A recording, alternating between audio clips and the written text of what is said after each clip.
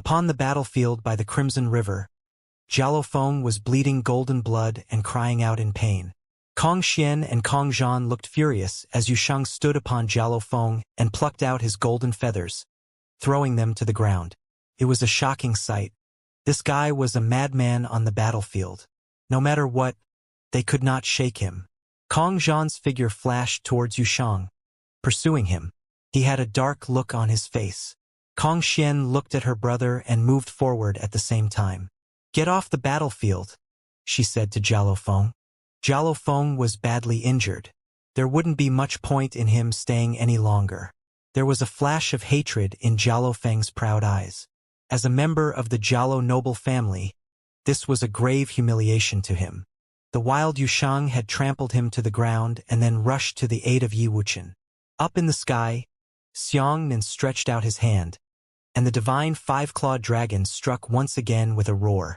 Its claws blotted out the sun and covered up half the sky as they sliced towards Yusheng and Yi Wuchen. He had already told Yi Wuchen that he was not strong enough to seize this opportunity that had been offered by the Great Path, as he would not be able to enter the regional palace. And since Yi Wuchen was hesitating, he would make the decision for him. At this juncture, if he were injured while facing the divine catastrophe, he would probably die. If Yi Wuchen were not willing to give up, this chance he had to become a saint would become a disaster for him. Yusheng looked up at the charging golden dragon with cold eyes. Dark golden light flowed from him. He thrust his fist into the air, and a huge palm print shot up into the sky, as powerful as the sun, blocking the dragon's claws in midair. Xianxia looked indifferent when Yusheng appeared. He had seen Yusheng's combat ability. He was very strong. In terms of theoretical power, Xingqiu was the only person on the battlefield who could resist him. He pressed down with his fist yet again, and suddenly, the divine golden five-clawed dragon circled in the air with a roar. There was a loud sound as its claws pressed down on the palm print, shattering it, and then continued downward. However, down below, mighty demonic power billowed from Yusheng, and an endless demonic airflow appeared, rushing towards his body and making him even more terrifying. It was like a demon had possessed him. His body became larger and more powerful, like a demon that covered the world. His dark eyes were full of coldness, and a demonic bat-leaks appeared in his hands. He looked up and stepped forward, making the ground tremble beneath his feet so fiercely that it seemed like it would split open. He rushed into the air with his bat-leaks slicing towards the sky. The golden claws were split down the middle and shattered in an instant.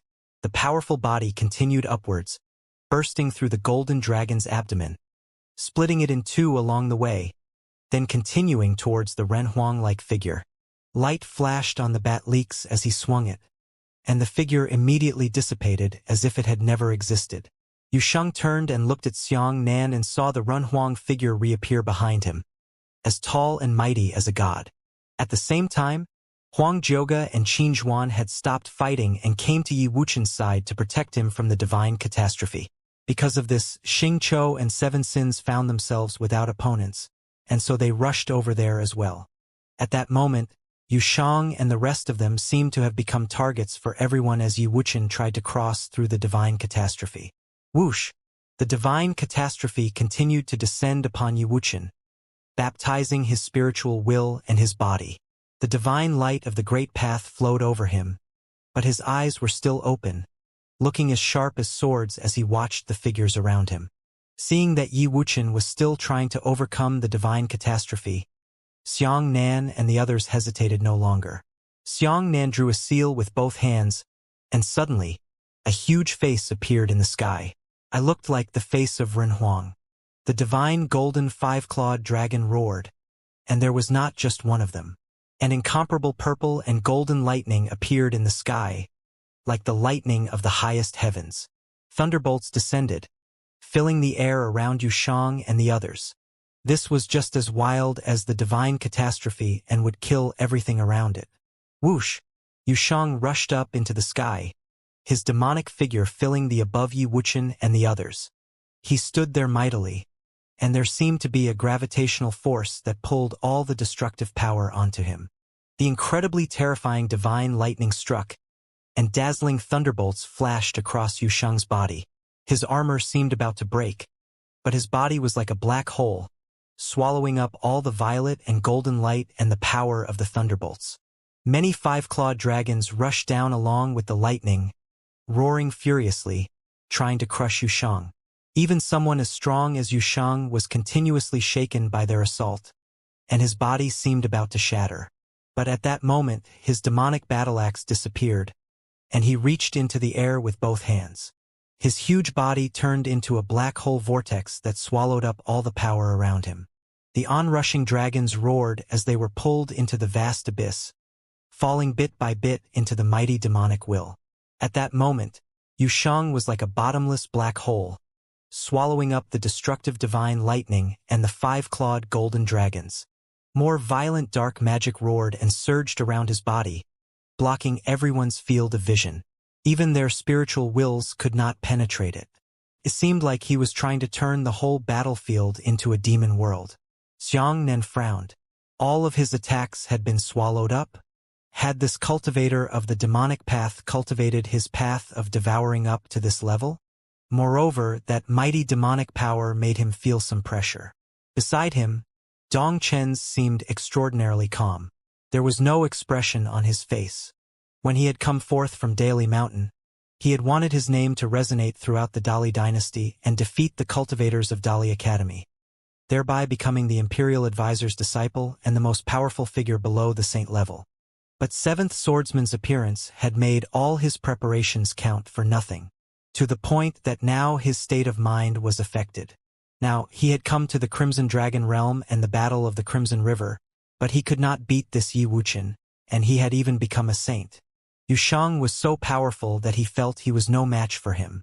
It seemed that Seventh Swordsman was not the only one who was much stronger than him. This made him feel frustrated. Even the ones by Seventh Swordsman's side were out of his league. He stepped forward, and swords of Kasaipa rushed towards Yushang. Yushang's dark eyes seemed able to throw people into the abyss and kneel before him. He did not block the swords of Kasaipa, as golden lightning snaked through the mighty demonic power like leaves on a tree, then disappeared within it. Di Hao's will was connected to his sword, and he had just started to be able to perceive it, but soon he felt that his will was being forcibly scraped away. His connection to his sword was completely lost. A deep roar rang out through the dark airflow. A black, five-clawed demon dragon appeared in the air in front of Yushang and wrapped around him. Terrifying black lightning bloomed with world-destroying light. The swords of Kasaipa turned black as well and swallowed up the destructive sword will. It seemed that this power did not belong to Yushang, but rather to Xianxia and Di Hao. But at that moment it was all demonized and put to Yushang's use. This is not the path of devouring. This is demonization. As a prince of Renhuang, Xianxia was naturally a man of broad experience. This kind of overbearing demonic power was extremely difficult to cultivate and comprehend. It was even more fearsome than the path of devouring since it was, in fact, the evolution of the path of devouring. Could it be that Yushang was the descendant of a demon emperor? Boom! Yushang strode through the sky, and the very air trembled, resonating with the earth. Boom! Boom! Boom! He continued forward, and the great path seemed to be pressed down under his feet. A demonic figure that covered the sky appeared, and its dark demonic airflow blotted out the sun. It seemed to be endless, and that it would swallow up the entire battlefield by the Crimson River. Every step of the footwork of Shenyuan seemed to trample on Xianxia's heart, making it beat wildly.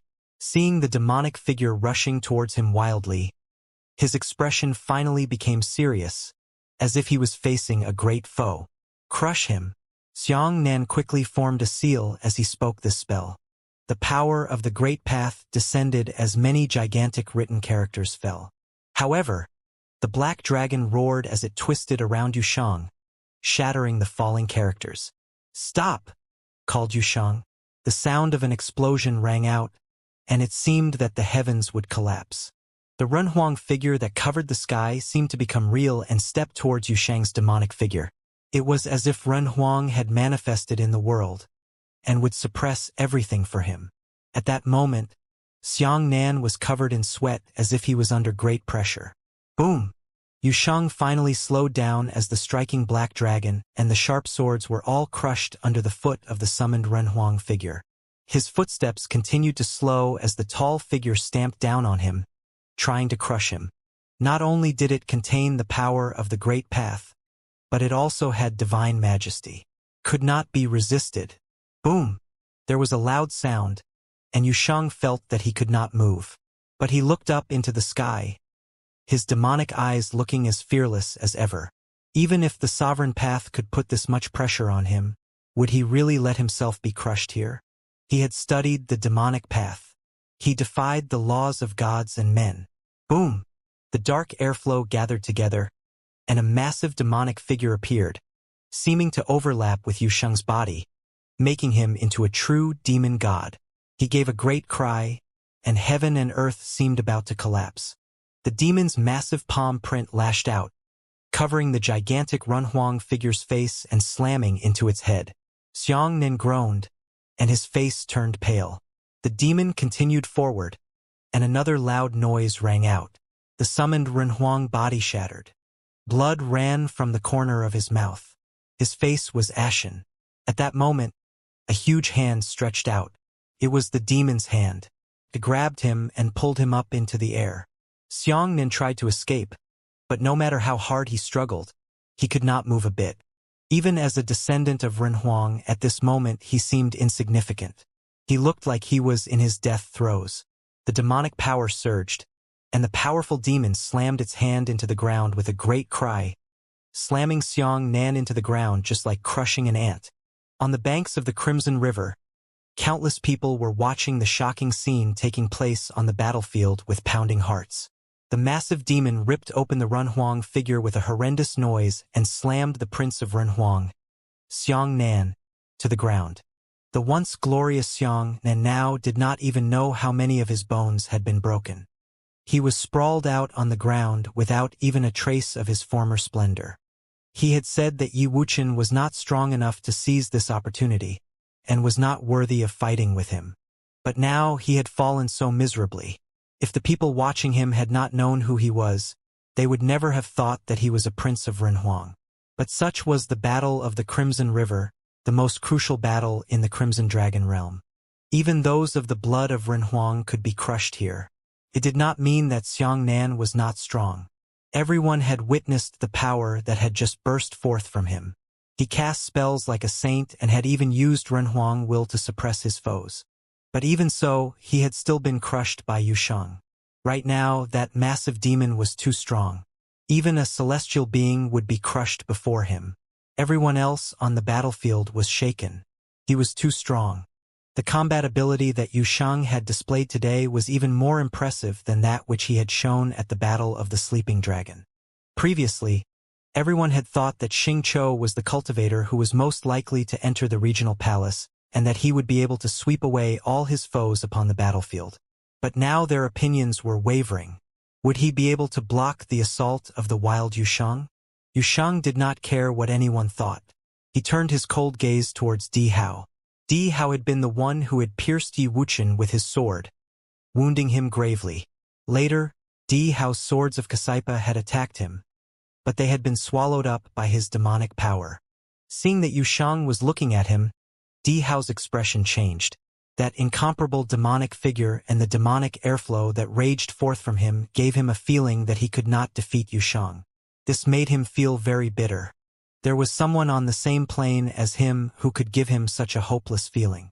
This was a great assault on his state of mind. A blast of terrible demonic energy rose, and Di Hao felt a wild pressure upon him. The massive demonic figure stepped forward and seemed about to step upon Di Hao's chest, trying to crush him. His sword will flared as much as possible, and the dragon-patterned cauldrons before him swallowed up the earthly will as they grew bigger. Brilliant light bloomed upon the battlefield, but it was swallowed up by the dark airflow. The demonic figure raised its fist, and suddenly the dark airflow surged together. A mighty demonic palm print appeared in the sky and slammed downward, crushing everything beneath it. The precious cauldron shrieked forth towards Yusheng, but there was a loud clang as it was blocked, and it and the other dragon-patterned cauldrons were sent flying back. Cracks appeared in them. Dihao groaned, and blood flowed from the corner of his mouth. Those had been forged from his life spirit. But the demonic palm print continued downward without waiting for a response from him. Dark clouds filled the sky. Yushang truly ignored the laws of both gods and men. The swords behind Dihao rushed out with a frantic howl. He moved backward, while blooming in the space behind him as he tried to escape the demonic palm print that covered everything. But the space around him seemed to have been frozen.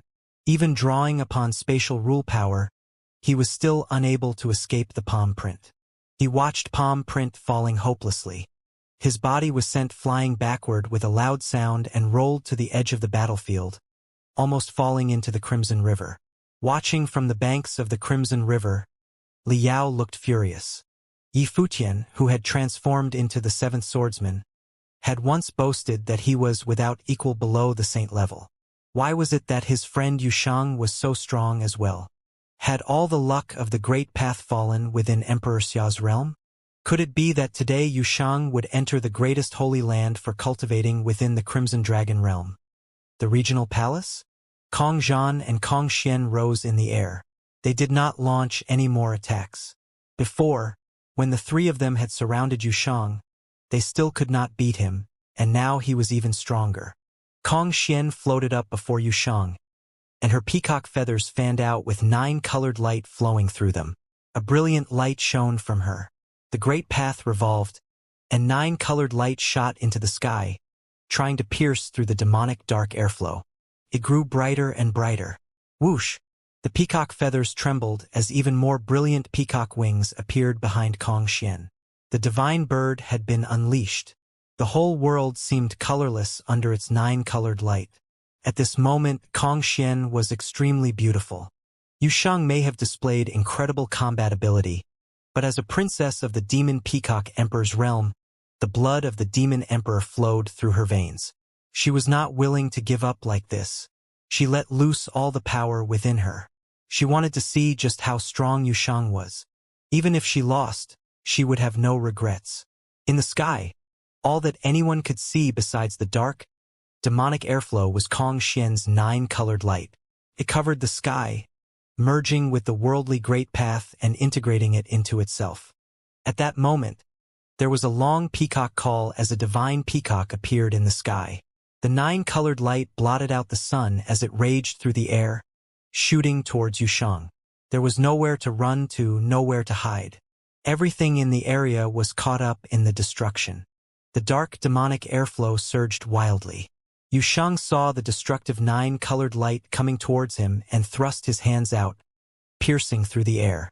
In a flash, countless fist wills stretched out through the sky, each one containing immeasurable power.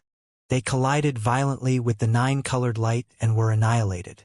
The 9-colored light seemed endless as they came on continuously. Whoosh! Yushang stepped forward. The fist wills did not cease, and they shot out yet again. The fist wills were integrated into his demonic body, making it even more terrifying and able to sweep anything away. Boom! Boom! Boom! Yushang continued forward, and everything suffocated under his aura. Kong Xian's peacock feathers trembled one after another. In a flash, she moved, and the destructive 9-colored light shot forward towards the demonic figure. At that moment, a pillar of 9-colored light appeared, shattering everything. Finally, the two of them collided, and the brilliant pillar of 9-colored light smashed into Yushang's overpowering dark fist wills. The air seemed like it would burst as everything around them shattered. Endless 9-colored lights slammed into Yushang's body, and at the same time, countless fist wills pierced through the air and crashed into Kong Xian's feathers. Boom! There was a loud noise as Kong Xian was sent flying backward. But the devastating 9-colored light died and was reborn. Blood flowed from the corner of her mouth, but she rushed forward towards Yushang yet again. The demonic figure covered the world. Yushang's fist wills had grown even stronger, and it seemed as if they would shatter the very sky. This time Kong Xian was thrown up into the air, and much of the 9-colored light on her feathers was extinguished. But she still did not give up and rushed towards him a third time. She was welcomed by an even stronger fist. She was thrown high up into the air again. She flapped up into the sky and looked up. Clouds of catastrophe were rolling in. But these were not Yi Wuqian's clouds, but her own. Everyone looked up into the sky and could sense the gathering clouds of catastrophe. Everyone's hearts beat fiercely. A second person in the Battle of the Crimson River had attracted the divine catastrophe and would become a saint. Everyone's hearts beat wildly. This truly was a battle of top figures. No other battle in the Crimson Dragon realm between cultivators below the saint level could match the Battle of the Crimson River. Kong Xian had let loose her incredible combat prowess and used the Demon Emperor's will to great effect. She still could not shake Yushang and had been sent flying the times. But each time she had been able to bear it. And now she had attracted the catastrophe of the Great Path. Previously, Xianxia had been unable to withstand Yushang's attacks because his flesh was too weak. But Kong Xian was a descendant of the Demon Peacock Emperor. Her power and her flesh were terrifyingly strong. The 9-colored light flowed over her. With such pure power, few could compare with her. Thus, after receiving devastating attacks, she had not been lain low like Xianxia. She had withstood 3 powerful blows, and would now become a saint. The 3 blows that had been withstood by her peacock body had wounded her severely, but the catastrophe of the Great Path would certainly not shake her. Yi Futian watched the battlefield with a look of surprise. Kong Xian was becoming a saint. This woman was relentless. He couldn't help but glance at Xia Qingyuan beside him. She seemed to sense it and looked back at him. There was a flash of anger in her eyes. What did this guy mean by looking at her?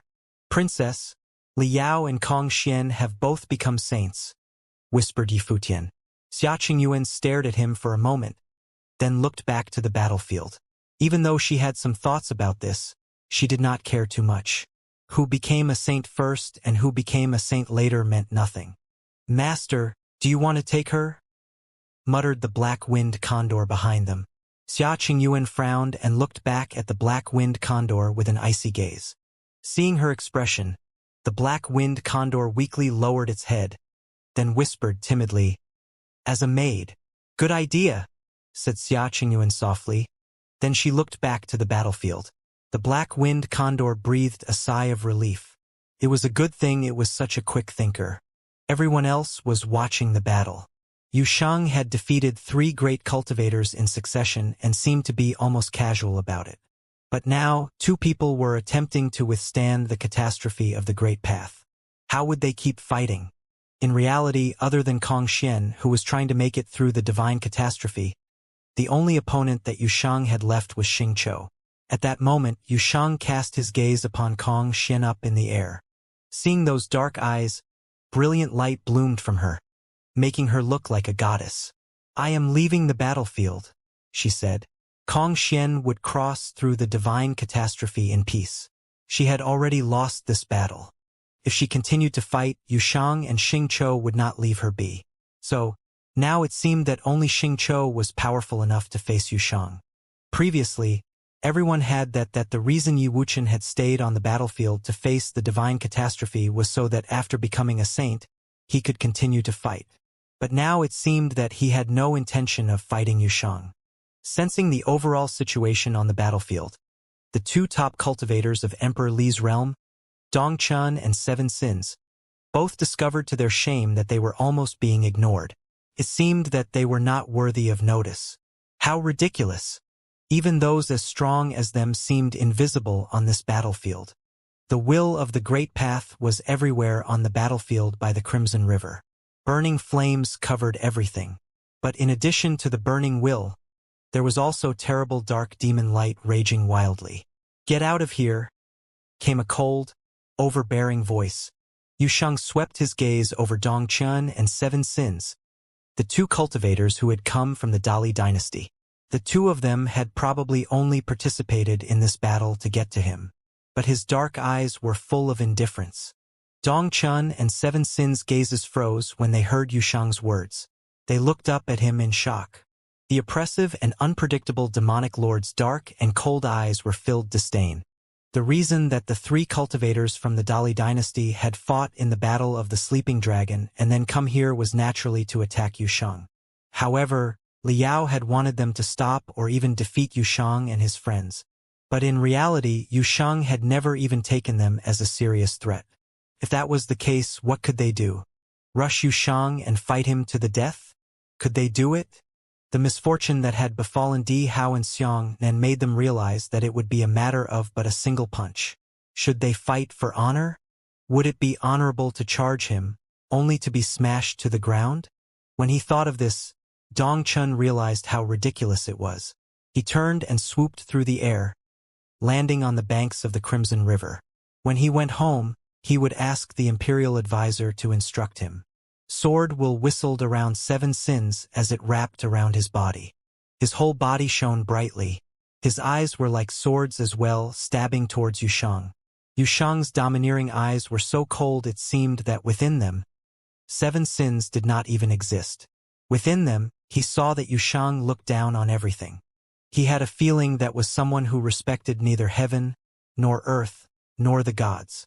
Was this what happened when you studied the demonic arts?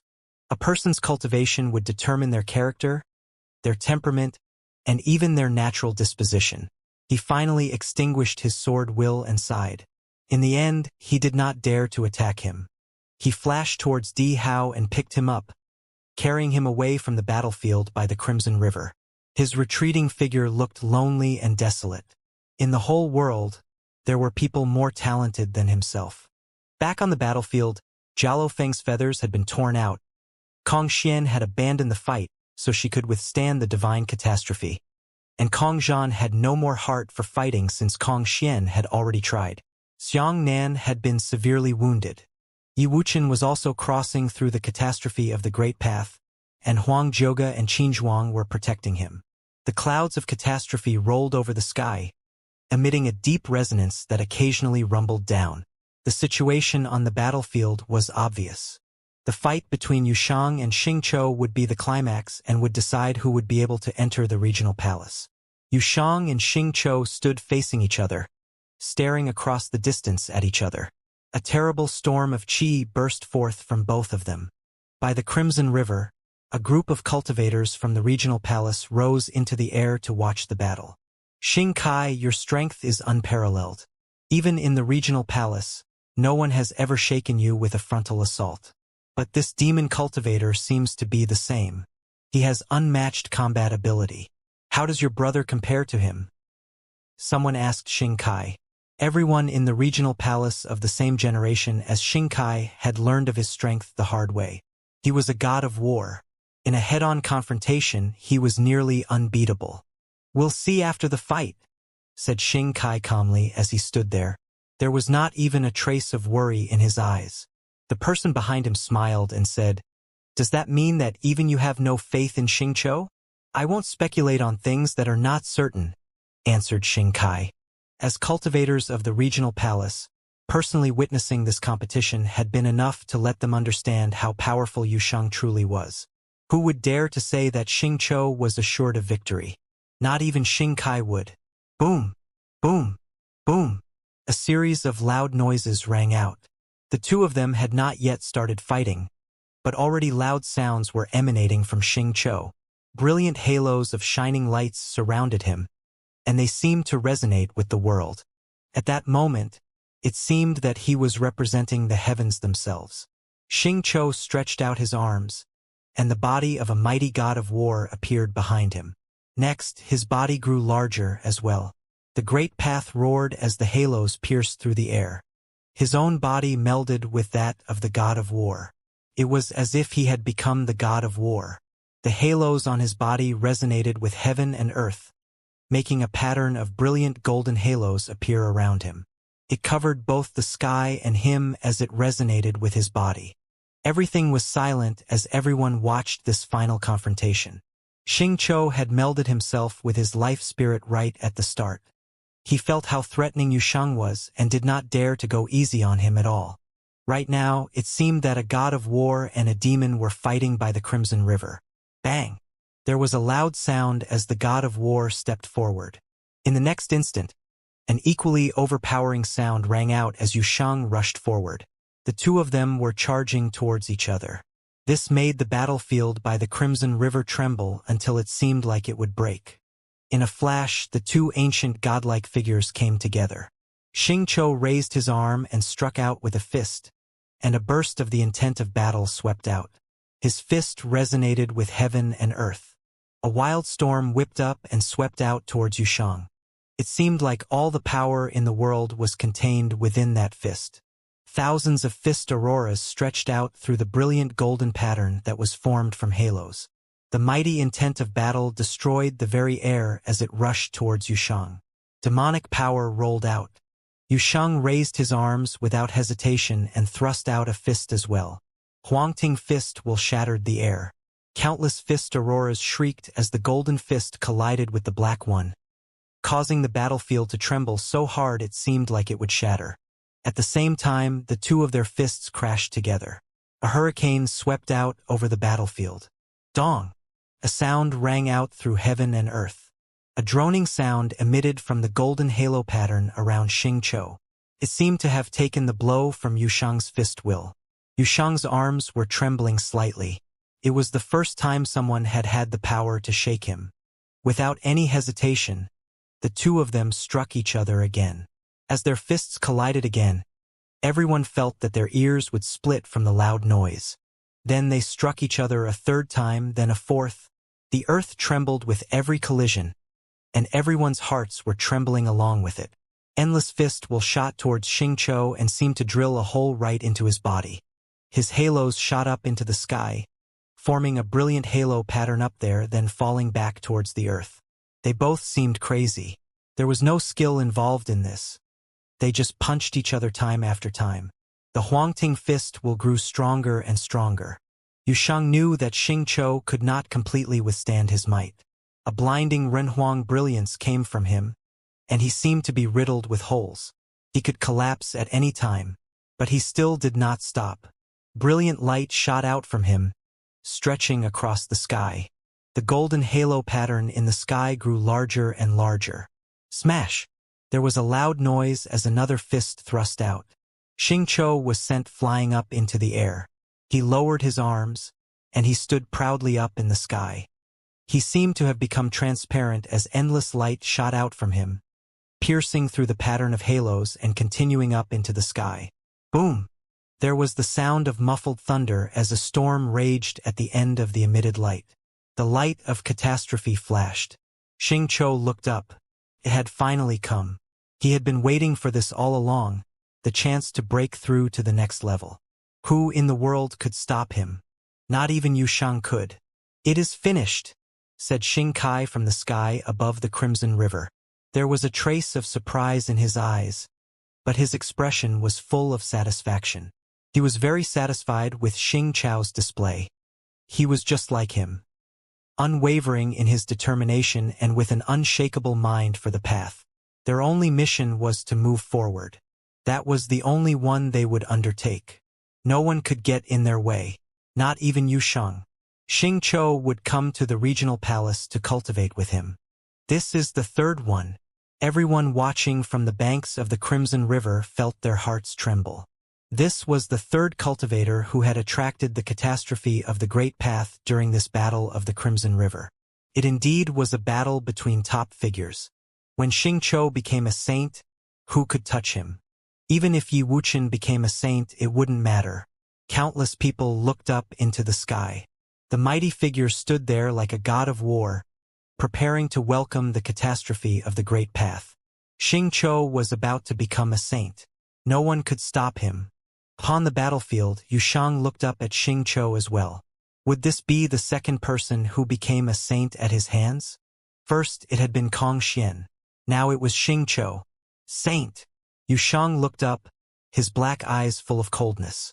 He closed his eyes, and the dark demonic light shot wildly into the sky. He let go of his thoughts and let his mind move along with his will up into the sky. He tried to use all the power in the area, but he soon encountered an obstacle. He could not integrate himself into the Great Path in this place. It was as if he was lost in darkness. An all-encompassing demonic shadow suppressed the whole area, making it so that he could not control its power as he pleased. Even though the power in this place billowed up into the heavens, he still could not use it completely. He was strong enough, but his state of mind was not in the right place to become a saint. Feeling the great path catastrophes that others were experiencing as well as the demonic shadow suppressing the world around him, Yushang swept out with his demonic airflow. It endlessly rolled out, shrieking and screaming. He couldn't become a saint? He clenched his fists and looked up into the sky. An overpowering look filled his eyes. Smash! There was a loud noise that shook the sky. Many people felt as if their eardrums would split. Demonic power swept out. There seemed to be a massive demonic figure waking up, that neither heaven nor earth could stop. However, that invisible force seemed to be heavenly rule power, and it could not be broken. The demonic shadow still suppressed the area and blocked him from stepping upon the divine path. Boom! What is he trying to do? Many people trembled as they watched Yushang. He rose into the sky and pierced through the clouds as demonic power rolled off him, shrieking. It seemed as if he wanted to fight heaven itself. His arms were trembling as even more powerful demonic energy rolled off him. A massive wild demonic wave swept out through the sky with another roar, making the air itself tremble violently. Was he crazy? Everyone was watching Yushang. Of course, he was not crazy, but his eyes had gone frighteningly dark with demonic light. They were like demon eyes, and they wanted to pierce through heaven itself. He wanted to become a saint.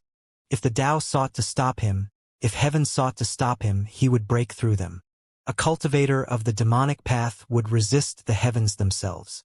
He opened his arms and gave another roar that shook the highest heavens.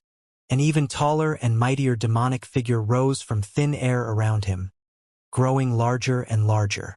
It was as if a demon god had awoken. Boom!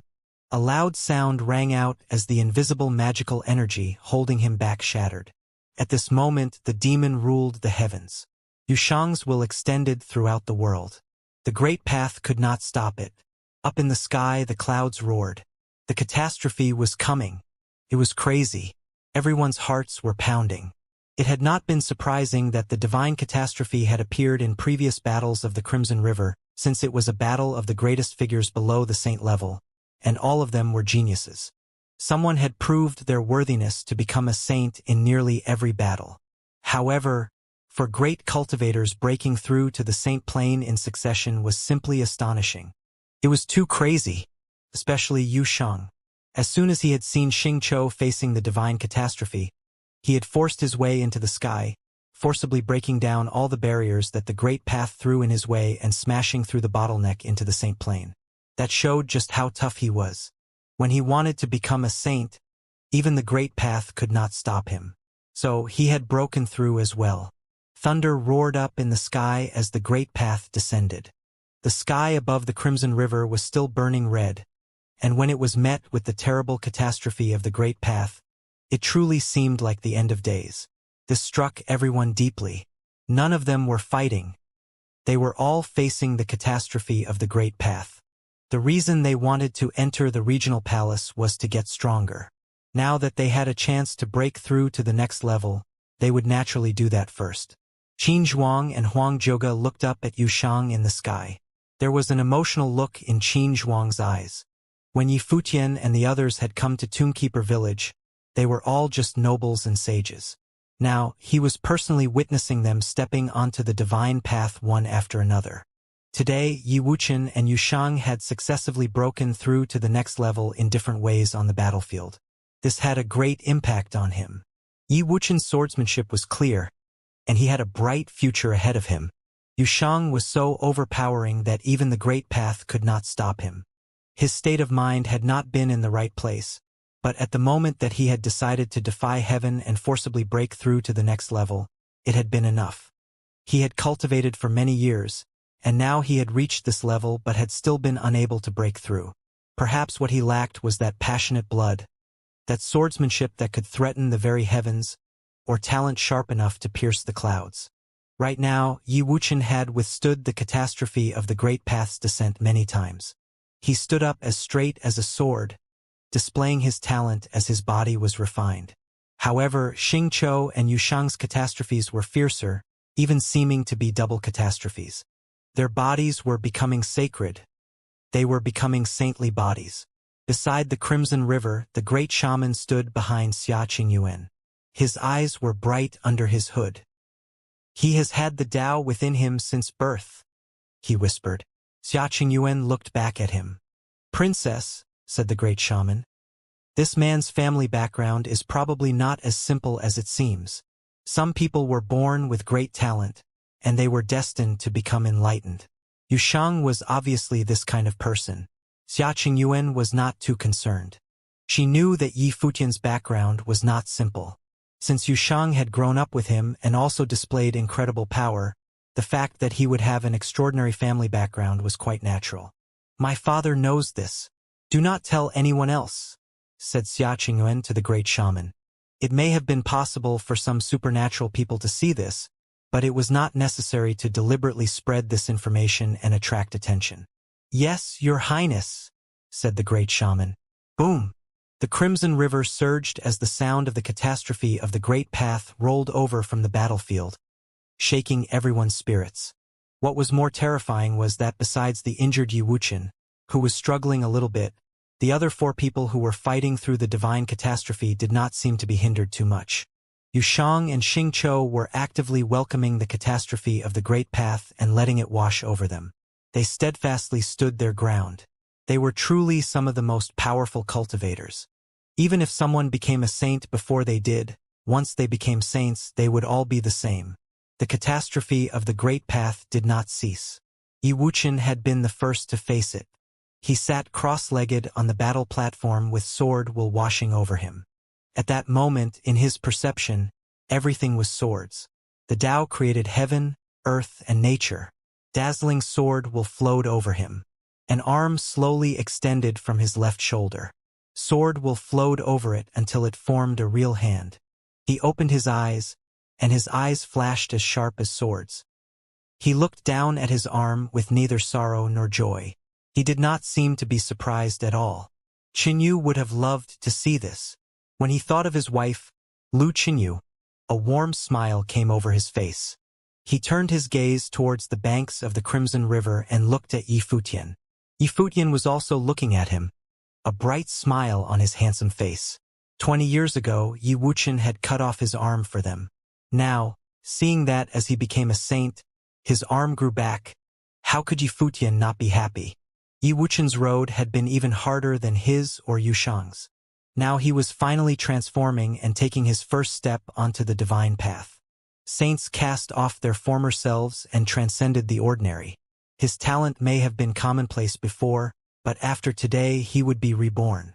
This was the first hurdle that stopped most people from genuinely becoming saints. So many people were stopped on the great path by this hurdle. It was fortunate that the 3 of them who had come from the 100 kingdoms had traveled so far. Next, Kong Xian made it through the divine catastrophe. The 9-colored light flashed, as brilliant as anyone had ever seen. Her skin had been flawless before, and now it looked even more divine. She was like an actual goddess, beautiful in the extreme. As the daughter of the demon peacock emperor, Kong Xian was a demon who had become a saint. Divine and demonic temperaments mixed together within her. She was stunningly beautiful. She opened her eyes and looked at Xingqiu and Yushang. The battle was already finished for her, but not for them. But right now they were facing the catastrophe of the Great Path, so they did not fight. However, after they did this, the battle would continue. "Their catastrophes seem a bit stronger," said many people with a gasp. This was especially true for Yushang. Demonic majesty rolled out from him. There were black flames in the sky, and a terrible black vortex from which came a terrifying demonic catastrophe, violent in the extreme. Every time it struck him, people felt their scalps go numb from the pressure. It seemed like this demonic catastrophe would destroy his soul. But Yushang stood firm and unyielding like a demonic god. A while later, the divine catastrophe in the sky above the 2 of them dissipated. All that was left was the redness in the sky that was cast by the Crimson River that covered the battlefield. At that moment, Xingqiu opened his eyes. The earthly great path resonated. Countless halos of the light of the great path flashed in the sky, and the figure of a towering god of war stood proudly. It grew taller and taller, and a burst of war will swept out over the battlefield.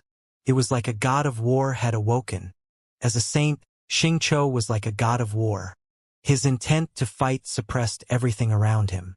Wuxia stood on the other side of the battlefield and felt the surging intent to fight. But he did not move, continuing to stand there calmly. He had become a saint first, so he could have attacked Xianxia. But he did not do so. He knew that once Yushang became a saint, he would be even stronger. He would transform far more than Xianxia had. Yushang would naturally be able to deal with Xianxia, so he did not need to get involved. This was a fight between the two of them, the fight between the two greatest figures at the Battle of the Crimson River. After this fight, Yushang would enter the regional palace while everyone watched. No one doubted it. No matter if he was a sage or a saint, he was still the strongest man. At that moment, Yushang felt the power within himself. A terrible illusion appeared in his mind. The techniques that he had cultivated evolved along with him. Demonic power rolled off him, covering the sky. In the instant that he opened his eyes, the demonic will that covered the battlefield seemed to quiver. He looked at Xianxia with truly demonic eyes. That single glance made Xianxia feel like he was in the midst of thousands of demons. Behind Yushang, the figure of a towering demon god appeared. It rose into the clouds. The demonic energy that was surging through the sky gathered together. Heaven and earth seemed to be wrapped up in roiling demonic energy, and demonic figures appeared all around. What Xianxia was seeing was not an illusion. It was real. As he stood upon the battlefield at that moment, he was surrounded by thousands of demons. Each of those demonic figures was as powerful as the god of war he had summoned. And each of them had been summoned by Yushang and followed his commands. Yushang stood in the air with the figure of a demonic king behind him. He seemed to be the lord of 1,000 demons. All the demonic will in the world was under his command. Xianxia frowned and felt a powerful burst of pressure. He may have been a true god of war, but amidst all these demons he still felt the pressure. He stepped into the air, and suddenly the pattern of halos around him flashed with brilliant light. He reached out and clapped his hands together, and in a flash, palm prints shot out from the pattern of halos, shooting towards Yushang. Yushang reached out and slammed his fist downward, with demonic voices seeming to scream from it, making everyone's hearts tremble. The demonic figure behind him also smashed its fist downward. All the demonic figures around them did the same thing. At that moment, the heavens went dim as dark demonic palm prints shot out. Each one was massive beyond compare. They slammed towards Xianxia. The shocking sounds of collisions rang out, each one making everyone's hearts pound. Next, Xianxia's palm prints were completely swallowed up as everyone watched, and the figure of the god of war was suppressed. Finally, a terrible giant fist smashed Xianxia out of the sky, and he slammed into the ground by the Crimson River. His palm prints were thoroughly shattered. He lay there amidst a huge 5-fingered palm print on the ground. He had been smashed from the sky all the way to the ground. He may have been a saint who was transformed into a god of war, but in a flash he had been suppressed by this tyrant. Even as a god of war, he had fallen. Only one person was left standing in the sky above the battlefield at the Crimson River. "It is finished," everyone said to themselves. They looked at Yushang up in the sky above the Crimson River and felt like they were in a dream. This battle of the Crimson River had seemed like a fantasy. It had been far too shocking. Now Yushang, who had thrown a demon dragon at the Battle of the Sleeping Dragon, had suppressed all his opponents and had made it to the end in an unstoppable fashion. Wuxia and Huang Zhoga naturally would not fight him, so there was no one else to fight. Yushang of Xianxia City was the strongest cultivator to come to the Crimson Dragon realm. He would enter the regional palace. A series of sounds rang out on the banks of the Crimson River. Everyone was gasping in shock. Even though he was now going to enter the regional palace, Yushang still had his proper place. The disciples of the regional palace were all top figures and had swept away all their opponents just like Yushang had in order to get in. But today's battle of the Crimson River had been even more impressive than many of the previous ones. Many people sighed with emotion. Their journey to witness this battle had not been in vain. Yu Shang had defeated Xianxia of the ancient imperial city, and so he could not enter the regional palace. Moreover, after this defeat, it would even harder to get another chance. Other than exceptional characters, those sages who had not come here would not be able to participate in the Battle of the Sleeping Dragon or the Battle of the Crimson River. But if they showed great talent and strength in the Crimson Dragon realm, they would still receive an invitation to enter the regional palace when they became saints. But this was impossible for Xianxia, as he had been utterly defeated here. Most people only had a single chance to enter the regional palace, and thus most people chose the best time to try and do so, the Battle of the Sleeping Dragon. It was not only Xianxia. Before him, Xiang Nan of Xiang City and the Prince of Emperor Xiang's realm had been highly favored to win. But when he had fallen before Yu Shang's pressure, he had lost the right to enter the regional palace. And entering the regional palace was not the only opportunity that he had lost. For great cultivators had become saints in this battle, but this did not include Xiang Nan. Yu Shang's huge palm print had crushed him before he had the chance to do so. This would probably become something that haunted him for years to come. After all, Xiang Nan was a prince of Renhuang and was incredibly proud, which could be seen from what he had said to Yi Wuchen. He had said that Yi Wuchen was not worthy of this opportunity that had been afforded by the Great Path, and that he had no right to strive for the chance to become a saint. He thought that he was the one who was worthy of these things. But Yu Shang had taught him how to behave. This would leave a deep impression on him for a long time. No one knew if Xiang Nan would be able to let this go. If he couldn't, it would affect his state of mind and delay his ascension to the divine path. Kong Xian, on the other hand, was an exceptional woman. The princess of the Demon Peacock Emperor's real knew that she could not shake Yu Shang, but had still used all of her power to resist his attacks 3 times. In the end, she had broken through her own limits and become a saint. She may have been defeated, but that would not affect her too much. But the Golden Rock, who had also come from the Demon Peacock Emperor's realm, did not have such good luck.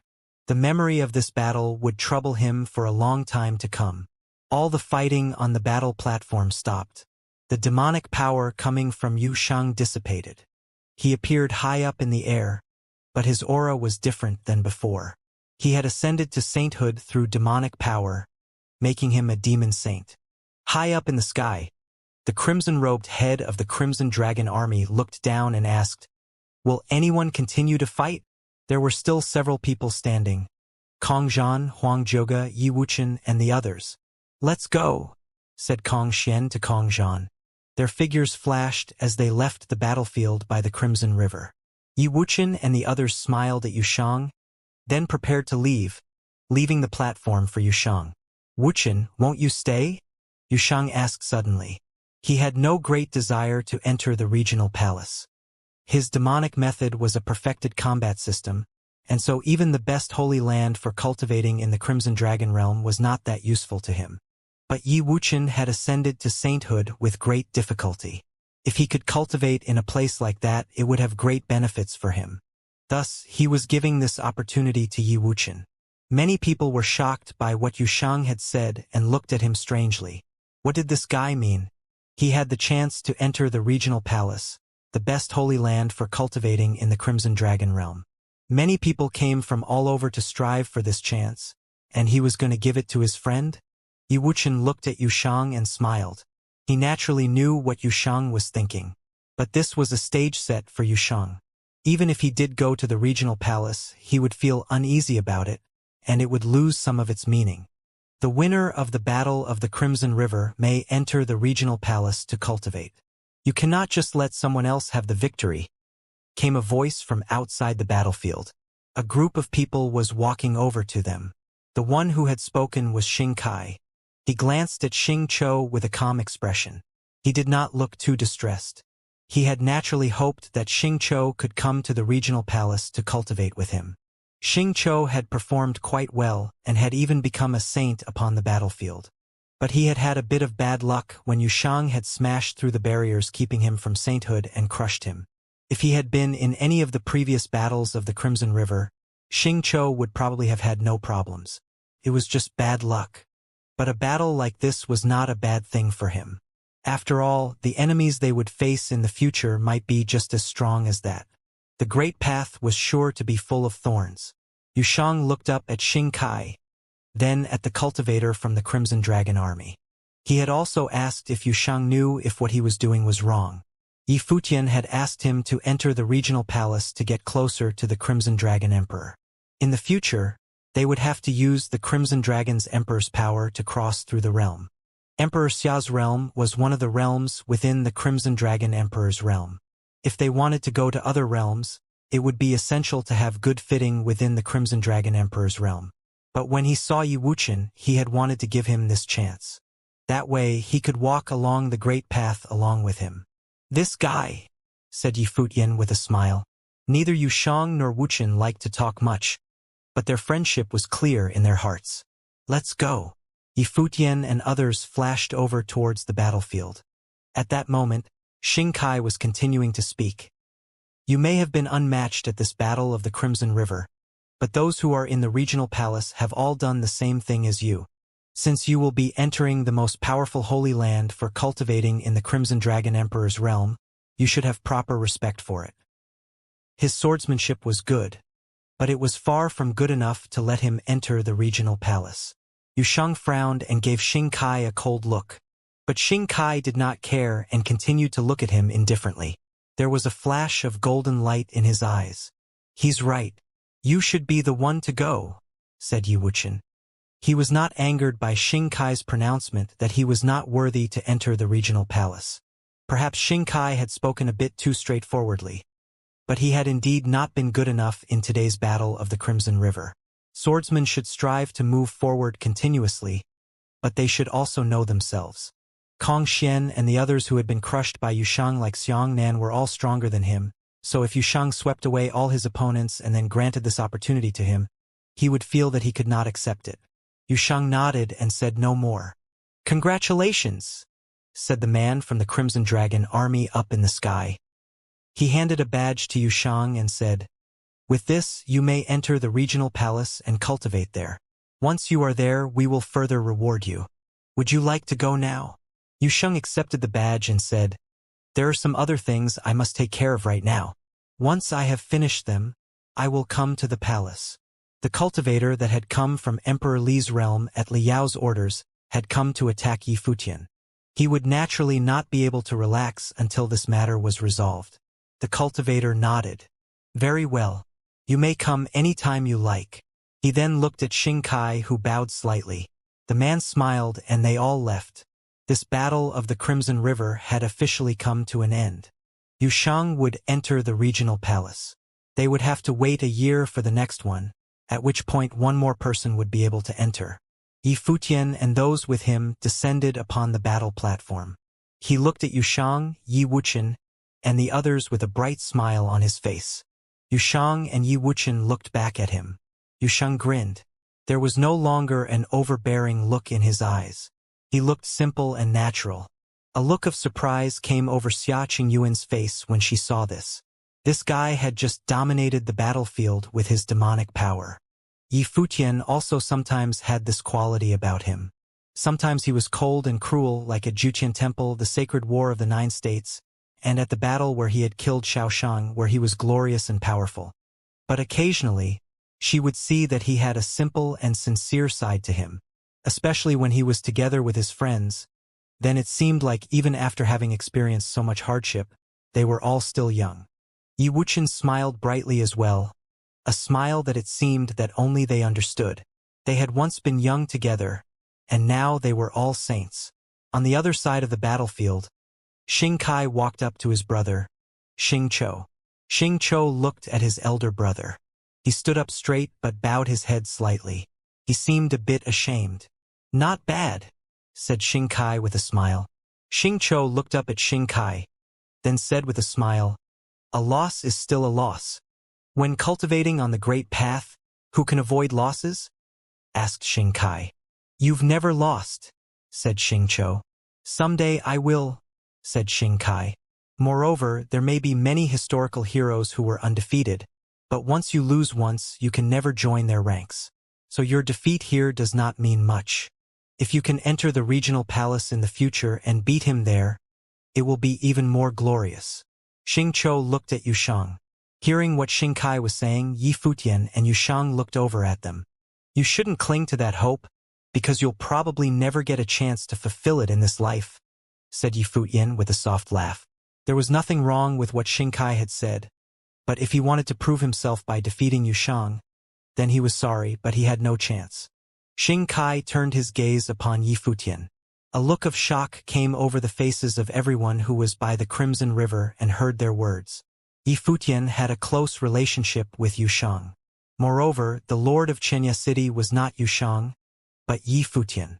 Even though Princess Xia Qingyuan was there, the position of city lord was still given to him. So was this man just as dominating as Yushang? Previously, Xing Chou and Yushang had faced each other. Now Xing Kai and Yi Futian might. This made people's blood rush faster. Would there be a battle between them? The thing was, Xing Kai was said to be unparalleled by those on the same plane as him. Perhaps he would be defeated one day in the future, but it would probably not be in the Crimson Dragon realm. The great path is long. There are no absolutes, said Xing Kai. Some things are absolute, answered Yi Futian. Xing Kai stared at Yi Futian, then said, I am Xing Kai of the ancient imperial city. I am Yi Futian of Xianxia city, Yi Futian responded. After they said this, they turned away from each other as if nothing had happened. But no one knew what they were thinking.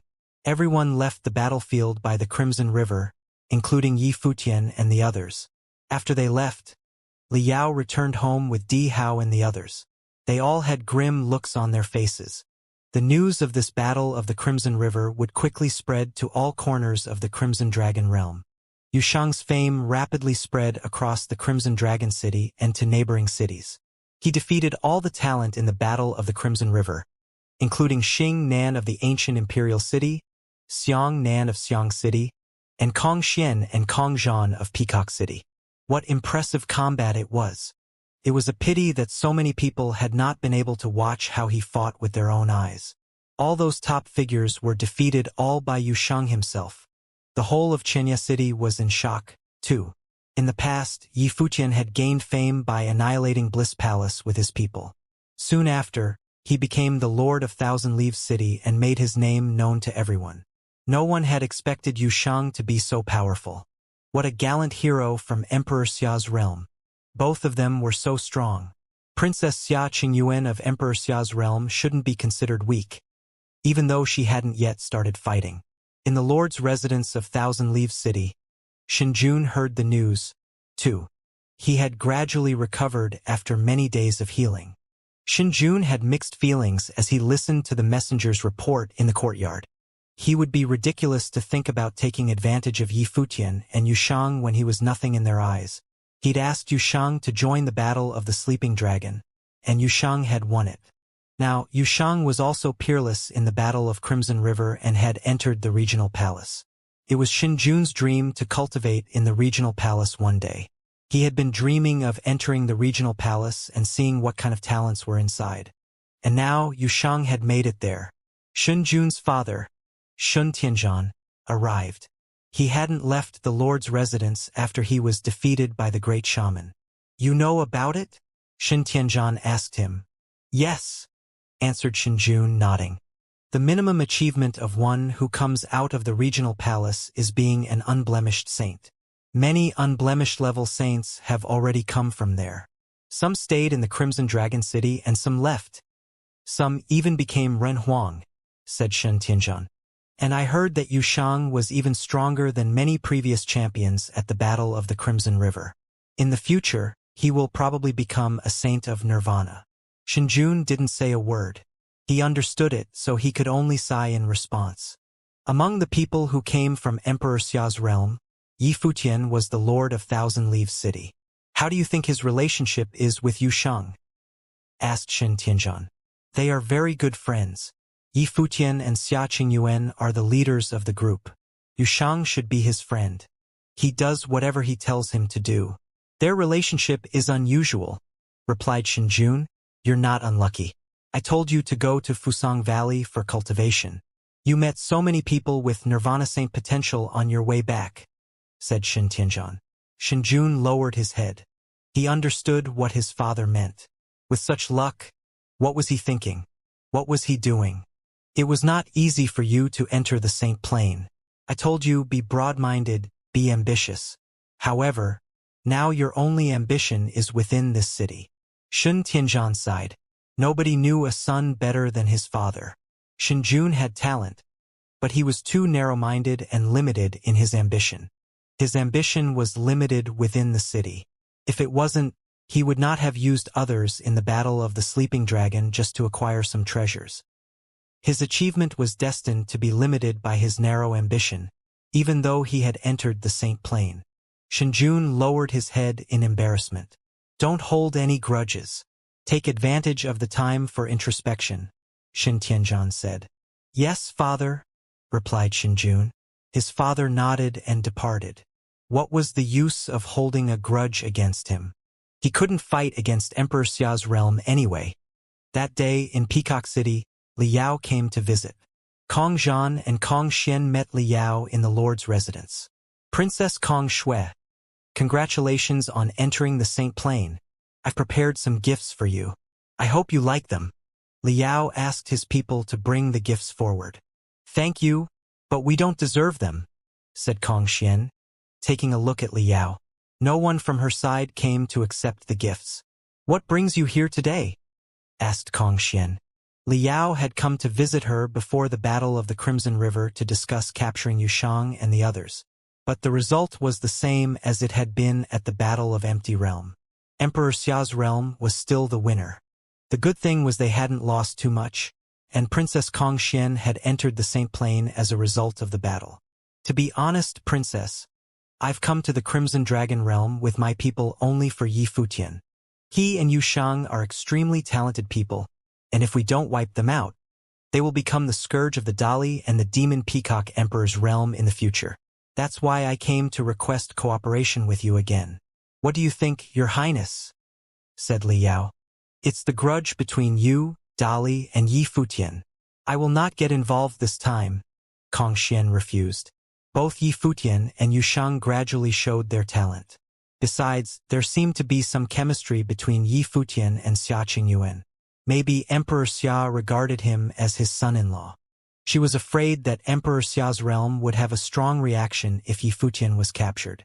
She would not take it upon herself to instigate a war with them. She didn't have the ability to control a war between the realms. In addition, Li Yao at least had his reasons for dealing with Yi Futian. What excuse could Demon Peacock Emperor's realm have? Why not sit quietly and watch them fight? Kong Xian Princess, have you forgotten how Yi Futian treated you at the Battle of Empty Realm? If he becomes too strong, he might become a threat to the Demon Emperor's realm. Li Yao reminded her. He was referring to Yi Futian's ability to control demonic beasts. Kong Shui frowned. She didn't seem happy. It was at the Battle of Empty Realm where you could use all means to fight. Besides, Yi Futian has apologized. If he does it once again, of course, we will not let him go. But it's you, Li Yao, who broke the rules and tried to kill Yi Futian in the Battle of Empty Realm. And you failed. I heard that Yi Futian used a fake identity as the seventh sword to cultivate in Dali.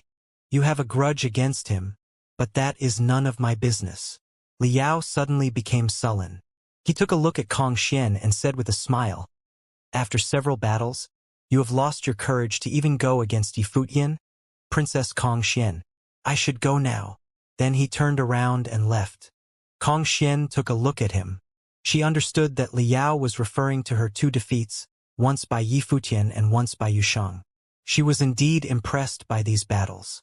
Even though she hated to admit it, Li Yao looked sulky after he left. He didn't expect for Kong Xian's hatred for Yi Futian to have lessened. Had she completely yielded to it? It seemed he couldn't count on cooperating with the demonic Peacock Emperor's realm. Kong Shui had left him no room for negotiation. Go to Xiang City, Li Yao said in a low voice. He went straight to Xiang City, followed by his people. Li Yao entered the Lord's residence at Xiang City to visit Xiangnan. However, he was blocked by someone in front of the gate. The person said, Xiangnan Highness is cultivating in seclusion.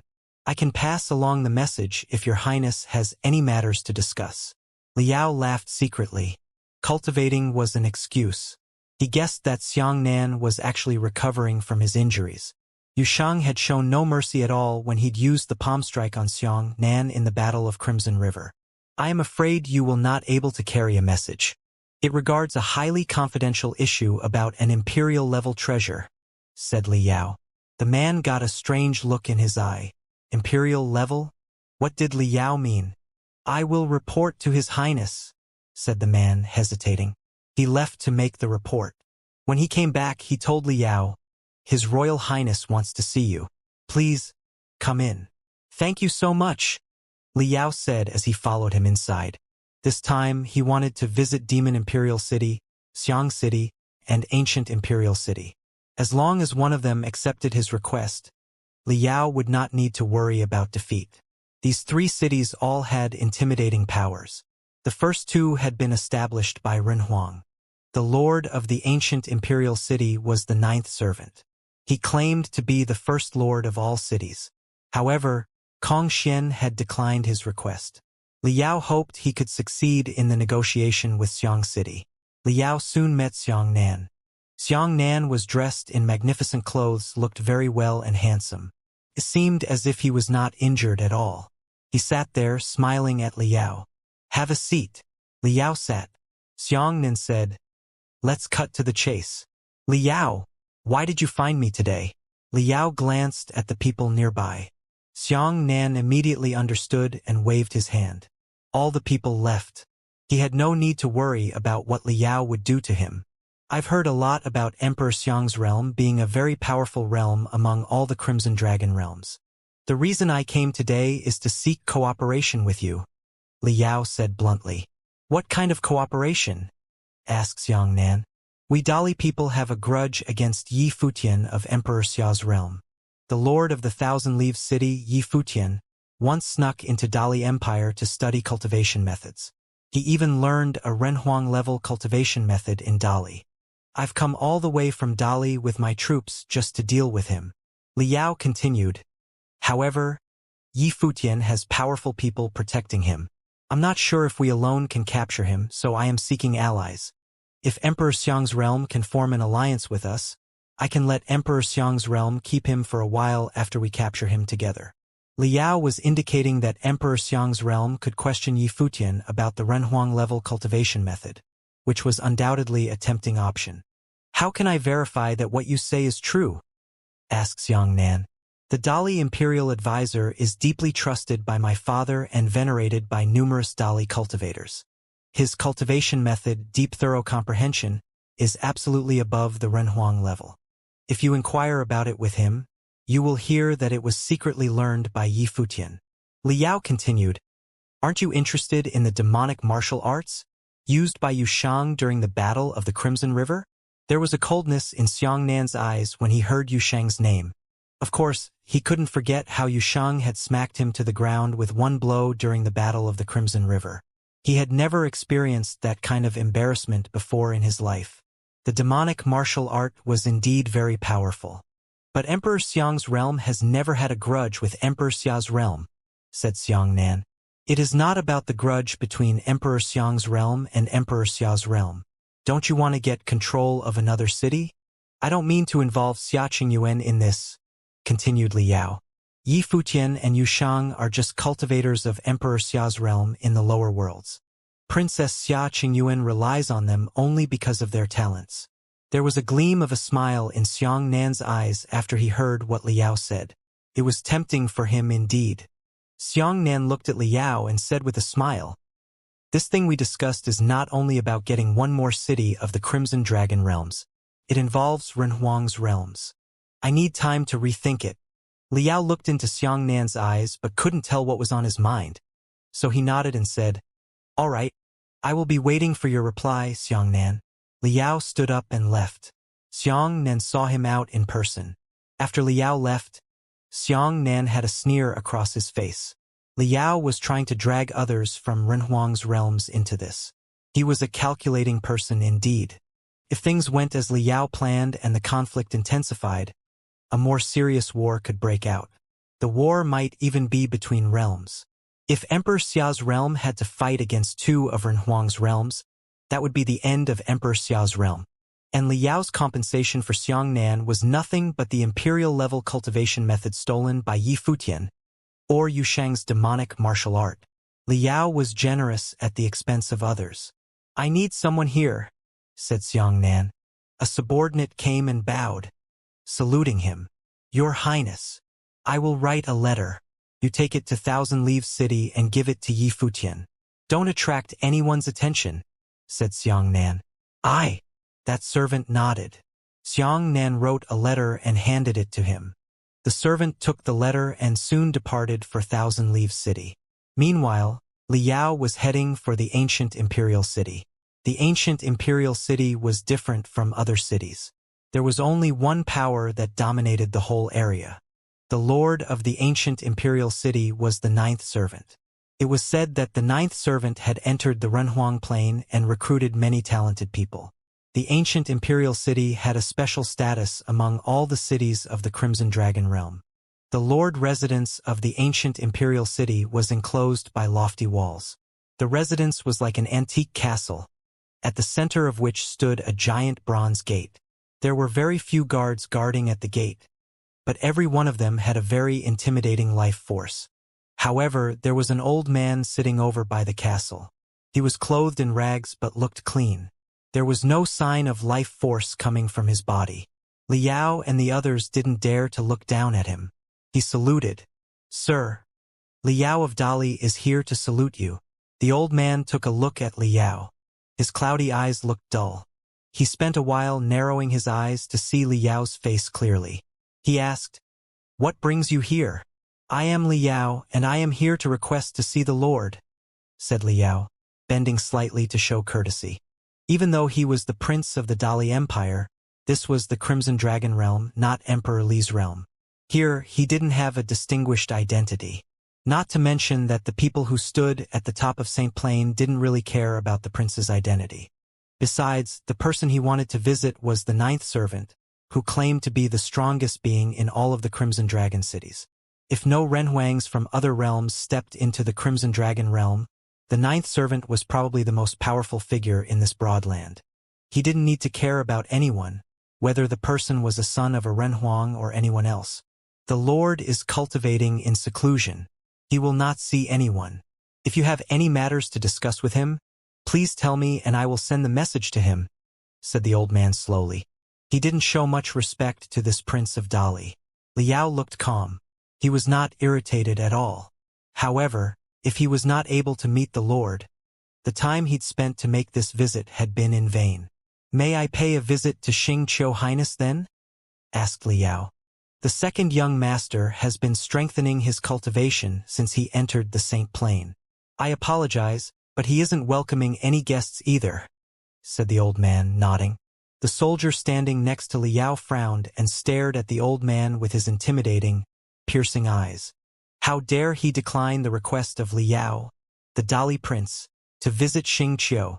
This old guy didn't know how to show respect to a person as noble as a prince. "Sir, I came here for an extremely important issue which relates to an imperial-level treasure. I sincerely hope you will allow me to visit," continued Liao. "You can just say it here. I will let the Lord and the second young master know," replied the old man. Liao looked sullen and kept staring at him, but the old man was still expressionless. It was like he didn't notice them. "Fine. We should leave," Liao said, departing with his people. He had visited 3 cities so far, the Peacock City, Xiang City, and the ancient Imperial City. The trip hadn't gone well. Not one of these cities had promised to cooperate with him in the wars. Kong Xian of the Peacock City had immediately rejected his request. He hadn't been able to see anyone in the ancient Imperial City. Xiangnan of the Xiang City had his own concerns. Such an outcome was far from his goal. Of course, he'd come to visit them just to try his luck. He would be happy if anyone formed an alliance with him, but if not, he would rely on the strength of Emperor Li's realm alone. In the Lord's residence of Thousand Leaves City, Yi Futian received the message that someone from Xiang City was requesting to see him. It made Yi Futian suspicious. What had the person from Xiang City come here for? Earlier on, Xiang Nan of Xiang City had hurt Wu Chun in the Battle of the Crimson River. He was then injured by Yu Shang. Since the Battle of Crimson River had ended, the matter should have been forgotten. He didn't want to start a war between two Renhuang realms over the non-fatal Battle of Crimson River. But during such a sensitive period, he still had to meet the envoy of Xiang City. Lord Yi. The person saluted Yi Futian in a very polite manner. Welcome, sir. Tell me what brings you here, said Yi Futian. My lord wrote a letter and told me to present it to you, replied the messenger. He passed the letter to Yi Futian. Yi Futian took it and opened it with confusion. There was just one line in the letter. Yi Futian calmly put the letter aside after he read it. He said to the messenger, "What else did Xiang Nan Highness ask you to bring to me?" "Nothing. My lord only told me to send the letter," he said. He waited after handing over the letter, showing no intention of leaving. He seemed to be waiting for Yi Futian's reply. Yi Futian nodded and took out a storage ring and gave it to him, saying, "I greatly appreciate that Xiang Nan Highness was kind enough to notify me. Here is my humble gift to express my thankfulness to him. Please pass it on to Xiang Nan." I will pass your kind words and the gift along to my lord," he replied. "Now I shall return." "All right," Yi Futian said, nodding. "I apologize that I will not be seeing you off. Safe journey." "Thank you very much, Lord Yi." The messenger withdrew. After he left, Xia Qingyuan asked Yi Futian, "What did Xiang Nan want?" Yi Futian gave her the letter and said, "Read this." He narrowed his eyes. His expression was cold and his stare was like the sharp blade. The smile in his eyes totally disappeared. There was also a coldness in Xia Qingyuan's eyes after she read the letter. She released the force of sword, tearing the letter to pieces in her hand. The letter said that Liao had just visited Xiang Nan and intentionally mentioned that Liao was planning to give the deed of thorough comprehension, Yusheng's demonic martial art method, and the Thousand Leaves City to him. Xiang Nan had sent the messenger to inform them. The letter reminded them of the things that had happened. But there was no friendship between Yi Futian and Xiang Nan. If he wanted to reject Liao, he could directly do that. Did he have to inform them? Furthermore, the letter didn't indicate that Xiang Nan had declined Liao's request. Rather, it just stated the fact. The important point was that he'd bluntly listed all the conditions, including the deed of thorough comprehension, Yushang's demonic martial art, and Thousand Leaves City. In the end, his messenger had waited for Yi Futian's response. What did Xiang Nan want? Since Liao had offered these generous rewards to convince Xiang Nan to cooperate in an attack on Thousand Leaves City, shouldn't Yi Futian also offer some rewards to him? Xiang Nan wanted to see what generous compensation Thousand Leaves City could offer. He was trying to fish in troubled waters. If Thousand Leaves City's attitude was sincere enough, Xiang Nan would not cooperate with Liao. If so, Xiang Nan could benefit from it and wouldn't need to join the war. "What did you give him?" asked Xia Qingyuan. "Half of the rewards I earned from the Battle of the Sleeping Dragon were in the storage ring." "The rewards were substantial," said Yi Futian. "But I don't think that can satisfy his appetite." "Then why did you do it?" Xia Qingyuan asked, staring at him. Liao let Xiang Nan choose. Xiang Nan sent the messenger, which means that Xiang Nan was not willing to make the choice. That's why he asked us to help him. I showed my attitude with that gift, and now it is his business to make the decision, said Yi Futian.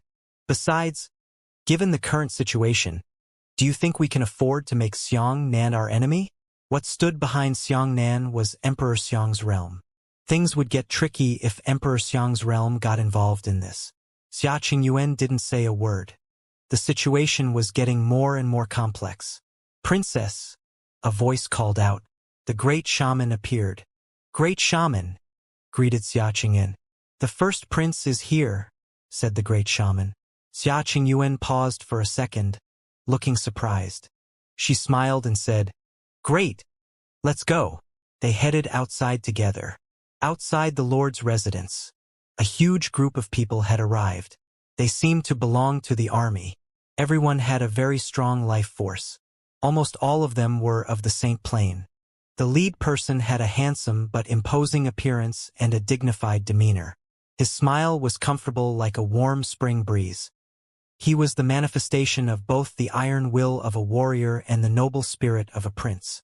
The first prince of Emperor Xia's realm, Xiarong, the unblemished saint of the third Saint Plane, had been raised in the army. He rarely stayed in the palace. Now, the first prince had become the deputy general of Tian, second only to the sacred general of Tian of the Nirvana Plane. He had a great reputation in the army as a genuine, iron-willed prince. However, at this moment, Xiarong had hidden his military temperament and put on a mild smile when he saw Xia Qingyuan coming. He called to her, "Qingyuan, I didn't know you were coming today, brother," Xia Qingyuan said excitedly. Although Xiarong had been in the army for years, every time he came back to the imperial palace, he came to see her. He'd watched her grow up and had pampered her a lot. For her, he was her brother and also a father. Their relationship was very positive. Nowadays, Emperor Li's realm is preparing to cause a disturbance. The Dali imperial advisor came here with his people. "I am worried about your safety, so I asked permission from father to come here," said Xiarong. "Thank you, brother," said Xia Qingyuan. Xiarong looked at Yi Futian, who was standing near Xia Qingyuan. Yi Futian stepped forward and took a bow, making a salute. "Yi Futian is here to meet you, sir." "No need for unnecessary courtesies," Xiarong said with a smile. "I was expecting to meet you but didn't have a chance in the army. Now I know you look like an outstanding person.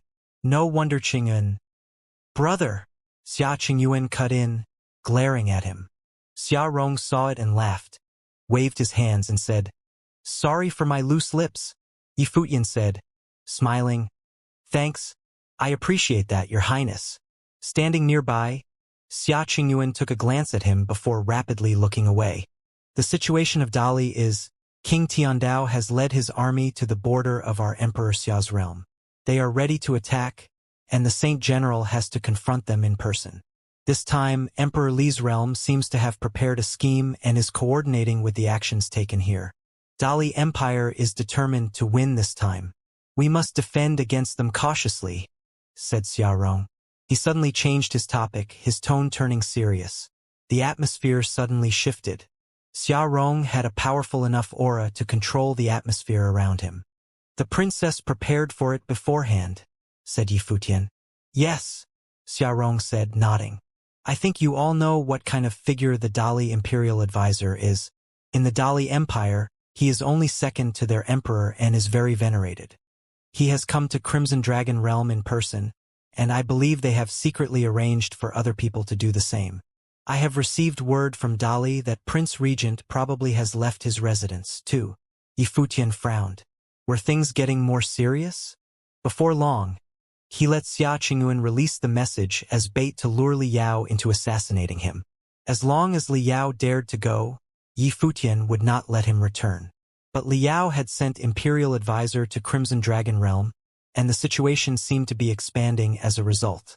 Now it was likely to become a conflict between two realms, going beyond Yi Futian's expectations. The plans Yi Futian had arranged probably shouldn't be applied to these circumstances. The rulers of Dali seemed to have achieved an agreement. Getting Yi Futian may not be their only goal. "Your Highness, how about entering the residence first and then talking?"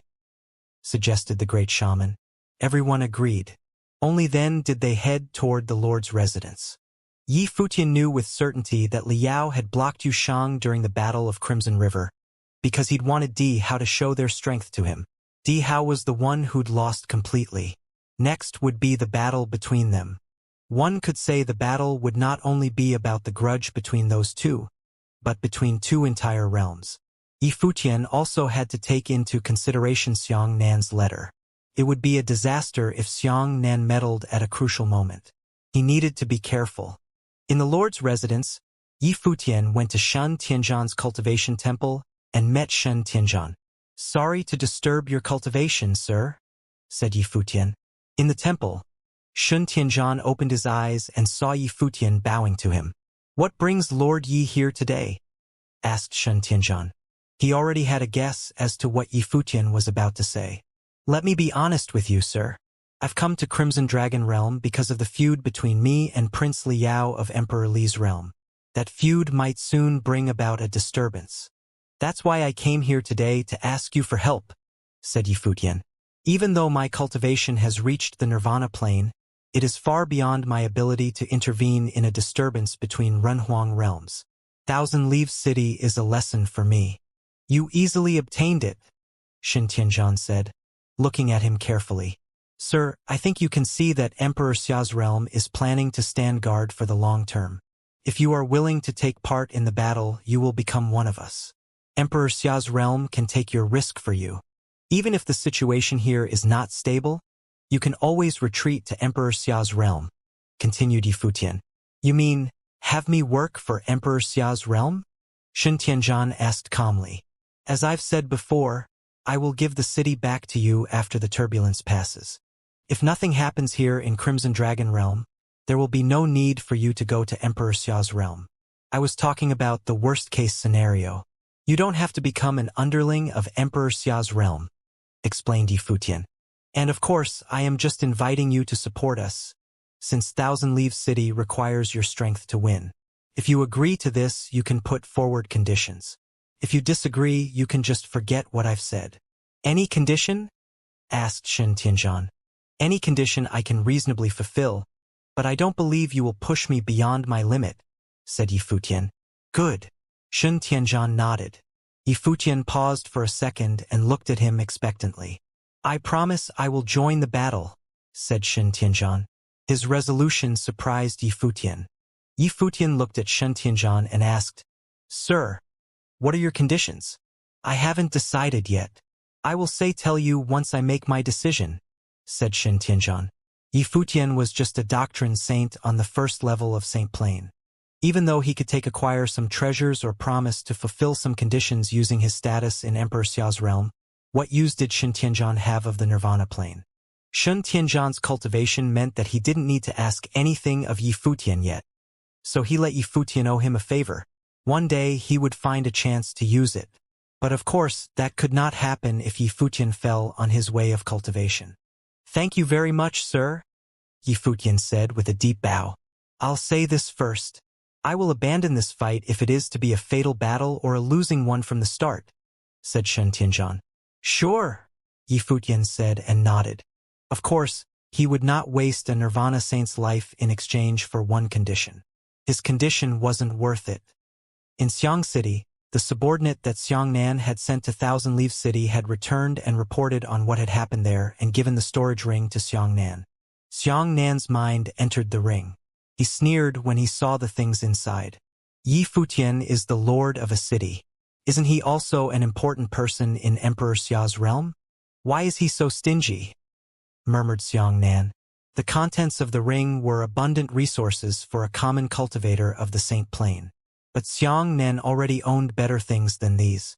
Was Yi Futian treating him like a beggar? The conflict between Emperor Li's realm and Emperor Xia's realm was already so tense, and Xiangnan had explained everything clearly in the letter. Why was Yi Futian still ignoring his existence? Or did it mean that Yi Futian was certain that Xiangnan didn't dare to get involved in the conflict? You go to Dali Imperial City and tell Liao that I will be present on the battlefield when the day comes, said Xiangnan. There was a smile spreading across his face. Whether he joined the battle or not, he could at least be an audience and enjoy the show. Still, he'd just sent the message to Liao that he would be present. He would not promise anything and leave the rest to Liao's imagination. The messenger answered, nodding. He soon left and headed toward Li City. After the messenger left, Xiangnan's face turned expressionless. His goal in Crimson Dragon's realm had been to join the Battle of Crimson River and cultivate at the regional palace. However, he'd failed and been humiliated. He couldn't just let that go and leave in disgrace. He wanted to gain something from them, no matter what it was, and enjoy the show. When the shorebird and the clam fight, the fisherman benefits from it. The Dali Prince Liao had come to deliver him an opportunity in person. How could Xiangnan let it slip by? Soon, the messenger sent by Xiang Nan delivered the letter to Li City.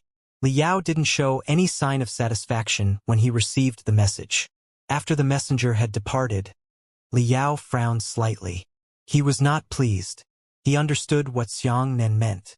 Xiang Nan hadn't promised anything and would act according to the situation. But he had explained his conditions to Xiang Nan. Xiang Nan hadn't accepted his invitation, yet he was ready to maximize his benefits from the conflict between them and Emperor Xia's realm without paying a price. This son of Emperor Xia liked playing mind games. However, even though Li Yao was not very pleased, he didn't show it. At least he knew Xiang Nan would not go against them and would only be a threat to their opponents. Although Li Yao hadn't achieved his goal, there might still be an unexpected outcome waiting for him. He didn't rest all his hopes on Xiang Nan's shoulders anyway. He'd done what he needed to do. Keeping this in mind, Li Yao got up and walked to another villa. He saw Yan Yuan and greeted him. "Mr. Yan Yuan. What brings you here, sir?" asked Yan Yuan. "I am here for the Imperial Advisor," said Li Yao. As he said that, the Dali Imperial Advisor walked by. He looked toward Li Yao with brooding eyes and greeted him. "Your Highness." The Imperial Advisor should have known that the first prince, Xia Rong, of Emperor Xia's realm has reached Thousand Leaves City, correct? Asked Li Yao. The relationship between the two sides was tense. They both had informers in each other's cities, so public news like this was immediately reported to Li Yao when it was released. "Yes," the Imperial Advisor replied, nodding. "Your Highness, people from Emperor Xia's realm didn't leave Thousand Leaves City after hearing we were there, which means they have already prepared to fight. Although we have public knowledge of their strength, can you be certain that Emperor Xia's realm isn't hiding other powers?" asked the Imperial Advisor. "And if we make a bold attempt to start the war, I am afraid that any blunder will harm your safety. Other Dali people have come, too. Imperial Advisor, you can take action," Li Yao said to the Imperial Advisor. Imperial Advisor looked at Li Yao and was silent for a moment. Finally, he nodded and said, "I see. If you're sure you don't want to wait, I will get down to preparations." "Thank you, Imperial Advisor," said Li Yao, nodding. He soon turned around and left. Although he was still being polite, he no longer respected the Imperial Advisor. Seeing him leaving, the Imperial Advisor let out a sigh. "Yan Yuan," the Imperial Advisor called. "Master, I am here," answered Yan Yuan. "You know that I am just an ordinary old man without much ambition. I just want to take responsibility as a father. No matter what happens in the future, please take care of Fei Shui for me," said the Imperial Advisor. Yan Yuan stared blankly at him. His face turned pale. He said, "No matter what the results of the battle will be, based on your strength, you will not be harmed." "Not everything is within our control," continued the Imperial Advisor. "This is my task for you." Yan Yuan was silent for a second. "Yes, master." He looked determined. No matter what his master had foreseen, he would try his best in the battle and not let his master go into danger. A nation's decline begins at the pinnacle of its power. He had served the Dali dynasty for many years, and now the dynasty had reached the apex of its martial power. However, the atmosphere in Dali was not like had been before. It had changed. Things in Crimson Dragon Realm were as usual. Crimson Dragon City and its surrounding cities were running steadily. The scorching sun was high up in the sky, its burning heat illuminating the ground. There was only day here, never night. Every day, the sun rose high in the sky. Li City was in the charge of Emperor Li's realm somewhere to the west of Thousand Leaves City. At this moment, somewhere in the far east of Thousand Leaves City, a group of people was cultivating. Demonic will permeated the villa. A piercing sound rang through the sky. It was a demonic beast diving for the ground. One person in cultivation opened their eyes. Suddenly, the demonic will roared, thundered, and rolled fiercely. The man took a look at the plummeting demonic beast. The beast was brawny and intimidating, but the man below it just sat there like a statue, wearing a demon-like look of his own. There was a letter in the demonic beast's claw that fell when the beast plummeted. The demon-like man opened it. After he read it, he looked up into the distance with his brooding, completely emotionless eyes. It seemed that this time he could harvest something. The demonic method he had been cultivating this time should work on the demonic cultivator who'd killed the descendants of the Chao clan during the Battle of the Empty Realm. Let's go. Chao Kong stood up, his demonic will spreading into the far distance. The other people in the villa rose to their feet. Suddenly, the strong demonic will permeated the air. These warriors belonged to the Chao clan, the best demonic cultivation family of the Dali Empire. This time, Prince Regent had come in person to persuade them to go to the Crimson Dragon Realm and do something for him. The Chao clan was a great power in Dali and they didn't have to listen to Prince Regent's order. However, this time, Prince Regent had promised a lot of rewards. The letter he'd just received had been surprising indeed. It would be worth going there for him now. Another reason was that, even though Prince Regent was the one who'd arranged matters this time, he could tell that what was behind Prince Regent's actions was Emperor Li's intention to influence Emperor Xia's realm. The Crimson Dragon Realm would be the battlefield of the initial confrontation between the two sides. Although the feud between Li Yao and Yi Futian was the main stimulus, the battle was not about that alone. Otherwise, the three most powerful figures of Dali would not have shown up together in Crimson Dragon Realm. It was threatening enough to see all of them together, not to mention that the third prince had also come along this time. The third prince of the Dali Empire was extremely talented. Emperor Li thought highly of him and considered him as the one most likely to inherit the empire. The third prince's presence here was undoubtedly meaningful. They stepped into the air. Suddenly the demonic will seethed and permeated between the sky and the earth. People in the city looked up to the sky, shocked. The sudden strong pressure on the city alarmed and horrified many. But the demonic cultivators weren't coming for them. The entire city was relieved when the people saw that these cultivators were just passing by. At the same time, Xiang Nan of Xiang City also received a letter from Li City written by Li Yao. The letter told him that Emperor Li's realm was ready to take action. Xiang Nan sneered after he read it. Even though Li Yao knew that Xiang Nan just wanted to be a third party and benefit from the battle, Li Yao still had a slight hope that Emperor Xiang's realm could help them deal with Emperor Xia's realm. To be honest, they were taking advantage of each other. There was no need for sincerity in this kind of alliance. Each side cared only about their interests. Let's go. All of you go to Thousand Leaves City with me, said Xiang Nan. Your Highness, do you mean we will be joining the battle? Although Emperor Li's realm was there, and their two powers should be able to suppress Thousand Leaves City, it was a feud between two Runhuang realms. It was not wise for them to get involved directly, and the consequences for doing so would get out of their control as the situation changed. That was what the warrior standing next to Xiang Nan had to remind him of. No, we're just going there. We don't have to join the battle, said Xiang Nan. They just needed to be present during the conflict between the two powers. That alone would mean a lot. He just wanted to be a member of the battle's audience. People answered, nodding. As Emperor Xiang's son, his words carried a lot of weight. Since he wanted to go, his subordinates had to accompany him. The people of Thousand Leaves City would not dare touch them anyway. They too started their journey toward Thousand Leaves City. More and more warriors headed toward Li City and formed a small-sized battalion. Almost all of them were of the Saint Plain.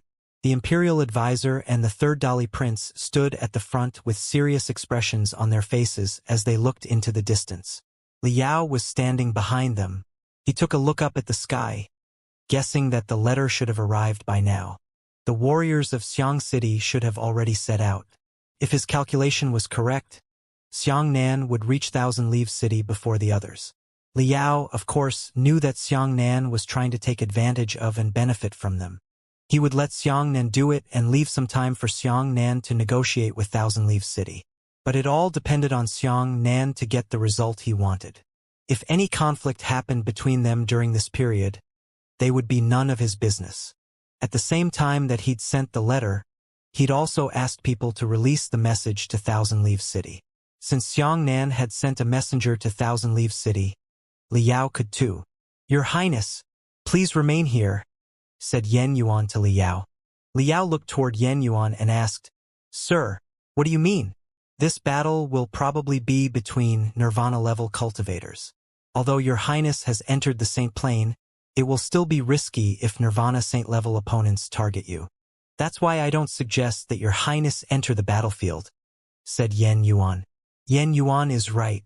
Brother, you stay here, said the third Dali prince to Liao. I will leave some soldiers here to guard you. A complex look flashed across Liao's face. He was reluctant to stay here. Since he was the instigator of the battle, he couldn't wait to go and see it in person. He craved to capture Yi Futian and kill him. However, Yen Yuan and the third brother had both asked him to stay put.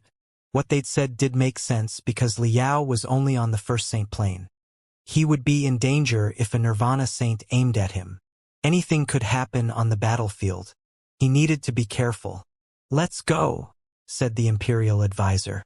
All of a sudden, all the warriors set out into the air and headed toward Thousand Leaves City. The intimidating life force suddenly swept between the sky and earth. In Li City, people raised their heads and watched these warriors flying through in the air in awe. The conflict between Emperor Li's realm and Emperor Xia's realm had begun. The storm was coming. Could become a battle, but nobody knew what that would lead to. Would a war explode between the two realms? Among the people looking to the sky in Dali City, there was a person in black with no detectable life force. He looked at the upper sky. Over his shoulder sat a demonic beast with shark-like eyes. The mighty troops in the air were reflected in its pupils. In Thousand Leaves City, Yi Futian received the message that Xiang Nan and the warriors of Li City had set off. The warriors of the Lord's residence had convened in the Lord's residence, including the warriors of Emperor Xia's realm and some local powers like the Situ clan and the Mo clan. Shun Tianzhan and other warriors of the Lord's residence were also present. Shun Tianzhan had promised to aid Yi Futian. The cooperation between the new lord and the old lord was very influential. So some of the local powers of Thousand Leaves City had decided to join the battle and dedicate their lives to the Lord's residence. It was a momentous decision, one that could shatter their clans into fragments if anything went wrong. However, it also represented a considerable opportunity to them if Emperor Xia's realm could get a firm foothold in the Crimson Dragon realm and prosper after this battle. Even Shin Tianzhan had dared to take the risk. Why shouldn't they? Warriors stood solemnly in the Lord's residence. The first prince of Emperor Xia's realm, Xia Rong, was their leader. The great shaman and Xia Qingyuan stood beside him. What was strange was that Yi Futian hadn't shown up. His absence made many people wonder, where was Yi Futian? Many people had just seen him not long before. Besides, it was Yi Futian who had released the news that the warriors of Li City had set out. So why had he suddenly disappeared? Was it because Yi Futian was the target of Emperor Li's realm? Was he hiding somewhere? But that didn't seem to be Yi Futian's style. Besides, Yu Shang and his other friends were still here. Perhaps Yi Futian had another plan. Somewhere in the Lord's residence, an intimidating sword will was released, pervading the Cultivation temple. The sword will loomed in the air as if it was restrained by something. Upon closer inspection, one could observe a giant pattern of swordsmanship spreading across the ground of the temple like a matrix. A lady dressed in white was sitting with her legs crossed in the center of sword matrix. Her body was surrounded by a very powerful sword will. The sword will slowly blended into the matrix, gradually lighting it up. It looked like the giant matrix didn't even fit in the broad Cultivation temple. Besides the strong sword will, a powerful spatial will also emanated from the matrix. Incessant waves of sword will swept toward the temple from all directions. They no loners seemed able to suppress the blazing sword will. The young lady in white sitting at the center of the matrix was Yaya. Her body translucent, as if she was a sword made of pure crystal. Outside the Lord's residence, numerous people sensed the unusual life force and looked up at the warriors in the sky. They knew the battle was coming. Not only the people of Thousand Leaves City, but the people of other cities in the Crimson Dragon realm had also heard the news. Many people even came to Thousand Leaves City to witness the unprecedented battle between the Runhuang realms. Among them, the top figures of the Demon Peacock Emperor's realm, Kong Xian and Kong Zhan, were included. Although Kong Xian had declined Li Yao's request to get involved in the battle, she was very interested and had come to Thousand Leaves City early. She hadn't brought many warriors with her to avoid a misunderstanding. Since it was the most sensitive moment for both sides, she didn't want anyone to misinterpret her activity. She was just an audience member.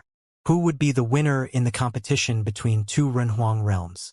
Li Yao or Yi Futian? The scorching sun was high in the sky, but the atmosphere felt as if black clouds were hanging over Thousand Leaves City. The warriors of Emperor Li's realm hadn't arrived by the Xianxia reached Thousand Leaves City. Li Yao had intentionally released the message early so that he could arrive first. Xianxia had also figured it out, so he didn't hurry to approach the Lord's residence. However, based on the waves of life force, he could tell that he had been perceived by the warriors of Emperor Xia's realm. They paused and relocated to further away from the Lord's residence. Li Yao had his own scheme. He'd let Xianxia arrive before Emperor Li's realm could take action. What a cunning guy. The warriors of Peacock City were also present. Kong Xian and several subordinates of hers stood in the upper sky, looking in the direction of the Lord's residence from a distance. Just then, a group of people strode out of the Lord's residence. The one who took the lead had an outstanding appearance. He looked toward the warriors of Xiang City and Peacock City and asked with composure, "May I ask what brings you here today?" "I am here to witness the battle," said Kong Xian. She'd come there to spectate only. The person who'd just spoken was the first prince of Emperor Xia's realm, Xiarong. It was said that he was a tough person. "Same here," Xianxia said, smiling. Xiarong nodded and said, "The battle today is meant to solve the feud between Emperor Xia's realm and Emperor Li's realm. You are free to spectate, but please be careful of your own safety. However, if anyone wants to intervene in the battle..." Xiarong's voice suddenly turned cold, producing a chilly, invisible pressure. "Great shaman, if anyone dares to take advantage of our perilous state and intervene, we will exterminate them. Even if we lose the battle with Emperor Li's realm, the ones who stab us in our backs will be punished first. I don't care whether it will bring about a realm battle or not." Your Highness," answered the great shaman. "We will follow your order, Your Highness." The warriors behind him echoed. Xiarong gave Xianxia a cold glance and then put on a smile as if nothing had happened. "Of course, I don't believe anyone present will do such a despicable thing. Please spectate at your ease." Xiarong turned around and left after speaking, ignoring Xianxia's gloomy expression. Xiarong was just in the sage plane. So far, he had not entered the saint plane. Besides, his heart had been injured during his defeat by Yushang. Needless to say, he was not comparable to Xiarong of the unblemished saint plane. He'd come here to loot the burning house. He wanted to rip off Emperor Xia's realm. But he had not expected Xiarong's style of doing things to be so dominating. Xiarong just burned his bridges and left no room for negotiation, sealing his mouth before he was ready to talk. Xiarong had directly announced that he would kill anyone who dared to sabotage them, even if doing so would cause a battle between realms. How dare Xianxia get involved? Xianxia was faced with a dilemma. One of the warriors from Emperor Xiang's realm took a look at him, thinking the prince was still very immature. Although he was extraordinary among his peers, he lacked the worldliness of figures like Xiarong. If they meddled in the battle, they would face severe consequences. The conflict between Emperor Li's realm and Emperor Xia's realm was being managed by the highest powers on both sides. Xianxia's role was to guard Emperor Xiang's heritage in the Crimson Dragon realm. They didn't have the right to join such an important battle. Xiarong knew it too. That was why his attitude was so aggressive. However, that had been his style in the military for many years. But the warriors didn't say a word or try to persuade Xianxia. If they told him to let the matter go, Xianxia would be even more embarrassed. They would let him cool down first. Kong Xian looked at Xianxia from a distance. She had no strong feelings about what Xiarong had said. After all, she'd never considered getting involved in it anyway. It was Xianxia who was panicked by Xiarong's words. Xianxia was still too young to fish in these troubled waters. Even as a prince, he was not qualified to intervene in the battle because he had not reached Xiarong's level. Outside the east entrance of Thousand Leaves City, the demonic will wallowed. Demonic will surged forward like roaring black clouds. People retreated as warriors of the Chao clan arrived. The demonic life force was horrifying. It seemed as if it could swallow the sky and earth. It indicated the arrival of an ultimate demon. Boom! The flows of demonic will kept surging. Chao Kong and the demonic warriors of the Chao clan had been marching for a while. He raised his head to take a look at Thousand Leaves City. Finally, he was here. He didn't know if the Imperial Advisor and Prince Regent had arrived yet.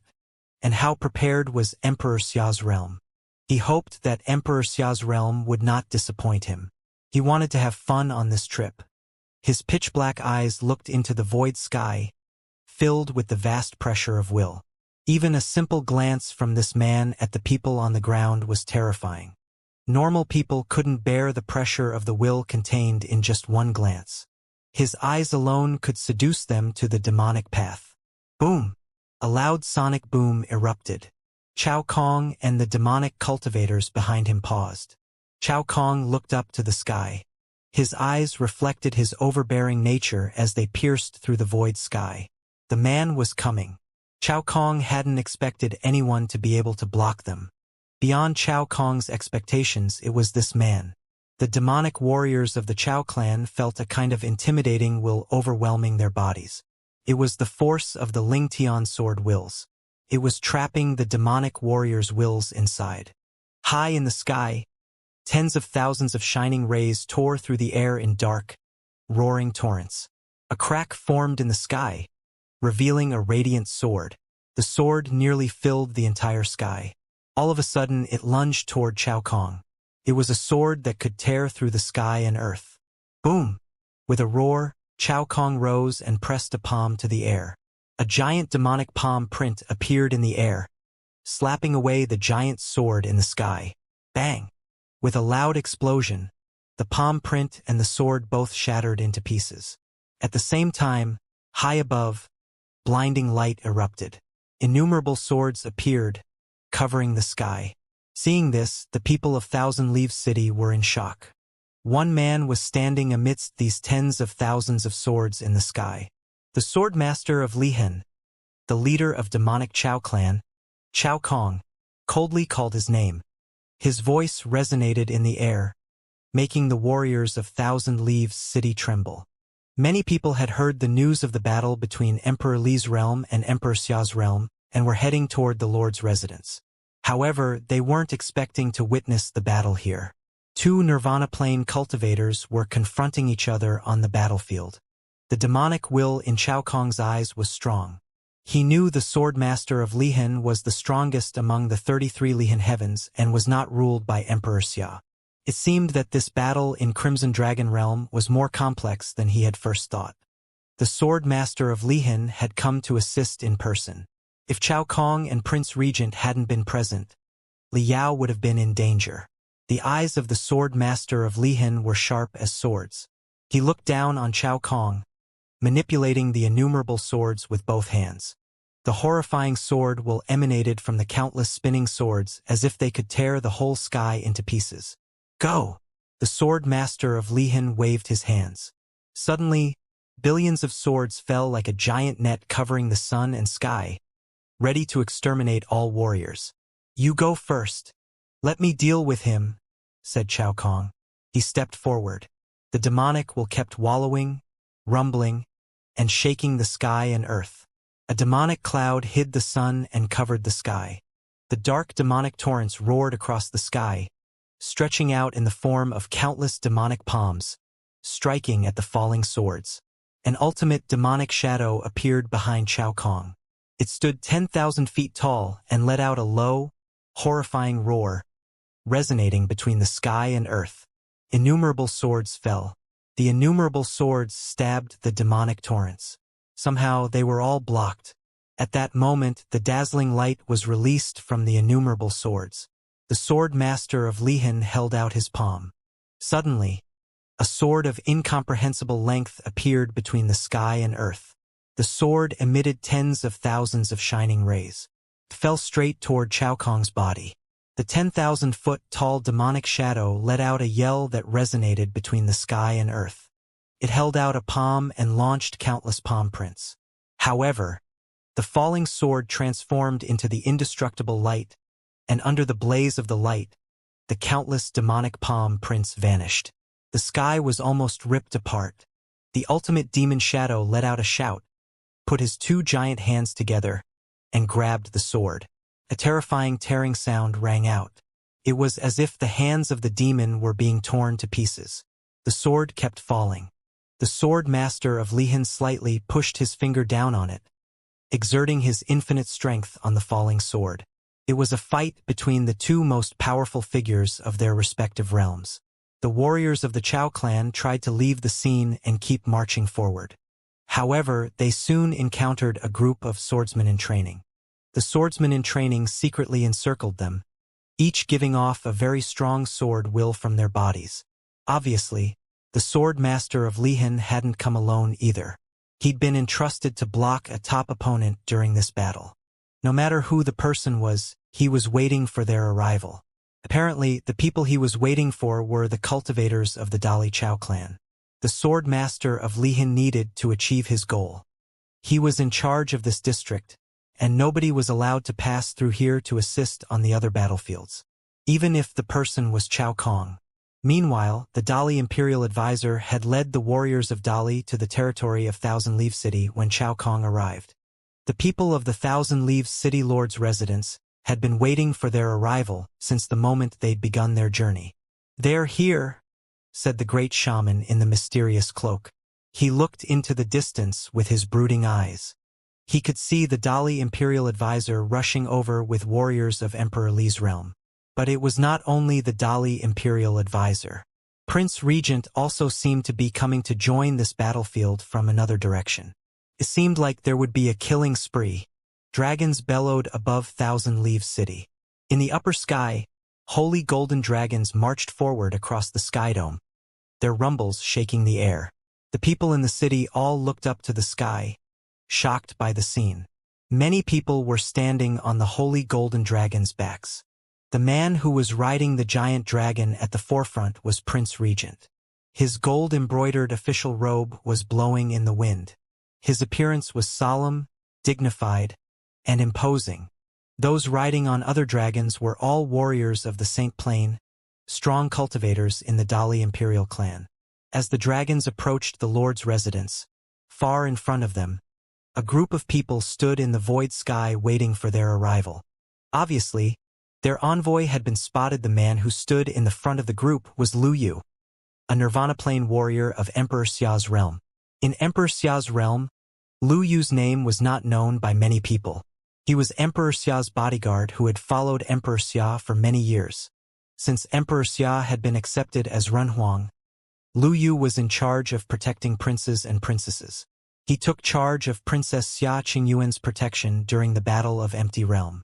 One could even say that he was Princess Xia Qingyuan's invisible guard. For him, Xia Qingyuan's safety was always the biggest priority. Today, he'd led warriors of Emperor Xia's realm to stop Prince Regent. Seeing the roaring golden dragons coming, Lu Yu released purple light. Dazzling golden rays also flashed in the thick purple radiance. At the moment, seeing the parade of roaring dragons marching forward, Lu Yu moved both hands. Suddenly, a giant halo appeared in the upper sky and kept expanding to encompass the whole sky. The halo lay above the sky dome and blocked the roaring dragon's way. Prince Regent stared forward, perceiving a slight threat. He said coldly, "Lu Yu, for so many years you've been following Emperor Xia, but now you have neither fame or status. How about swearing allegiance to Dali today? I promise that His Majesty Emperor Li will confer a noble title to you." He, as the Prince Regent of the Dali Empire, was familiar with the names of the top figures in Emperor Xia's realm, except for those godlike ones in seclusion. Whether it was in Emperor Xia's realm or the Dali Empire, there were very few cultivators who could enter the Nirvana Plane. Prince Regent could count them on one hand, so he naturally recognized Lu Yu. Lu Yu ignored Prince Regent's voice, drawing two palm prints instead of answering. Suddenly, the giant purple-gold halo expanded. Inside, the horrifying rays of purple and gold rumbled and surged. The might of the law converged and formed thunder clouds above the earth. The sky looked as if it was heralding the end times. Die! When Lu Yu said the word, rays of purple and gold shot out of the boundless purple halo, pierced through the sky dome, and headed toward the roaring golden dragons. "Everyone be careful," said Prince Regent as he walked into the air. Countless golden dragons rumbled and fought their ways out, but when the purple light arrived, the rays passed straight through the dragons' bodies. The magnificent purple light was like a celestial blade, chopping the dragons up. Bam!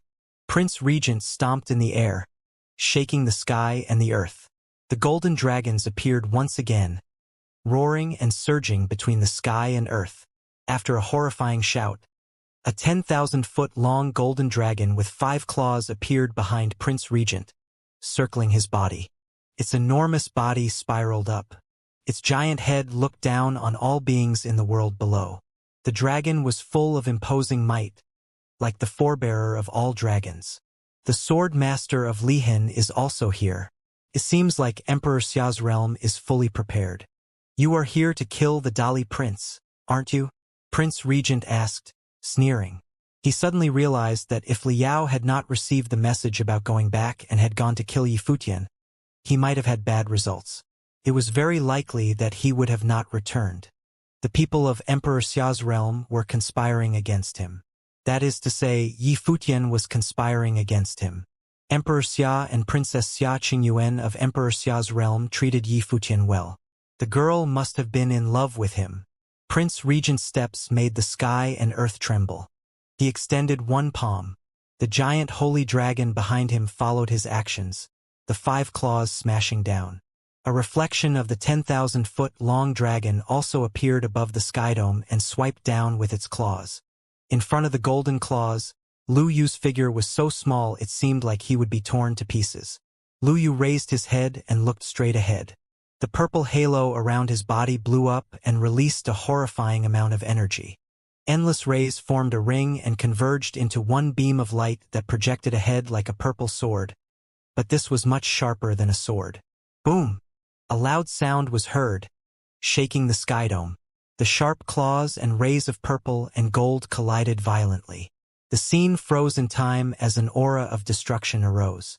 The holy golden dragon's claws were torn apart as the rays of light dimmed and broke apart. Prince Regent snorted and continued forward as if nothing in the world could stop him. Lu Yu wouldn't take a step back. The purple rays kept soaring up, roaring through the air. While the battle was going on, in another part of the world, the great shaman was leading warriors into the upper sky to wait for their opponent's arrival. The approaching Dali imperial advisor and his warriors formed the main fighting force of this battle. The third prince and other warriors of the Dali Empire were all in this legion. Their powerful might overarched the sky. The Dali imperial warriors paused in front of the great shaman. They looked straight at their enemies with piercing eyes. The Dali imperial advisor looked at the great shaman. Both of them were the most powerful figures of their respective camps. Another Nirvana Plane cultivator stood next to the Dali imperial advisor. It was the ex-lord of Li City, Yen Kuan. Yen Kuan's eyes fell upon the person standing opposite him, the ex-lord of Thousand Leaves City, Shun Tianzhan. He hadn't expected Shun Tianzhan to join the battle. The Dali imperial advisor hadn't done anything to Yen Kuan after taking his city. The Dali imperial advisor had treated him with respect, so Yen Kuan quite admired him. Liao had also provided him with great recompense, so he decided to join the battle between the Runhuang realms. Had Shin Tianzhan had a similar experience? The third prince of the Dai Empire, Li Zhan, looked at the first prince of Emperor Xia's realm, Xia Rong. It seemed that they had chosen their opponents at first sight. The Dali third prince had an extremely high status in Dali. His talent and cultivation even surpassed that of his 2 elder brothers. He was thought to be the most likely to inherit Empire Li's empire. Xia Rong, as the first prince of Emperor Xia's realm, was also extremely outstanding. Before Xia Qingyuan was born, he'd been thought to be the most promising inheritor of Emperor Xia's realm. He joined the army for cultivation and had built an iron-blooded charisma and extraordinary martial ability there. Many people in Emperor Xia's realm admired and respected him. It was because Xia Qingyuan was the only princess that Emperor Xia pampered her a lot. Emperor Xia had once announced that Xia Qingyuan's talent was equal to his, so many people thought Xia Qingyuan would become Emperor Xia's successor. But that would all depend on their own cultivation achievement. Whoever could be proved as being at the Renhuang level would naturally become the successor of the empire. But at this moment on the battlefield, Li Jun and Xia Rong were undoubtedly the best opponents for each other. They stared at each other with piercing eyes, the strong battle will emanating from their bodies. Yi Futian snuck into the Dali Empire under the fake identity of a Dali cultivator, the seventh sword.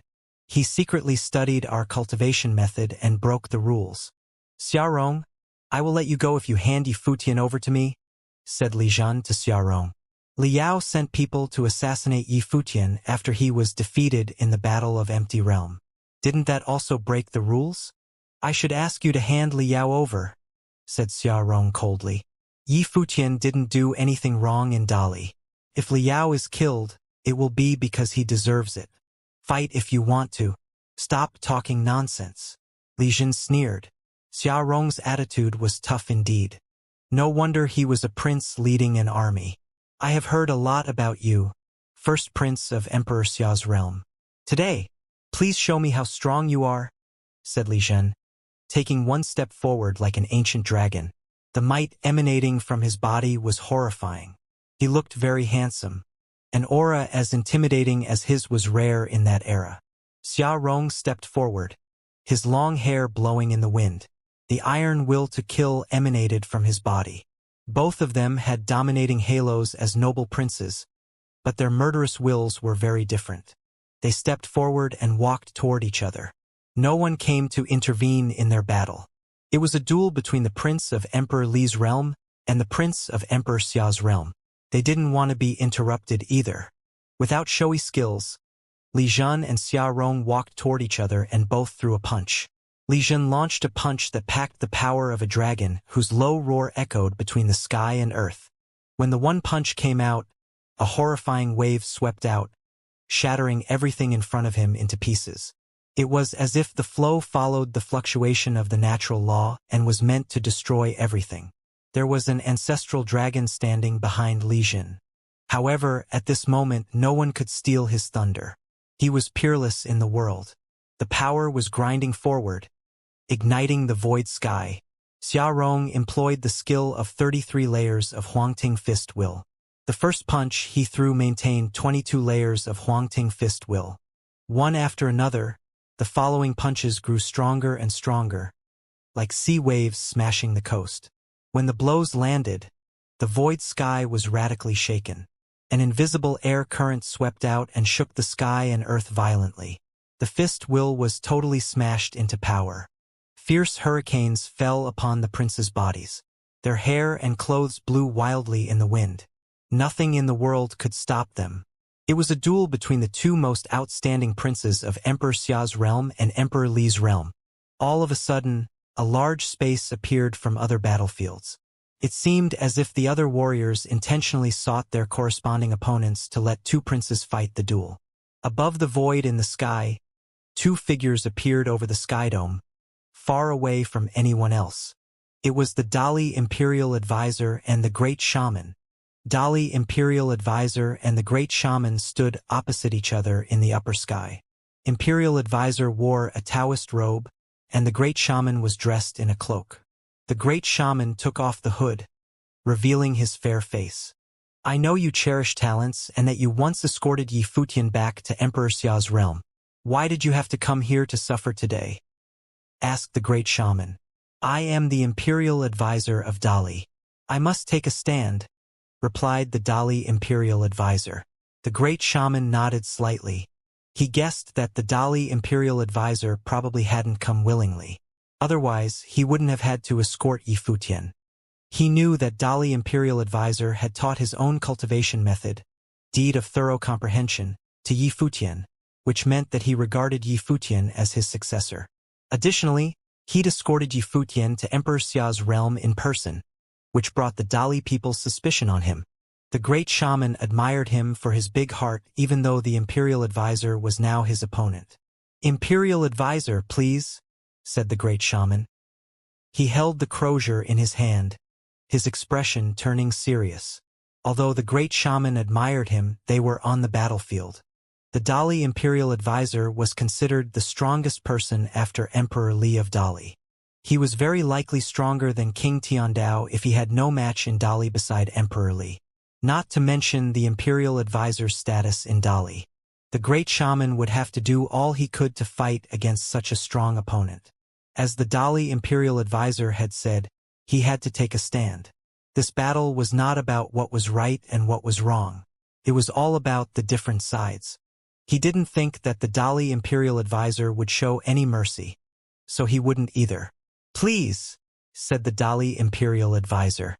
After he said the word, the mind of the great law started to flow above the skydome. All of a sudden, a boundless 5 elements 8 trigram formed around the Dali imperial advisor's body. Ancient characters appeared on the pattern in the sky. Qian, Kuan, Li, Kend. The sky and earth had 5 elements. The great law ran between Qian, the sky, and Kuan, the earth. The boundless pattern was running by itself. The Dali imperial advisor's clothes blew in the wind as he stood above the skydome. The mind of the great law flew into his body. It seemed as if the whole world was under his command. It was the Dali imperial advisor's cultivation method, the deed of thorough comprehension. Many people perceived this horrifying might of great law and looked up to the sky, shocked. The Dali imperial advisor and the great shaman chose to battle in the upper air in case their battle affected other people. Of their own record, they left the battlefield and went into the upper sky. A golden lotus flower appeared around the great shaman's body. The petals of the lotus flower stretched out and bloomed, expanding as if it was the lotus of the great law itself. An endless boulevard of lotus flowers blossomed in the air, sensing the great law. They spread across every corner of the world, lotus flowers growing everywhere. The endless lotus flowers even surrounded Dali imperial advisor's enormous 5-element 8 trigram. Magnificent golden threads sprouted from the endless lotuses and stretched out to shroud Dali imperial advisor. The golden threads moved extremely fast, like thin swords piercing through the void sky, trying to envelop everything inside, including the Dali imperial advisor's body. The Dali imperial advisor saw the scene and raised both his hands to the sky. Suddenly, the pattern of the great law launched, following the movement of his hands. Ancient characters flew from them. The character Qian kept growing until it turned into a spell of the great law, enveloping the sky. It lay over the skydome and supported the whole sky. At the same time, he stomped on the ground. Suddenly, the character Kuan fell and turned into the land, sealing the space below it. The Dali imperial advisor was the manifestation of the great law. He had nothing to fear between the sky and the earth. He took a step forward and suddenly turned into the incarnation of the thunder deity. The character Zhen darted out and summoned the thunder catastrophe from the 9th sky. He dropped it to the great shaman, sweeping out and destroying the incoming golden threads. His body followed the movement of the wind. The sky and earth roared and raised a storm of the great law, sweeping out and quickly rushing toward the great shaman's body with the pattern of the great law. Nothing could stop it. The great shaman looked at Dali imperial advisor. He was approaching him at an extremely high speed, carrying the great law, like a deity arriving. It was said in Emperor Xia's realm that the Dali imperial advisor was trained in various skills, even evil ones. He could do it all and cultivate using different methods. This was the first time he'd ever battled with the Dali imperial advisor face to face. Of course, the great shaman would not take hearsay as truth, but he had to admit that the Dali imperial advisor was talented at various cultivation methods. The lotuses transformed into all the beings of the world. The great shaman held the crozier in his hand. Endless golden radiance shone in front of his chest and converged into a sword of the great law, tearing apart the void sky. He stretched out the crozier, and the sword of the great law moved forward, too. All of a sudden, it pierced through the void sky, tearing it apart. It became tangled by the countless golden threads which ripped the sky and earth in half. Boom! The omnipresent celestial thundercloud of the ninth sky was almost trying to destroy the world. The Dali imperial advisor was devouring the great law of the sky and the earth. The character, Zhan, surrounded the world as he transformed into an ultimate thunder god. He pointed his finger, causing countless characters to move. The sword and the fingertips collided. The giant sword that had shaken the void sky and pierced through the thundercloud shattered into pieces. The imperial advisor continued walking forward. His eyes looked toward the great shaman, telling him that nothing could stop his forward movement. Below them, numerous people looked up to the sky, still shocked. How powerful the Dali imperial advisor was. He deployed the great law as his matrix. Qian, the sky, Kuan, the land, and the 5 elements of the great law all listened to his order. The great law entered his body. He became an alchemy furnace for the great law of sky and earth. His hands could support the sky, his feet could push the land, his body could become a thunder god, and his power was ultimate. With just one finger, he could eliminate the great shaman's sword. There was a holy aura surrounding his body. Xia Qingyuan looked up to the battle in the sky and felt slightly stirred by the scene. The great shaman's strength had been acknowledged by her father. Among the cultivators of the Nirvana plane, he was a top figure. However, the great shaman was obviously having a hard time in this battle with the Dali Imperial Advisor, proving how powerful the Imperial Advisor was. From this, one could tell that it was very likely that Dali had stronger top figures than Emperor Xia's realm. If a war between the two realms broke out, according to his strength, the Dali Imperial Advisor wouldn't find any equal opponent in Emperor Xia's realm except Renhuang.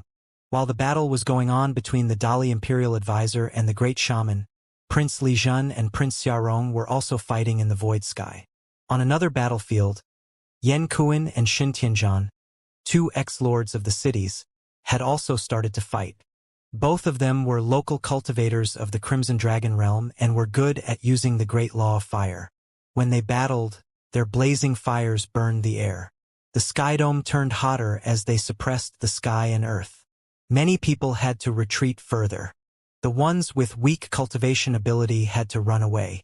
It was not safe for them to stay and watch. Besides these top figures, many people of the two sides had joined the battlefield. A breathtaking battle between Saint Plain cultivators had also broken out. Even the warriors of the two cities, like the people of the Situ clan, had joined the battle. The scene was becoming more turbulent as the fire of war kept spreading. Fierce battles broke out everywhere in the center district of Thousand Leaves City, terrifying many people. Who is that person? His ability was so strong. At this time, many people fixed their eyes on one cultivator in particular who was using a sword. His swordsmanship was extremely aggressive. His every thrash showed such strong force that it could have split up the void sky. Xia Qingyuan noticed him too. The person in black was of the unblemished Saint Plain. He controlled the sword perfectly when he attacked. He won the battle with the lord of the Situ clan and almost chopped the man's arm off. Mu Chunyang, the Dali Imperial Advisor's 3rd disciple. The person's name came to Xia Qingyuan's mind. He was Yi Futian's elder brother while Yi Futian cultivated in Dali. Xia Qingyuan frowned. The Dali Imperial Advisor's 3rd disciple. The message she had received said that, other than the 2nd disciple, all of Imperial Advisor's disciples would come. So where was the Dali Imperial Advisor's most outstanding 1st disciple, Yan Yuan? Her eyes kept searching the battlefields, but she couldn't find anyone similar to Yan Yuan. If any of the Imperial Advisor's disciples were present, they would be very eye-catching. However, on the large battlefields, other than the 3rd prince, Li Zhen, she only spotted Mu Chunyang. Yan Yuan was absolutely not here. As Xia Qingyuan realized that Yan Yuan was not there, many people of the Dali Empire also lost Yi Futian's trace. This time, Dali hadn't let Liao come to protect him, so had Emperor Xia's realm intentionally let Yi Futian avoid this battle. 2. In one spot on the battlefield, so much demonic will surged that it looked like an ultimate demonic figure would soon come. His body violently broke out from the demonic flows. He was only a doctrine saint, but his imposing appearance as he took a step forward was terrifying. A Dali doctrine saint raised one hand and sent giant palm prints toward him, but the demonic cultivator directly bumped his body toward the prince. With a loud sound, the palm prince completely smashed. The demonic cultivator threw a punch and punched through the sky and the earth. The Dali member of the Saint Plane defended it by hand. But with a cracking sound, the punch broke his arm and struck through his chest. He was knocked back a distance and dropped to the ground feebly. That Dali figure was Yushang. Beside him, Yi Wuchen, who had entered the Saint Plane, joined the battle. At the Lord's residence, Gu Donglu and Zhuge Mingyue stood shoulder to shoulder in a pavilion. Gu Donglu looked up at the battlefields in the void sky. A magnificent light ran around his body, but he did not seem able to perceive it as he looked toward the battlefields above him. The battle between the Dali Imperial Advisor and the Great Shaman, the battle between Yan Kuan and Shen Tianzhan, the battle between Li Zhen and Xia Rong, Mu Chunyang's battle, First Brother's battle, and Yusheng's battle, all these stunning battles were in full view. All of these battles were between cultivators of the Saint Plane. The flow of light around his body shined brighter. The life force of the Saint Plane emanated through the air. Wisps of Saint might wrapped around his body. His mind traveled into the distance and blended with the air. Above the skydome, a thunderstorm raged. Catastrophe was about to come. Zhuge Mingyue looked up to the sky, the tinge of a bright smile flashing in her eyes.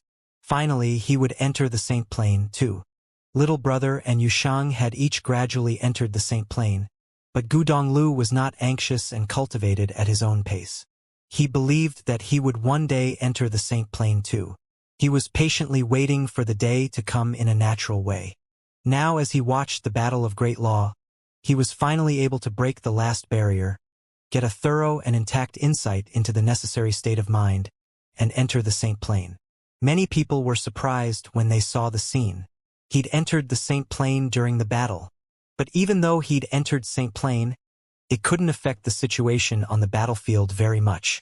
After all, the warriors in the battle between the two Renhuang realms were all on the Saint Plane. In the Lord's residence, Li City, Li Yao stood on the rooftop of the palace and looked in the direction of Thousand Leaves City. Of course, no matter how high his cultivation level was, he couldn't see the battlefields in Thousand Leaves City due to the enormous size of the Crimson Dragon realm. To achieve their goal, Prince Regent joined the battle as 3 Nirvana Plane warriors reached the Crimson Dragon realm.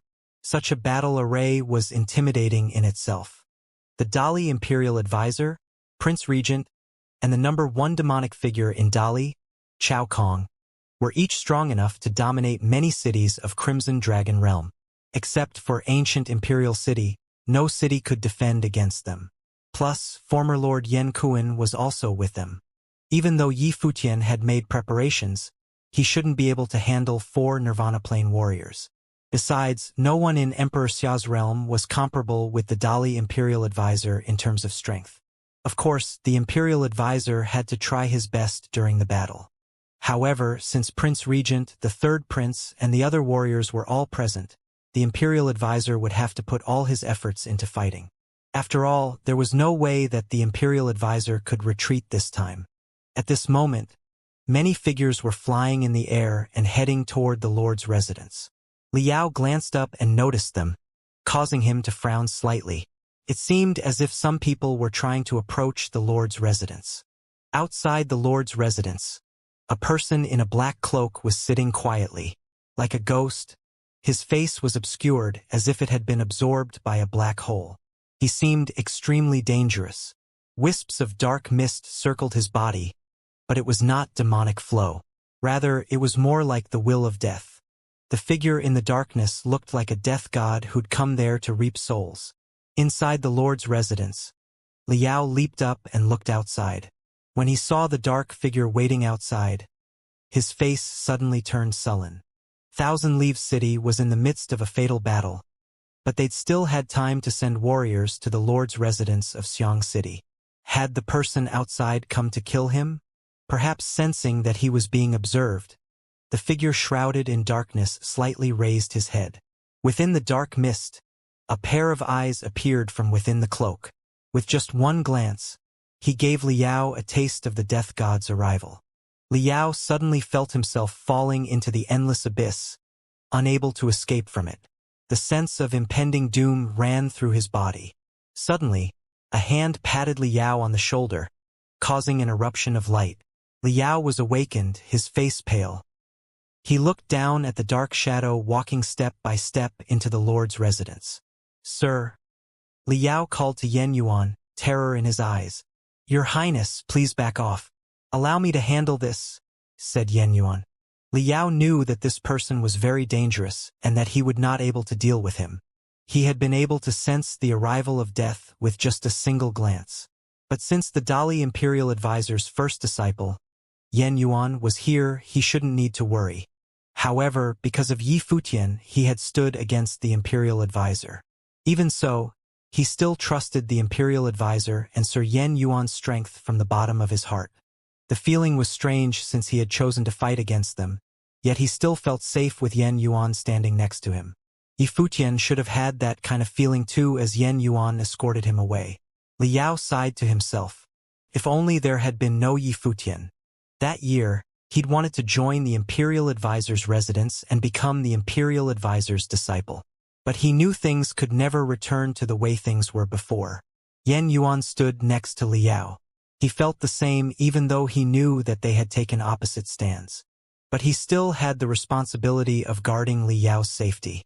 The dispute this time had arisen from the feud between Liao and Yi Futian.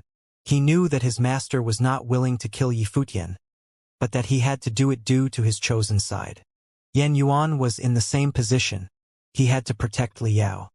He had definitively made up his mind that day after the conversation with his master. The Dali Imperial Advisor was under orders to come to the Crimson Dragon Realm to capture Yi Futian, earning the title of Imperial Advisor Commander of Dali. What would happen if Liao died?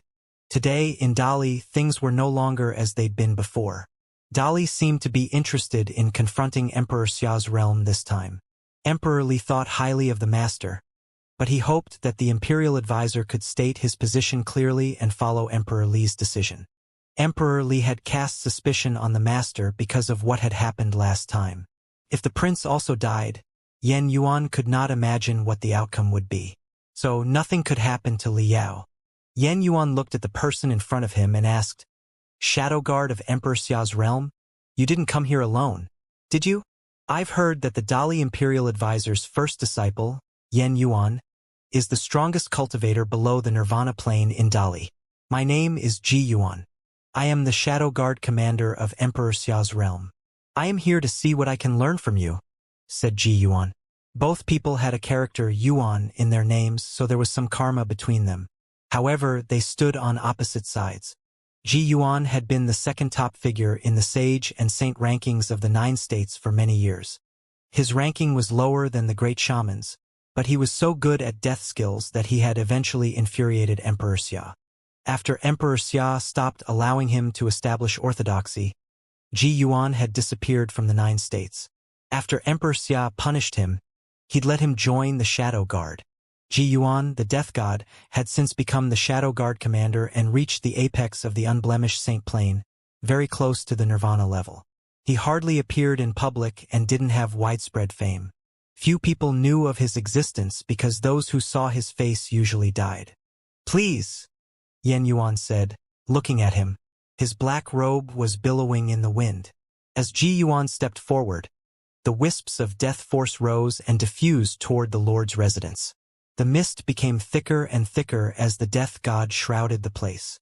Warriors of the Lord's residence released their might to defend against this incoming sense of death. Yan Yuan stared ahead, a dazzling holy light shining over his body. As the Imperial Advisor's first disciple, he'd also cultivated on the deed of thorough comprehension. As an Imperial-level cultivation method, the deed of thorough comprehension contained deep and profound knowledge. What the Dali Imperial Advisor had taught Yi Futian was just a small part of it.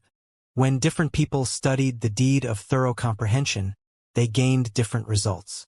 Yan Yuan put out one hand and waved. Suddenly, a glaring halo appeared in front of him and rapidly expanded. At the same time, Death God Ji Yuan pointed one finger outward. The sky and earth rumbled with the gesture.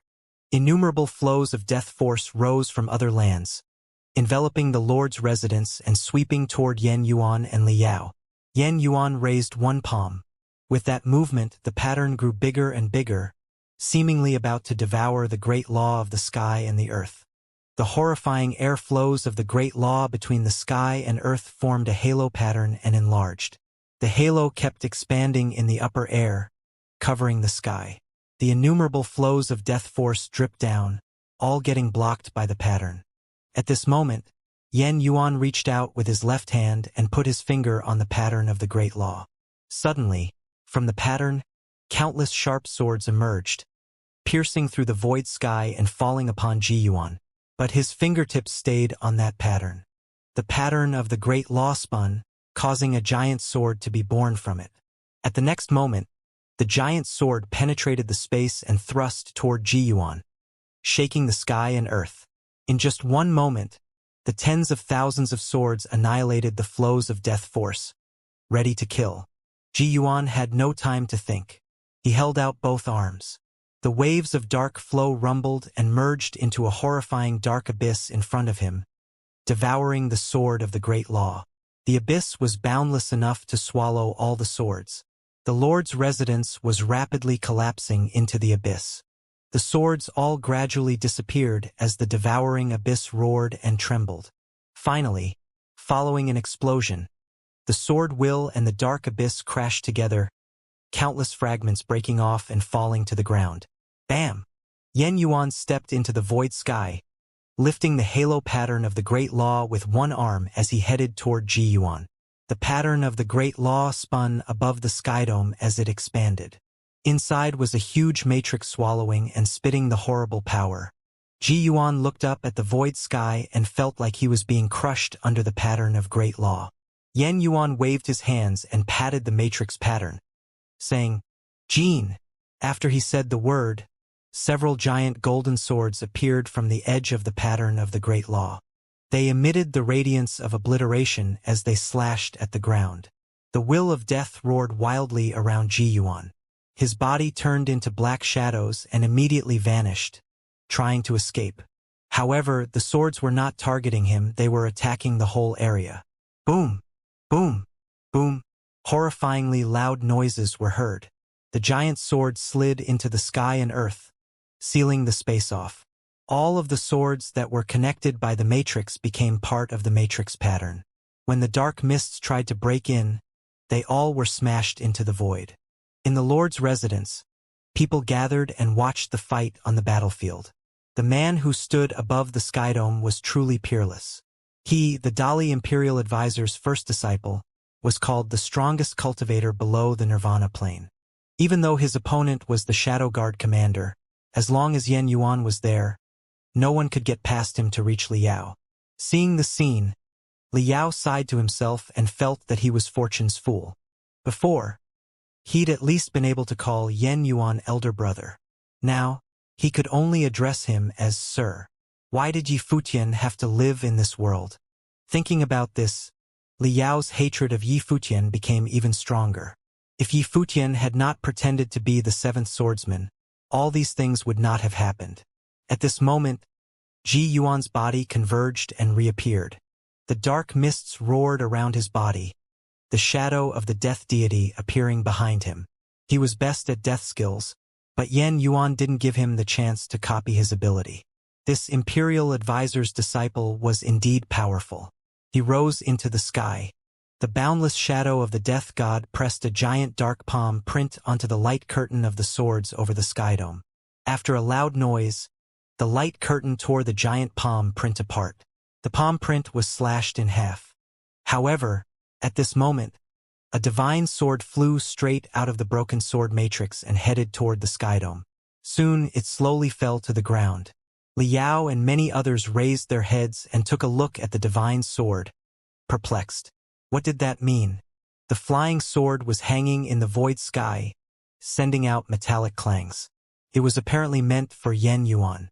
Yan Yuan raised his head and took a look at the sword. The sword seemed to be controlled by someone. At the same time, far away from there in the Cultivation Temple of the Lord's residence of Thousand Leaves City, a lady was sitting with her legs crossed. She was being bathed in endless sword will. Beneath her, the pattern of a sword matrix flickered.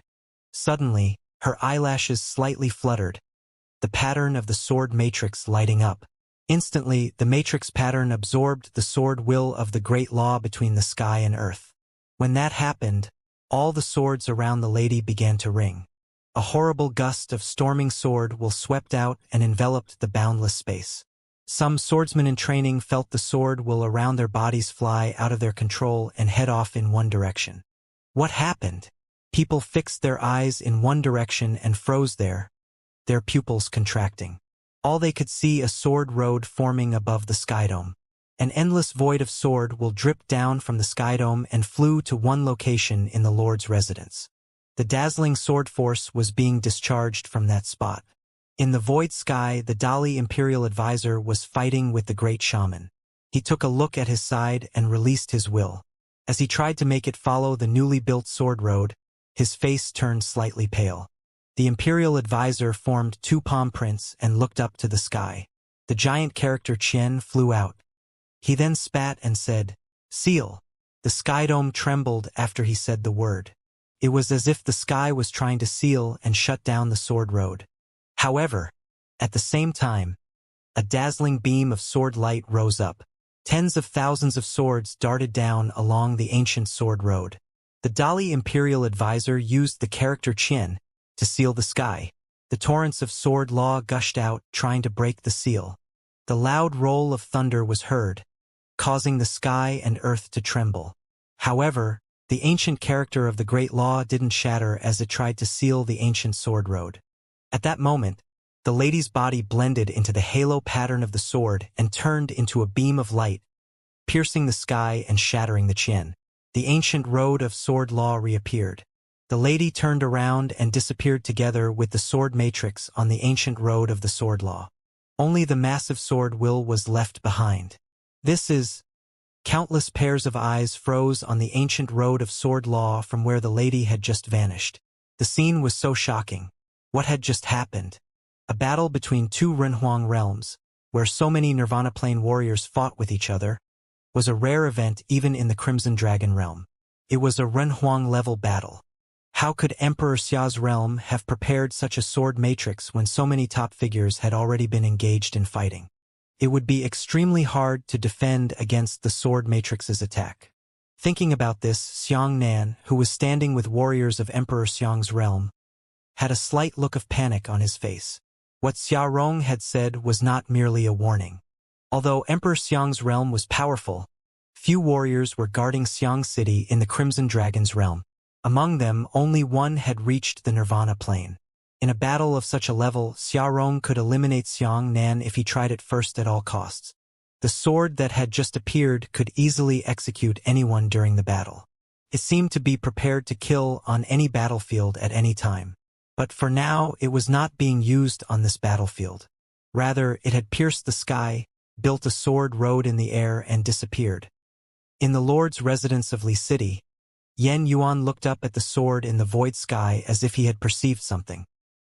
He turned around and said to the people nearby, "Escort His Highness away immediately. He couldn't stay here." Yan Yuan could sense how powerful and dangerous the force was. Could even be a threat to him. The sword that Ji Yuan used was the sword of guidance. "This way, please, Your Highness." They appeared in front of Li Yao, ready to escort him. Li Yao frowned slightly. Something in her eyes had changed. He could tell that Yan Yuan's tone had become serious. Was the situation so serious that even Yan Yuan was worried? Were more warriors of Emperor Xia's realm coming here? However, how could Emperor Xia's realm deploy top warriors here during a battle of such magnitude? But this was obviously not the moment to think too much. He jumped into the air and prepared to leave with his escorts. It seemed that his sage plane was not qualified enough to join this battlefield. At the same time, Yan Yuan looked down at Ji Yuan, who was covered by the matrix. His left hand smashed against the magnificent matrix of the Great Law again as he spat the word, "Hua."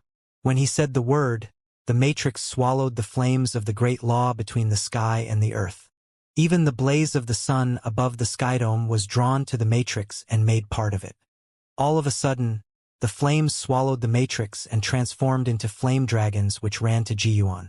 The flame of the Great Law was trying to burn the space to ash.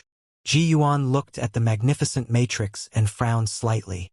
This Dali Imperial Advisor's top disciple had acquired the Imperial Advisor's skills, making him really tricky to deal with. There was no way to use his deathly methods in front of Yen Yuan. At this moment, the sword wills dripped down from the sky dome and fell on Yen Yuan's body. Although the will was not very strong yet, Yen Yuan could sense the great danger from it. Numerous swords came into sight above the sky dome and sealed off the sky. The faces of Li Yao and others turned pale as they looked up at the sky dome. Right above their heads, an ancient road of sword law with countless swords was dripping down from above. Yen Yuan's face suddenly turned pale. He immediately let Ji Yuan go and lifted the matrix pattern of the Great Law with both hands, rushing up into the sky.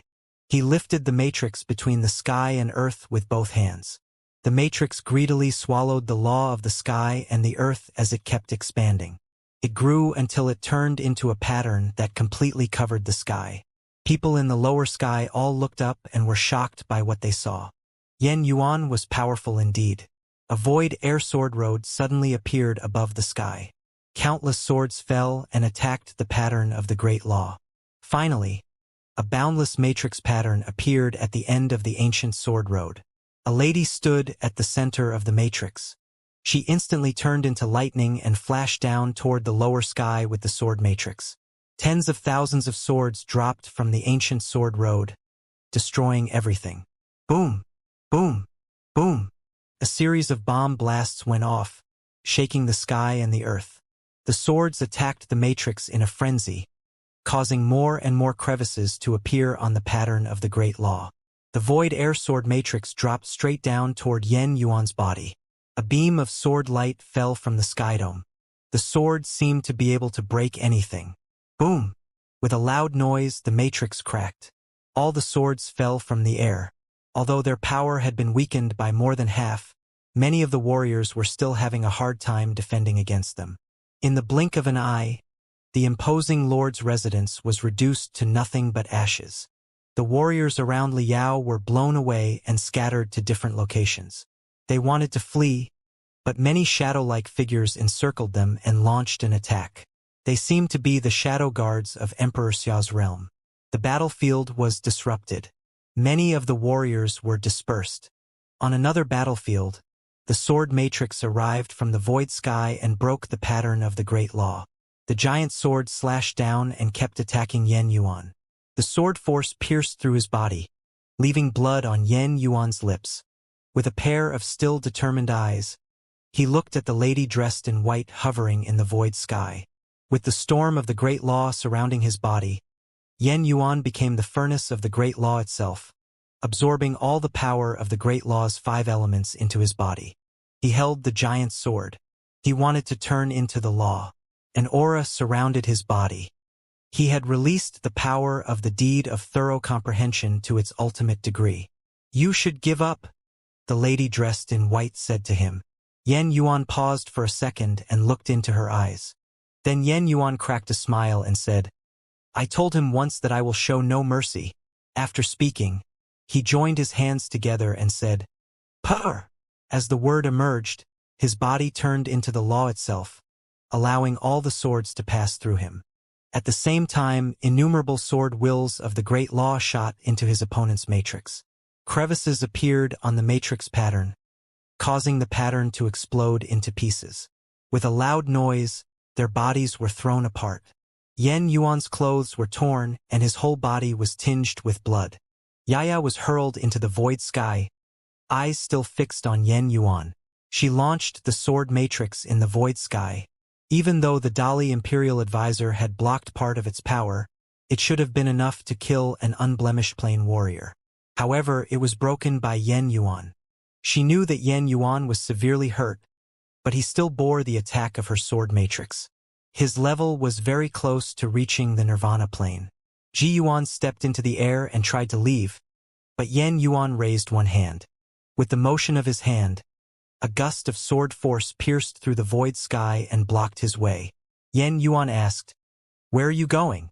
Ji Yuan looked at him and asked in return, "Do you still want to fight?" The fight was now 2 against 1. Even though Yen Yuan's ability was extremely strong, he had no advantage against the 2 of them, not to mention that the strike had severely wounded him. Yen Yuan launched the Great Law by force. The pattern again appeared around his body.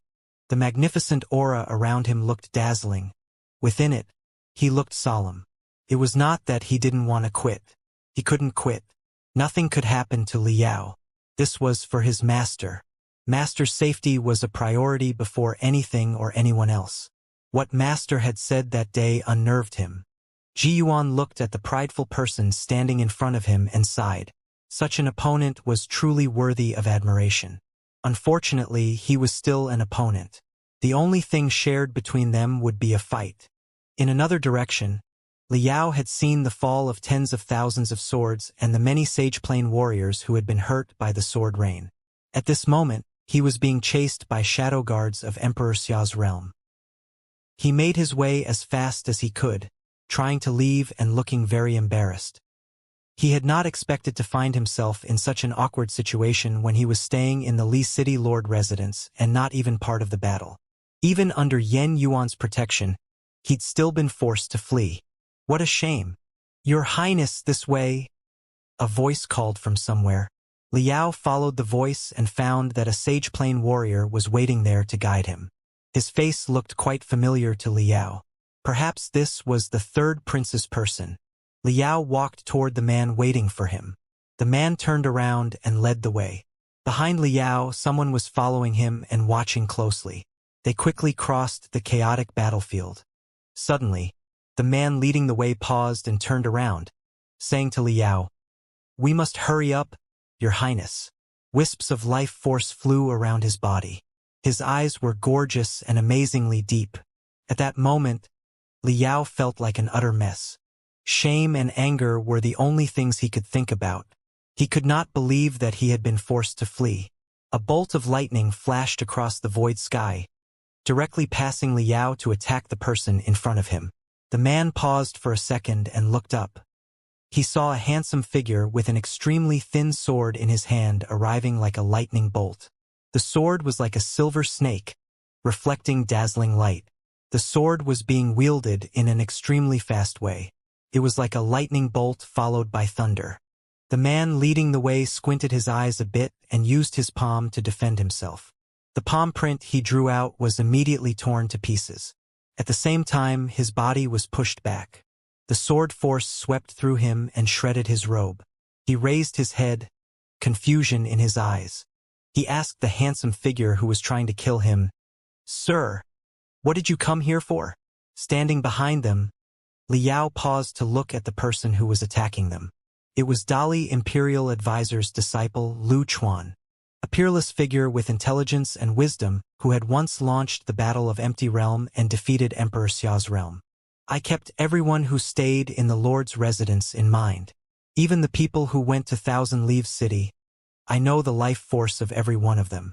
You look like one of the 3rd prince's subordinates, but you are not him," said Lu Chuan softly. "Brother 7th Swordsman, long time no see." This name, 7th Swordsman, was like a thunderbolt out of the blue that exploded in Liao's brain. He suddenly raised his head and fiercely looked at the person in front of him. With his eyes widened, he fixed his stare on him, his face turning pale gray. He couldn't be more familiar with the name. He had sworn to kill this person no matter what. Yet he'd been duped again. A gust of violent force swept out from Liao's body. He was angry like a furious dragon, but there was a sort of fear in his anger. The 7th Swordsman had almost damaged him. Before, when Yen Yuan had stood in front of him, he'd been completely confident that Yen Yuan could defend against anyone below the Nirvana plane. Liao completely trusted Dali Imperial Advisor's disciples. Yen Yuan was capable indeed. Even though he was severely wounded, he had still successfully blocked 2 top figures of Emperor Xia's realm and allowed him to escape. At this moment, it was another of Dali Imperial Advisor's disciples, Lu Chuan, who was standing in front of him. His talent was also extraordinary. However, Liao lost his confidence. His opponent was Yi Futian. Even though Yi Futian was the man he hated most and wanted to kill, from the bottom of Li Yao's heart, he still totally acknowledged Yi Futian's ability. This place was weirdly quiet while the rest of the battlefield was in turmoil. As a wind passed by, the robe of the person standing there blew in the wind. His long hair had turned silver since he'd last seen him. The contour of his face had changed, too. Soon, the handsome face became clear to Li Yao's eyes. He clenched his fists. His face was extremely sullen. Yi Futian! He spat out the name like venom. Yi Futian didn't look at Li Yao, ignoring him. He fixed his eyes on Lu Chuan and asked, "Brother, could you just let me through?" "No, I can't," replied Lu Chuan. He initiated his cultivation method. Suddenly, the will emanated between the sky and earth, tearing the void apart. A storm of will appeared in the space that was trying to shatter the area. Lu Chuan's body was surrounded by the horrifying sword will. "Sorry for the offense," said Yi Futian. A long halberd appeared in his hand. The halberd of time and space swallowed and spat out the terrifying space will which swept through the void air, trying to seal and freeze it. The great law enveloped the sky and earth. Li Yao and Lu Chuan felt like they were submerged in the absolute space. At this moment, Lu Chuan flicked his wrist, and the silver sword light swept over the sky and crushed the space will. The two powers were colliding with each other in an invisible form. Bam!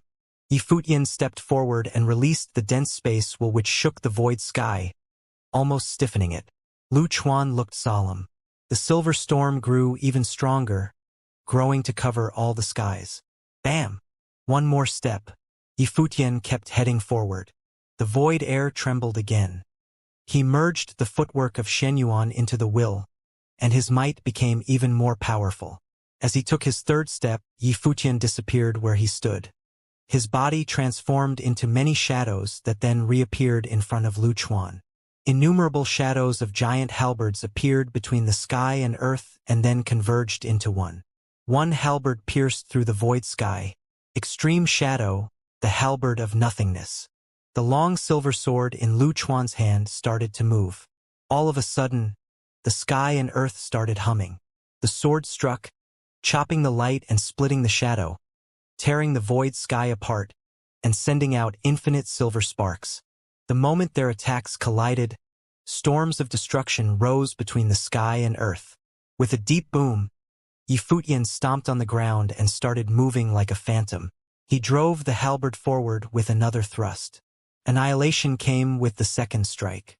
The will of the great law shattered the void sky and crazily smashed the silver sword will, surging toward Lu Chuan's body. Lu Chuan's finger tapped on the sword. The sword force between the sky and earth was dazzling.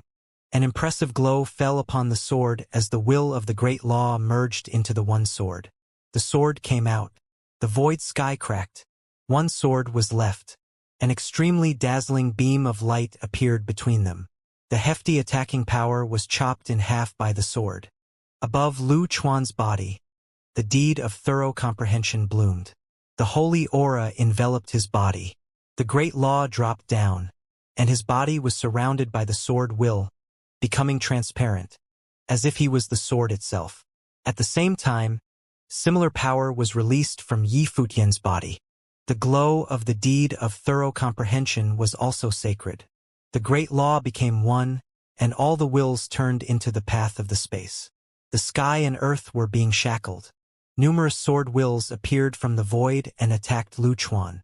Lu Chuan's body didn't move. He still stood firmly on his feet. When the sword swung toward his body, it couldn't break his sword defense. Bam! Yi Futian started walking again. The sky and earth became heavy. He kept walking forward. Lu Chuan looked even more solemn. His body seemed to be bearing the extremely heavy pressure of the great law. "Brother, watch out," said Yi Futian. He took one more step after he spoke, his body then bending forward. He released the halberd of time and space. The storm of destruction tore the void sky apart and marched ahead, as if anything in front of him would be destroyed. The third strike, unending void. The great law returned to the unending void. Everything was annihilated. The sword in Lu Chuan's hand was hanging before his chest. He drew 2 palm prints. The sword will of the great law flew from the sky and earth into the sword. The sword swallowed and spat silver light tens of thousands of feet into the air. All the sword shadows became one and blended into the sword. The sword made a series of metallic clangs. Crevices appeared in the space as if the sky and earth were about to be torn apart. A pattern of the great law appeared in the void sky with the sword as its axis. In the pattern of the great law, all swords turned into one and merged into the sword.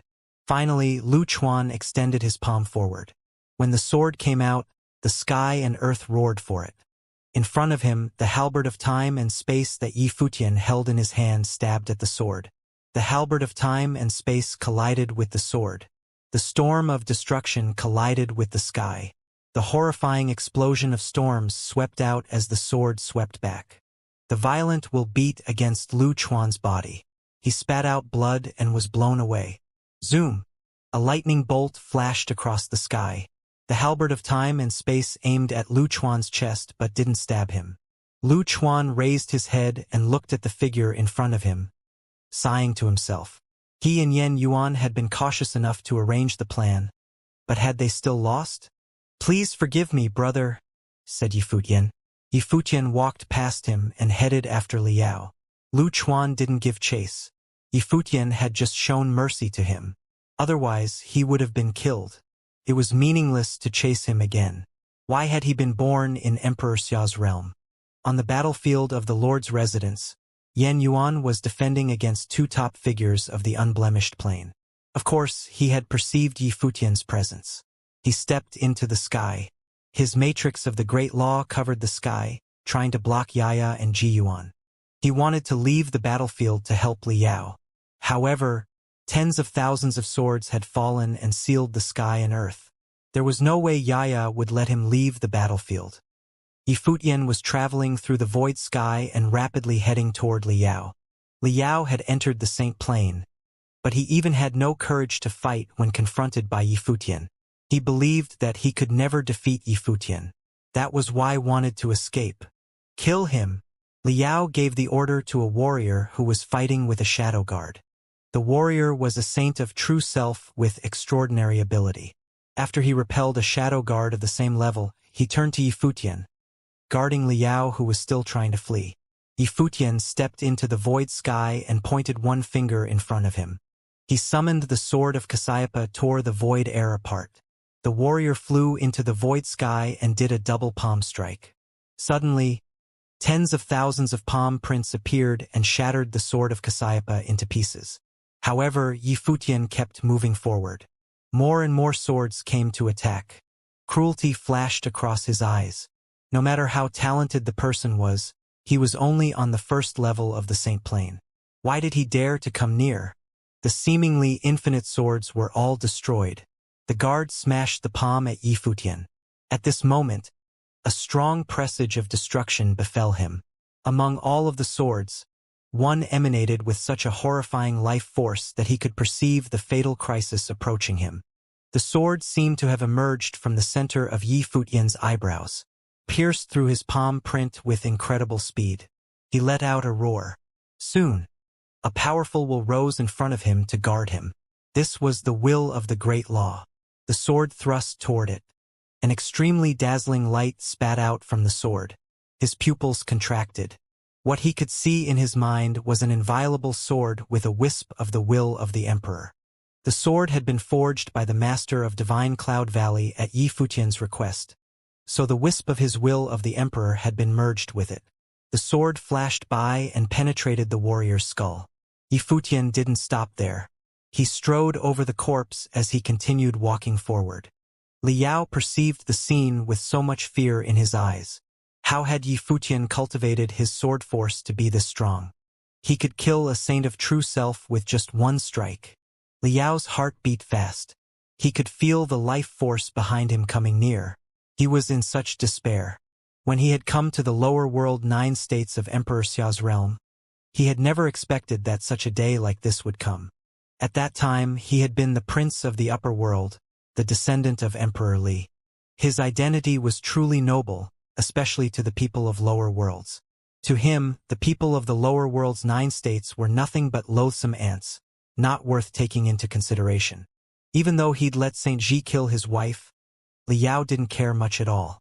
However, today, the person he'd once regarded as another ant of the lower worlds was trying to kill the Dali prince. Liao was still running forward when he saw swords raining down from above, cutting his escape route right then and there. Vast pressure swept all over, and Liao turned around abruptly, throwing out his hand toward Yifutian, who was charging at him. His arm was transformed into an extremely saintly 5-clawed dragon that charged abruptly at Yifutian. It was apparent that Liao did not want to roll over and die. He too was a saint. While his powers were inferior to those of Yifutian, he deemed it necessary to fight, nonetheless. However, his face appeared rather twisted at that moment, displaying an expression of anger amid despair. That look in his eyes suggested that he wanted to battle Yifutian. The halberd of time and space was thrust out like a bolt of lightning. Rumbling noises were heard as the huge, 5-clawed, golden dragon exploded and crumbled. Yifutian did not stop charging. He continued streaking through the air and appeared right before Liao. The place seemed to have frozen when the halberd struck. Liao roared in anger, and the space around them trembled. He stepped forward as an extremely dazzling specter appeared above him. It did not seem to be something of his own will. Rather, it seemed to be an imposing Renhuang shooting right out of his brain. Yifutian sensed looming danger ahead. The raging will lashed out right away. He had sensed the imposing Renhuang's shadow. While it was a construct of spiritual willpower, the hurricane of rage still sent him flying. That spiritual willpower then charged right into his mind. That will was incredibly grand and imposing. It was a true will of Renhuang, wiping out the existence of all other wills. Boom! Yifutian suffered a huge blow to his mind, and his body was sent flying again and crashed to the ground. Blood spilled from his mouth, and he felt rather hazy. Liao's expression was extremely gloomy as he looked at Yifutian. The will that his father left within him enabled him to invoke this power when he was in mortal peril. It was known simply as the will of Renhuang. He had little idea how powerful it would be, but, upon seeing the scene before him, Liao no longer despaired and seemed to find the light of hope. His eyes were filled with a negative, violent aura as he headed towards Yifutian. Dead. If his father's will had crushed Yifutian's will, it would have been possible for him to kill Yifutian on the spot. Seeing Yifutian on the ground, not budging even an inch, Liao's face became ferocious with a cruel smirk in his eyes.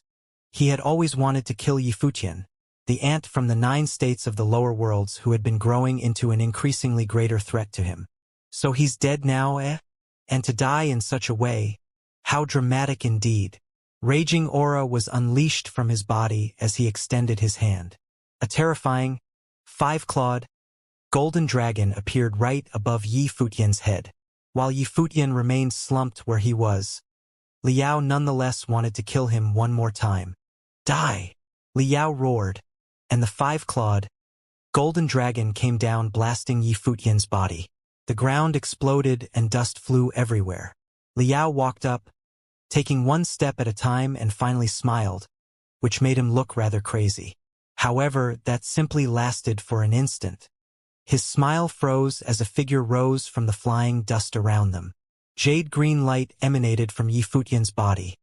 It was a manifestation of the power of life, and it was tremendously thick.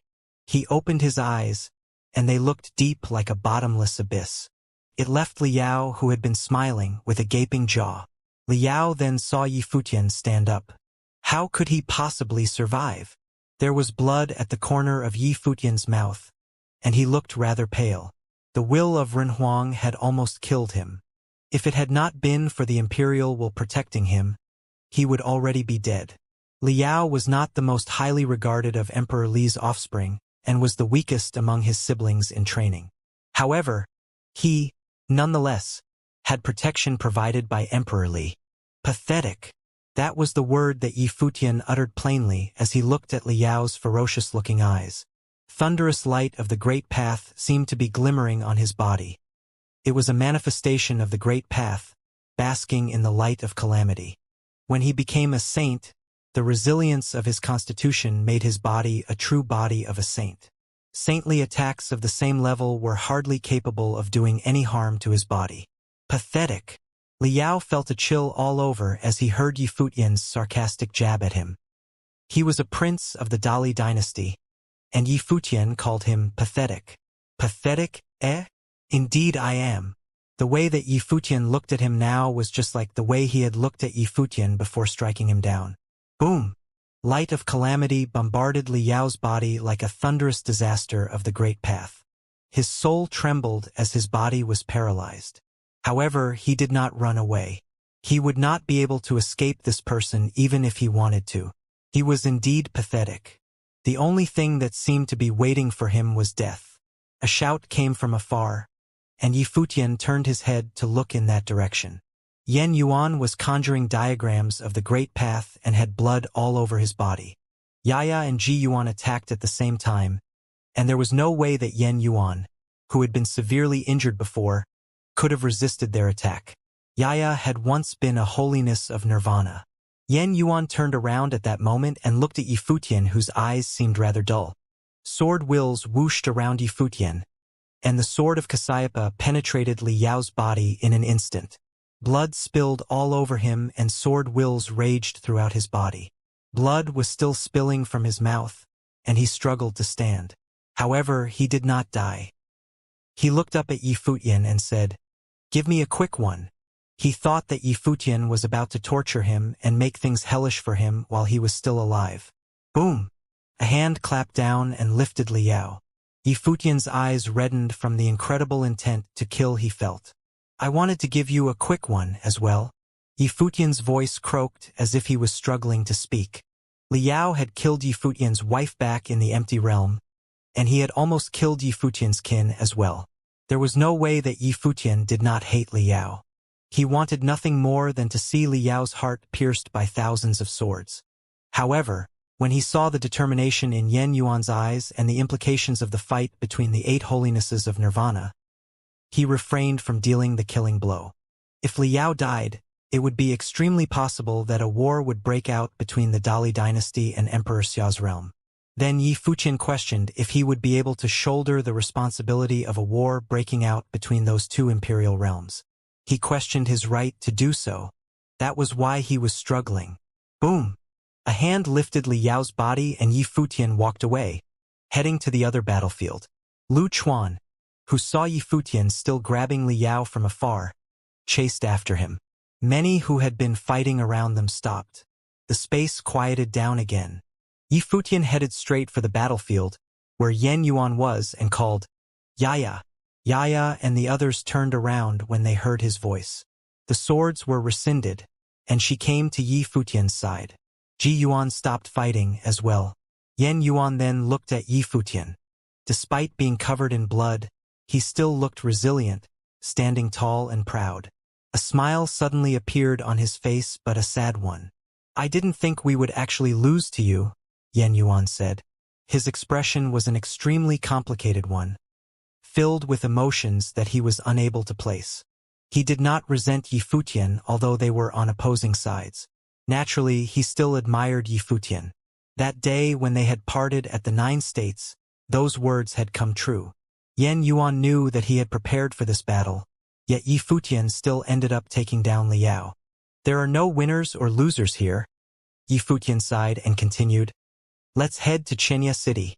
Yaya waved her hands about and then a sword appeared in the air. Several of them stepped onto it, and the sword streaked away. Lu Chuan walked to Yen Yuan's side, and Yen Yuan then mumbled, "No wonder our teacher liked him so much." "He might not kill the prince, brother," Lu Chuan said. Yen Yuan turned to look at him as he continued. "He was here to avenge his wife. If he was going to cut down the prince, he would have done it already." Yen Yuan looked at Yifutian disappearing in the distance and said, "Let's go." He then stepped forward. Lu Chuan stood at Yen Yuan's side and looked at his eldest brother while sighing deeply. Liao was lost in his eldest brother's hands. If Yifutian were to kill Liao, blame would first fall onto Yen Yuan's shoulders. However, Lu Chuan thought at the moment that his eldest brother was, instead, more concerned for their teacher. The battle was still raging in Xianxia City, and the place looked like a mess. The mighty ones were fighting close to each other. The swordmaster of Lihan had injured Chao Kong before, yet Chao Kong's demonic powers were overwhelming. He was extremely resilient, refusing to back away. He went all the way to the battlefield where the imperial advisor of Dali and the great shaman were fighting. The Prince Regent managed to fight off Luyu and push the battle all the way to the central region of Xianxia City. The 6 figures at the holiness of Nirvana level were fighting earth-shattering battles high in the air. Many throughout Xianxia City looked up at the battles, their hearts racing. Many saints perished on that battlefield. The imperial advisor had no intention of fighting any longer when Yaya, who had returned, opened the ancient path of the sword with a single stroke, then headed far away. She definitely had gone to Li City. The imperial advisor had no idea how Yen Yuan would have fared, and if his student would have been able to block her attack. Li Yao has been taken. Stop fighting immediately. A voice came from nowhere. The mighty ones who had been fighting were, at first, dumbfounded and then turned to see who had spoken. It was none other than a demonic beast. My master has taken Li Yao and is heading back here, the black wind condor continued saying. The imperial advisor shouted and, throughout the battlefield, countless soldiers felt their brains rattling. There were mighty ones throughout the vast battlefield, but they were unable to help and backed away from each other. That shout had made them all cease fighting. The imperial advisor scanned the battlefield. He had not wanted to see a fight happen, but he had no choice. So Yi Futian has taken Li Yao, eh? Yen Yuan had been there to guard him. I wonder how he is doing now. The battlefield of Xianxia City was littered with ruins, and that happened with the mighty ones fighting in the air and not causing any collateral damage from above. Half of the city would have been razed otherwise. The atmosphere was extraordinarily tense at that moment. They all had ceased fighting, but everyone was still in a ready-to-strike position as if the fighting could restart at any moment. In truth, both sides had things under control to a certain measure as the mighty ones all went out of their way to find opponents of comparable strength. If fighters from the Dali dynasty who were at the holiness of Nirvana level were to kill those on the lower levels of Emperor Xia's realm, there would hardly be anyone left. Both sides were not willing to pay that price. As such, all went out of their way to keep the battle contained instead of trying to annihilate each other. However, Li Yao, a prince of the Dali dynasty, was taken. Everyone indeed wondered what the outcome would be. No one had an answer and everyone was waiting. Imperial advisor, could any cultivators of Emperor Xia's realm stop you? The Prince Regent asked as he looked at the imperial advisor. His words puzzled many. What is the Prince Regent of the Dali dynasty getting at? Is he chastising the imperial advisor for not doing his best? Are there conflicts within the Dali dynasty itself? However, Dali's imperial advisor had been extremely forceful in the battle, so much that he looked invincible. If he were to go all out, there was no telling how many would have perished. The imperial advisor shot a look at the Prince Regent and said, "You were not able to stop them yourself either, Prince Regent." The Prince Regent's expression turned cold. "I hope that His Highness is doing fine. Yen Yuan is your topmost student, #1 in Dali below the holiness of Nirvana level. If he is around, I believe that the animal is simply bluffing. How could His Highness be taken with Yen Yuan around?" The imperial advisor frowned and shot a cold look at the Prince Regent. The Prince Regent saw that Yaya had opened up the ancient path of the sword and zipped off. He could tell just how frighteningly powerful the might of her sword was. It seemed as if she had surpassed the level of the unblemished saint. Yen Yuan was known to be at the pinnacle of the unblemished saint level, but that sword would have been dangerous nonetheless. However, not only did the Prince Regent ignore the fact that Yen Yuan could have been in danger, but he claimed that Li Yao could not possibly have been taken when Yen Yuan was around. His scheme was obvious. The imperial advisor did not bother arguing with the Prince Regent about anything. A sword will from afar zipped past, finally, and everyone looked up and saw the group of figures heading their way. Everyone's face changed when they saw what had happened, especially those from the Dali dynasty. The 9th prince of the Dali dynasty, Li Yao, had been taken. Yifutian, Yaya, and the others had Liao tagging along as their prisoner. Yifutian turned to look at the battlefield and, in a flash, headed straight to the crowd and stopped in front of Emperor Xia's realm. Yan Yuan followed suit and looked up at the imperial advisor. Regret was in his eyes as he said, "I failed, teacher." The imperial advisor took a look at Yan Yuan's blood-stained body and sighed deep down, saying, "It's fine that you come back in one piece." Yan Yuan? A cold voice was heard.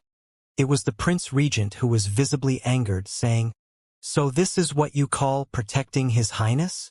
Yan Yuan took one look at the Prince Regent and said, "I have indeed failed." The Prince Regent's eyes were cold.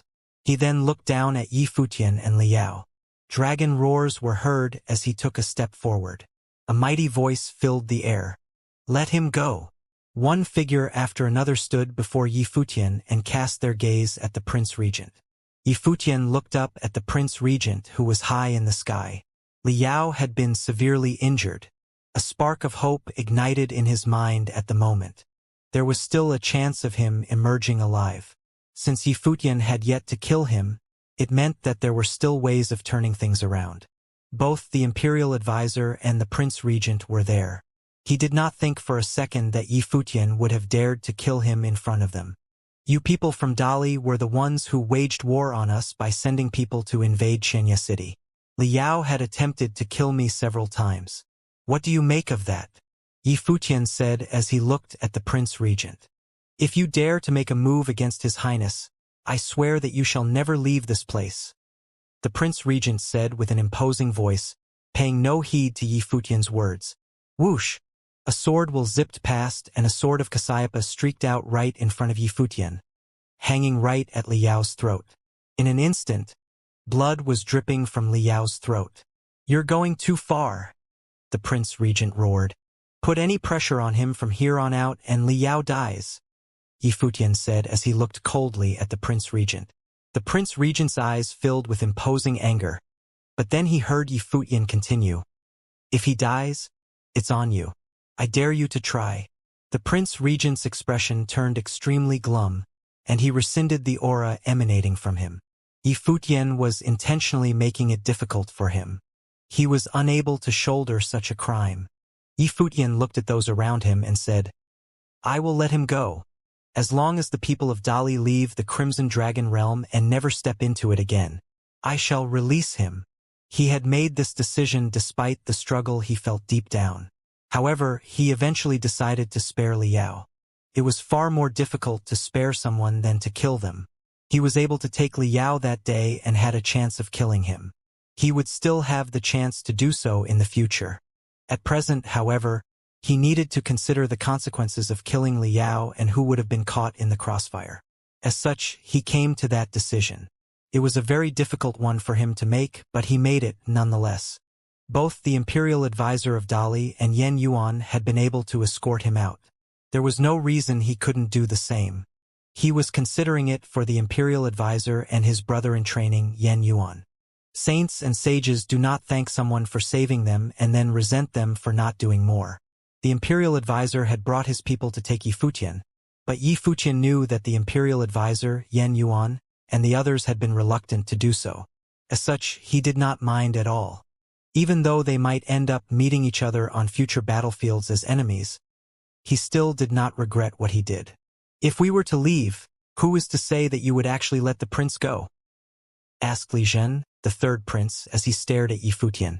He did not expect Liao to end up as a prisoner. If things had turned out that way, it would have been difficult for the battle to go on, especially when Yifutian had yet to kill Liao. If he were to kill Liao, then the real fight would have truly broken out. Both sides would no longer hold back against each other after that. "I believe him, Your Highness," said a voice, and Li Zhen looked to see whose it was. It was the imperial advisor of Dali. He looked at Li Zhen and said, "Your Highness, this all happened because of me. I shall serve as the guarantor and stay behind to take the prince home." Li Zhen looked at the imperial advisor, and Yifutian said, "That is acceptable." There were other things that he wanted to say to the imperial advisor as well. The place was silent and many looked at Li Zhen. Li Yao turned his eyes toward his third brother. It seemed that Yi Futian did not dare to kill him after all. That settles it. Li Zhen's expression was extremely cold, but there was little else he could have done. He was extremely reluctant to do that, but there was no way he could have just let Yi Futian kill Li Yao. Imperial advisor, I shall leave my ninth brother to you, Li Zhen then said to the imperial advisor. He then waved his hand and said, retreat. He then gathered his people and left. The Prince Regent's expression was ice-cold as he glanced at Yi Futian, but he was unable to do anything else other than leave. So Yi Futian was calm and planned to let Li Yao go. What Yi Futian did ground the battle to a halt. If nothing was going to happen to Li Yao and the imperial advisor was to take him away, then there was nothing he could have done to the imperial advisor. There would have been no excuse to spark a war. As such, everything he had done had gone to waste. It also meant that the trip to the Crimson Dragon Realm would be a waste. One figure after another left. The people from the Dali dynasty retreated like a tide. Those from Emperor Xia's realm who were still on the battlefield rescinded their aura and looked at Yi Futian. When everyone from Dali left, there was only the imperial advisor, Yan Yuan, and some others remaining. Yi Futian looked at the silhouette that was far away in the sky, and he stepped forward, heading in the imperial advisor's direction. Yaya followed right behind him. While Yi Futian was confident that the imperial advisor would not have harmed him, Yaya followed nonetheless. As for Li Yao, no way could he run with so many mighty ones from Emperor Xia's realm around. Teacher, Yi Futian called as he came before the imperial advisor of Dali and bowed. The imperial advisor looked at the handsome young man before him and sighed. He truly wanted to take Yi Futian as his student. Let's just leave Dali, Yi Futian said to the imperial advisor telepathically. He was able to tell from the Prince Regent's attitude that his teacher was, at present, having a hard time in Dali. The imperial advisor sighed and shook his head slightly. Some things were not as simple as Yi Futian thought they could be. There was no way the imperial advisor could have simply left.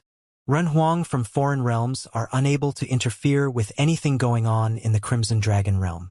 You don't have to be a traitor, teacher, Yi Futian advised him telepathically again. His teacher could have learned a lesson from the ninth servant of the ancient imperial city setting up shop in the Crimson Dragon realm. If he had not sided with the enemy Emperor Xia's realm, then he would not have been considered a traitor. He only needed to resign from his post as the imperial advisor. I'll think about it, the imperial advisor said.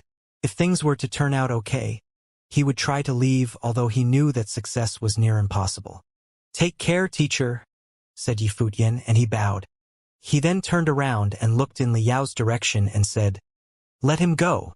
Ji Yuan and the others intended to let him go, but someone came to Li Yao's side at the moment, looked at Yi Futian and said, Yi Futian, Li Yao has been trying to murder time and again to start a war between the realms. Now that you have taken him, you can't just let him go like that. Yi Futian was dumbfounded. He then turned to see who spoke. It was none other than the eldest prince of Emperor Xia's realm, Xiaorong. Your Highness! Yi Futian wanted to say something. Yi Futian, you're too soft. There is no way you could achieve big things like that, Xiaorong said, and then grabbed Li Yao's throat. His overwhelming aura flowed from him, and he sensed the intention to kill him. The scene shocked everyone. Even those from Emperor Xia's realm looked at Xiaorong. Yi Futian had been the one in charge of everything before Xiaorong showed up, so much so that even Xia Qingyuan just let him be. However, with the eldest prince, Xiaorong, showing up, everyone wondered who was in charge. Yi Futian agreed to let him go, but Xiaorong did not. There have been many saints who died fighting in the Crimson Dragon realm. The Swordmaster and the others come here personally. If Dali is not afraid to wage war, then there is nothing the Emperor Xia's realm should be afraid of.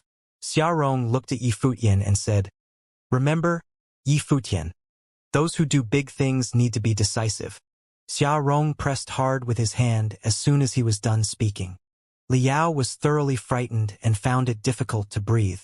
A crisp crack was heard, causing everyone's hearts to skip a beat. The vast space quieted down within moments. Countless eyes watched Li Yao, who was being held in Xiaorong's hand. He then let go, and Liao dropped to the ground. The dead man's eyes were still opened. Xiaorong had invaded Liao's mind with the will of the Great Path and killed him in an instant. His action had been decisive and without a hint of hesitation. Liao, the 9th prince of the Dali dynasty, perished. He died in the Crimson Dragon realm at the hands of Xiaorong. Yi Futian looked with astonishment at what transpired. He then turned his eyes to Xiaorong, whose face was filled with coldness and determination. It seemed that his will was adamant and undeniable. It was as if he had long made up his mind. "Brother?" Xia Qingyuan had watched the scene unfold with the same level of astonishment. Her mind was blank as well. They were not the only ones astonished. Everyone from Emperor Xia's realm that was present shared the sentiment. Many thoughts ran through their minds in that instant, and their hearts raced. Even the swordmaster of Lihen took a good look at Xiaorong. That move had indeed been brutal and merciless. He killed Liao and robbed everyone else of any other options. Yi Futian had just promised to let go of Liao, and his people went back on his word. He was thinking of how to deal with the imperial advisor, now that Liao was dead. Furthermore, the imperial advisor had spoken in Yi Futian's favor in front of all the mighty ones of Dali, guaranteeing the prince's safety. However, there was no way he could go back to Emperor Li unscathed now that Liao was dead. The imperial advisor, Yan Yuan, and Mu Chunyang were baffled by what transpired in front of their eyes. All of it seemed to have happened too suddenly. They had understood that Yi Futian had been ready to let go of the prince instead of killing him. However, Xiaorong made his move. The faces of Yan Yuan and the others turned pale. Everything seemed to have happened as their teacher had predicted. Powerful sword will emanated from Yaya, who was standing in the air behind Yi Futian. The light of sword was brought to its limit on her. She took Yi Futian's hand, intending to retreat with him. However, Yi Futian did not move, he stayed put in the air. He understood what Yaya was trying to do. The imperial advisor was a guarantor for Dali after all. The imperial advisor needed to first kill the man before his eyes before going back to Emperor Li. Both men were an arm's length away from each other, so it would be easy for him to kill Yi Futian, just as easy as it was for Xiaorong to kill Liao. Yi Futian knew that without doubt. He was even very clear that if the imperial advisor insisted on killing him, Yaya would not be able to keep him safe. There would be no chance of him surviving at this distance. To fulfill his duty to Emperor Li, the imperial advisor needed to kill him. It had to be done. If he refused, it would be tantamount to treason. Xiaorong had cut off the imperial advisor's escape route. His standpoint was that the imperial advisor had done nothing wrong. He posed an immense threat to Emperor Xia's realm, after all. The imperial advisor had stepped up to guarantee Liao's safety, but now one was imagining what was going through Emperor Li's mind now that Liao was dead. That move had been too brutal. Yi Futian felt a chill running throughout his body. So this is the eldest prince of Emperor Xia's realm, who had been training since he was young and grew up in battles of life and death? He really is brutal. It was just like he put it, decisive and without mercy. Yi Futian might have ended up dead because of what he did. Yet he showed no hint of mercy at all. He looked at Liao, who was already dead. He had been wanting to kill Liao for years, but not at a time like this, especially when the imperial advisor served to guarantee the prince's safety. "Go back, Yaya," Yi Futian said with a light tone. Yaya looked at him with stubborn eyes. She added strength to her hand, intending to take him away. Yi Futian shook his head at her, and Yaya finally gave in. She turned around and looked at the imperial advisor and said, "He had nothing to do with this." Yi Futian looked at the imperial advisor with regret written all over his face. He understood that his teacher had stepped up to act as the guarantor out of trust for him. However, it was because of him that his teacher was caught in such a predicament. He lowered his head and felt speechless. "Regardless of your choice, teacher, I have nothing to say against it." Yi Futian then sighed. He would not have held a grudge against the imperial advisor even if he wanted to kill him on the spot. After all, he was the one who started it. The imperial advisor turned around and looked at the handsome face before him, sighing deeply. He, of course, knew that Yi Futian had nothing to do with the prince's death, but that didn't matter. He vouched for Yi Futian and volunteered to act as a guarantor. Yet His Majesty's son died right before his eyes regardless. Who else would have been able to shoulder such a crime? Since he was the guarantor, there was no doubt that it would be him. There was only one thing left for him to do: fight to the death. Kill Yi Futian, kill Xia Rong, bring their heads to Emperor Li, and wage a war between realms. That was the only way for him to make amends. He was the only holiness of nirvana from Dali present, while the enemy had four. Xia Rong was an unblemished saint, which meant that there was no guarantee that the imperial advisor would have been able to kill him. Yi Futian, on the other hand, he could simply clap him to death right there and then. But should I kill him? Yan Yuan's eyes were bloodshot. He looked at the two silhouettes looking at each other in the sky. Yi Futian had chosen to spare Li Yao's life.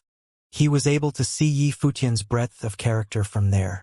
But then again, how would a teacher deal with such a predicament, and what choices would he have? His teacher, notwithstanding, felt the struggle deep in his mind. It was simply too painful to go with either option. The key, however, was that there were really no options to begin with. Betray Dali? Feishue is still at Dali. Furthermore, if Feishue is indeed around, would she be willing to let the teacher kill Yi Futian? She would probably suffer a pain worse than death. Imperial Advisor. Another voice was heard at that moment. Everyone turned to see Xia Qingyuan speaking. Xia Qingyuan stood where she was and looked up in the air. Her eyes, focused on the Imperial Advisor, looked adamant and determined. It is indeed our fault that my brother has caused you to break your promise. However, this has nothing to do with Yi Futian. If you were to kill him, regardless of whatever else that happened, I would be forced to pay whatever price I have to pay to keep you and your students around.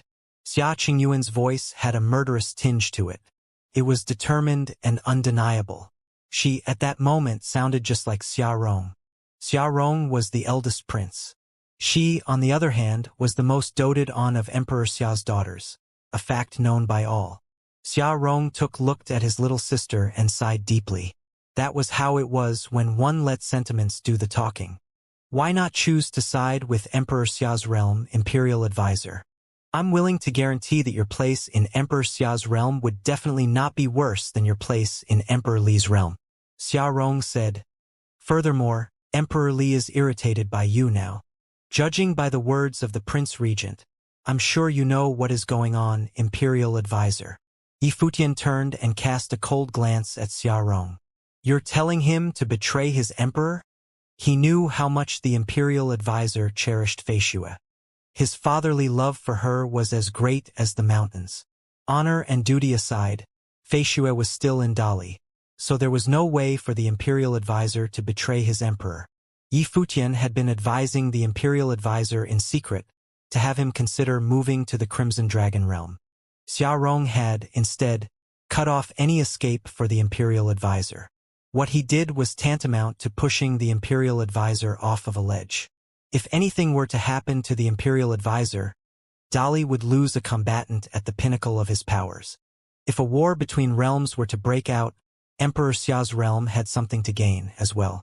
Furthermore, the Imperial Advisor's status in Emperor Li's realm was such that, if anything were to happen to him, news would quickly spread and cause a massive ripple. At the very least, the power of the Imperial Advisor's residence would be dismantled right away. All eyes looked at the Imperial Advisor high in the air. Everyone was waiting for his decision. The Imperial Advisor appeared very calm at the moment. Wind blew and his robe billowed. Neither Xia Qingyuan's determined threat nor Xia Rong's persuasion moved him. He was still as calm as he had always been. He looked at the young man before him and eventually sighed. This is fate, I guess. He had been able to foretell all of this before he came. But he was still unable to run from any of it, and unable to run, he saw fit to take things as they came instead. Yi Futian, the Imperial Advisor called. His voice was calm and gentle, without the slightest hint of being fettered. I'm here. Yi Futian lowered his head slightly and answered. I'd like to share 2 lines with you before we part. The Imperial Advisor continued. That indicated that he had made his decision. Yi Futian looked up at the Imperial Advisor and wondered, Is he getting ready to shoulder everything on his own? His eyes reddened somewhat as if sand had gotten into them. A wise man does not stand beneath a collapsing wall, the imperial advisor said. That was the first line he shared with Yi Futian. The young man knew that his teacher was talking about their current predicament. Yi Futian was, at the moment, putting himself beneath a collapsing wall. If the imperial advisor were to attempt to kill him, there was no chance he'd survive. His previous action of infiltrating Dali as the seventh swordsman was in the same vein. He was putting himself beneath a collapsing wall. The imperial advisor then turned around and walked, telling Yan Yuan and the others, "Let's go." Yan Yuan looked at his teacher and then at Yi Futian. His steps were heavy, but since his teacher had made the decision, all of them moved nonetheless and followed their teacher. "What is the second line?" Yi Futian then called, looking at his teacher's back. "As heaven's movement is ever vigorous, so must a wise man ceaselessly strive." The imperial advisor said loudly to Yi Futian with his back to him. The brimming voice was imbued with a virtuous aura. Yi Futian's eyes turned even redder. He clenched his fist tightly as he looked at the silhouette that was gradually disappearing from his sight. As heaven's movement is ever vigorous, so must a wise man ceaselessly strive. The next line to that would have been, as the earth's condition is receptive devotion, a wise man shall develop an all-encompassing breadth of character. You are of a breadth of character that is all-encompassing, teacher. Yet why do you put yourself under a collapsing wall? Yi Futian yelled at the figure who was disappearing. His teacher had spared him, which meant that his teacher would now be in more serious trouble. One of Emperor Li's sons perished, and the imperial advisor had the opportunity to kill the one who caused his death. Sparing the killer will come with severe implications. The mighty ones from Emperor Xia's realm looked at the imperial advisor's disappearing silhouette, and they felt pity for him. While those present were on opposing sides, and it was the first time many met him, they nonetheless developed respect for him from the bottom of their hearts. So, this is the imperial advisor of Dali then. As heaven's movement is ever vigorous, so must a wise man ceaselessly strive. The voice of Dali's imperial advisor reverberated in the minds of everyone present. The ones from Emperor Xia's realm never knew that the legendary figure who was serving their enemy, Emperor Li of the Dali dynasty, held Yi Futian in such high regard. While the parties were on opposing sides, the imperial advisor had truly taken Yi Futian as his student. He definitely would not have put his neck at risk for Yi Futian under any other circumstances. The ones from the Dali dynasty had left, but everything happening there was no secret, and many from afar witnessed the imperial advisor spare Yi Futian. The first thing that the imperial advisor should have done after Liao died was kill Yi Futian right before his eyes. However, he chose to simply leave. Would there still be an imperial advisor of Dali left after this? Yi Futian turned around and walked towards Xia Qingyuan.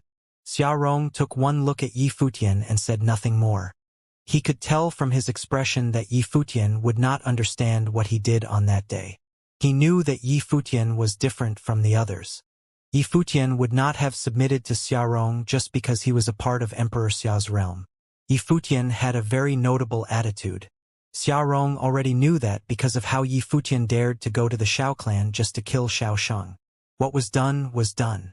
Xia Rong did not bother explaining anything. It would have been pointless. The imperial advisor of Dali was indeed an opponent deserving respect, yet at the same time he was also a dangerous opponent. The imperial advisor had to shoulder the responsibility of Li Yao's death. Even if he had chosen to kill Yi Futian, it would have been difficult for him to regain Emperor Li's trust. Worse still, he did not do anything to Yi Futian. The outcome was settled by then. Regardless of how encompassing and tolerant Emperor Li might have been, there was no way he would have forgiven a traitor. What the imperial advisor did that day was tantamount to treason. When he returned, he would probably have to atone for his crimes through death. Xia Qingyuan lowered her head a bit after seeing Yi Futian walking and feeling rather restrained. She never anticipated any of that either. While the actions of her brother were understandable from the standpoint of Emperor Xia's realm, he was nonetheless devoid of honor. What he did put both Yi Futian and the imperial advisor in a bind. It was especially so from Yi Futian's standpoint. What Xia Rong did was unforgivable. As such, she was feeling very terrible at the moment. Retreat from the Crimson Emperor realm and return to Emperor Xia's realm, Xia Rong said at that moment. Everyone turned around to look at Xia Rong. Many heeded his order and followed him, especially those whom he brought. Xia Rong was the deputy general of Tian and held extremely high prestige in the army. The Tian army was the #1 legion in Emperor Xia's realm, so one can imagine what Xia Rong's status was. He was a hardened prince who grew up on battlefields. However, not everyone heeded Xia Rong's orders. He was indeed the eldest prince, but some, like the swordmaster of Lihin, were of the holiness of Nirvana and did not serve Emperor Xia directly, which meant that princes and princesses held no sway over them. Only Emperor Xia had the authority to give them direct orders. Everyone else could only request things of them. That was how it was with the great shaman. While he would have respected the princes and princesses, only Emperor Xia would have been able to truly give him direct orders. As such, the mighty ones were taking a rather peculiar stance after Xia Rong spoke. The swordmaster of Lihin did not budge, looking in Yi Futian's direction instead. He was aware of everything taking place that day. The swordmaster of Lihin had bestowed his sword to Yi Wuqian, and he was not doing that simply because of Yi Wuqian's sword training. Yi Futian played a part in influencing that decision. From the look of things, Yi Futian appeared to be extraordinary in more than just his talents. Even an imperial advisor of an enemy nation, capable of throwing his weight around in his home country, treated Yi Futian differently. As for Lu Yu, he stood behind Princess Xia Qingyuan. Lu Yu had been following Emperor Xia all those years ago, yet at present, he was tasked with protecting Xia Qingyuan most of the time. As such, he was partial to listening to Xia Qingyuan's orders instead of Xia Rong's orders. Things on Emperor Xia's side looked rather peculiar at the moment, having lost harmony from when everyone shared the same thought. The atmosphere suggested that something had happened among the men, despite no one saying anything after what transpired between Yi Futian and the imperial advisor. "Let's head back to Emperor Xia's realm," Yi Futian said to Xia Qingyu. He needed to return immediately. "Yeah." Xia Qingyuan looked at his eyes and nodded. Many followed afterward as if factions had been split between Xia Rong and Xia Qingyuan. Xia Rong looked at the other side and said nothing. He flashed and moved, getting ready to return to Emperor Xia's realm through the teleportation grand matrix. Yi Futian walked up to Shen Tianzhan before he left and said, "Thank you for helping out with the battle, Senior, but it seems that there will be some changes to what was promised. For that, I am sorry. Please be careful out here, Senior." "Will do." Shen Tianzhan nodded. He then looked at Yi Futian and said, "I shall wait for you to return to the Crimson Dragon realm." Despite having participated in a battle fought mainly between those from Emperor Xia's realm and Emperor Li's realm, he was mostly excluded from the equation. The ones that Emperor Li's realm targeted were those from Emperor Xia's realm.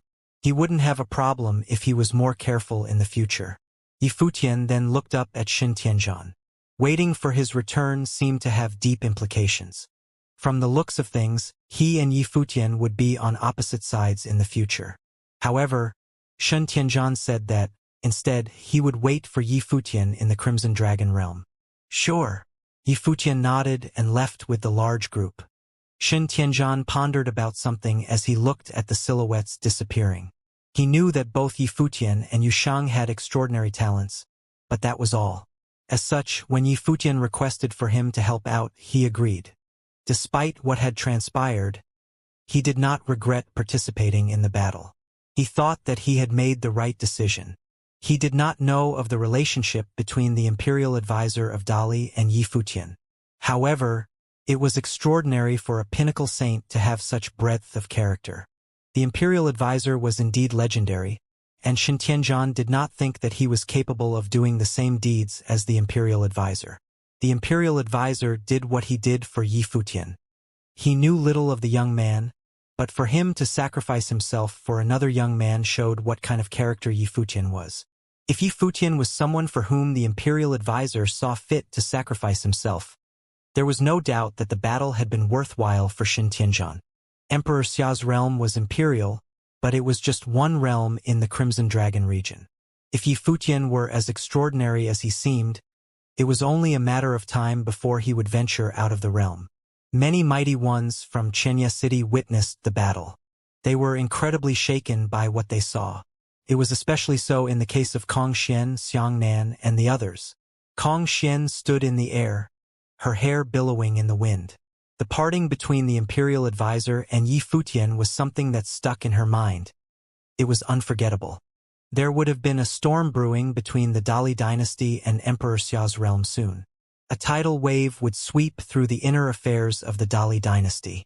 The imperial advisor's residence in the Dali dynasty was peaceful and quiet at the moment. He had brought his people to the Crimson Dragon realm. Nanjai and Feishue were the only two students left in the residence. At that moment, Feishue was touching a painting on a table. Nanjai was by her side. He had painted it. "It seems that your art has seen a lot of improvements, second brother?"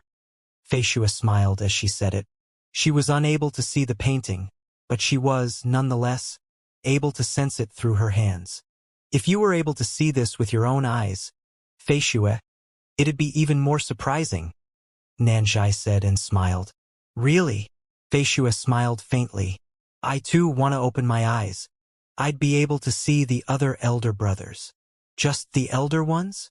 Nanjai asked sheepishly. "No younger ones involved?" Feishue's smile brimmed, and she nodded slightly.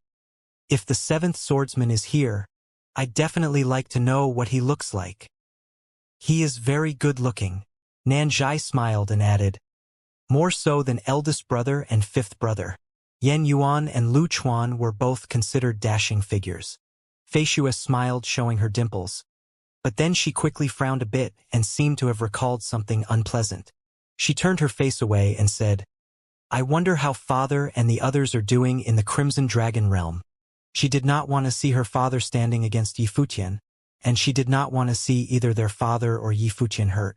"Teacher should be able to see it well," Nanjai said. However, his tone sounded rather flighty. It was apparent that he was concerned as well. At that moment, Nanjai extended his will, and he frowned slightly. His expression changed somewhat. His heart gradually sank.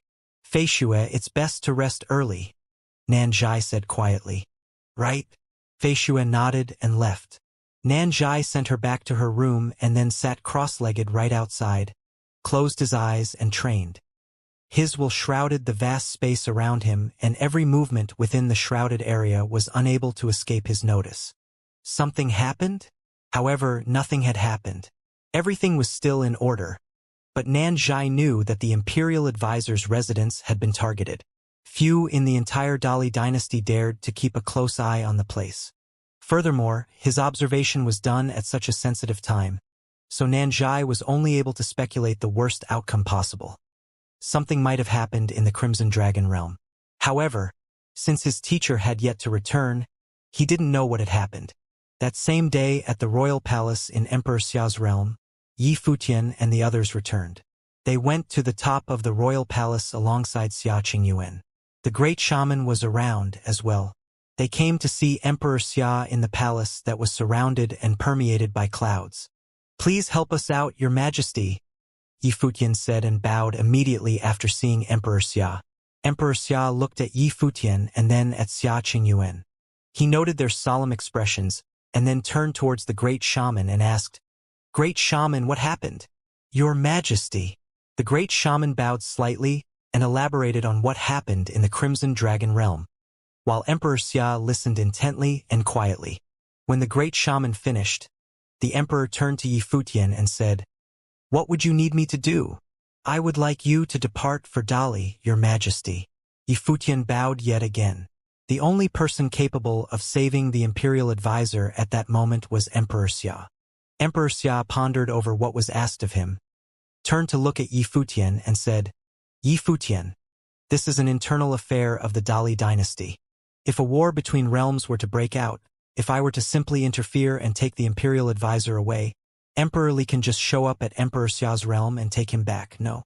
Even if a war were to break out, there still needed to be a balance. Renhuangs would have attacked easily. If they were to kill people below the Renhuang plain, it would be tantamount to genocide. No one else would be able to fight the Renhuangs. Emperor Xia claimed that even if a war were to break out, the imperial advisor was still a representative of the Dali dynasty. If he were to interfere in the imperial advisor's execution through the use of force, it would anger Emperor Li. Yi Fuqian knew that, which was why he advised the imperial advisor to consider settling in the Crimson Dragon realm. "Father," Xia Qingyuan called. The emperor turned to her. Xin then said, "We remained on the defensive in the battle at Crimson Dragon realm. We retaliated only after Li Yao and the others made a move against us. Li Yao was also leading the others to violate principles of the Battle of Empty Realm. Do you think that we took everything thrown at us lying down?" The emperor looked at them and, with a bitter smile, shook his head. He then said to Yi Fuqian, "I shall take you to Emperor Li's realm, but I'm afraid that Emperor Li is already thinking about what to do with the imperial advisor as we speak. I can't guarantee the outcome of the matter. The fate of the imperial advisor and the imperial advisor's residence depends solely on them." "Thank you, Your Majesty," Yi Fuqian bowed. Despite what Emperor Xia said, there was hope as long as he was willing to act on his own. Emperor Xia lifted his head and, in an instant, his will swept all over the place. The will of Renhuang was tremendously powerful, capable of shrouding vast areas within mere moments, enveloping the entire royal palace within. It continued to extend outwards, reaching extremely far places. The swordmaster of Lihin had just returned to Lihin heaven. He then looked up at the 33rd layer of heaven and said, "Your Majesty." A spectral face appeared in Lihin heaven, and it was none other than Emperor Xia's face. "I'm going to Dali for a bit. Would you mind joining me?" Emperor Xia asked. The swordmaster of Lihin nodded and answered, "Not at all. We shall depart immediately," the emperor said. There were also several other mighty figures there aside from the swordmaster of Lihin, who received Emperor Xia's orders. They took to the air right away. A gale swept through Emperor Xia's palace and will of Renhuang swept all over the place, taking many within. Yi Fuqian was also in that storm. His silhouette vanished from the palace at that moment. Not even he knew where he was going. Xia Qingyuan stayed where she was. She stood as she watched the people in front of her vanish. Emperor Xia, Yi Fuqian, and the great shaman had disappeared, taken away by her father. Countless people in the royal palace looked up at the palace in the 9th layer of heaven. All of them sensed the raging might, and they wondered where Emperor Xia was heading. Xia Rong was also in the royal palace. He initially intended to see his father, but he quickly noticed the changing clouds in the sky. He was somewhat shocked but knew that Yi Fuqian had gone along with Xia Qingyuan to see his father. Is father heading to the Dali dynasty now? He wondered.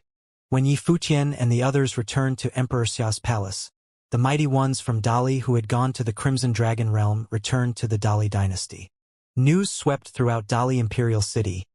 The imperial advisor had betrayed Dali, aiding those from Emperor Xia's realm who were responsible for Li Yao's death and letting them escape. The news was earth-shattering, causing a huge commotion throughout the city. Everyone sensed that a terrifying storm was coming. No one had completely forgotten what had happened when the imperial advisor had let Yi Fuqian of Emperor Xia's realm escape. That caused quite a bit of noise in Dali, and the Prince Regent dealt with it personally. Now, another incident of such magnitude happened again, and everyone wondered what consequences awaited.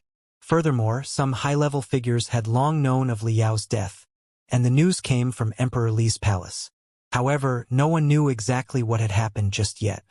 As the news of the imperial advisor's treason spread, one could imagine the intense commotion it caused. All of Dali Imperial City became shrouded in a stifling atmosphere. The imperial advisor of Dali had been a top-notch figure who had served one and reigned above all in the Dali dynasty. Nanzhai caught wind of the news in the imperial advisor's residence, and he finally understood why the place was being watched. Something had happened, after all. Li Yao had been killed in Crimson Dragon Realm. His teacher had gone there to take charge of the battle, and so his teacher naturally was responsible for Li Yao's death. But just how did Li Yao die? And how did such news spread? Things in the royal palace were dreadful. A thundercloud seemed to have shrouded everyone's heads. The imperial advisor was someone with great influence in the royal palace, even affecting the supreme being he served. It was said that he sold out his nation, so one could imagine what was going through the mind of that supreme being. A group of mighty ones stepped into Dali imperial city. The imperial advisor, the prince regent Li Jun, the third prince Chao Kong, the demonic leader, and many other top-notch figures were there. They had traveled straight for the royal palace at blitzing speeds above Emperor Li's realm. The imperial advisor was surrounded, at his flanks, by the prince regent, Chao Kong, and all the others. They looked extremely cold. Regardless of how encompassing and tolerant the imperial advisor had acted, a testament of his breadth of character, Yi Futian was nonetheless seen as an enemy of Dali. Murderous intent was vaguely in the prince regent's eyes, even as he deemed the imperial advisor's actions as a death wish. In the past, he had waited for the imperial advisor to make a mistake so that he could ask the advisor to step down from the center of power. It would enable the prince regent to reclaim his powers and retake the glory that belonged to the royal members of Dali. He never thought of killing the imperial advisor, though. Not even Emperor Li would do anything against the imperial advisor unless he had committed some grave, utterly unforgivable crime. However, the imperial advisor had indeed committed a grave, utterly unforgivable crime. It was more than just the death of Li Yao. If the prince were to die in battle, the imperial advisor might have only needed to shoulder some responsibility for it. The case was worse because despite being the imperial advisor of Dali, he did nothing after Li Yao died. He had gone so far as to spare Yi Futian, the man who Dali wanted to capture, the man responsible for causing Li Yao's death. What he did amounted to treason. Imperial advisor. The prince regent called after seeing him stop. Yan Yuan, get back to the house with everyone else. The imperial advisor said to Yan Yuan and those around him. The prince regent frowned and said, best head to see his majesty first. The imperial advisor shot a plain glance at him and continued, I'm the only one responsible for the offense. I would go with you all to his majesty to stand trial. It has nothing to do with my students. The prince regent wanted to insist, but he did not say much more after seeing the imperial advisor's cold expression. After you then. If Yan Yuan and the others were to leave with the imperial advisor, they would have nowhere to go. They would likely get pinned down in Dali Imperial City. Yan Yuan stopped and looked to where his teacher headed. Mu Chunyang and the others were at his side, as well. None of them followed their teacher, although they wanted very much to do so. Let's head back, Yan Yuan said. He knew his teacher's intentions and remembered what his teacher had said to him. Look after Fei Xue. Even if something were to happen to their teacher, all of them still had their missions to accomplish. As such, they did not head to the royal palace with the imperial advisor. Countless witnesses looked up at Emperor Li's path, seeing the imperial advisor and the others streaking by. They were reluctant to believe that the imperial advisor had betrayed Dali. It seemed impossible. If the imperial advisor had intended to betray Dali, he wouldn't have needed to wait until now. Furthermore, the imperial advisor had no reason to betray Dali. Those who had immense respect for the imperial advisor had a hard time believing any of the accusations.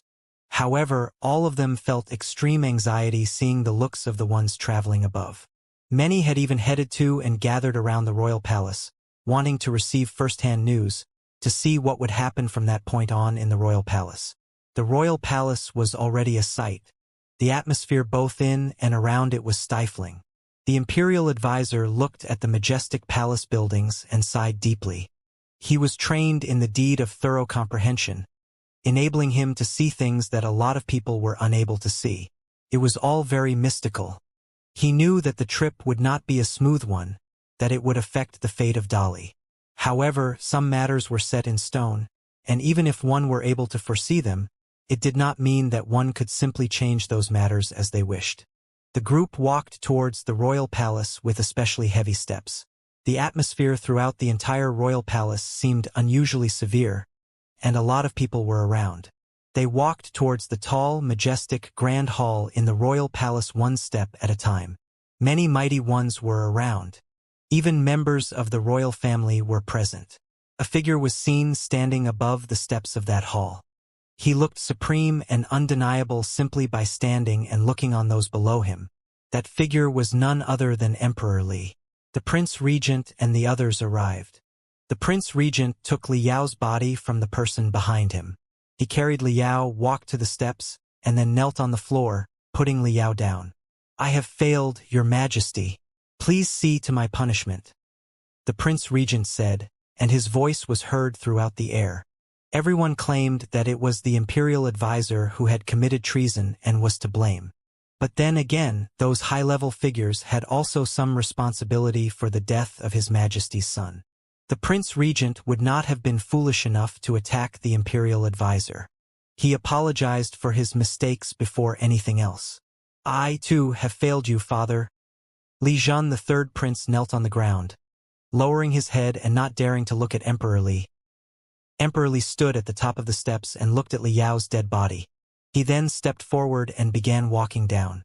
He walked very slowly, and everyone focused on each step. Many knelt and silently prostrated themselves on the ground. Emperor Li did not have the highest regard for Li Yao. Nonetheless, he was of the emperor's bloodline and his biological offspring.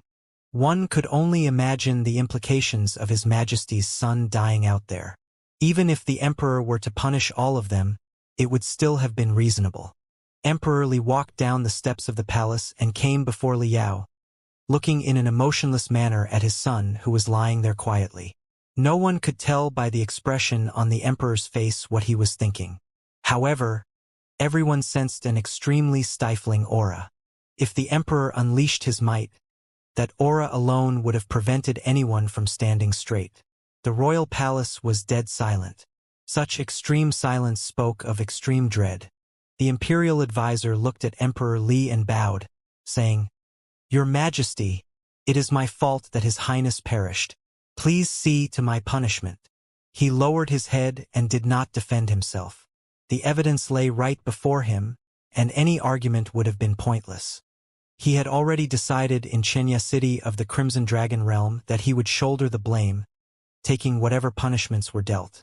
The emperor continued to look at Li Yao, his head lowered as if he had not heard anything the imperial advisor said. The wind blew, and everyone in the palace felt a chill as if the place were very cold. Emperor Li finally moved. He lifted his head slowly, looked at the Prince Regent, and then at Li Zhan before he looked at the others. His eyes eventually rested on the imperial advisor. "Imperial advisor, have I ever been unkind to you?" Emperor Li asked. The Prince Regent knew what was going to happen upon hearing the emperor's words. The era that belonged to the imperial advisor was over.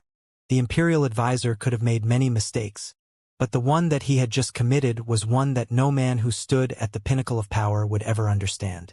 He had committed treason. He may have needed only to kill Yi Futian or at least fought him in a frenzy for a while, and His Majesty would have forgiven him regardless of the outcome of the fight. However, he did nothing. "I have indeed failed to meet your expectations despite all that you have done for me, Your Majesty," continued the imperial advisor as he bowed. "Why did you choose to betray Dali for a single person?" Emperor Li asked. The emperor knew what had transpired, and he knew that the imperial advisor had done what he had done for one person, Yi Futian. That young man had once infiltrated Dali as the seventh swordsman. He was unable to understand why the imperial advisor disregarded it and insisted on sending Yi Futian, a sage at the time, away. And now Li Yao, a prince, had been killed, and he still refused to make a move against Yi Futian. The emperor knew what it meant, and yet the imperial advisor made such a choice all the same. He was unable to understand. The emperor had sent the imperial advisor to the Crimson Dragon realm, hoping that the imperial advisor would have been able to make a choice. And here was the outcome of the emperor's efforts. "I was aware of your expectations, Your Majesty. However, there were other matters that I was aware of, and yet unable to bring myself to do what you expected. I had no intention of betraying the Dali dynasty, but that was the way things turned out to be, nonetheless. I have no intention of speaking for myself, but Yan Yuan even suffered severe damage to protect the ninth prince. I hope you would be able to forgive him and allow all of them to choose their own paths. I do hereby swear that they would not hold any grudges against Dali." The imperial advisor bowed and knelt, saying, I am willing to be sentenced to death to atone for my crimes. The entire royal palace was moved. The most supreme figure under the emperor of the Dali dynasty asked to be sentenced to death. He intended to shoulder all crimes on his own. He did not argue, nor did he try to weasel out of his predicament. Emperor Li then looked at the imperial advisor with intense disappointment in his eyes. He then said, "Imperial advisor, you should understand that this is not what I wish to see." The imperial advisor kept his hands flat on the ground and said nothing. He knew what the emperor would have wanted and knew what he should have done to survive. However, he did not do so because then he would no longer be who he was. He would have never spared Yi Fuqian in the Crimson Dragon realm in the first place. Imperial advisor, shouldn't you be asking for mercy, that I absolve you of your crimes instead? The emperor saw that the imperial advisor was unmoved, and his eyes looked increasingly imposing and stern. An even more terrifying aura washed all over the heads of everyone. The prince regent lay prostrated on the ground and felt extremely shaken. He was jealous of the imperial advisor. He knew what the emperor meant between the lines. The emperor remained reluctant to kill the imperial advisor. He wanted to give the imperial advisor a chance. However, the imperial advisor did not want a chance. The emperor was already dropping hints that if he was willing to ask for forgiveness, that the emperor would absolve him of his crimes. If he was willing to atone through his future merits, submit to and fight for Dali, and be willing to kill Yi Fuqian in revenge for Liao, there would be a chance for him still. Emperor Li was willing to forgive and continue to use him. However, the imperial advisor did not do any of that. He had said that there were matters that he was aware of and yet was unable to bring himself to do them. He deemed fighting for Dali and killing Yi Fuqian off limits. Is he really making a death wish there? The prince regent was puzzled by what was going on in the imperial advisor's mind and why he was so insistent. He jealously grew. The prince perished, the imperial advisor had done nothing, and still the emperor was willing to give him another chance. The imperial advisor was perhaps the only person in all of Dali who would have been given such treatment. There definitely would not have been another. He knew that if their places had been switched and if he had done what the imperial advisor had done, the emperor might not have given him, even being the emperor's nephew, another chance. He knew that deep down. Seeing that the imperial advisor remained unmoved, the emperor's eyes showed intense disappointment yet again. It was more than just his betrayal at the Crimson Dragon realm. It was that the imperial advisor no longer intended to serve him. Prince Regent, take Liao and do what you have to with him, Emperor Li said. Yes, your majesty. The Prince Regent answered and nodded before taking Liao's body away. He knew that Emperor Li had made a decision. If the imperial advisor was making a death wish and was unwilling to save himself, no one could save him. Emperor Li was willing to give him a chance, and yet he simply threw that chance away. The emperor then turned around and walked up the steps. Standing on top, he gazed at the people below. His eyes eventually rested on the imperial advisor. Imperial advisor, I would be willing to forgive you for any mistakes, but you shouldn't have let me down in such a manner. The emperor kept looking at the imperial advisor as he slowly said, The imperial advisor has betrayed the Dali dynasty. I shall spare his life because of all he has done for Dali throughout the years, allowing him to be rid of his training by his own hands and be incarcerated. The emperor was not speaking loudly, but his will shrouded the entire Dali imperial city nonetheless. His voice was heard throughout the city. In that instant, countless people in Dali imperial city felt a shock within and were extremely overwhelmed. Everyone had been paying attention to this case of the imperial advisor betraying his nation. Then Emperor Li declared that the imperial advisor had committed treason. Those who were reluctant to believe that felt as if something in them died. The imperial advisor had indeed betrayed Dali? They wondered. They felt their hearts bleeding and a sense of dread deep down, especially those who had practically worshipped the imperial advisor. Countless members of the younger generations looked up to the imperial advisor, seeing him as a role model. Success like his was a goal they trained diligently for throughout the years. The emperor's voice felt like the sky crashing onto their heads. The sky that lived vividly in their minds was no more. The imperial advisor helped build the Dali dynasty to what it was on that day. But now he was sentenced to give up his training and be imprisoned. At that moment, many in the Dali Academy looked up to the sky, and some knelt on the ground, saying, "Please pardon the imperial advisor, your majesty." The sounds of so many people kowtowing on the ground emanated ceaselessly from the Dali Academy. They were heard saying loudly, "Please pardon the imperial advisor, your majesty." That was not all. As they pleaded on behalf of the imperial advisor, the space right outside the royal palace turned black from the massive crowd kneeling. Many were astonished by what was happening. The imperial advisor was probably the only person in Dali who commanded such prestige. None of them could see Emperor Li, but they all knew that because the emperor's will had shrouded the entire city, he could hear their pleas. Yan Yuan, Fei Xue and the others heard the emperor's voice in the imperial advisor's residence. And they, too, felt as if the sky had come down on them. No doubt, it was a shock like no other for everyone in the imperial advisor's residence. Fei Xue's face was ashen in an instant, devoid of any color. Her steps became erratic as she struggled to stand still. Yan Yuan held her still. Tears flowed from those blind eyes of hers. She bit her lip, keeping herself from crying. Father sentenced him to end his training and be imprisoned? Yan Yuan looked up. His eyes were red even though he had speculated that things would end up this way once his teacher had decided to take the blame for everything. The students of the imperial advisor's residence did not kneel nor plead. The emperor's voice was heard throughout the entire city, and they figured that pleading would be pointless. The emperor had made his decision, and there was no changing his mind. No one could easily change the mind of a Renhuang. The imperial advisor confessed voluntarily to his crimes and asked for a death sentence. I did not want to pardon him. However, given his contributions to the Dali dynasty, throughout the years, I have decided to appoint Li Zhen, the third prince, as King Zhen, and the daughter of the imperial advisor as Queen Zhen. The imperial advisor's residence shall remain as it is. The eldest student of the imperial advisor, Yan Yuan, shall be a candidate for imperial advisor, and he shall be appointed as the next chief of Dali Academy, to continue to foster capable people for Dali. He shall take the position of imperial advisor when he becomes a holiness of nirvana. At that moment in Dali Imperial City, the minds of the people were shaken by the emperor's words.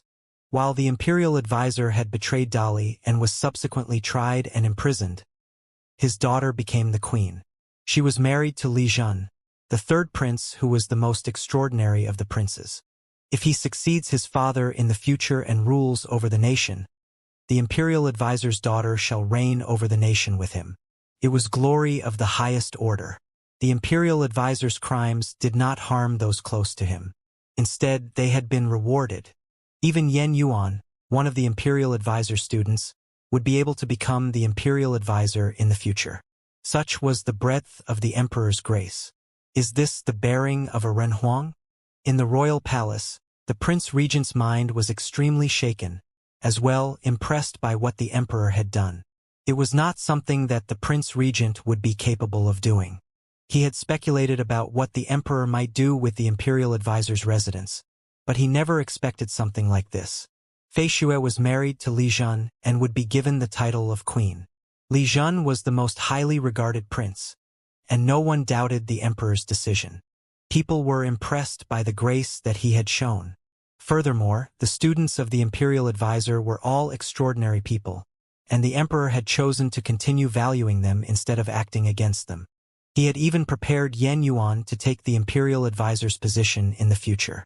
With Fei Xue entering the palace as queen, Yan Yuan and the others would never act against the royal family. Furthermore, Yan Yuan would have the chance to keep the royal family members in check once he became a holiness of nirvana. Everyone was astonished by how the game was played. Their emperor was their emperor for good reasons. The imperial advisor looked up at the emperor. He knew that if he shouldered the blame, the emperor would not have vented frustration at the imperial advisor's residence for the time being. The emperor may have wanted to harm them, but the timing was inconvenient. Furthermore, all of his students had vibrant luck and destinies, unlike him. What happened was not something that he could have ever predicted, so he simply went with the flow. He never anticipated that things would turn out as such. The emperor's move not only showed the magnificence of his imperial bearing and might, but also enabled him to use Fei Xue as a hostage. There was no way Fei Xue could have joined the palace's ranks and become a queen. The imperial advisor said to Emperor Li, "I thank you, Your Majesty, for pardoning the people of the imperial advisor's residence. However, Fei Xue is blind and her body is frail. I'm afraid that she would not be worthy of such an honor. As for Yan Yuan and the others, I'm afraid that they will have their reservations because of what happened to me. I ask you to allow them to choose their own path." Emperor Li lowered his head and looked at the imperial advisor with much disappointment. He was confident that he had been very good to the imperial advisor, but it seemed that the imperial advisor had never truly been willing to serve him wholeheartedly. The imperial advisor outright refused to serve him any further and even asked for his daughter and students to be pardoned. He hoped that none of his students would have to serve the emperor in the future. "The people of the imperial advisor's residence are to come to the royal palace at once," Emperor Li said with a booming voice that was heard throughout Dali Imperial City, including the imperial advisor's residence. Yan Yuan, Fei Xue, and the others were at the residence and heard the emperor's decree. They were speechless. Emperor Li wanted to get rid of the imperial advisor, yet he had other plans for the rest of them. "We all are willing to leave Emperor Li's realm and never come back. We shall also never become enemies with Dali. Please let us be on our way," Yan Yuan said with a voice that was heard everywhere. Yan Yuan knew what his teacher's choice was, and he respected all that his teacher did for them. At present, he only wanted to finish what his teacher hoped for: take Fei Xue and leave that messy place of a nation.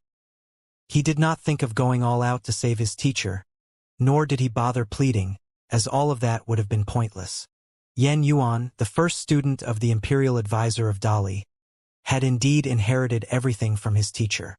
"Prepare to welcome those from the imperial advisor's residence into the royal palace," ordered Emperor Li. Many mighty ones from the royal palace took to the air and headed for the imperial advisor's residence. They were going to bring Fei Xue and the others into the royal palace. However, Emperor Li frowned all of a sudden before looking up at the sky. Boundless might and pressure swept out, causing the people in the royal palace to tremble. It seemed as if a renhuang was shrouding the entire place. Emperor Li was angered. What is happening? He never showed such a severe, solemn side even when he was looking at Li Yao's body or dealing with the imperial advisor's treason. Clouds rolled in and a terrifying might from the heavens arrived. A single will shrouded the entire Dali imperial city and made people tremble as they looked to the sky with frightened expressions. Who is that? It was renhuang-level might and pressure just like that of Emperor Li. Renhuangs from foreign imperial realms were coming to the imperial city of the Dali dynasty. It was no surprise why Emperor Li was in such an extreme mood.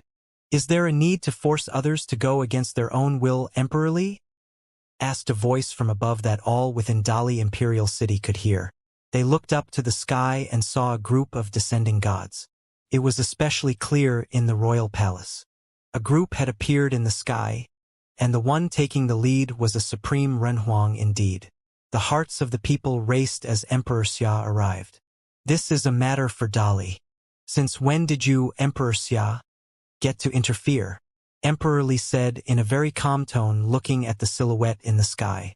"The affairs of Dali are indeed none of my business, however. The Dali dynasty had provoked Emperor Xia's realm time and again. As such, I have brought some of the strongest figures to be found in our realm to spar against the pinnacle figures of Dali. I'd like to see how your training had been progressing, Emperor Li," Emperor Xia said, and a group of silhouettes descended from the sky to his side. Every one of them was at the pinnacle of Saint Plain. Among them was the great shaman, the swordmaster of Lihen, Luyu, and even the sacred general of Tian. All four holiness of Nirvana saints had arrived in Dali Imperial City with Emperor Xia. That was indeed an extremely powerful lineup. There was another figure standing quietly behind Emperor Xia's back, Yi Futian. He turned his eyes to the imperial advisor below in the royal palace and felt pained deep down. When the imperial advisor decided to spare him that day, He had been ready to shoulder all of that. The imperial advisor rose and looked at the sky. A lot of thoughts were going through his mind. He never anticipated that Yi Futian would get Emperor Xia to move there, bringing 4 pinnacle figures to Dali Imperial City. Emperor Li looked at the young man behind Emperor Xia. A member of the younger generation had not only moved the imperial advisor enough for him to commit treason by sparing him, but this young man affected the imperial advisor so much that he was even willing to be stripped of his honor and give his life to avoid killing him. That same young man had, at present, been able to get Emperor Xia to show up in the city. It seemed that Emperor Li had underestimated the young man who had disguised himself as the 7th swordsman and infiltrated Dali. Emperor Li had even thought of marrying a princess of Dali to Yi Futian, to make the young man his son-in-law. If you would like to find that out, Emperor Xia, I shall indulge you. But first, I need to take care of some business in Dali. Emperor Li said plainly and turned his eyes to the imperial advisor. The imperial advisor knew what the emperor wanted of him. The emperor had declared his sentence. The imperial advisor was to give up his training and be incarcerated. Emperor Xia took one step, and the heavens shook at that moment as if they were about to crumble. The entire Dali imperial city shook. Everyone was being overwhelmed with terrifying power. Emperor Li was able to feel that the most.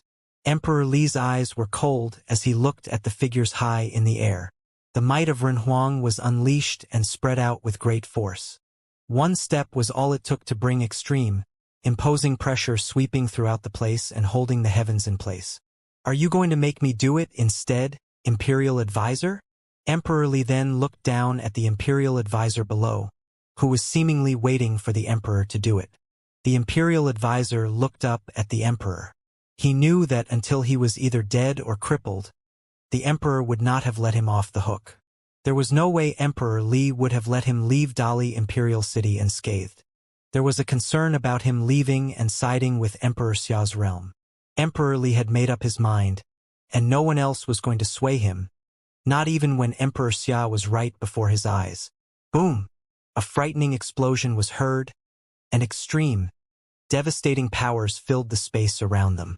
The aura surrounding the imperial advisor's body ran amok, as if there was only devastating power to be had. Teacher. Yi Futian looked at the scene from high above the air and shook his head at the imperial advisor. I have been disloyal, and today, I shall be rid of my training to repay my debt of kindness and grace to you, your majesty, but please, let Yen Yuan and the others leave. The imperial advisor pleaded. Devastating power punched through his body as soon as he finished. That raging aura penetrated his body, terrorizing it as it went through. The imperial advisor spit blood, and his face was ashen. His aura weakened drastically, but he remained looking at Emperor Li in the sky. Emperor Li looked down with a cold expression. Even given his current predicament, the imperial advisor was still occupied with thoughts of his daughter, Fei Xue, leaving Dali with Yen Yuan and the others. Am I merely a tyrant who is simply out to eat them alive in his eyes? Emperor Xia looked down below and sighed deep down. The imperial advisor understood that if he did not make a move, then the emperor would. There was no way he would have been spared. If he were to rid himself of his training, there would still be hope for the ones in the imperial advisor's residence. It was quite a shame that someone who had the opportunity to pass the trial and become a Renhuang was to fall in the royal palace of Dali on that very day. Please, your majesty, the imperial advisor continued. Yet another burst of immensely devastating power punched through his body. A frightening storm whipped up with him in the center but did not attack the others around him. It was simply crushing him from the inside. They could hear the sounds of his bones and meridian paths breaking, and red blood spilled out of the corner of his mouth. His supreme body remained standing tall and firm where he was. Even the indescribable anguish that he suffered at that moment did not cause him to flinch, and he remained adamant in seeing it all through. Sounds reverberated throughout the area and rumbled the eardrums of everyone around.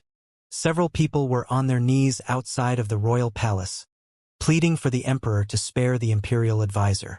Emperor Li's eyes turned even colder, and he looked below. The imperial advisor shall be granted special parole to attend the wedding of King Jin, Emperor Li said, and took a step towards Emperor Xia in the air. Emperor Xia willed and the sky changed. A boundlessly large lotus flower enveloped the space where he and Emperor Li were. Yi Futian was gradually enveloped within as well. He witnessed how the imperial advisor continued to be harmed, while he continued to suffer intense heartache from above. That figure who had been standing tall finally bent and slouched over. He was no longer able to stand firmly. His hair turned a lot more silver within a single instant, and he became very withered. Imprison the imperial advisor. A voice was heard from below. Yi Futian was no longer able to see what was going on down there. He was dragged by Emperor Xia to where only Emperor Xia and Emperor Li were present, standing against each other. The imperial advisor was hauled to the prison in the royal palace of Dali. A group of mighty ones then began to make a move, heading towards the imperial advisor's residence. They were getting ready to welcome the people of the imperial advisor's residence into the royal palace. However, the four holiness of Nirvana from Emperor Xia's realm were right outside the royal palace. When the prince regent and the other mighty ones emerged, the great shaman stood in their way. Sword, aura, and demonic might burst in another direction. The swordmaster of Lihan struck at Chao Kong. More mighty ones emerged from the royal palace. King White, one of the four kings, emerged as well, and Lu Yu stood in his way. You all, get to the imperial advisor's residence and get them to the royal palace, the prince regent said. Many mighty ones began to head straight for the imperial advisor's residence. Even after the imperial advisor begged, again and again, Emperor Li stuck to his decision to keep his students and daughter around. It was apparent that he still wanted the people of the imperial advisor's residence to remain in the realm. The sacred general of Tian headed towards the imperial advisor's residence. It wasn't long before they arrived. Yan Yuan and the others were at the imperial advisor's residence, and all of them sensed that the mighty ones were heading at them from all directions. The imperial advisor's residence had become the absolute center of the royal palace in an instant. Father! Tears streaked down Feishua's face. She felt worse than death at the moment. The imperial advisor's residence was not that far away from the royal palace. The overwhelming aura in the palace was felt all the way to the imperial advisor's residence. Feishue, let's go. Yan Yuan said, determined to leave Dali. His teacher was imprisoned, and Feishua's special constitution meant that there was no way she could have entered the royal palace, marry Li Zhan, and become a queen. The only option for them was to run. At present, with Emperor Xia holding Emperor Li back, and the four holiness of nirvanas that Emperor Xia brought holding back Dali's pinnacle figures, it was the right time for them to escape. Yan Yuan and the others had yet to depart when an overwhelming aura shrouded the entire area. Many mighty ones came from all directions. Yan Yuan took one look in the air and saw a group of them arriving. The one who took the lead emanated a terrifying aura. It was none other than King Tiandao, who held great power in the court of Dali. Yan Yuan's eyes sparkled with an intent to kill when he saw the person by King Tiandao's side. It was none other than Wang Zhong, another of the imperial advisor's students. Mu Chunyang and Nan Zhai also looked at Wang Zhong and said nothing. Their teacher knew that Wang Zhong had always been hostile towards him, yet he nonetheless saw Wang Zhong as a student of his. Knowing that there might be a day when Wang Zhong could take his life, he remained unfazed. However, at present, the imperial advisor's residence was caught in a crisis. Wang Zhong had chosen to betray them and sided with King Tiandao. Since it had come to that, they no longer needed to consider past sentiments. From that moment, the two parties stood as enemies. Yan Yuan, His Majesty has given an order. Head to the royal palace with us, King Tiandao said condescendingly as he walked. The terrifying aura of a holiness of nirvana burst forth, weighing on Yan Yuan and the others. Yan Yuan looked at King Tiandao and said, I'm afraid I can't do that. His Majesty has been graceful enough to not punish the people of the imperial advisor's residence, and to make the imperial advisor's daughter a queen.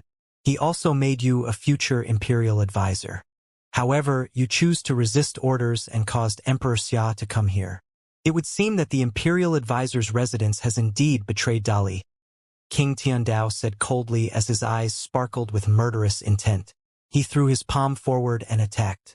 A boundlessly huge and heavy ring of light descended from the heavens, shrouding Yen Yuan and the others with intense suppressing power. Under the huge light, the space was on the verge of being crushed. The force was unstoppable. The might of a holiness of nirvana was brought to bear within an instant. King Tiandao claimed that the ones from the imperial advisor's residence had committed treason, which meant that he was determined to destroy them. He was not Emperor Li and saw no need to give them any chances. Diagrams of the Great Path appeared before Yen Yuan, and their surroundings howled. He put up his hands and headed straight for the sky above, putting up a divine golden wall right above the imperial advisor's residence. The ring of light descended, clashing hard with the diagrams.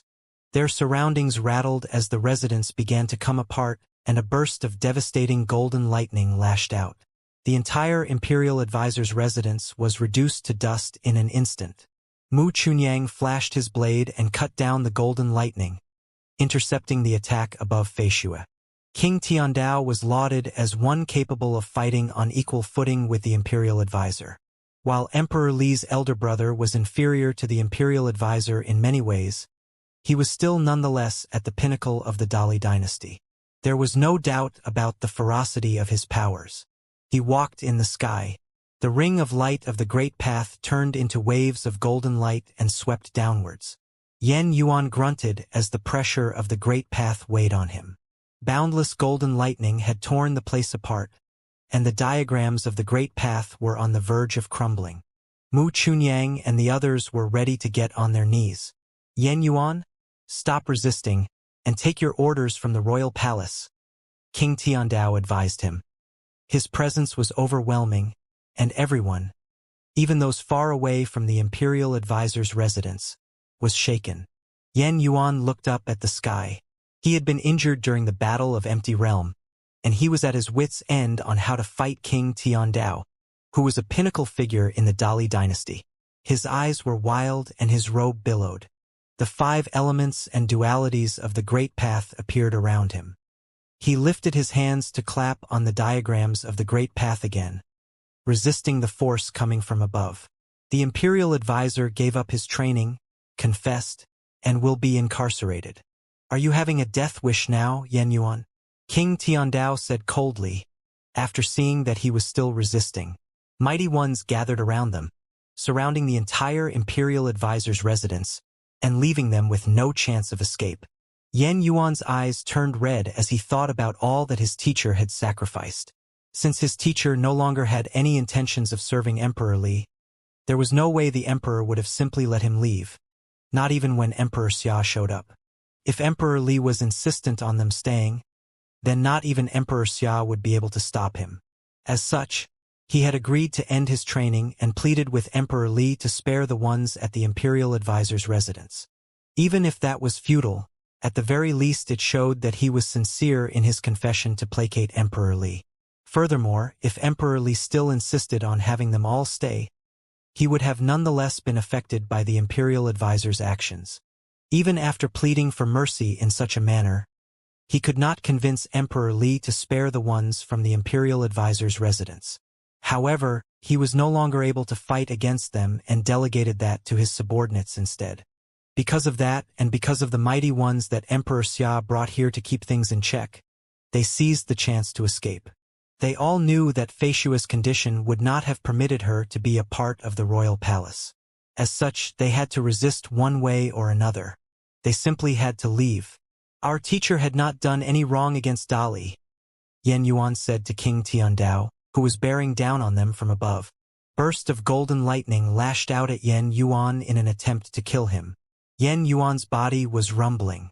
Boundless runes circled him. Qian, Kuan, Ken, Li, and many other ancient symbols hovered in the air then melded with the Great Path. What do you mean doing no wrong? King Tiandao berated coldly.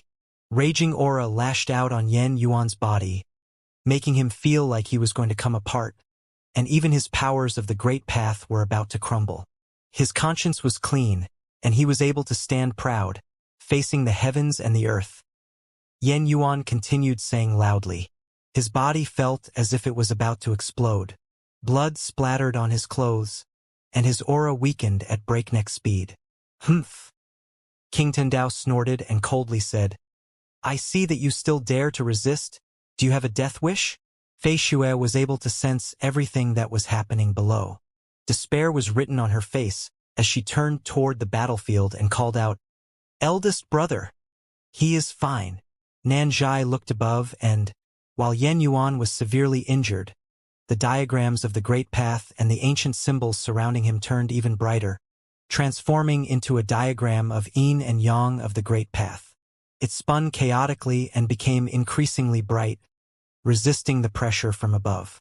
At that moment, boundless light from the diagram of the Great Path seeped into Yen Yuan's weakening body, making him seem like a furnace of the Great Path, fusing the power of the heavens and the earth. His aura, which had been weakening, rose in a frenzy, breaking his limit within an instant, and he became even more powerful than when he was at his peak. Furthermore, his powers continued to increase and the boundlessly terrifying diagram of the Great Path extended far and wide, blocking out the sky. King Tiandao frowned and looked at Yen Yuan below. His pupils dilated and a flash of cold, murderous intent was seen in his eyes. That was Yen Yuan breaking into the next and final level of the Saint Plane, becoming a holiness of nirvana. As heaven's movement is ever vigorous, so must a wise man ceaselessly strive. "I can't just roll over and die," Yen Yuan said. His finger pointed to the diagram of the Great Path. Golden, giant swords shot up to the heavens right at King Tiandao, who was stepping on the ring of light above. The space exploded in that instant, and incredibly brilliant, harrowing rings of light swept in all directions. King Tiandao's body was sent flying higher.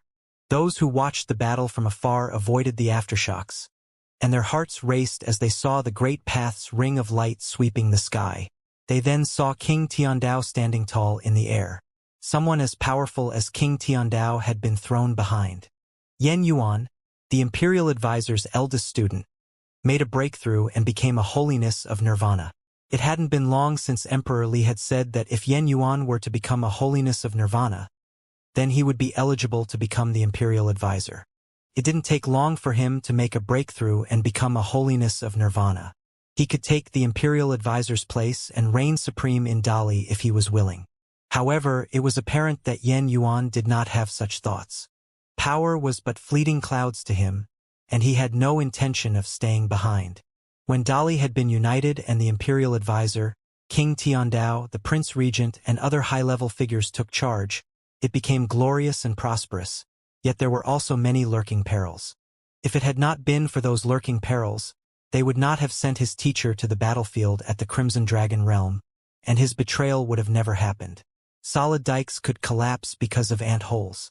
Lurking perils, when not dealt with in time, could have caused earth-shattering changes when fully manifested, which was what happened on this day. However, some things were unavoidable, and no one could do anything about it. They could only watch them unfold. His teacher had not been able to change what had happened in the past. At that moment, however, Yen Yuan wanted to take fate into his own hands. King Tiandao looked at Yen Yuan, whose aura became increasingly overwhelming and still growing. He had unleashed the pressure of pinnacle levels. King Tiandao did not expect that Yen Yuan would have a breakthrough with a single step. Students taught by the imperial advisor had already been able to get into nirvana levels. But then again, despite having broken into the final plane, Yen Yuan was nonetheless a new holiness of nirvana and was deemed incapable of fighting King Tiandao on equal footing. King Tiandao began to take a step down. However, he halted before he could complete his step that looked far away. Terrifying currents washed over them and howled. A figure streaked through the air and arrived right before him. A huge palm struck from above, shrouding the place as it headed for King Tiandao.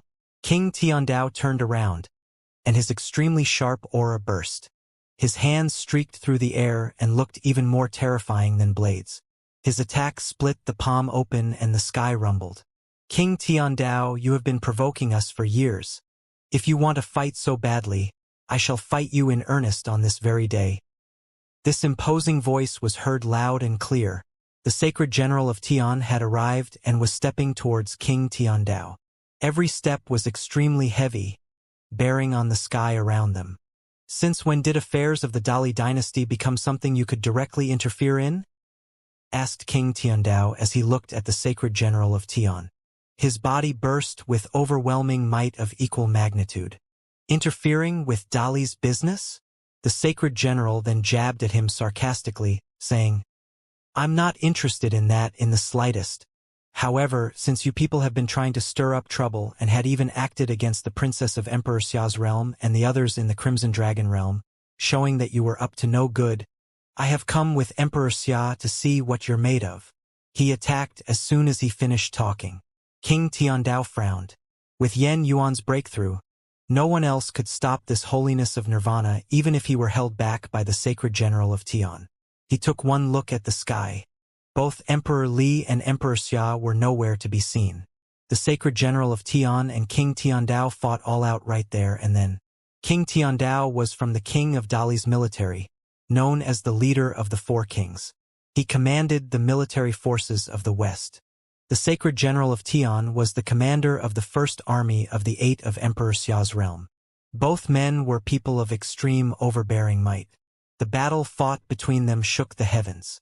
It seemed as if the sky would be brought down when they fought. Yan Yuan looked at them both fight above and knew that the sacred general of Tian intended to hold that pinnacle figure behind for their sake. Second brother, take care of Fei Xue. Yan Yuan turned around and looked at Nanzhai, who nodded. Yan Yuan was seen stepping out and headed far away. Mu Chunyang held his sacred blade and followed right behind. One was a holiness of nirvana who had just made a breakthrough while the other was an unblemished saint. Both of them burst with extremely overbearing might. However, there was already an army of saints surrounding them, effectively blockading the space they were in. An 8 trigrams heaven-locking diagram appeared in the sky. Golden chains of the 8 trigrams sealed the space away, and crashing noises were heard. The chains streaked through the sky and headed towards Yan Yuan and the others. Boom, boom, boom. Yan Yuan's body felt like it had been chained up by countless chains in an instant. However, extremely dazzling diagrams of the Great Path dazzled around his body. He, who had become a holiness of nirvana, dazzled incredibly. He grabbed onto the chains of the Great Path, and devastating power was unleashed from his body, wrecking the boundless chains. He stepped into the air and headed towards the 8 trigrams diagram, thinking if he should take his opponent using matrices imparted to me by his teacher. He pointed towards heaven, and his body streaked down below the 8 trigrams diagram like a bolt of lightning, pointing to the diagram right above him. His finger pointed to the diagram that had blockaded the place, and countless cracks were seen on it, spreading out in all directions. The fish of yin and yang seemed to be swimming before they crumbled shortly after. The matrix above him shattered, and many mighty ones' bodies were thrown behind right away. Many saints above burst with their respective might and headed for Yan Yuan and the others.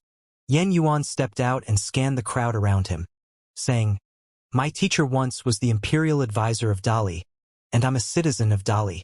There are some among you people who had studied at Dali Academy before. I don't want to kill any of you.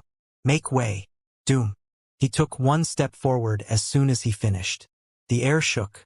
Swords of the Great Path surrounded him and howled as if they would have burst through the air at any given moment.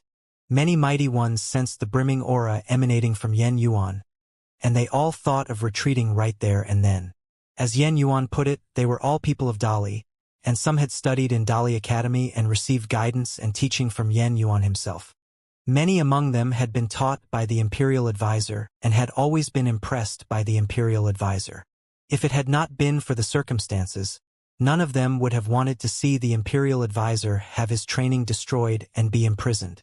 None of them would have wanted to kill Yan Yuan.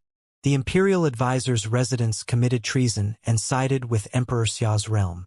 They are ready to leave with Emperor Xia. Kill them.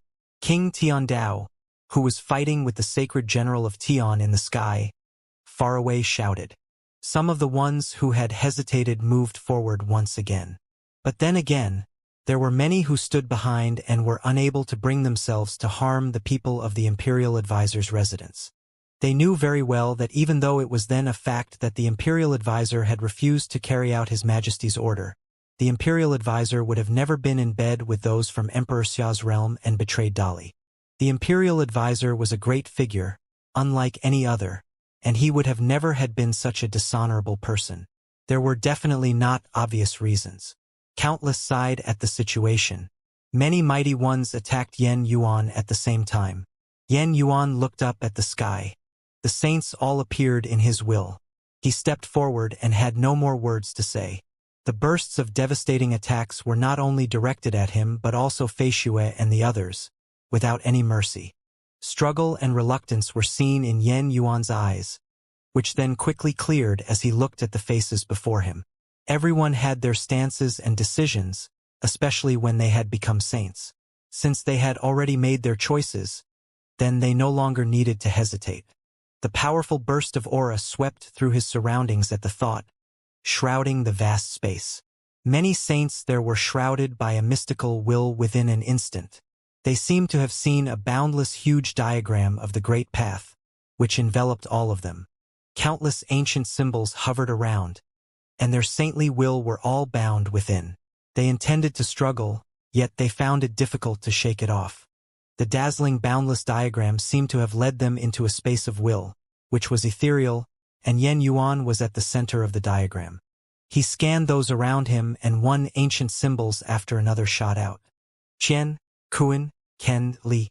Every single ancient symbol that emerged was infused with extremely formidable power. Slay them, Yen Yuan said, and within an instant, the symbols bombarded the minds of those around him. In the sky where they fought, there were saints whose wills were cut down right away by the sword will. Streaks of blood appeared at the center of their brows as their eyes were wide open, glaring at Yen Yuan below. There were also mighty ones whose wills were shattered right there and then, feeling as if their minds had rattled before losing consciousness altogether.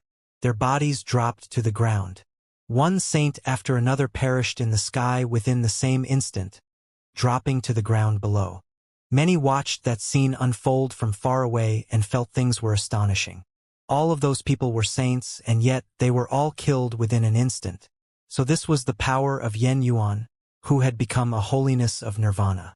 Emperor Li had declared that the first student of the Imperial Advisor would be allowed to take the position of Imperial Advisor right there and then. However, he wanted nothing more than to leave. Just what the hell happened between Dali and the Imperial Advisor's residence? Countless felt that to be a pity. One way or another, there was no longer an Imperial Advisor in Dali, and the Imperial Advisor's residence now ceased to be. That would have been a huge loss to Dali dynasty. The Emperor knew that as well, which was why he still wanted to give the Imperial Advisor a chance, which the Imperial Advisor threw away without hesitation. The Emperor intended to continue employing Yen Yuan and the others even after he had arrested the Imperial Advisor, which was why he wanted Fei Xue to be married into the royal palace as Li Zhen's wife and to be titled as queen. However, none of that managed to make them stay behind. The crack in their minds was something impossible to be repaired, and there was no turning back. Yen Yuan and the others from the Imperial Advisor's residence had only one way to go from then on out. At that moment, on another battlefield, a legion that King Tiandao had brought circled Yen Yuan and headed straight for Mu Chunyang and Nanzhai, attacking them. Judging from their formations, it looked as if they intended to break through Nanzhai's defense and take Fei Xue. They all knew that if they were to take the Imperial Advisor's daughter, then the ones from the Imperial Advisor's residence would not have been able to leave, even if they wanted to. Mu Chunyang's blade was extremely ferocious, splitting the space before him open as soon as he swung it. His will of the blade seemed to have cleaved open everything before him. Several saints caught in the storm were quickly killed. However, there were also several extremely powerful saints around at the same time. They were all unblemished saints, and they have intercepted Mu Chunyang, isolating him from the battlefield of Nanzhai, Luchuan, and Fei Xue. At that moment, an unblemished saint led many other saints heading to where Fei Xue and her two other brothers were, attempting to surround them, and the situation looked perilous. Nanzhai was at the forefront while Fei Xue and Luchuan stood behind him. Nanzhai's expression remained extremely calm even when facing such a situation, without the slightest hint of being fazed. Yen Yuan and Mu Chunyang were still fighting their own respective battles. The eldest student might have become a holiness of nirvana, but that is not to say that we would let him loose just because he wants to leave, an unblemished saint said and lifted his hands, grabbing at the space before him. A holy dragon bared its fangs and brandished its claws right away, descending from above and wanting to take down Nanjai and the other two. That person's might was brimming, and he looked poised. It was apparent that he was a member of Dali royalty, making him one of those from the side of the royal members. That holy golden dragon circled above Nanjai's head, and its pressure was burning. It charged below after letting out a loud roar. Nanjai looked up at the sky plainly and waved his hands. A huge painting spread open in the sky, which showered the space around, and extremely holy pressure burst from it. The might was imbued with the will of the great path, as if he was wielding a piece of an extremely powerful divine implement. Countless dazzling diagrams within the painting lit up with brilliant light, and a boundlessly huge ancient tree burst, emerging with countless vines that lashed out above, blocking out the sky. The dragon dived and was instantly caught within the countless mass of vines in an instant, which was then devoured bit by bit. Many looked below in shock, seeing Nanjai standing above the ancient tree in the painting. Fei Xue and Lu Chuan stood behind him. All three of them seemed to have become characters within the painting, looking very mystical. What was even more shocking was that at the very moment Nanjai entered the painting, will of the great path of boundless strength burst from within. The painting continued to expand, and when Nanjai melded within the painting, his aura seemed to have melded with the painting and rose in a frenzy. He had broken through the bonds of saint of true self and became an unblemished saint. His powers continued to rise after becoming an unblemished saint, climbing to the pinnacle of his current plane. How could he be so powerful? Many looked at the scene in shock. Everyone in Dali knew that the strongest among the Imperial Advisor students was Yen Yuan, while Nanjai, the second student, was unfettered and had a good mindset. He loved painting and jesting around, but his training had not been powerful. He was only a saint of true self. His powers were even inferior to his younger brother, Mu Chunyang. However, at that moment, none dared to claim that Nanjai was weaker than Mu Chunyang. His current power was of such magnitude that not even Yen Yuan before becoming a holiness of nirvana would have had such a brimming, formidable aura. The way of painting. Everyone was shaken and knew that they had underestimated Nanjai's powers.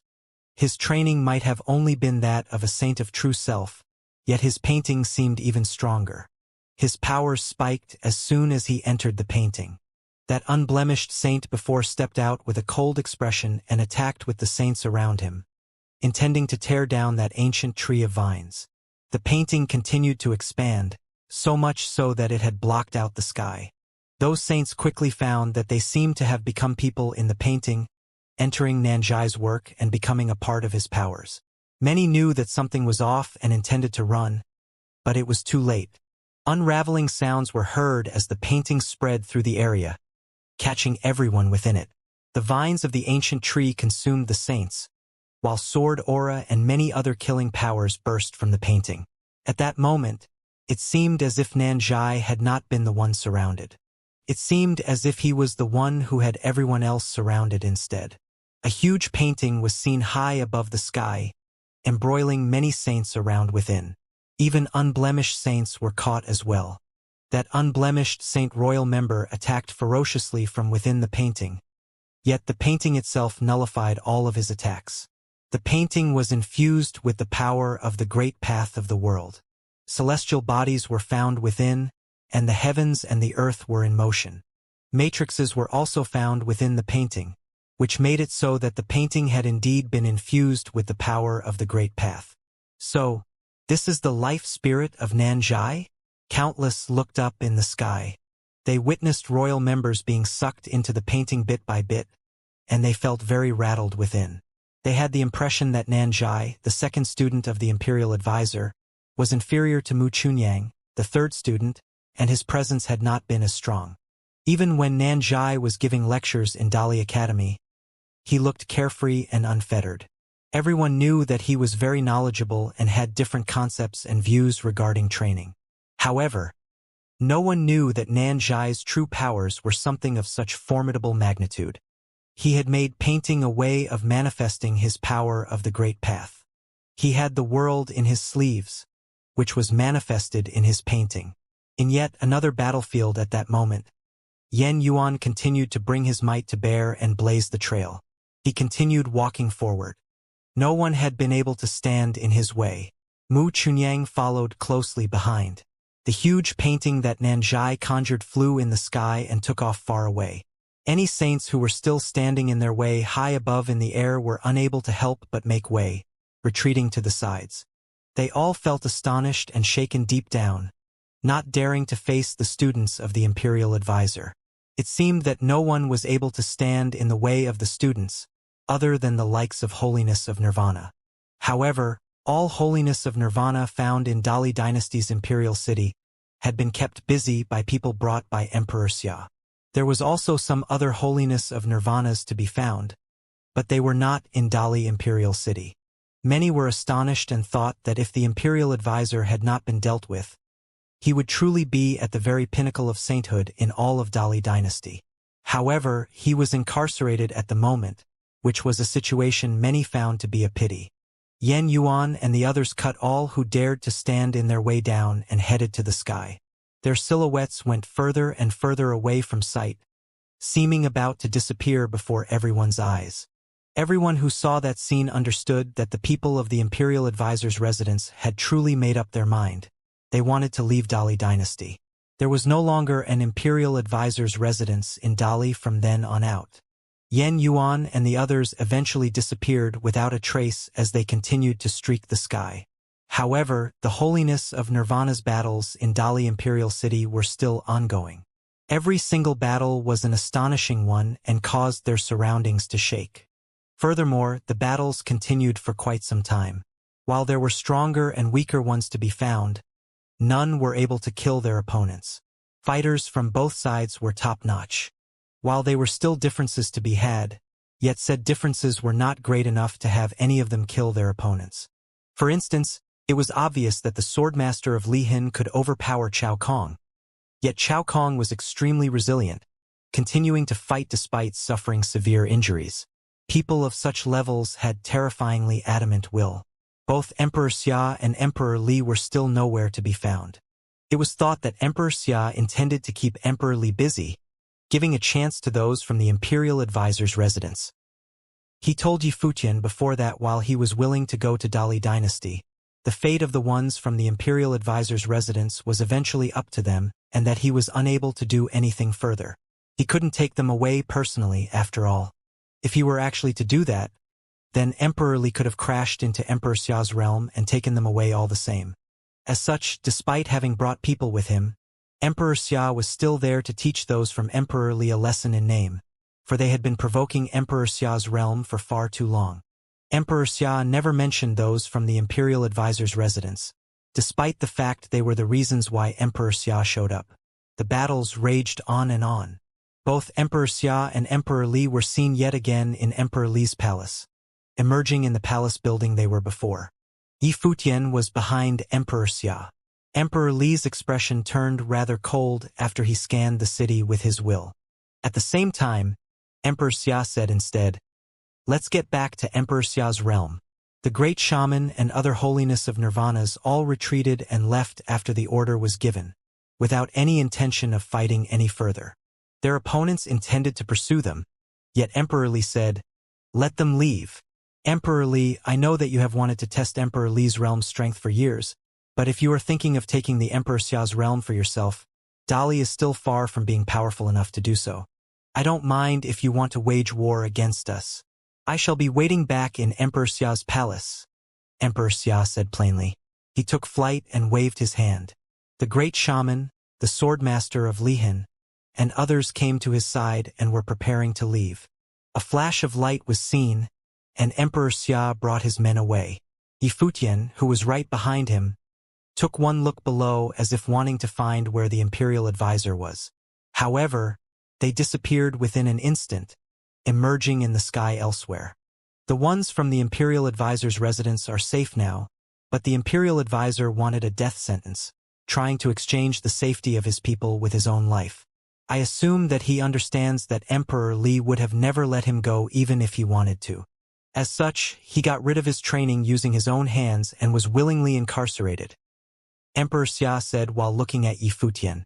Yifutian was speechless deep down. He knew, too, that there was no way the imperial advisor could have escaped. However, with his teacher having destroyed his training and being incarcerated, Yifutian hoped that his teacher was still alive. While that would have been difficult, there was still hope. The expression of Emperor Li, who was still in the royal palace, appeared rather glum and severe after they left. He did not pursue Yen Yuan and the others, slowly going somewhere else instead. The place was a golden prison, which was suppressed by the Great Path. The imperial advisor was imprisoned within. There was the light of chains within the prison of the Great Path, chaining him within. The imperial advisor had lost all of his brimming appearance from the past. His aura appeared weak. He looked unusually withered, far older than common old people. "Your Majesty," the imperial advisor lifted his head.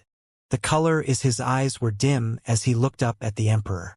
The emperor looked at him as well, standing there quietly without saying anything. One figure after another arrived through the sky. It was King Tiandao, the Prince Regent, and the others. They all bowed and stood there quietly. The people of the imperial advisor's residence were able to escape the city in their watch, which meant that they were naturally responsible. For holiness of nirvana were lost in Dali within a single day. Emperor Li looked at the imperial advisor and continued. "I'm still unable to understand why you would be willing to go to such lengths to let him go. I want the truth from you." The imperial advisor had been at the pinnacle of sainthood in Dali, after all. Yen Yuan had become a holiness of nirvana. Nanzhai displayed supreme powers, and Mu Chunyang was extremely formidable as well. Both of them would soon become holiness of nirvanas themselves. As such, Emperor Li claimed that Dali had lost 4 holiness of nirvana within a single day. The emperor was still puzzled and wanted to ask the imperial advisor. He wanted an answer. The imperial advisor looked up at Emperor Li.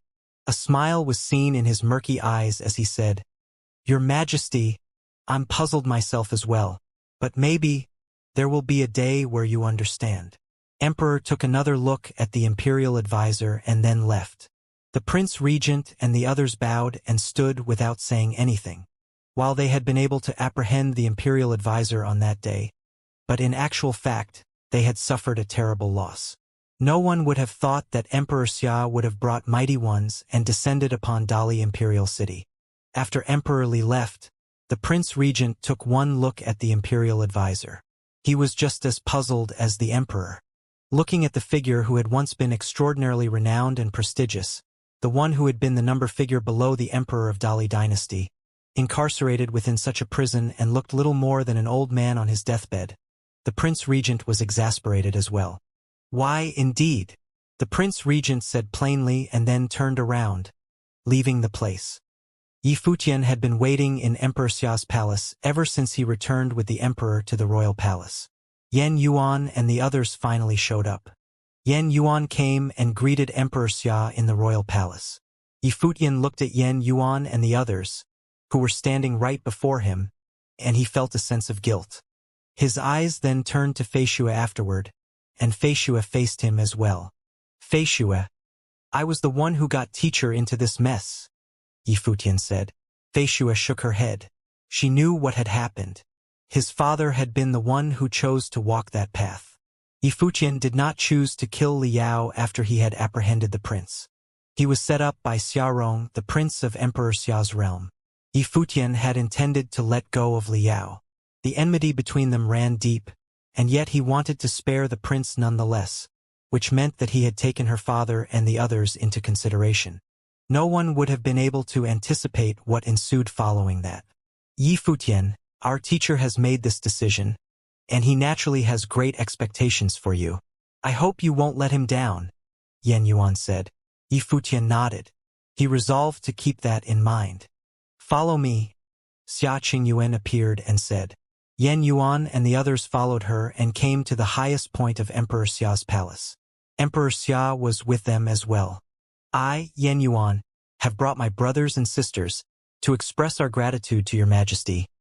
Yan Yuan and the group bowed to Emperor Xia. Emperor Xia's appearance had no doubt saved them all. There was no way they would have been able to leave otherwise.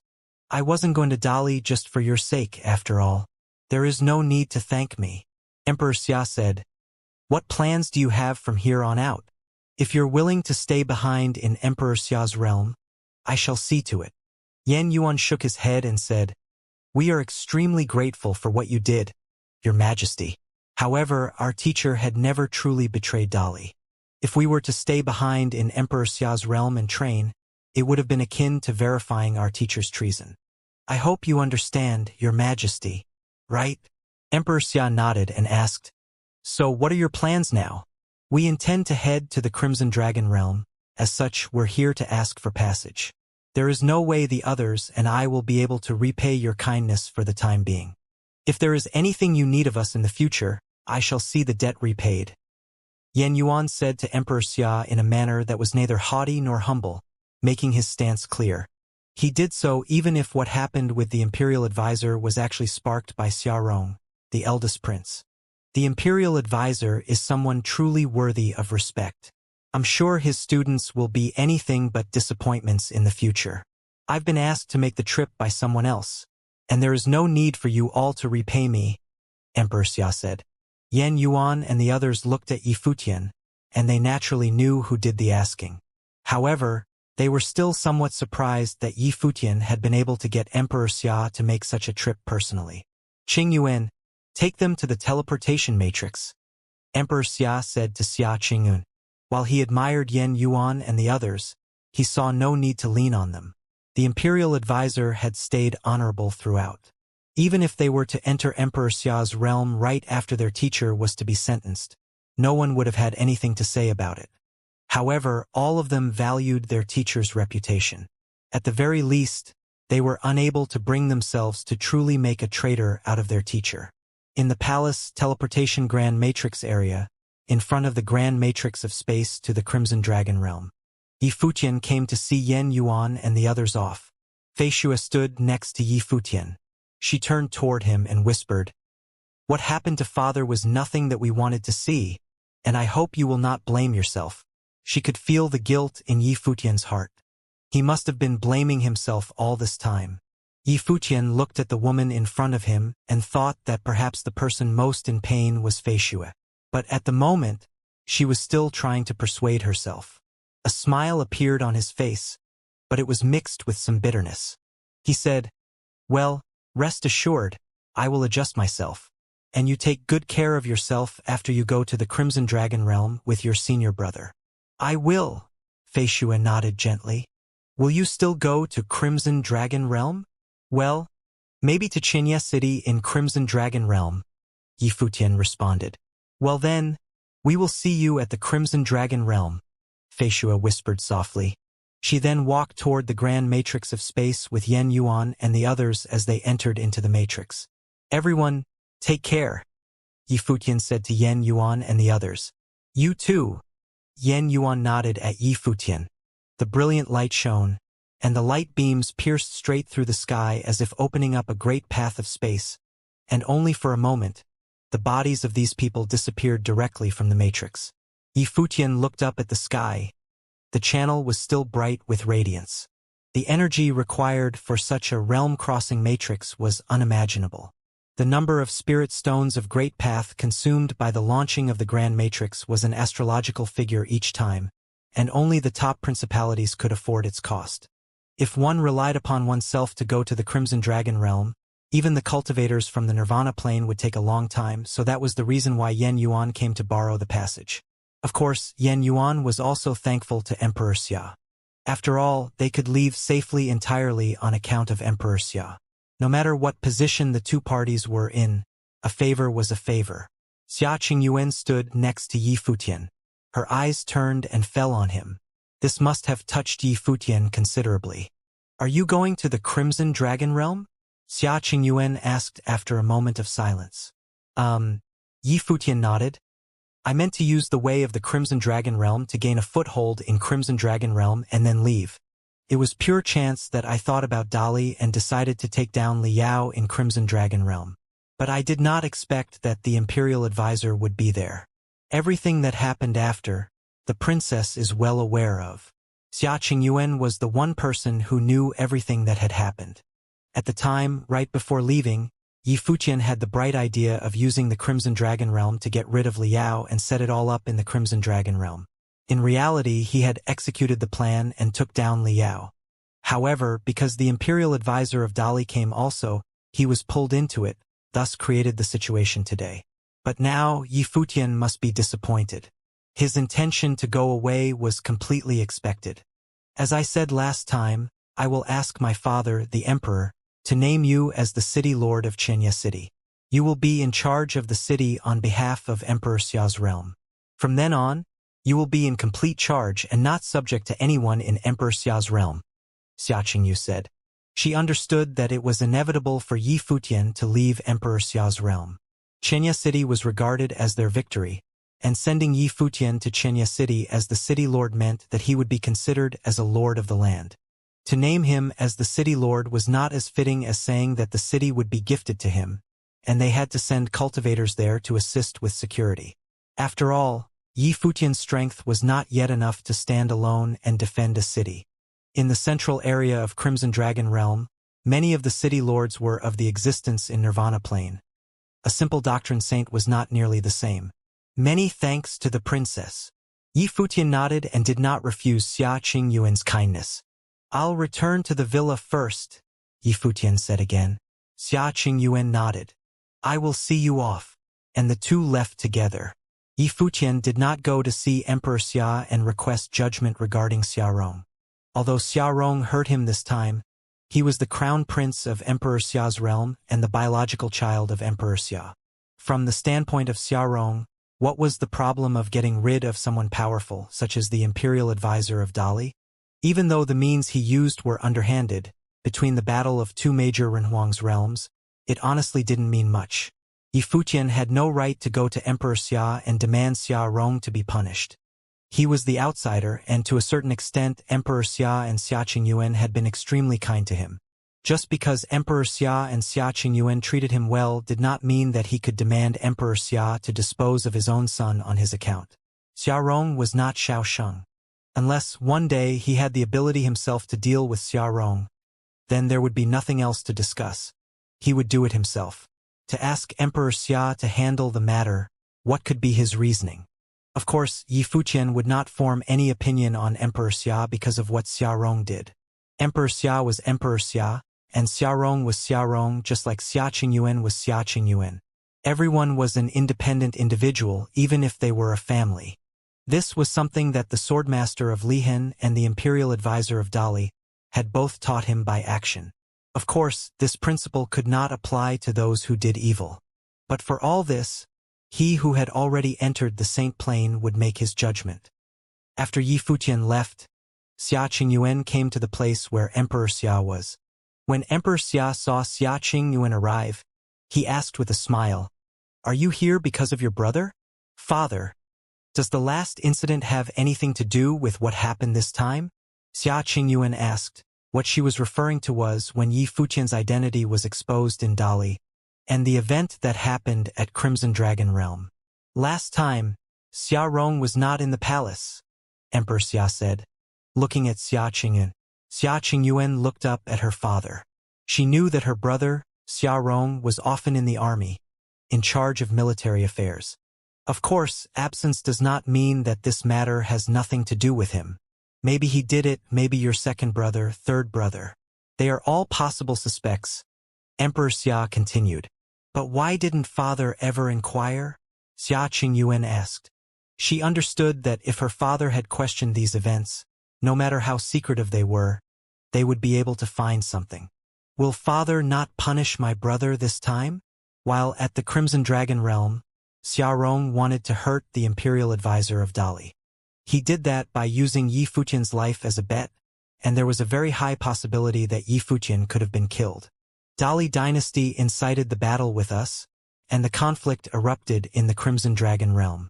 Yi Fuqian took down Liao, but he wanted to release him because of the Imperial Advisor of Dali. What do you think of what he did? Asked Emperor Xia. Xia Qingyuan looked up at her father and was speechless for a moment. No matter how much respect the imperial advisor of Dali deserved, even if he has kind to Yi Futian, he was regarded as Yi Futian's master. But after all had been said and done, he was the imperial advisor of the enemy. For this battle, we mobilized inconsiderable power in Emperor Xia's realm, and several individuals in the Nirvana plane even went to the Crimson Dragon realm in person as support. Although it was Yi Futian who took Liao down, and there was no issue with him seeing things from his angle, for your elder brother, as the deputy general of Tian who accomplished all this, how could you accuse him? Emperor Xia continued. Xia Qingyuan listened quietly. She also wanted to hear what her father had to say. Whether it is your brother or Yi Futian, everyone is growing. They are all in the same plane. Whatever they want to fight for, I will not stop them. But they must be able to bear the price, even if it is fighting for the throne. Emperor Xia's voice seemed very calm. He said, many things that you have to do, I will support them, but in what way you want to accomplish these things solely depends on your ability, and you must consider the consequences. I heard that at the Crimson Dragon realm, the imperial advisor sent Yi Futian a saying, gentlemen, do not stand close to danger. He was right. Everything you do, you must consider its consequences and consider what kind of situation you will put yourself in. Today, I will not stop the secret jostling of power between them, nor will I punish your elder brother. In the future, if he has to pay for what he did one day, likewise I will not stop that either. This is the path of your cultivation, and every cultivator will have to go through all of this in the path of growth, able to bear it all. Emperor Xia slowly said, you are the same, Qing'an, and you are about to step into the same plane. Maybe one day you will fly on your own. I understand. Xia Qingyuan nodded slightly, then turned away without saying a word. Watching Xia Qingyuan's departing figure, Emperor Xia said nothing. This was their cultivation. All the storms, setbacks, and tribulations would work to build an era belonging to them.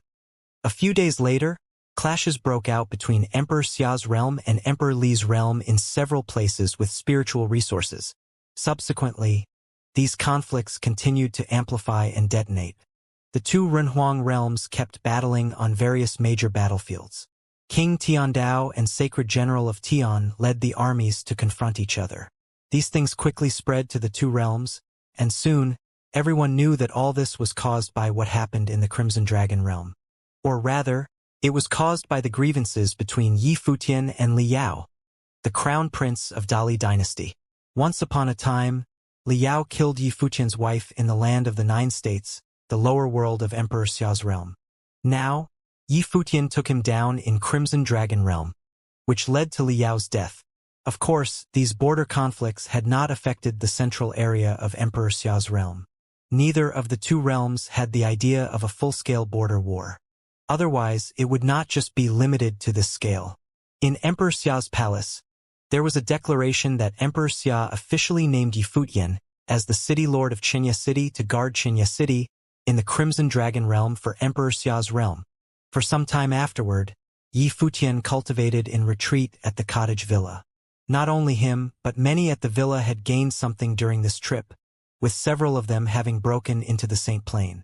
They needed to comprehend the way of the Saint Plane in earnest and integrate it into their strength.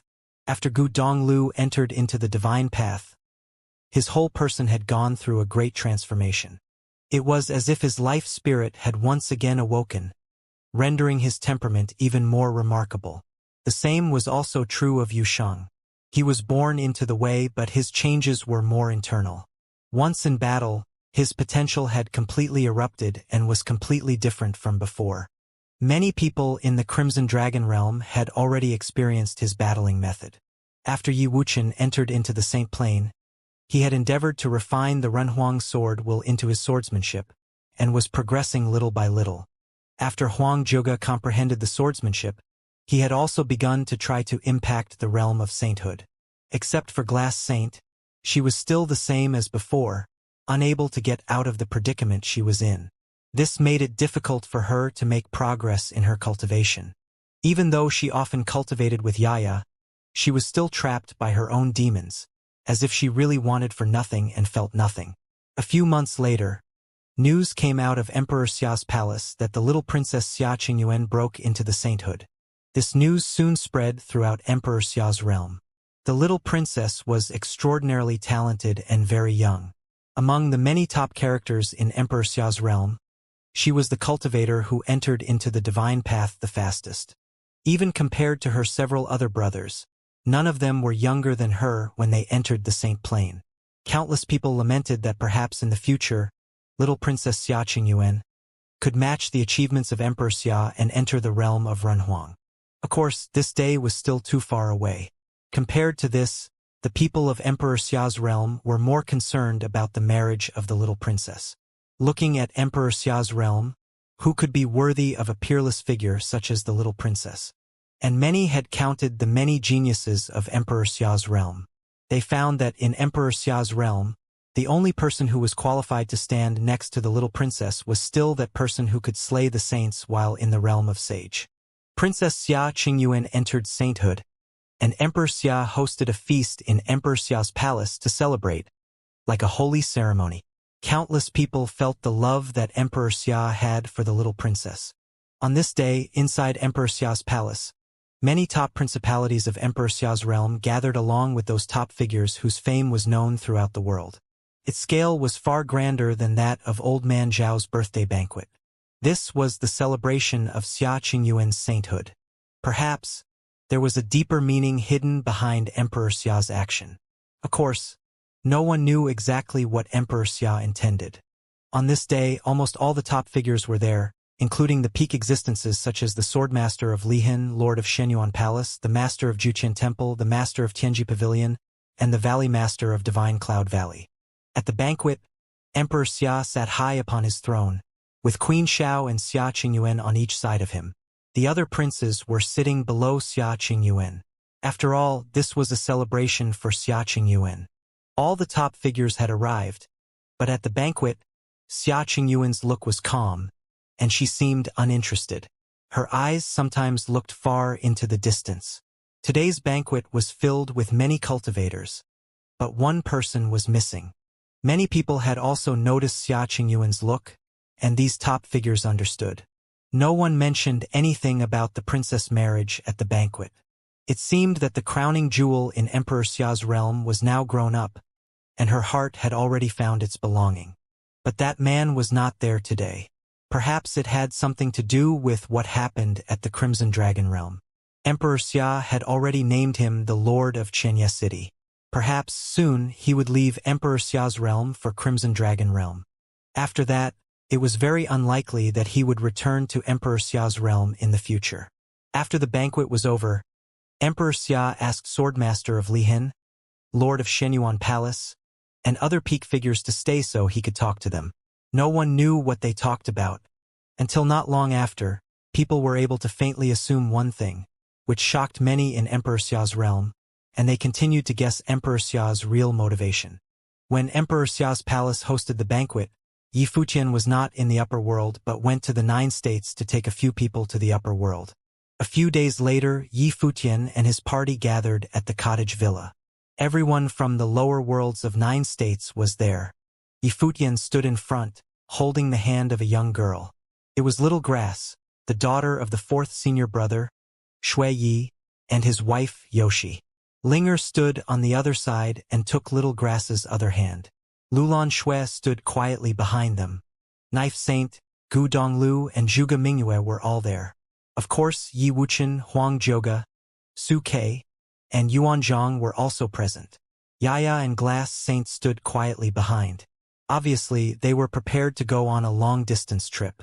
Otherwise, it would not involve everyone departing. Yi Futian levitated into the air and glanced behind him. They had stayed here for a few years. After leaving today, it would be unlikely that they would return often. Although the Red Dragon realm was chaotic and the strong preyed on the weak, in fact, it cohered more to the principle of survival of the fittest, where everything was more direct. Everything was based on power. More importantly, the Crimson Dragon realm was freer. As the primary realm of the Crimson Dragon region, no other Renhuang could interfere in the affairs of the Crimson Dragon realm. If one was strong enough, then one could create an empire of one's own. One that no one could shake, just like the city lords of yore. During this trip, he prepared to establish his foothold in the Crimson Dragon realm. And when everything was settled, he would embark to the more distant Supreme Path region. Yushang would also cultivate at the regional palace of the Crimson Dragon realm. "Let's go," Yifutian said. Suddenly, this large group of people moved toward the distance. Soon, the cottage villa was emptied and seemed extraordinarily quiet. There were already many waiting in Emperor Xia's palace. When Yifutian and his party arrived, they saw a group of people appearing in front of them, the head of which was Xia Qingyuan. Obviously, Xia Qingyuan was also preparing to leave Emperor Xia's palace and travel to Crimson Dragon realm. Aside from Xia Qingyuan, Yifutian also saw a lot of familiar faces. For example, the first person of Lihan Heaven who once fought with him on the 33 layers of heaven, Wang Chuan. There were also Shenyuan Ao of Shenyuan Palace and Gong Sunzhong of Divine Cloud Valley. Yifutian also saw the people from the 9 states such as Bai Luli. After these people received the order from Xia Qingyuan to go to the upper world, they were under the order of Xia Qingyuan. And now they were planning on traveling with her. "Why are you here?" Behind Yifutian, Luofan asked another person. Yifutian looked over there and saw that next to Gong Sunzhong, Gong Sun and I and Gong Sun Xian were there, and Luofan was speaking to Gong Sun Xian. Clearly, he was surprised. "Why can't I be here?" Gong Sun Xian retorted. Luofan blinked and saw a pair of enchanting but slightly angry eyes, and he dared not look straight at them. Yifutian watched with a smile on his face. Apparently, someone was able to trump the 5th senior brother.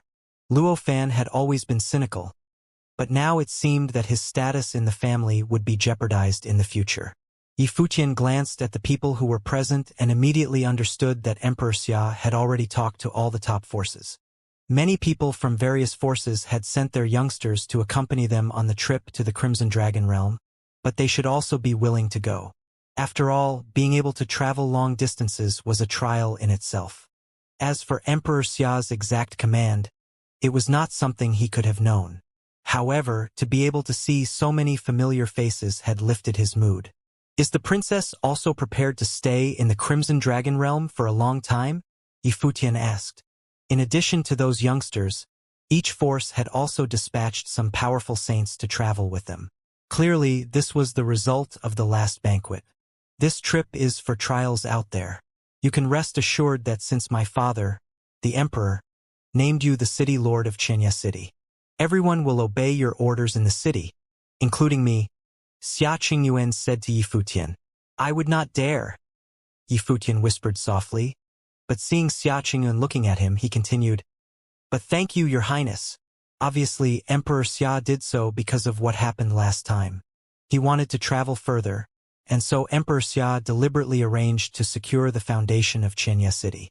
This was truly allowing him to become a lord of the empire. Xianxia City was wholly entrusted to him. As for the result, it would solely be dependent on his ability. "Qingyuan, when are we going?" At this moment, a voice was heard, and Yifutian saw another group coming toward them. It was Yao Shi, who had also brought many people to go along with her. Xia Qingyuan looked indifferent. She merely glanced at Yao Shi and ignored her question. "Young Master Yi, you've been well." Yao Shi was not bothered by Xia Qingyuan's treatment towards her and didn't get angry. She smiled at Yifutian. Yao Shi was clad in expensive clothing. She looked noble and holy, like a real noble princess, even more so than Xia Qingyuan. After all, Xia Qingyuan was still in man's clothing, casual and simple. "Princess Yao Shi is also going to Xianxia City," Yifutian said. "Yes," Yao Shi said. "I have always wanted to go out and see the world. Now that I have a chance, I will come along." Yifutian didn't say much. Yao Shi was now the princess of Emperor Xia's realm. Whatever she wanted to do was not something within his control. "Let's go then," Yifutian said. Xia Qingyuan nodded, and the group set off immediately, moving towards the teleportation grand matrix. Gong Sun Xian stepped forward, and without realizing it, approached Yifutian and his party, next to Luofan. Shenyuan Ao of Shenyuan Palace walked behind Yusheng. He asked him as he was walking, I heard that you decimated the geniuses of the Crimson Dragon Realm during the Battle of Crimson River, and will enter the regional palace at Crimson Dragon Realm to cultivate? As the descendant of Shenyuan clan, he certainly knew a little about the Crimson Dragon Realm. The ancient books in the family had also recorded what the regional palace was like, and many elders even knew about it. It was known as the first sacred place of cultivation in Crimson Dragon Realm. What is it? Yushang said, looking at Shenyuan Ao. Shenyuan Ao also had a husky build. Standing next to Yushang, he did not appear any less brawny. He looked at Yushang and said, "When we get to Crimson Dragon Realm, can I cultivate with you?" Many people heard Shenyuan Ao's words and turned their heads back to look at him. This proud descendant of Shenyuan Palace showed no sign of proudness at this moment. This made many who knew Shenyuan Ao look rather strange. No, Yushang spat. It was a resolute refusal.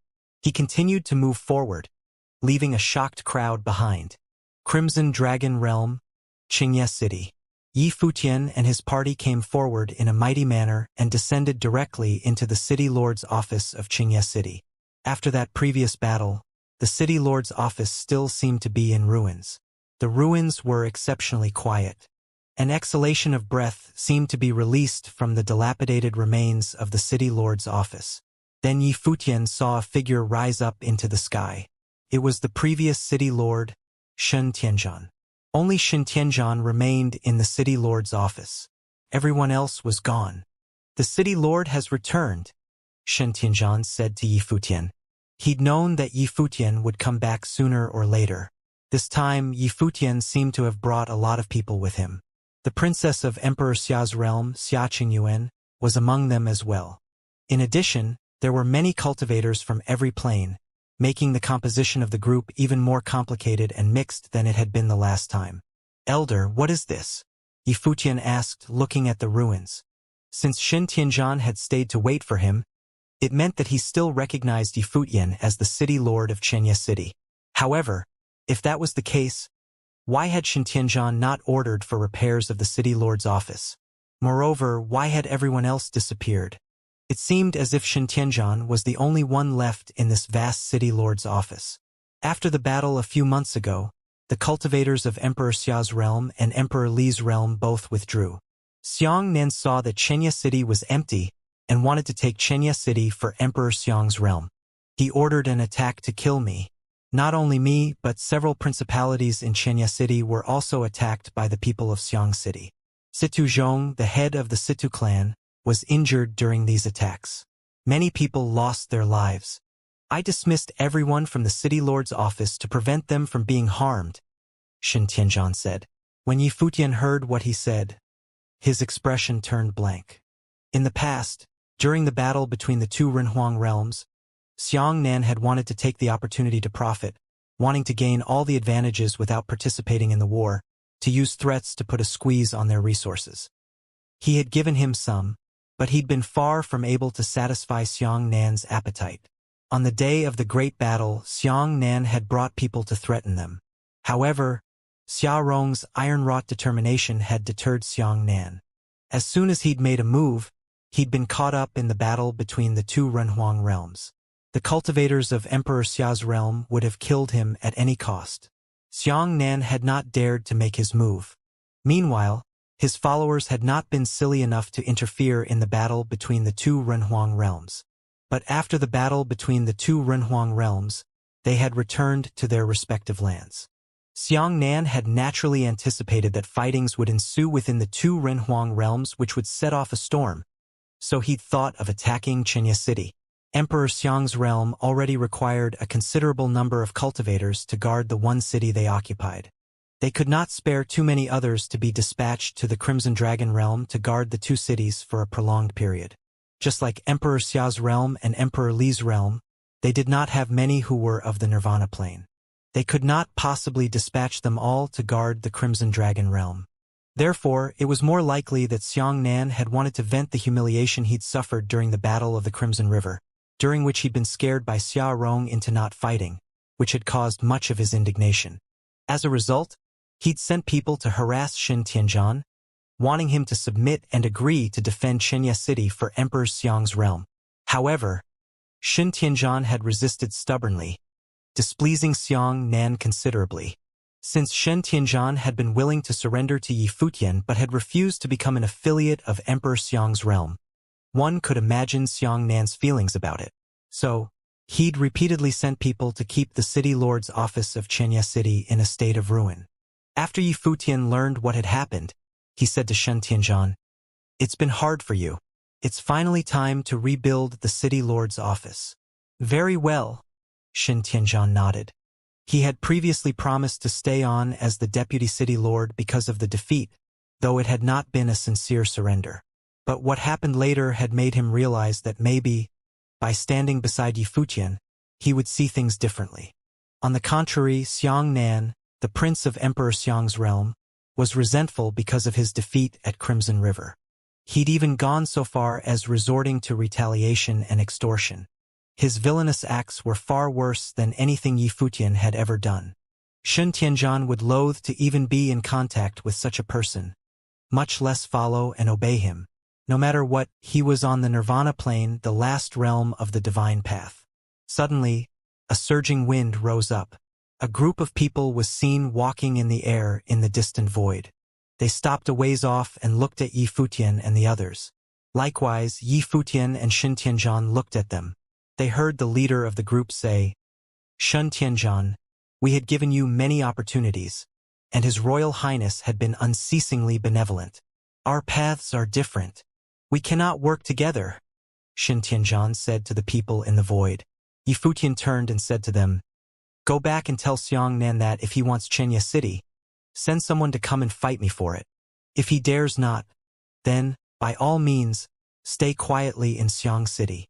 The messenger stared at Yi Futian. After a while, he turned to leave, thinking that the people of Emperor Xia's realm had arrived too soon. What had happened in the past did not seem to have caused a division inside Emperor Xia's realm. On that day, Crown Prince Xiaorong, Xia Qingyuan, and Yi Futian had clearly been divided into two different camps. But now, Yi Futian and Xia Qingyuan had returned together with reinforcements. This meant that Xianxia City would most likely be entrusted to Yi Futian in the future. The people in Xiang City left, but Yi Futian's eyes still maintained their coldness. Xiang Nan had once again exercised his old trick of profiting from others' misfortunes. He had no conscience and was not afraid to show it. The news of Yi Futian's return and the return of all the top forces of Xianxia City soon spread. Situ Yen and Situ Zhong had both arrived as well. "Elder, I know about Xiang Nan. I will settle the score with him on your behalf," Yi Futian said by way of greeting to Situ Zhong. "I am relieved to hear you say that, City Lord Yi," Situ Zhong responded. "I have also brought along some reinforcements to see if we can be of assistance." As he was speaking, Situ Zhong mobilized his people. Some of the top forces in Xianxia City began working together to build the new city lord's office. In the world of cultivators, the time spent building was extremely accelerated. In just a short time, a brand new city lord's office rose from the ground. "Choose your place of cultivation," Yi Futian said as he walked toward the main hall of the city lord's office. Xia Qingyuan chose a hall next to him. Yao Shi did the same as if she was intentionally competing with her. The other cultivators all chose their places of cultivation in the new city lord's office. Those who'd come from the top forces of Emperor Xia's realm each set up a camp and chose an area in which to reside. Yi Futian faced the people next to him and said, "Little butterfly, you should choose an area to be used as a medicinal pool and herb garden." Next to Little Butterfly was Saint Zhang's eldest disciple, Su Chehan. Not long ago, when Yi Futian had taken the trip to the lower world, he hadn't only brought along his relatives. Saint Zhang had ordered Su Chehan, who had already entered the Saint Plane, to accompany him. The husband and wife, along with Little Butterfly, had followed Yi Futian and cultivated with him.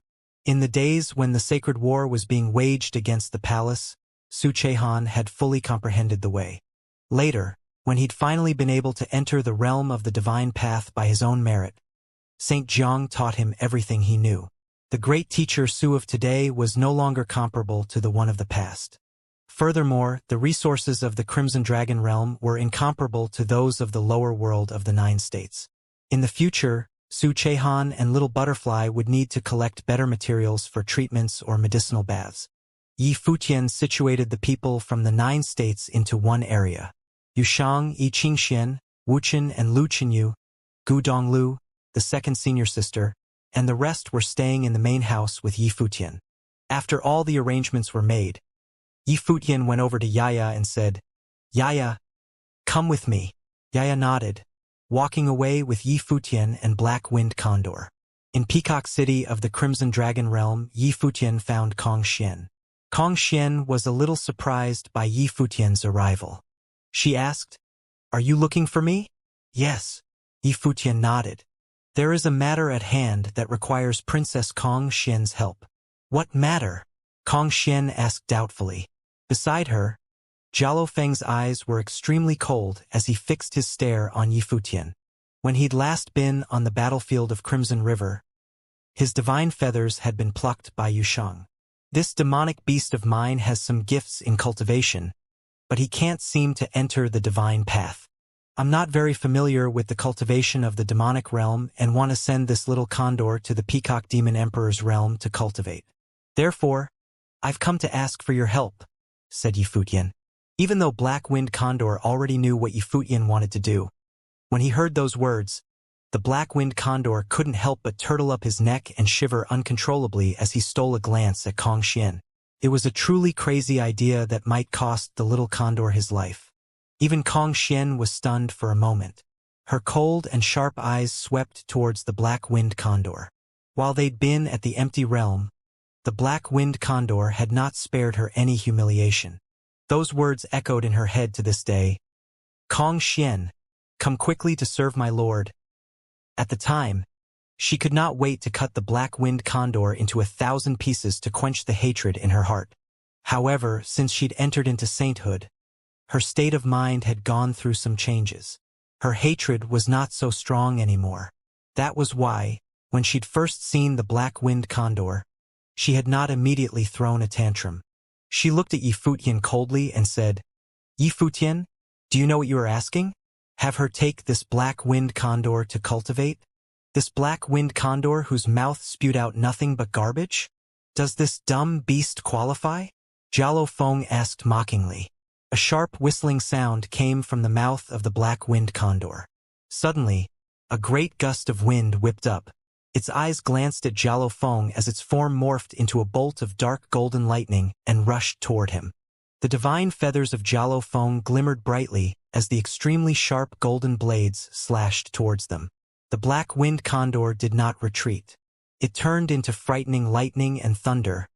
Its wings extended, cutting through the void. Boom! With a loud sound, Jialo Feng's body was thrown backward.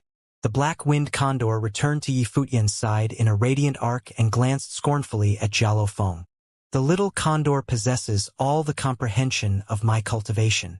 It is very talented, but its entrance into the Saint Plane had been delayed. I don't know what should be done next, so I thought to send it to the Peacock Demon Emperor's realm," Yi Futian said. "I know that there were several offenses made in the past, but those are inevitable on the battlefield.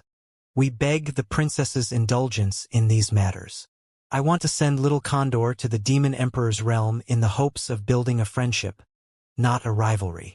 Kong Xian looked at Yi Futian deeply, then nodded. "Very well." Seeing that Kong Xian had agreed, the Black Wind Condor took a secretive look at her beautiful face and shivered again. Little Condor was unlucky. It had barely escaped the hands of the she-devil, only to face yet another danger. Yi Futian revealed a smile. Since Kong Xian had agreed, she must be willing to resolve the grievances of the past.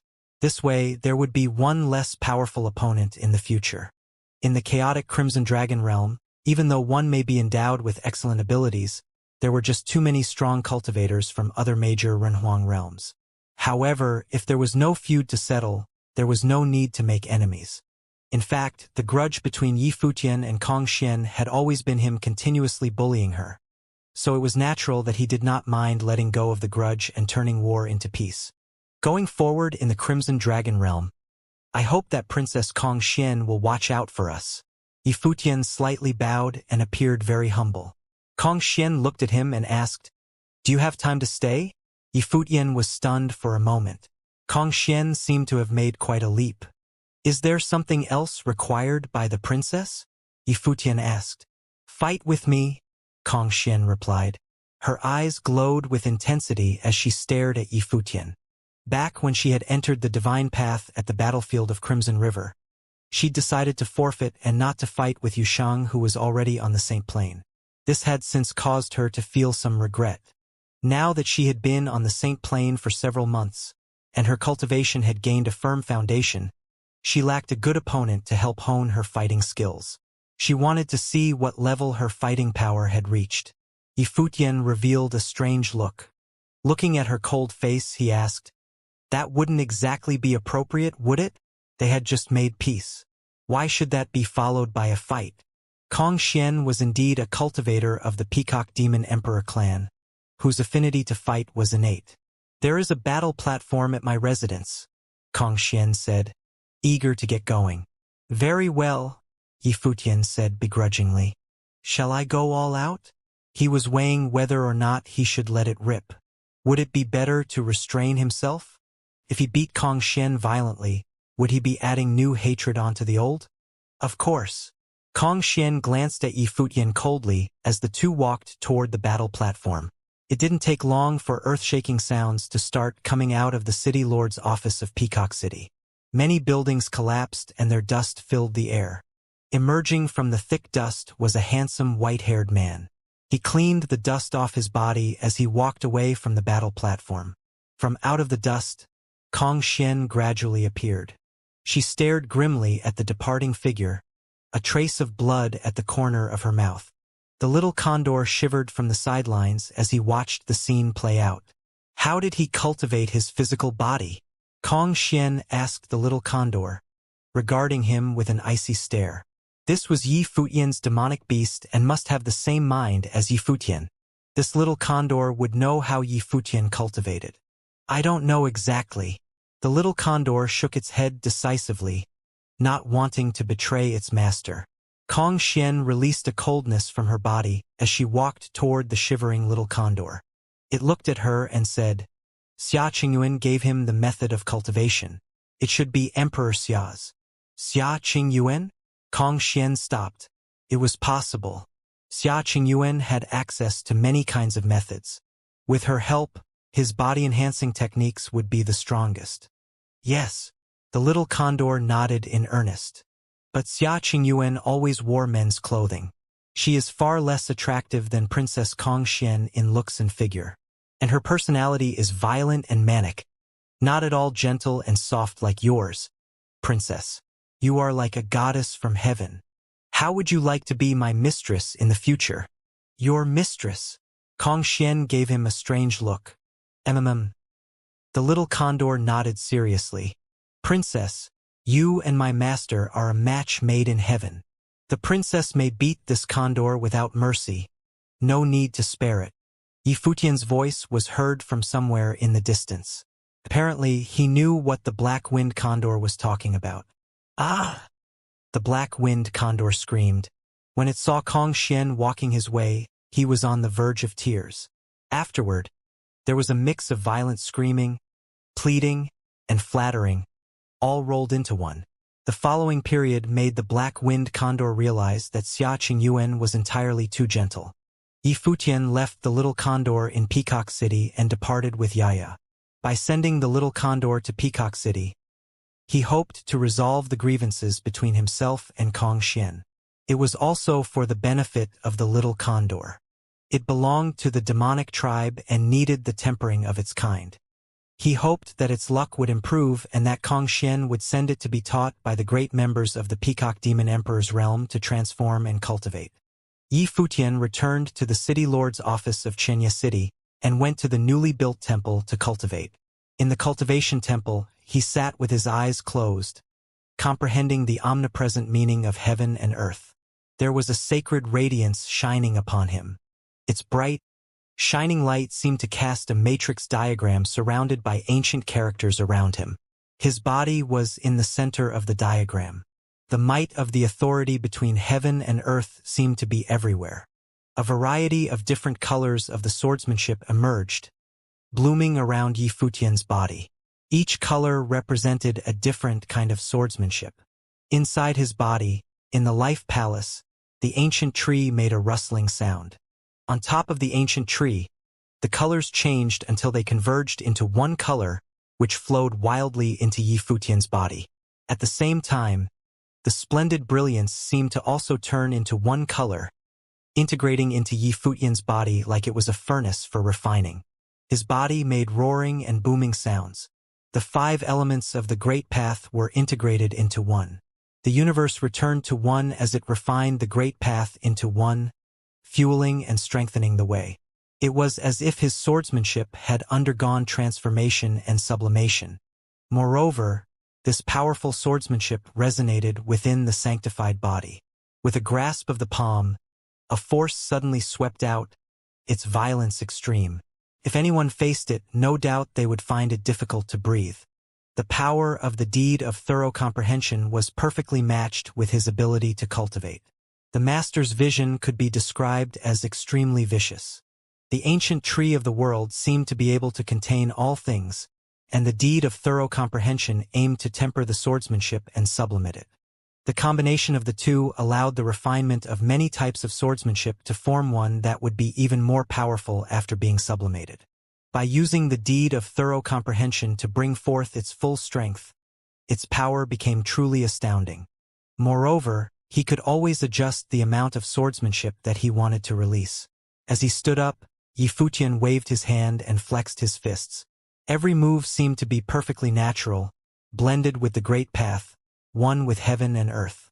The sacred light pouring over his body was like showering in divine radiance. Each unleashed strike may not seem strong, but it contained a curious power that gave out a dull sound with each blast, swirling as if they were devouring black holes, disappearing in an instant. In Crimson Dragon Realm, the opponents he would meet in the future would be even stronger. That day in the Battle of the Crimson River, he'd discovered that the strength of some of the geniuses was already very strong, and that was just the tip of the iceberg in the Crimson Dragon Realm. Every year, such cultivators would be born. In the future, he would likely face many descendants of Renhuang, and the gap between himself as these people would get increasingly smaller. Even those that he would meet on the supreme path in the future might not necessarily be less powerful than him. Therefore, the higher the level, the harder he needed to cultivate. Yi Futian left the Cultivation Temple and found Yushang. It was time to send Yushang to the regional palace to cultivate. Before long, a group of people arrived at the bank of the Crimson River. The crimson sky seemed to contain the mighty pressure of the Great Path. The Crimson River seemed like it was full magma. If anyone with weaker cultivation stepped into it, they would be burned to death immediately. Yushang, go, Yi Futian said. Yushang would soon enter into this most powerful spiritual holy land for cultivation. He would have the opportunity to touch the core of the Crimson Dragon Realm, the direct source of the Crimson Dragon Emperor's power. Yushang nodded and walked into the void, traveling directly above the Crimson River toward the castle at the center of Crimson River. He knew what Yi Futian wanted him to do. He would fulfill his mission by gaining a steady foothold in the regional palace. There, he would come into contact with the core forces of the Crimson Dragon Realm. As he walked forward, the Crimson Red Castle came into view.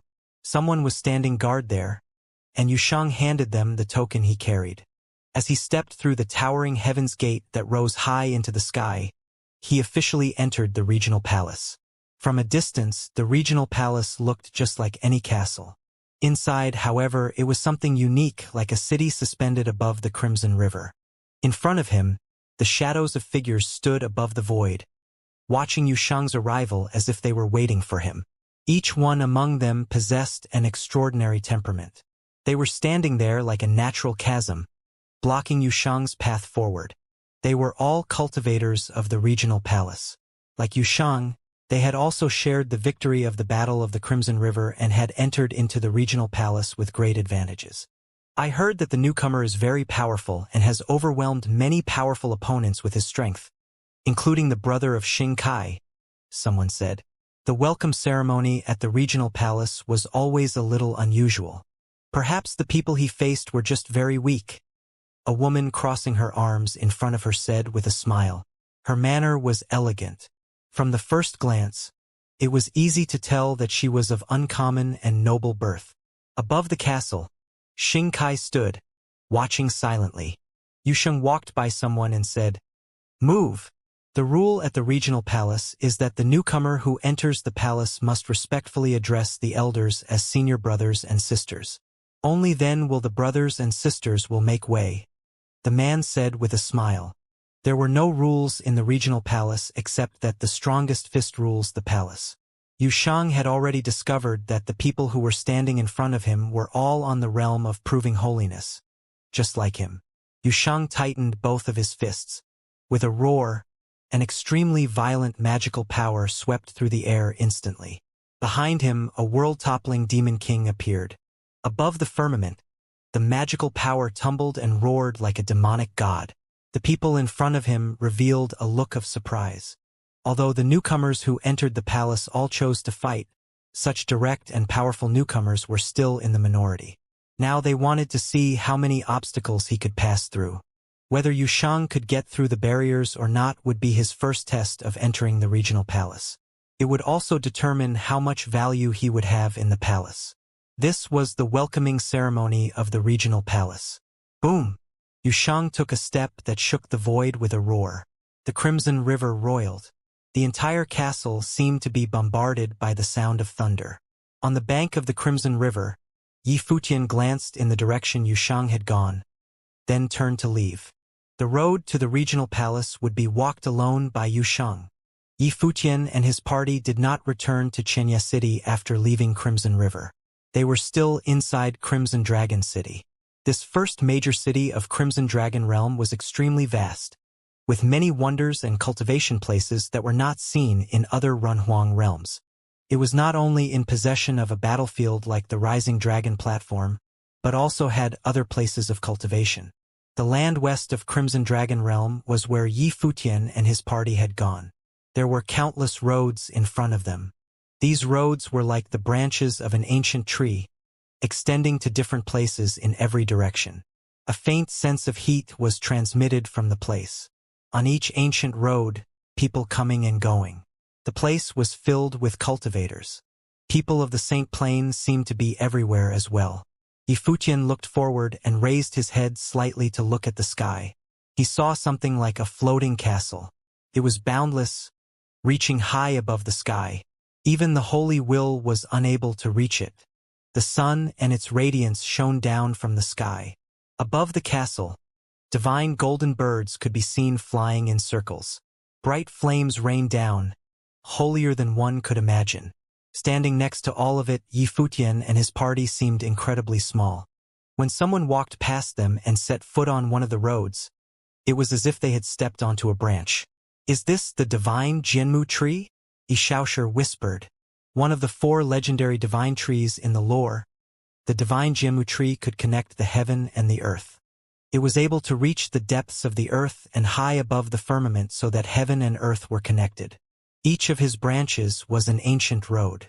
Together, it formed thousands of ancient roads that led to Jianmu City, the city which lay in front of them. The Crimson Dragon Army guarded Jianmu City. Standing above the void, they looked like an army from heaven. Jianmu City was a holy place for cultivation. It was also one of the largest trading posts in Crimson Dragon City. To enter Jianmu City, payment of spirit stones of the Great Path was required. Otherwise, one was not eligible to cultivate in Jianmu City. Furthermore, the price of admission was not cheap.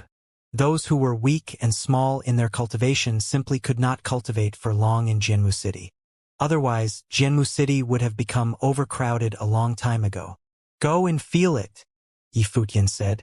He walked over to the Crimson Dragon Army and paid the spirit stones required for everyone to enter.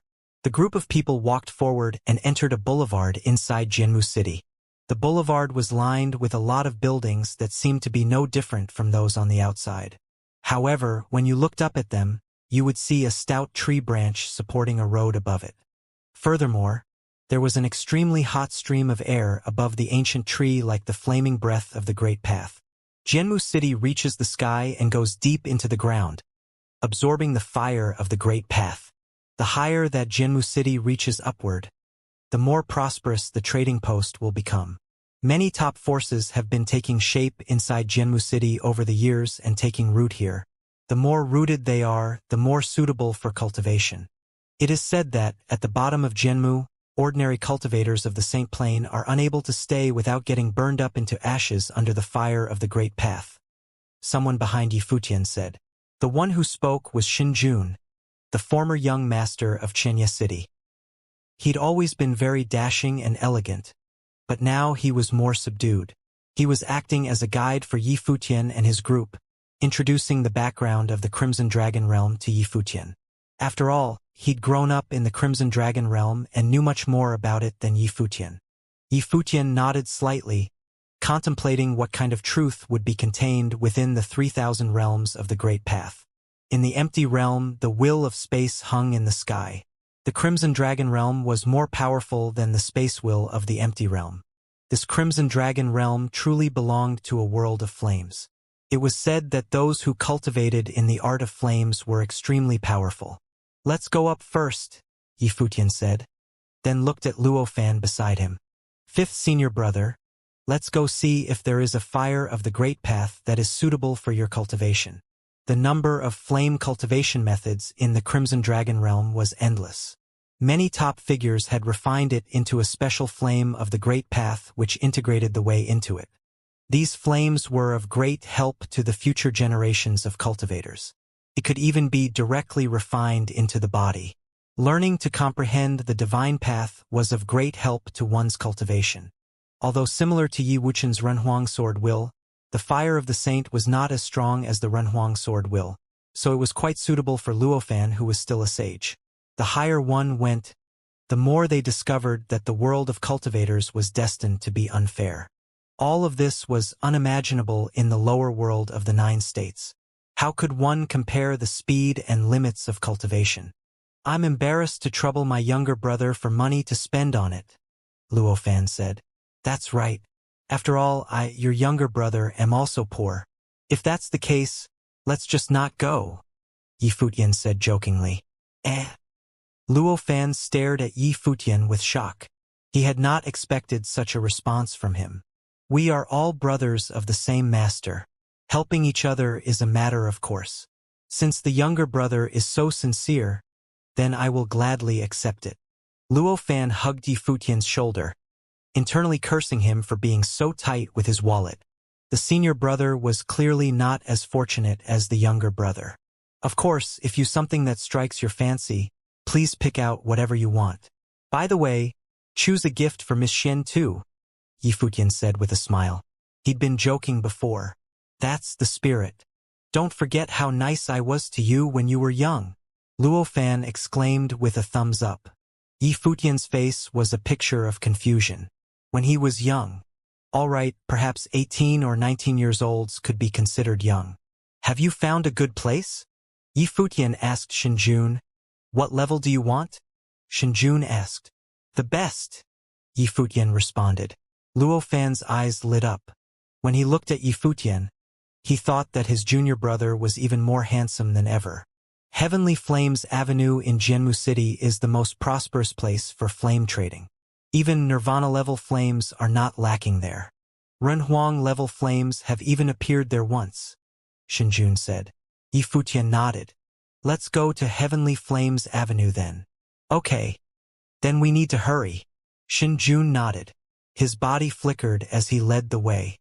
Yifutian and his team followed behind. They all traveled fast as they shuttled through Jinmu City. Jinmu City was considered a renowned city for a reason. When all the areas above and below the surface, it was much larger than a city as large as Xianxia City. Therefore, one could only imagine just how massive this ancient tree that connected the world was, or that it was still growing. In Heavenly Flames Avenue was a huge, wide-open square where many cultivators gathered to trade. There were a lot of shops in the square, many of them temporarily built by the cultivators. Outside of these shops were engraved signs displaying what items were available for trade. Of course, there were also some large, permanent structures that were used for long-term trading. The Tower of Heavenly Flames on Heavenly Flames Avenue, for example, belonged to a major force with many invaluable flames of the way. At the moment, many cultivators were assembled in the Tower of Heavenly Flames. Yifutian and his people had just arrived. There were many flame furnaces inside, all of which contained the flames of the way. Above the furnace, the name of the flame of the way, its grade, and its abilities were listed in great detail. The cultivation of flames in the Crimson Dragon realm was considered the epitome of the Crimson Dragon region. The classification and grade of the flames here were finer than anywhere else.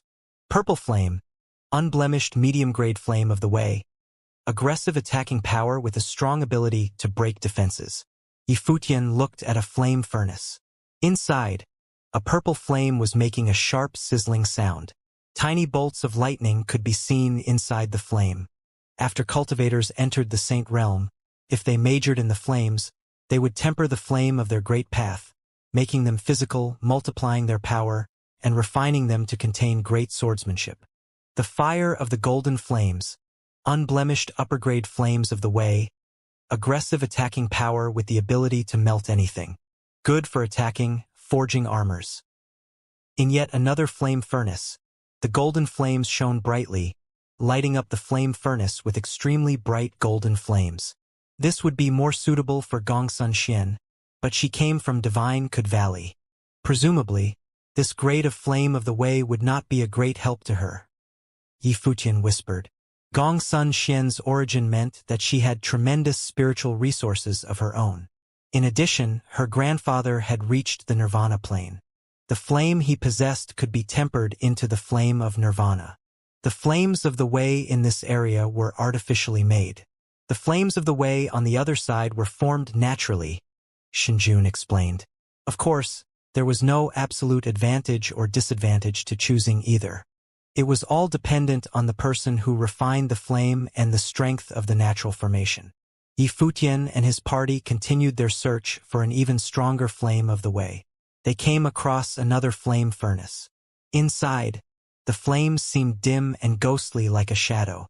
The ghostly flame of the way, Nirvana midgrade, possesses a strong sense of destruction. Its ability to burn and destroy souls was given by the Nether Saint Lord, said the line of writing engraved on the outside of the furnace. As Yifutian walked past the Tower of Heavenly Flames, he felt a dizzying sensation and some interest. The flames here were too strong. By comparison, the unblemished flames of Wei did not appear so precious. In fact, Yifutian had also cultivated inflaming ability. Not just the flame, he'd also cultivated many other kinds of abilities and comprehended all kinds of will. However, because many abilities were limited by magical powers, they were not strong enough. In fact, there was no absolute strengths or weaknesses between the kinds of will. Any kind of will could be cultivated to its highest level. Yifutian wondered if he could pick up some of them to cultivate. Senior brother, choose the one that suits you, Yifutian said to Luofan. Stronger was generally better, but it still needed to fit Luofan's ability to cultivate to be effective. For example, for those with extraordinary birthrights, if their forefathers had cultivated certain kind of flames, or even passed them on into the life spirit, they could inherit them in the form of comprehension, saving themselves half the trouble. Beggars can't be choosers. Let's just make do, Luofan said casually. However, his action was pretty deft. He pointed at a flame and said, "That's it." Yifutian saw the grade of the flame he wanted and felt a pinch in his heart. He said, "Senior brother, you don't want to spare me any expense." Luofan listened to what Yifutian said and smirked, clapping his little brother's shoulder.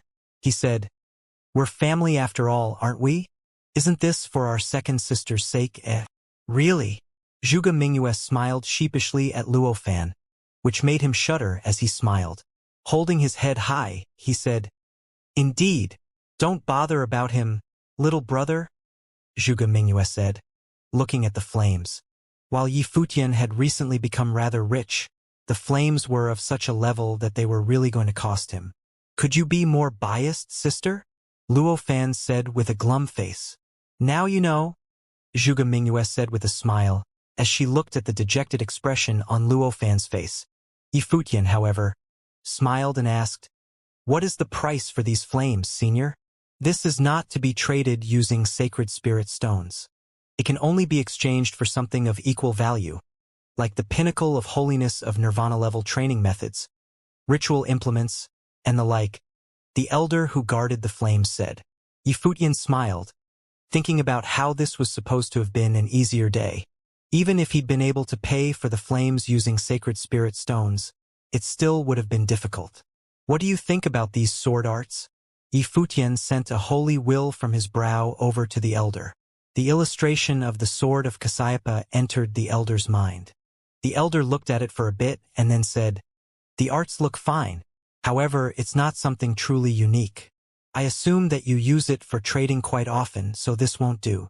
The sword of Cassiopeia was considered the best sword arts that could be found in Dali.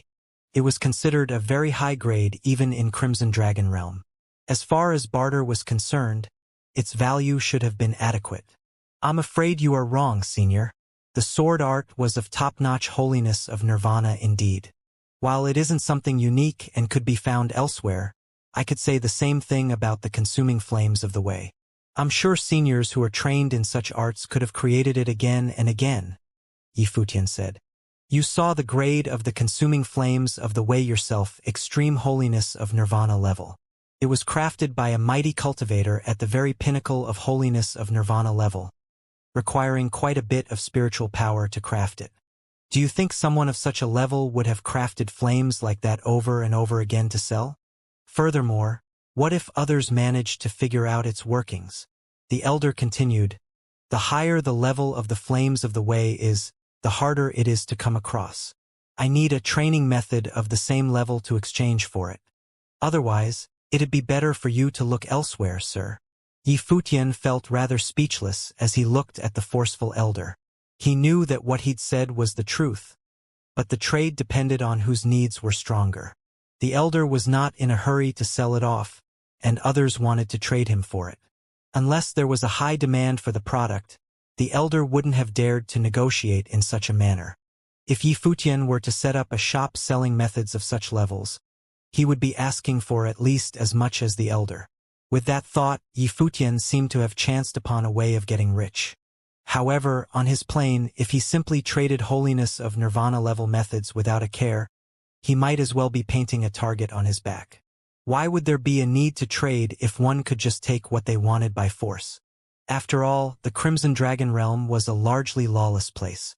All right, we'll just go elsewhere, Luo Fan said, clearly frustrated. What do you think about this method then, senior? Xia Qingyuan interjected from the side. She then sent holy will into the elder's mind. The elder nodded and said, you could take the flames for 2 methods. That will do. Xia Qingyuan took out the method she'd used and looked at Yifutian, who then took out a manual copy of the Sword of Cassiopeia and handed it to the elder. The elder checked the goods and then nodded, handing the furnace to Yifutian. He said, the furnace itself is the top-of-the-line containers of flames. It would have melted under the powers of the flames of the way a long time ago otherwise. You people are getting quite a bargain here. Yifutian took the furnace and handed it to Luo Fan before turning to Xia Qingyuan. He said, thank you, princess. I still have other methods with me though.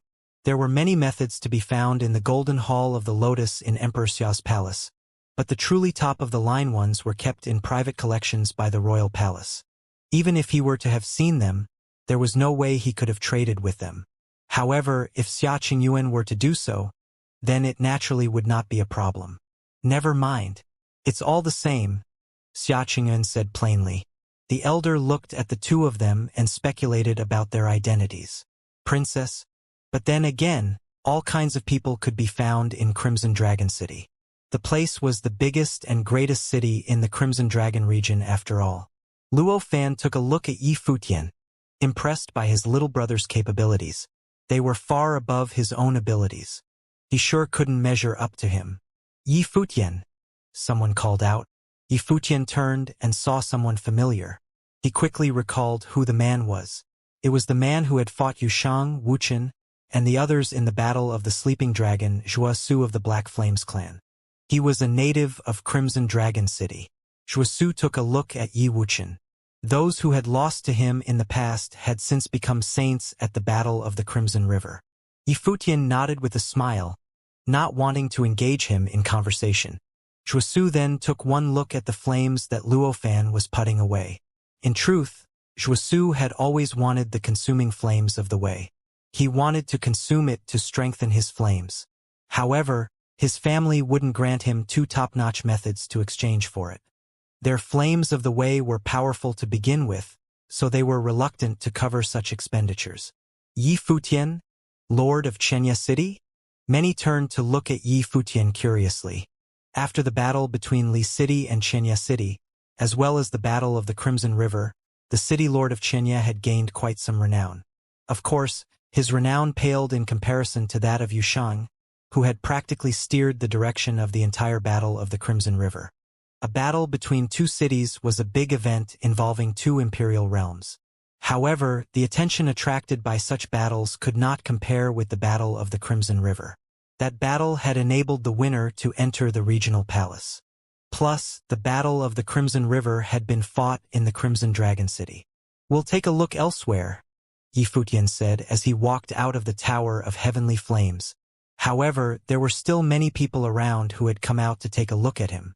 Some were heard saying, Yifutian was bickering with Xingkai back at the Battle of the Crimson River. It was quite a pity that they didn't end up fighting each other. Yushang's talents were unparalleled. He seemed to listen to this guy a lot. How would Yifutian compare to a devil like Yushang? Many talked about this.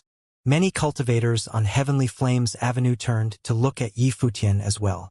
Xingkai of the ancient imperial city was extremely renowned, even in Crimson Dragon City. Xingkai would become a renowned figure in the Crimson Dragon realm in the future. Furthermore, the ninth servant, the city lord of ancient imperial city, was also a legendary figure. He was lauded as the #1 city lord outside of Crimson Dragon City. Yifutian did not bother with what the people around him were saying.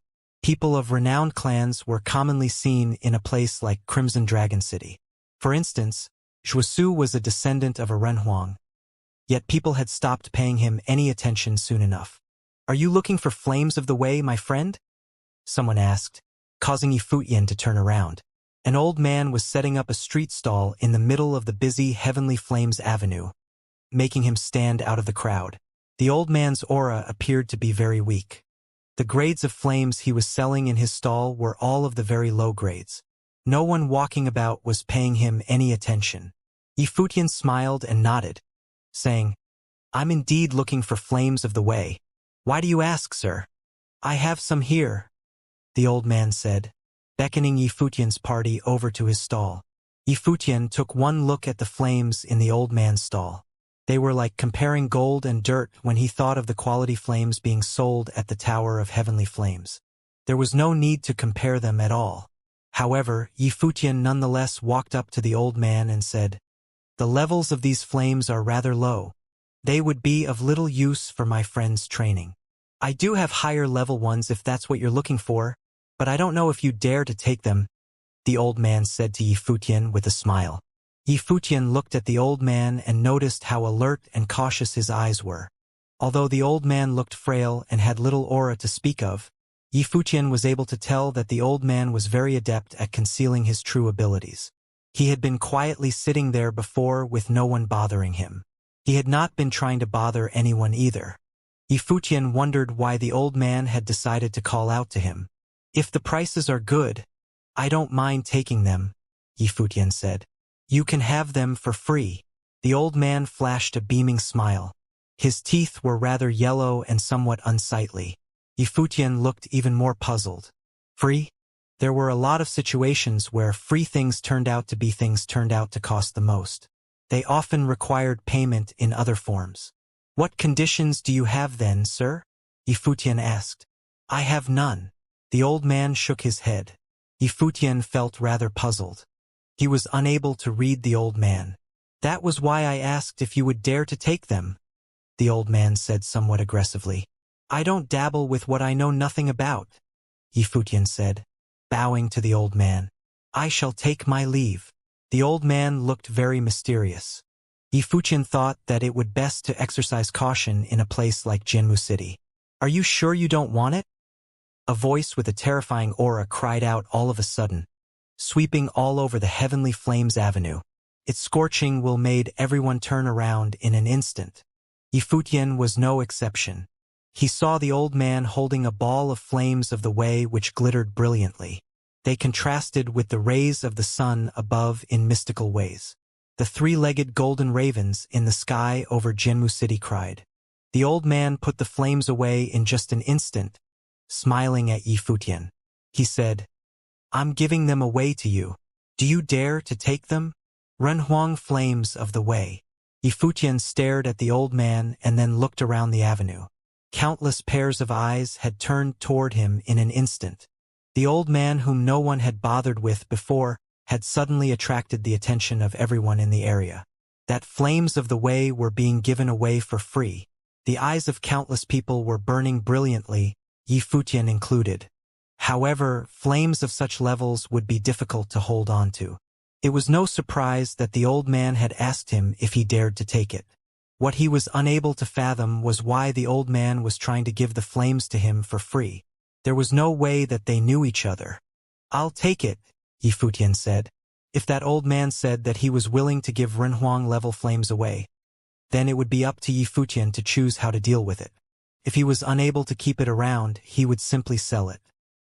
He walked up decisively, the people around him following him, concerned that the old man was up to no good. However, that old man simply chucked the flames into the furnace and handed it over to Yifutian, who accepted them right away. He then looked at the old man and said, Since you've said you're giving it to me, then it's up to me to decide what to do with it, right? Of course, I wouldn't hold it against if you just gave it someone else. So long as you're willing to take them from me, that is. The old man looked at Yifutian with a beaming smile. That look gave Yifutian a bad feeling. The old man waved and put the entire stall away before disappearing in a flash. Many formidable auras turned in Yifutian's direction as soon as the old man left. Yifutian frowned and thought that the flames would indeed be difficult to hold on to. Yifutian watched as the old man disappeared and the people in the square closed in on him. However, none of them dared to try to take the flames from him by force. Yifutian, the lord of Xianxia City, was backed by Renhuang forces, making him a difficult person to take on. Furthermore, it appeared that the princess of Emperor Xia's realm was with him. Do you mind if I have a look at those flames of the way? Zhuosu of the Black Flame clan asked. Yifutian took a look at him and said nothing in reply. Those flames would cause quite a commotion if they were exposed. It would be a bad idea to take them out so casually. While there was no doubt that they would be something difficult to hold on to, the flames were in his hands and he had no intention of letting them go. Let's go, Yifutian said with a low voice, getting ready to leave the area. They had attracted way too much attention. However, a powerful aura seemed to be sweeping from in far away at that moment. One figure after another streaked over Heavenly Flames Avenue, locking their eyes onto Yifutian. An elder took one step and sent scorching will all over the place. He grabbed at the space before him and will of the great path of flames roared, transforming into a great fiery dragon that lashed out at Yifutian's party. Yaya stepped out and appeared right before everyone in the party. She waved her hands and sword will shrouded the entire area. Terrifying ringing sounds were heard as a screen of swords appeared before Yaya. The dragon was blocked by the screen, yet it remained adamant in breaking through them as it roared. The people around retreated and scattered in a hurry. The elder continued moving forward, his robes billowing. He waved his arms, conjuring one dragon after another in the air. All of them roared as they charged at Yifutian and his party, trying to engulf everything within the vicinity in the flames. Yaya took to the air and was immediately surrounded by sword will. It turned into streams of flowing light in an instant, heading straight for the dragon as she placed the area on lockdown. Terrifying clashing sounds rang through the air. The great path shuddered as more and more mighty beings showed up, all trying to surround Yifutian's party. Several people acted at the same time, manipulating flames of greater magnitude to attack Yaya. The screen of swords blocked out the sky as it shrouded everyone within. Yaya was forced one step back. She scanned the people around her with eyes as cold and sharp as swords. The space above them was completely taken over by swords and flames. Yifutian and his party were trapped. A group of people approached them. All of them looked rather young, especially the person taking the lead. Their leader was a woman dressed in fiery red clothing. She looked to only be 25 or 26 years of age. Yet the aura emanating from her was unmistakably that of a saint. She was elegant and stunning. Her fiery red robes billowed as she turned to look at Yifutian and the others. All eyes turned towards her. Many immediately recognized who she was and where her group came from. She was a member of the Shi clan, a top-notch clan that was an early founder in the establishment of Crimson Dragon City. The Shi clan had been in Jianmu City for many generations and was incredibly powerful. They owned many properties and controlled many industries in Jianmu City. The leader of the Shi clan was known as the Saint Lord of Zhuyang, one of the figures at the pinnacle of Crimson Dragon City. His powers were unfathomably profound. Her group consisted of mighty members of the Shi clan. The woman who was leading them was none other than a direct descendant of the founder of the clan. Shichan looked at Yifutian's party with a cold expression and said, "Hand over the flames." Yifutian frowned. He hadn't expected to get into real trouble so quickly, but there was no denying how forceful these people were. They were forcing him to hand over the flames right away. At that moment, Yaya, who was still in the air, sent sword auras to tear the dragons apart. The fires of the great path roared and then disappeared with the sword will. Their opponents did not continue attacking. They instead surrounded Yifutian's party. Many of the people on Heavenly Flames Avenue retreated quite a distance away to watch what was happening from safety. "What do you mean?" Yifutian took a look at them. "You want to take my things without even bothering to talk first? Man, you guys are harsh. Hand over the flames and then we'll talk," Shichan said. "Shichan, I heard that the flames of the way were stolen. Are these the people behind the theft?" A member of Shichan's party asked. The young person took a look at Yifutian's party and said, "What is there to talk about with the thieves? We should take them down right now." "Thieves?" Yifutian frowned. From what this young person said, these flames had been stolen from the woman before them. The old man must have stolen them and given them away immediately after. "Head back to the clan with us. If you're able to explain yourselves adequately, you might be able to leave with your lives intact," an old man standing beside Shichan said. His eyes seemed to be imbued with fire as he looked at Yifutian's party. His words were extremely forceful. That flames of the way were of the Runhuang level, so they were very precious to them. In truth, those flames were more trouble than they were worth. All the most powerful forces in the Crimson Dragon realm were after them. "I'm afraid that there is some misunderstanding happening here," Yifutian said. "If you're talking about the flames that caused all that ruckus earlier, they were given to me by an old man just moments ago. Many people on the avenue saw it happen and will be able to serve as witnesses. You should consider that before you call us thieves." Shichan's eyes sparkled as she turned to look at the crowd on the avenue behind them. Someone called out, "It happened just like he said." Shichan's expression changed after that. She locked her gaze onto Yifutian and asked, "Why would the star-plucking hand just hand over the flames to you? What is your relationship with him?" Many gasped at Shichan's words. Whispered gossip broke out all along the avenue. That old man who had gifted the flames to Yifutian was the star-plucking saint? Shinjun's expression shifted as well. He telepathically explained to Yifutian, "That woman is a member of the Shi clan, the most powerful force in Jianmu City. The star-plucking hand is the nickname of the star-plucking saint, an extremely powerful figure. He has reached the holiness of nirvana and is capable of reaching unparalleled speed, making many great transformations, and wielding formidable combat abilities in battle. He is one of those few people who even the most powerful figures in Crimson Dragon Realm would hesitate to mess with. Anyone who dares to mess with him will find themselves down on their luck. Furthermore, the star-plucking saint is a weird guy who keeps to himself. He has stolen some of the most precious treasures from the most powerful clans in Crimson Dragon City. No one to date has been capable of capturing him." He felt that the case was very weird. The star-plucking saint could have simply taken what he'd stolen from the Shi clan away without making a fuss. The Saint Lord of Juyong of the Shi clan, despite being extremely powerful, was utterly incapable of capturing the star-plucking saint. The two men were probably more or less equal in power. No one could tell who between them was the stronger one. Even if the star-plucking saint simply took the goods by force, there was nothing the Shi clan could do about it. The saint was a loner, and there was no way the clan could get their hands on him. He'd handed the flames to others right in front of everyone on Heavenly Flames Avenue, and no one had recognized him. That, in itself, was a testament to his frightening ability in the art of transformations. It was apparent that the star-plucking saint had masked his aura and changed his appearance. Xinjun didn't understand why he had given the flames to Yi Futian.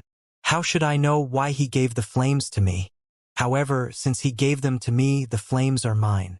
All of you showed up and attacked us right away, accused me of being a thief, and even declared that I would only live if I explained myself adequately.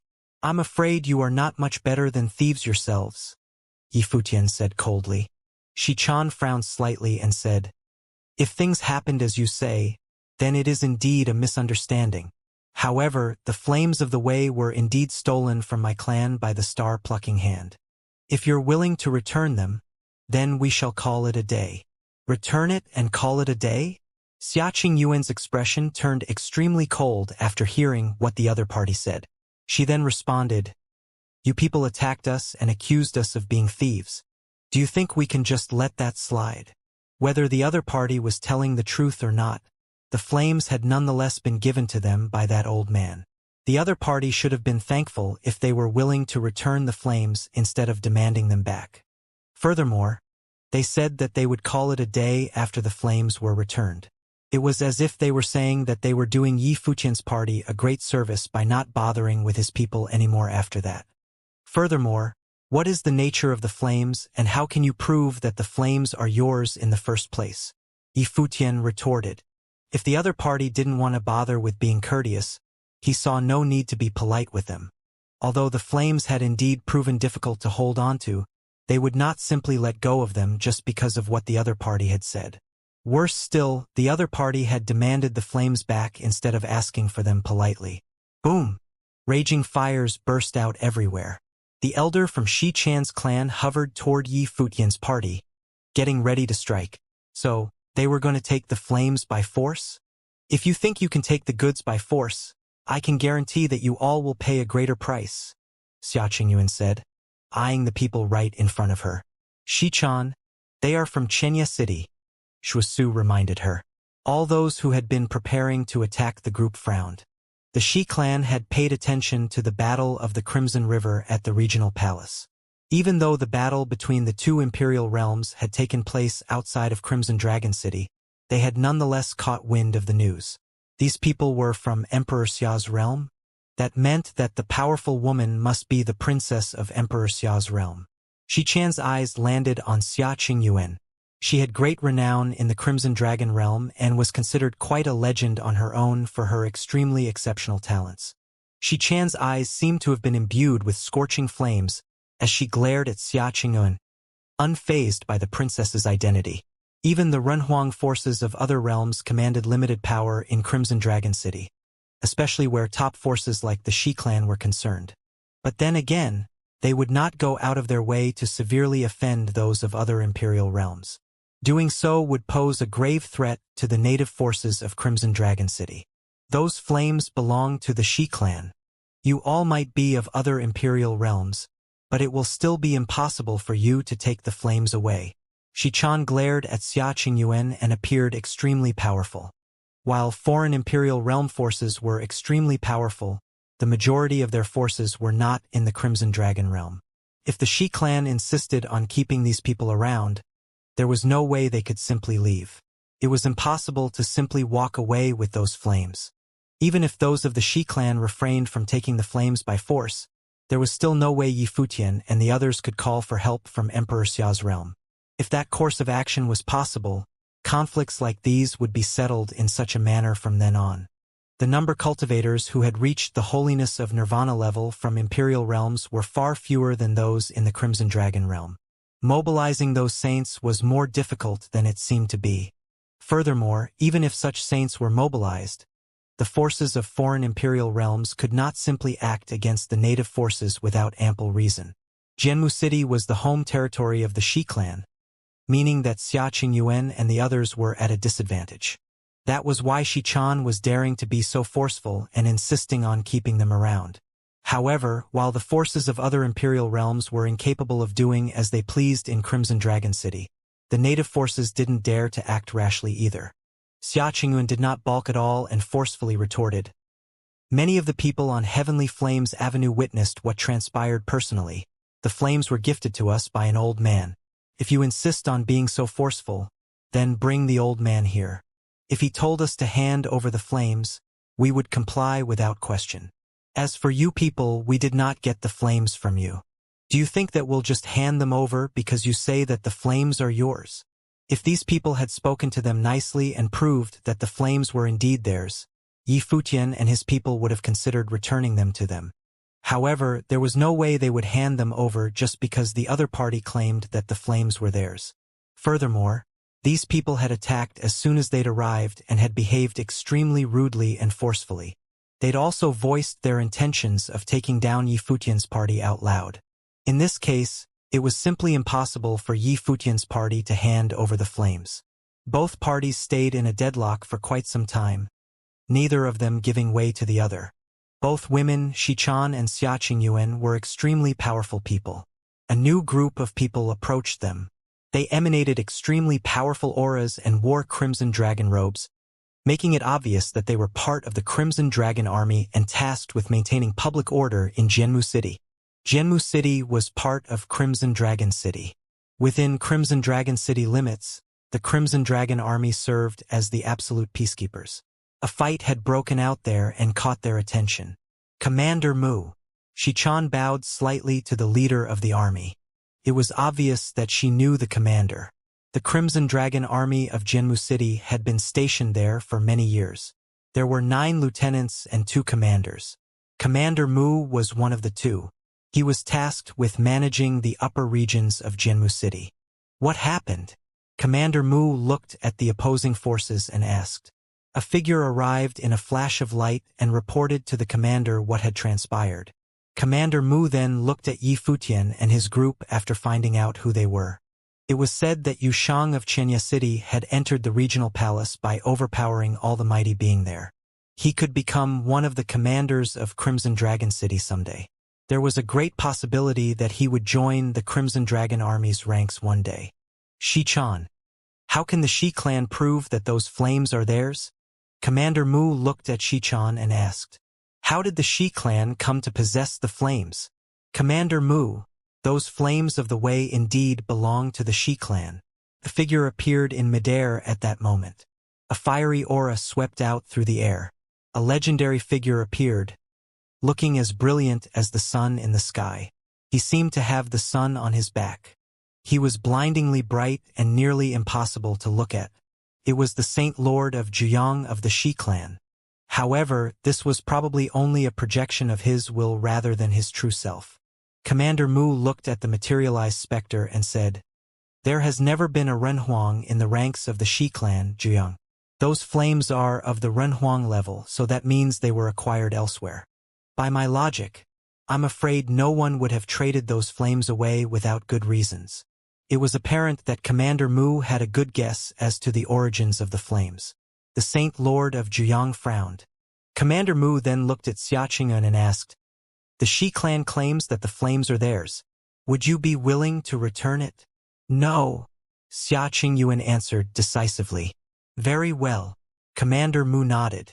One side wants to take the flames while the other side refuses to give it up. In that case, the Shi clan is free to take the flames by force, but do not cause too much of a commotion in Jianmu City. Furthermore, if you people clash with them in the future over the flames, the Crimson Dragon Army shall not interfere with matters between your parties. You are free to do as you please with each other. Crimson Dragon City had rules that forbid haphazard killing.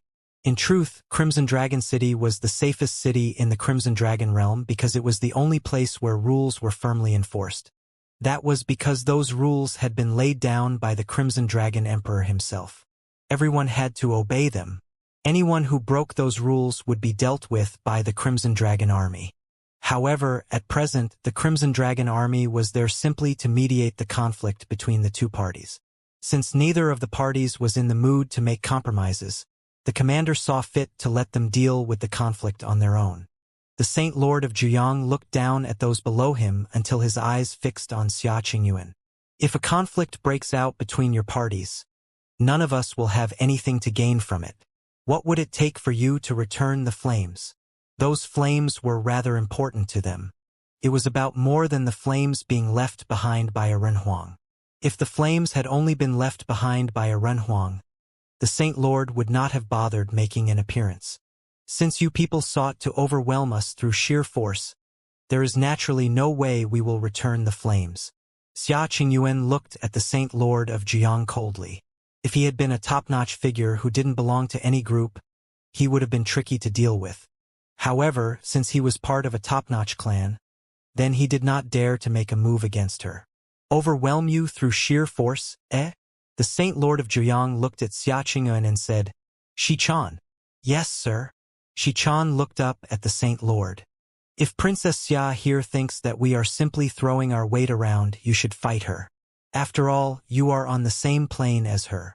The Saint Lord then said, Princess Xia, if Shi-chan wins, you shall return the flames of the way. If you win, then the Shi clan shall never ask for the flames again, and I shall have Shi-chan apologize for her rude actions. What do you think about that? If it not for Xia Qingyuan and the others being from Emperor Xia's realm, the Saint Lord of Zhuyang would not have bothered being so polite. He would have simply taken them on right there and then. Of course, if that had been the case, Xia Qingyuan and the others would not have dared to maintain such a forceful attitude in the first place. They would have been forced to give up the flames. Xia Qingyuan looked up after hearing the Saint Lord of Zhuyang's words. Yi Futian then said, I'll do it. They did not object to the Saint Lord's proposal. Xia Qingyuan took a look at Yi Futian and then at Shi-chan. She said, Mind your own business. She then looked up at the Saint Lord and said, Very well then. The people around them got rather excited when they heard her agree, especially those who had been watching the entire time. They have long heard of Shi-chan's talents and powers. She was the most powerful member of the younger generation of the Shi clan. She had honed her flames of Zhuyang to frightening levels, making powers were unparalleled. Xia Qingyuan, on the other hand, was a princess from Emperor Xia's realm. They were rather curious as to how a princess from an imperial realm would fare against a genius from the Crimson Dragon realm. It seemed to them that a good show was about to start. The two women rose into the air. Shi-chan basked in the flames like a goddess of the sun. She hovered high in the air as the scorching afternoon sun showered down on her. 9 suns appeared behind her and rotated. Raging flames emanated from behind her. The light from those flames was capable of burning anything it touched. The fire was imbued with the devastating might of the Great Path. Terrifying sunrays shot out at Xia Qingyuan. They could have burned her to death on the spot. Holy light glimmered all over Xia Qingyuan's body, as will of calamity swordsmanship emanated from her. It turned into the light of calamity swordsmanship and fired out beams of sword wills, clashing with the sunrays. The collision created high-pitched noises. Shi-chan did not expect to beat Xia Qingyuan with only that one move. Her body hovered in the air as the 9 suns circled her. The celestial bodies rotated and high above. Suns appeared in astounding numbers in the blink of an eye, shrouding the entire area and enveloping Xia Qingyuan. Every single sun harbored extremely ferocious flames. They were the flames of Zhuyang. Every single direct descendant of her family had trained in the flames of Zhuyang. The only thing that differed between them was their plane levels. Even though the flames that she'd conjured and honed were only of the proving holiness level, they were nonetheless tremendously devastating. The suns that surrounded Xia Qingyuan rotated shot down rays of light, trying to burn their target alive. Shi-chan's beautiful eyes looked as if they held suns inside them. She lifted her arms and fire of the sun coiled around her palms. She was out to see just how capable a princess of an imperial realm could be. Burn! said Xichan's saint-level spells were cast as the suns repeatedly fired beams of flames. They tore through the sky as they headed right for Xiaoqingyuan. Ringing noises were heard in the air. It was difficult to imagine just how devastating the flames of the suns were. Yifutian looked at the battlefield from below and was rather startled. Xichan was more powerful than he had expected her to be. Top-notch clans who were trained in the power of the flames in Crimson Dragon Realm exhibited extremely proficient control and use of fiery powers. They were considered masters among masters in the art. Holy light dazzled over Xiaoqingyuan as countless lotus flowers appeared around her. Those lotuses shielded her as they blossomed in the air. The beams of flames collided with them, making the petals ring intensely. However, the flowers remained intact instead of melting or burning away. The suns fired beams of even greater intensity, drowning the space and burying Xiaoqingyuan completely. Xichan waved her hands, causing the suns in the air to merge. They turned into a gigantic sun and buried Xiaoqingyuan. The air around them became extremely hot in an instant. It felt like everything was on the verge of melting down. Xiaoqingyuan and her lotuses had been all but swallowed by the sun. At that moment, dazzling sword auras burst from the petals of the lotuses, especially from the one in the middle. Terrifying calamity swordsmanship pierced through the sun and shot outside. The number and intensity of the auras grew increasingly dramatically as they tried to tear everything apart. Within mere moments, the boundless sword auras tore the sun into pieces which then exploded with a loud noise. The lotuses blossomed to reveal an imposing figure standing at their center. It was none other than Xiaoqingyuan. Xiaoqingyuan stood on a lotus flower as countless others blossomed in the air. The will of calamity swordsmanship harbored extremely terrifying explosive capabilities. They became numerous enough to block out the sky in mere moments and headed straight for Xichan. Go! Xiaoqingyuan pointed at Xichan. The boundless swords imbued with the worldly great path zipped past as they launched at Xichan. Xichan stepped aside as an extremely enraged aura burst from her body. It seemed as if a sun had appeared around her, shrouding her within. The space around the sun was burning red. When the swords reached her and pierced through the sun, they melted into nothing. The swords melted immediately. Xichan kept moving forward, forcefully making her way towards Xiaoqingyuan. The flames of the sun were capable of melting everything in the world. The swords crumbled before the flames of Zhuyang. Xiaoqingyuan frowned as boundless swords shot forward. They were all quickly destroyed when they hit the screen of the sun. It was her first time fighting with someone at her level. She'd never faced someone who was trained in such formidable powers as the art of flames. Furthermore, it seemed as if Xichan intended to fight up close and personal. The flames on Xichan's body grew increasingly more powerful as the 9 suns rotated. She looked like a true goddess of the sun as she basked in the sun's flames. Devastating fiery waves swept out all around her. Boom! Xichan stepped forward and headed straight for Xiaoqingyuan. The flames of Zhuyang burst devastatingly as soon as she stepped out, firing 9 beams of holy light straight at Xiaoqingyuan.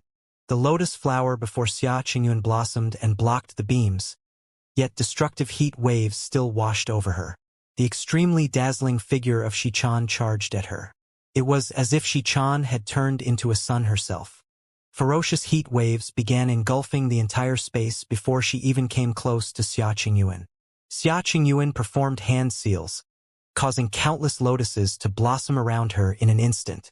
Calamity swordsmanship ebbed within the petals. Beams of destructive auras fired right at Xichan. However, Xichan ignored the attacks altogether as she continued to charge. Birum. She sensed that the raging waves sweeping toward her were out to destroy everything. Calamity swordsmanship burst out as the swords headed straight for Xichan. Xichan did not even slow down, zipping right through like a bolt of lightning to throw a punch. Her devastating flames contained terrifying explosive powers that wrecked the swords within mere moments. Divine body of 9 suns, Xichan muttered. Her body was like a sun at the moment. She activated the divine body of 9 suns, enabling her to pulverize everything before her through extremely destructive means. The swords were destroyed and the lotuses crumbled. Xia Qingyuan retreated as Xichan continued to press forward like a sun falling from the sky. Seemingly nothing could stop her. Boom, boom, boom. Explosions were heard as Xia Qingyuan's attacks continued to crumble. The holy light about her became even more brilliant. Lotus petals opened and closed until they melded into one single lotus flower. Thousands of swords flowed around her body, encircling her in an ever more powerful storm.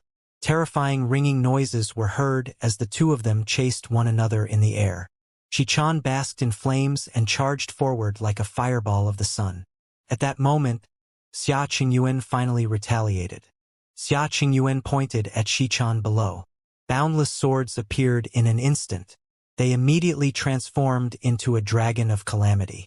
Catastrophic beams of terrifying intensity rained down from above.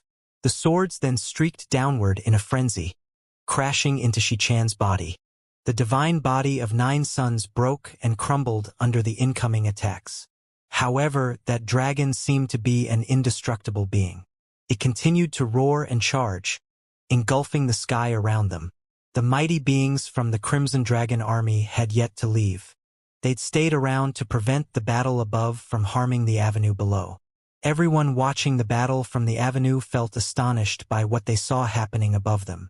The duel between the two women was far more intense than they had expected it to be. Their attacks were nothing less than harrowing. Yifutian was also watching the battle closely. He was able to tell that Xichan was very powerful. Otherwise, the Saint Lord of Jiang of the Shi clan would not have allowed Xichan to fight Xia Qingyuan in the first place. He'd known that the daughter of a Renhuang would be anything but mediocre. It was a testament to his confidence in Xichan's powers. Furthermore, Xichan's plane was slightly higher than Xia Qingyuan's. It had not been long since she'd become a saint. She was still at proving holiness level and her aura was somewhat inferior as a result.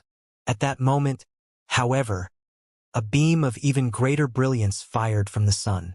Xichan's divine body of the 9 suns charged forward and destroyed the dragon, ramming into Xia Qingyuan's body to crush her once and for all. However, at the very next moment, many of Xia Qingyuan's silhouettes appeared and stepped on the lotuses. The petals of the flowers howled with the might of the swords. Xichan stood at the center. Her sun goddess form was still incredibly dazzling.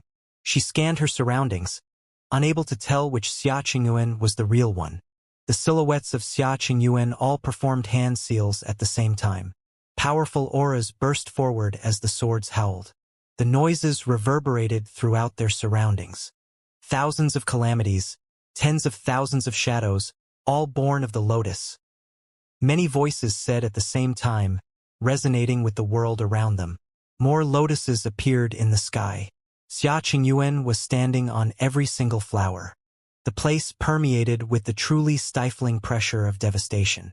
Countless lotus petals circled Xichan as the swords flowed around her. Both attacks grew in strength as they tried to engulf the area. The swords conjured devastating hurricanes. The hurricanes lashed out at Xichan. Every single hurricane was being conjured by the countless swords of calamity. Xichan charged through, intending to break through the blockade. Raging attacks bombarded the hurricanes around her. However, none were able to destroy the hurricanes. Worse still, she was almost caught in the hurricanes herself. Xia Qingyuan stood right outside the masses of hurricanes as she glared at her opponent. Her will resonated with the world around her. All things were interconnected through the Great Path. All phenomena and things were born of the Great Path. She looked like she had become the master of the Great Path at that very moment. The 9 suns were high in the sky as they surrounded Xichan. When she shouted, all 9 suns fired beams of flames. The hurricanes around her exploded in a frenzy, yet the hurricanes stayed intact as they were covered in flames. The flames made them stronger. They all headed for Xichan. Xichan looked rather pale at that moment. The Saint Lord of Jiang, who was watching from high above, was able to tell from her expression alone that Xichan had lost. This daughter of the Renhuang was one of the most powerful descendants of the Renhuang. Her combat prowess was tremendously formidable. As the most powerful force within Jianmu City, the Shi clan had frequent contact with the Renhuang forces. Not every single descendant of Renhuang was as powerful as her. That will be all, Xichan, the Saint Lord of the Jiang said. Xichan looked up into the sky. The devastating storms of the swords subsided and gradually dispelled. The glow of the sun around Xichan dimmed as well. She turned to glare at Xia Qingyuan. Xichan turned around and left right away without apologizing. It was apparent that she was incredibly irked. Xia Qingyuan had not really expected her to apologize. However, since the Shi clan had behaved so forcefully before and had wanted to fight their entire group, there was simply no way they would have handed the flames of the way over to the Shi clan. The mighty members of the Shi clan departed. The flames conjured in the sky by the Saint Lord of Jiang likewise disappeared without a trace. Xichan had lost. The Shi clan could never demand those flames from them ever again. Let's go, Yifutian said. He had intended to stay in Jianmu City for a while and see if there was anywhere in the lower parts of the city fit for training in the way of the flames. From the looks of things at the moment, however, it would be ill-advised to continue staying in Jianmu City. They had to return to Xianxia City. Even though the flames were still with them, things had become quite tricky. Lord Yi. Some people blocked the way of Yi Futian's party, making him look up at the one who spoke. It was the young man who'd told Xichan to just take them away. Several imposing people were standing right behind the young man. It was apparent that they were from renowned clans. Many citizens from Jianmu City were able to recognize him. He was a member of the Chang clan, one of the most powerful groups in Jianmu City. They had amicable relations with the Shi clan and their bond ran rather deep. The young man was named Chang Huai, and he was a saint with exceptional talents. He had been pursuing Xichan for quite a while, wanting to forge a marriage alliance between the Chang clan and the Shi clan. Yeah, Yifutian said rather coldly. Chang Huai was the one who'd suggested that they take Yifutian's party out, so Yifutian saw no reason to be nice to him. I would like those flames. Would you mind naming a price, Lord Yi? We would like to get a fair trade underway, Chang Huai said with a smile to Yifutian, appearing polite and amicable. He didn't have a single trace of the bullying attitude he'd displayed before. Not interested. Yifutian refused the proposal right away, getting ready to walk past Chang Huai and his people. Chang Huai was dumbfounded for a brief moment. He then smiled and said, Lord Yi, you're just a doctrine saint, yet you're already the lord of a city. It wouldn't be far-fetched to say that you're the first person to accomplish such a thing in the cities surrounding Crimson Dragon City. But then again, you're a saint who stands behind a woman. Don't you think there's something wrong with that? Yifutian's party stopped and Xia Qingyuan shot him a cold glance. You've got a problem with that? Yifutian looked at Chang Huai as well, saying with a smile, it must seem strange to someone who only gets close to women to use them, or to someone who does not even bother with them at all. I assume that you want the flames so you can give them to Xichan, right? He then continued walking. Chang Huai had been right beside Xichan before, and it seemed that Xichan hadn't wanted anything to do with him. Seeing how Xichan and her people had been unable to take the flames, it made sense that Chang Huai was asking to trade for them to gain favor with her. Yifutian and his people left. They flashed and zipped along the roads below, departing the area at breakneck speeds. Chang Huai smirked and said in a low voice after they left, the Lord of Xianxia City has a way of getting the people around him to work for him. I have to admit, that is a good ability indeed. Sending Yu Shang into the regional palace, making Emperor Xia's realm back him up, having Yaya protect him while he's outside, and having Xia Qingyuan fight for him, he was capable of doing all of that. Yet he'd made it unnecessary to do anything for himself. The people around Chang Huai listened to his words and concluded that this was indeed the case with Yifutian. The man himself had hardly ever fought. No one knew how capable he was. Many who had watched the Battle of Crimson River claimed that, as city lord, his powers must be on par with Yu Shang. After all, Yu Shang had been doing his bidding. But then again, one would only be able to know how powerful he was with certainty from seeing him fight. Yifutian hardly minded what Chang Huai said. Xia Qingyuan shot a look at him after they left and said, don't mind what he said. You're the one who shouldn't mind, princess. Yifutian smiled and did not say much after that. They were traveling at high speeds as they left Jianmu City. He turned his head around and took a look, feeling that it was quite a pity that they'd had to spend so many sacred spirit stones to gain entry. They would have to pay again if they ever wanted to come back. Yaya conjured a sword in the air. The party hopped onto it and disappeared in an instant. Yi Futian's party returned to the city lord's office at Xianxia City. Yi Futian pondered the star-plucking saint's intentions during the return trip. He was still puzzled as to why the saint had done that. From what Shinjun had told Yi Futian, the saint was powerful enough to take the flames of the way away, and the Saint Lord of Jiang wouldn't be able to do anything about it. The star-plucking saint's skill at transforming was peerless. No one knew if anyone in the Crimson Dragon realm less powerful than the Renhuangs would be able to capture him alive. Regardless, the Renhuang-level flames of the way were theirs. However, it was the backing of Emperor Xia's realm that had allowed him to pull what he'd pulled. It would have been nearly impossible for him to bring those flames back with him otherwise. The Shi clan would have been the first to get in his way. Yi Futian looked for Shan Tianzhan after he returned to the city lord's office to talk to him about it. He asked, "Do you have any idea what the star-plucking saint was actually up to?" Shan Tianzhan was at the same level as the star-plucking saint. He might be able to share some insights about the enigmatic saint. However, Shan Tianzhan simply shook his head and said, "The star-plucking saint has always kept to himself. No one knows what he is up to. But then again, I have heard that he once went to the ancient imperial city intending to steal something, but he failed. Furthermore, it is said that there is a very high possibility that he was injured in the fight with the ninth servant. As for the flames, do you mind if I take a look at them?" Shan Tianzhan said. Yi Futian nodded and took the flames of the way out. Terrifying heat radiated from them and swept all over the place. The light of the flames shot to the heavens. Shan Tianzhan's pupils dilated slightly as he sensing the will of the great path within the flames. He then said, "Put it away." Yi Futian put the flames away. Shan Tianzhan continued, "The flames were something left behind by Emperor Qua. If you're able to internalize the flames, you will be able to head to the 9 tribes of the Qua and have the chance to enter the territory of Emperor Qua." Yi Futian was puzzled after hearing Shan Tianzhan's words. He asked, "So you're saying that there are other uses for the flames? That they allow passage into a Renhuang territory?"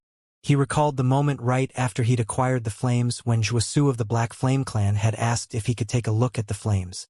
Zhuosu was a descendant of Renhuang. The Black Flame clan was a top-notch force. This meant that Zhuosu had been able to figure out a thing or two about the flames, driving him to make such a seemingly stupid request. Yi Futian had not bothered with him back then. Indeed, Shan Tianzhan nodded and said to Yi Futian, "The flames of the way of Emperor Qua appear once every few years. There is rarely more than one wisp of the flames to be found at a time.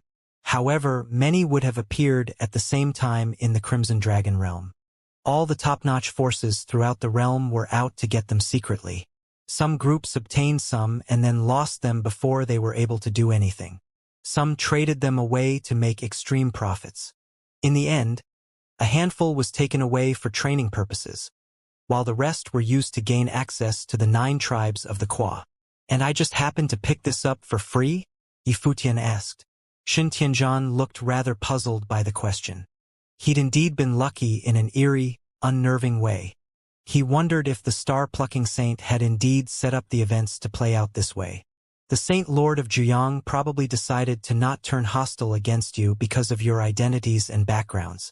But having lost the flames to you, the Shi clan will try to get the flames elsewhere," Shan Tianzhan said. After all, Yi Futian was not the only one in possession of flames left behind by Emperor Qua. The flames had appeared all over the place in the past. "Where are the 9 tribes?" Yi Futian asked. "They are found in the western regions of Crimson Dragon Realm. That place used to be the territory of Emperor Qua. The current 9 tribes are 9 of the major forces in Crimson Dragon Realm. They are all very powerful.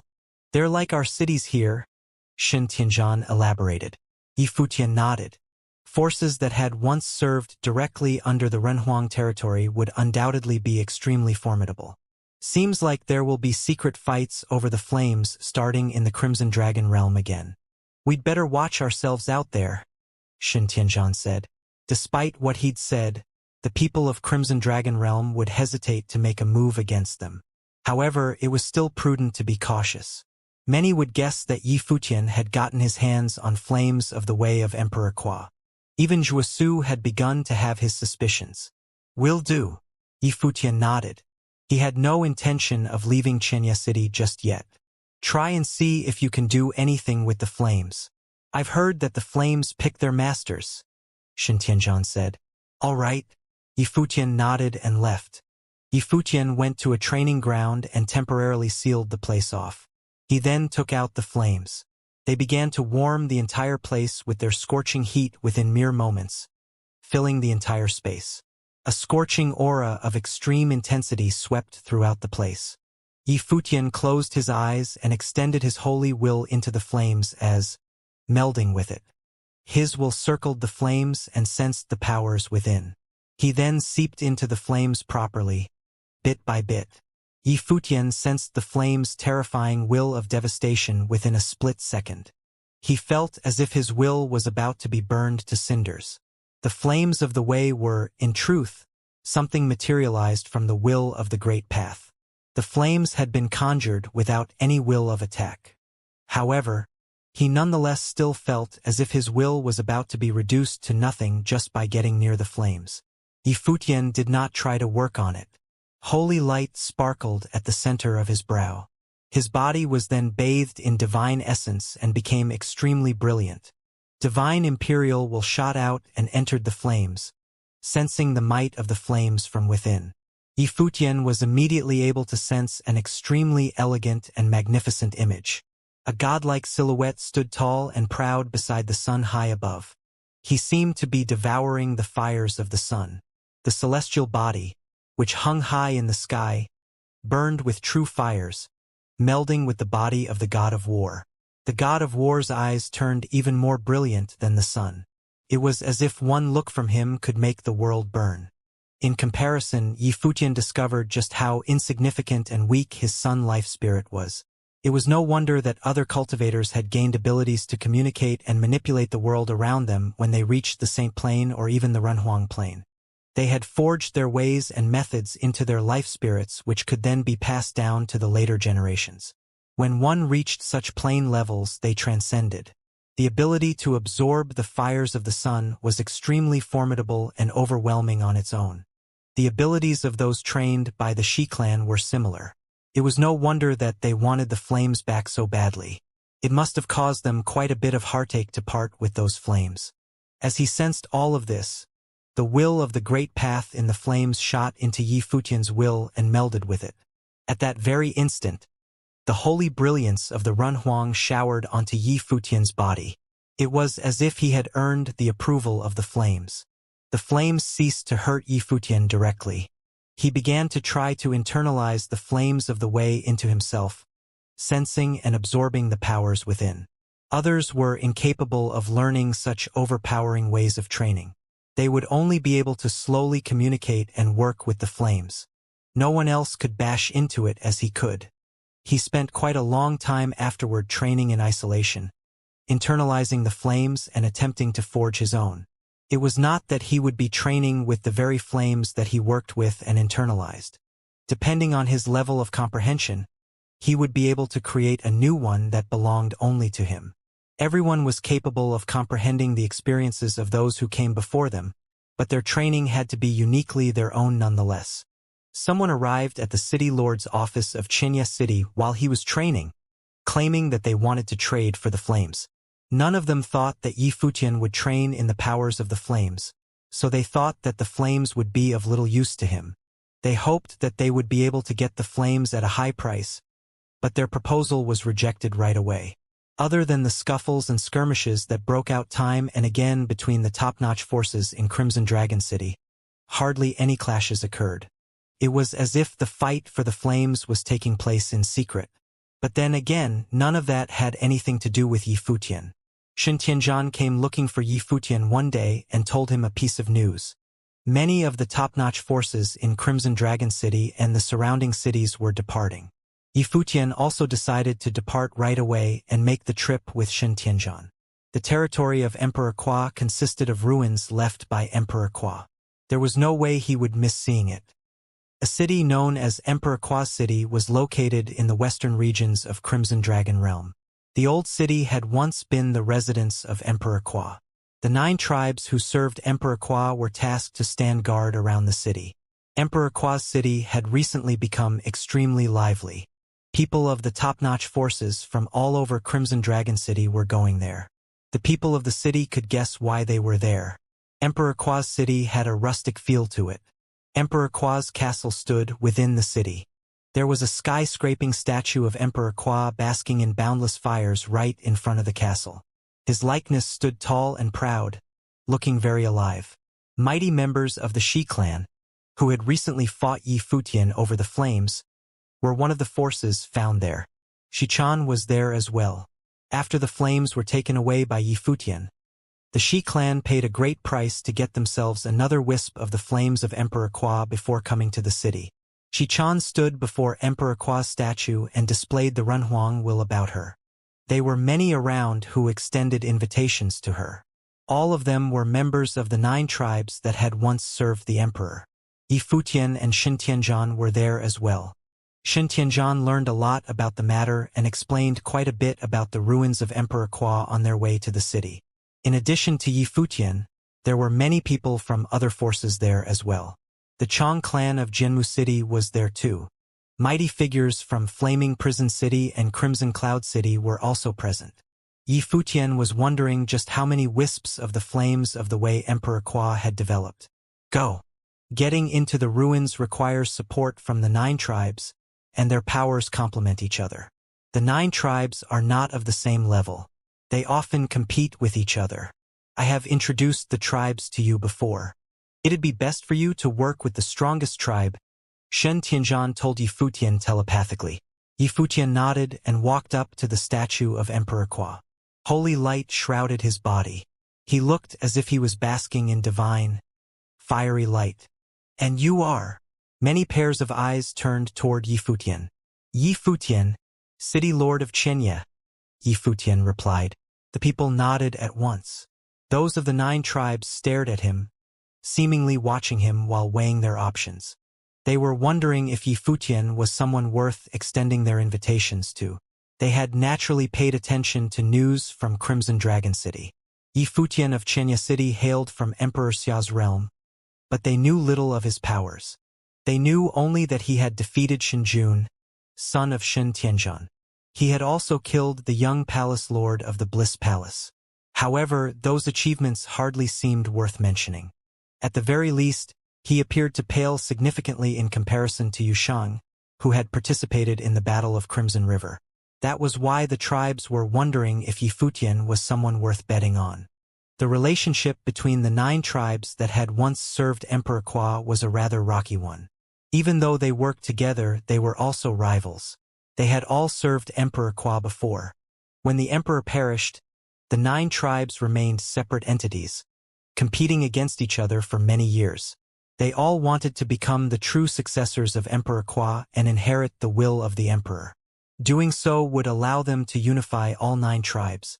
If one among the 9 reached the Renhuang Plain, everything would naturally come to a close. The so-called Renhuang ruins were the ancestral lands of the 9 tribes. They had been trying to inherit whatever was left behind by Emperor Kwa for many years. They were the only ones who truly knew where the flames of the way came from. Furthermore, the people of the 9 tribes knew that every single person who came to possess the flames was somehow destined for the endeavor. However, what happened after they fought was not planned. However, there was no doubt that people who inherited the flames were definitely from top-notch forces and adept at flame powers. Only such people had the ability and right to do so. Each of the 9 tribes was allowed to cooperate with someone who came with the flames. As such, the 9 tribes only had a single chance to pick their candidates. As such, they were always very careful about it. It was especially true that many forces who gained the flames showed up. However, there were still others who had yet to show up, so they did not know how capable those who had the flames were. Under such circumstances, the weaker ones among the 9 might have proceeded with the selection process, finding and approaching their candidates. The process was two-sided after all. If they didn't take the initiative, they might be able to do so later. However, the stronger few would not have extended their invitations without serious consideration. Yifutian, Lord of Xianxia City, had unknown power. In truth, in addition to powers, the people of the 9 tribes still needed to consider other factors. While Yifutian had internalized the flames, he was not a member of any clans of fire powers. They had no idea how capable he was at manipulating flames. It was imperative to find that out, as it concerned their ancestral land. As such, to the people of the 9 tribes, Yifutian was quite literally a wild card. Extending an invitation to him would be little more than a gamble at best. On the other hand, Xichan and Changhuai, who were near Yifutian, despite having lost to Xiaoqingyuan before, were nonetheless members of renowned fire clans. The abilities that they were most versed in, or rather, their core powers, were flames. As such, several tribes extended their invitations right away. However, the stronger few did not extend their invitations. They needed to wait. City Lord Yi, I, a member of the Wu clan, would like to invite you to join us in an expedition into the territory of Emperor Qua. Will you accept the proposal? A powerful voice asked him. Yifutian turned his eyes toward the person who'd asked. It was a gray-robed elder. He then nodded and smiled at Yifutian, appearing rather friendly. Yifutian recalled Shin Tianzhan's introduction to the 9 tribes. In the era after Emperor Qua's passing, the 9 tribes had competed for many years. By remaining separated, the differences in their strengths had become apparent. For instance, the Zhu clan was one of the strongest among the 9 clans, ranking at firmly the very top. As for the Wu clan, they were actually leaning on the Zhu clan. They had even married their women into the Zhu clan, showing their intention to become an affiliated force. As for the specifics, Shin Tianzhan knew little more than that. It was, however, clear that the Wu clan was not that great of a choice. I'll think about it, Yifutian replied with a smile. The relationship between the 9 tribes and the people who had acquired the flames was that of a partnership. Both sides waited for the right price before bidding. Yifutian was in no hurry to make his decision. He deemed it entirely fine to wait until the very last moment. Very well, the gray-robed elder said, nodding. You can stay in Emperor Qua's city, for the time being, Lord Yi. There are still others who have yet to arrive. You are free to make your choice when everyone else is here. The people of the Zhu clan were right beside the people of the Wu clan. The one who spoke was huge and imposing, wearing a fire-type robe sporting a crimson beard. He looked very overbearing and stern. Sure. Yifutian smiled and nodded before leaving the place. Like Yifutian, Xichan and Changhuai did not make their choices yet. They chose to wait for the right price before bidding. Those who had extended invitations to them were comparatively weak tribes.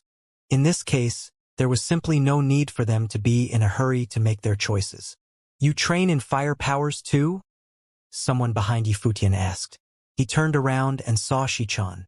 Her voice sounded rather cold.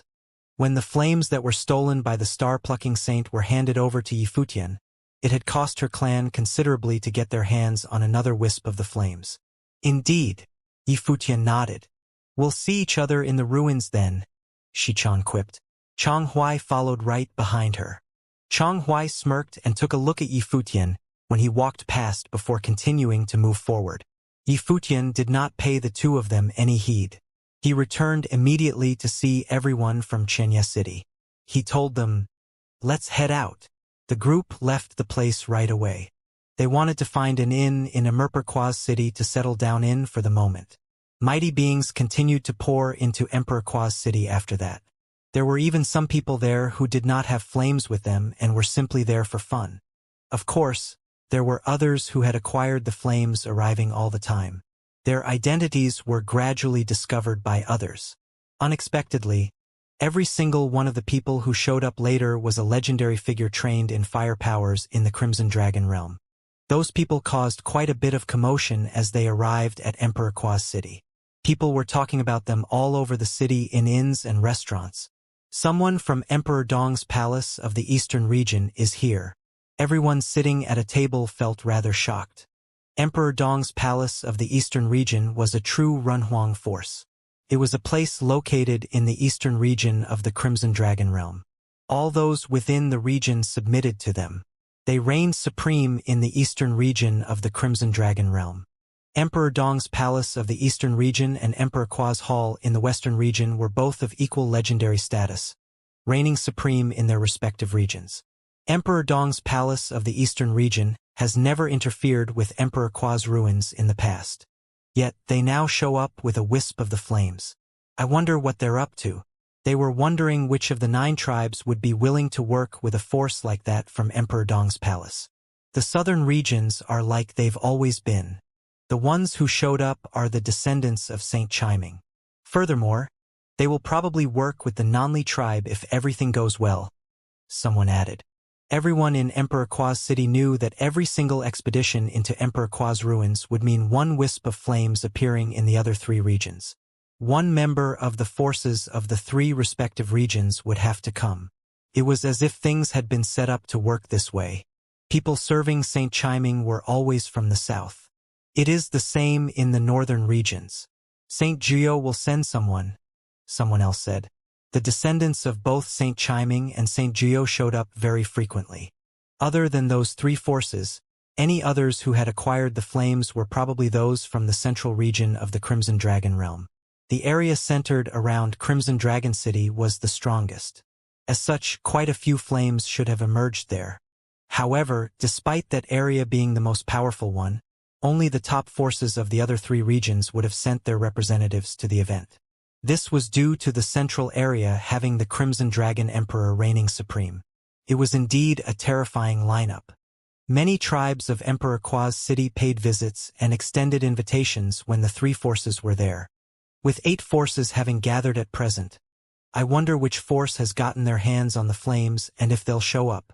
During the previous events, there had been situations where people who had obtained the flames had not shown up to the event.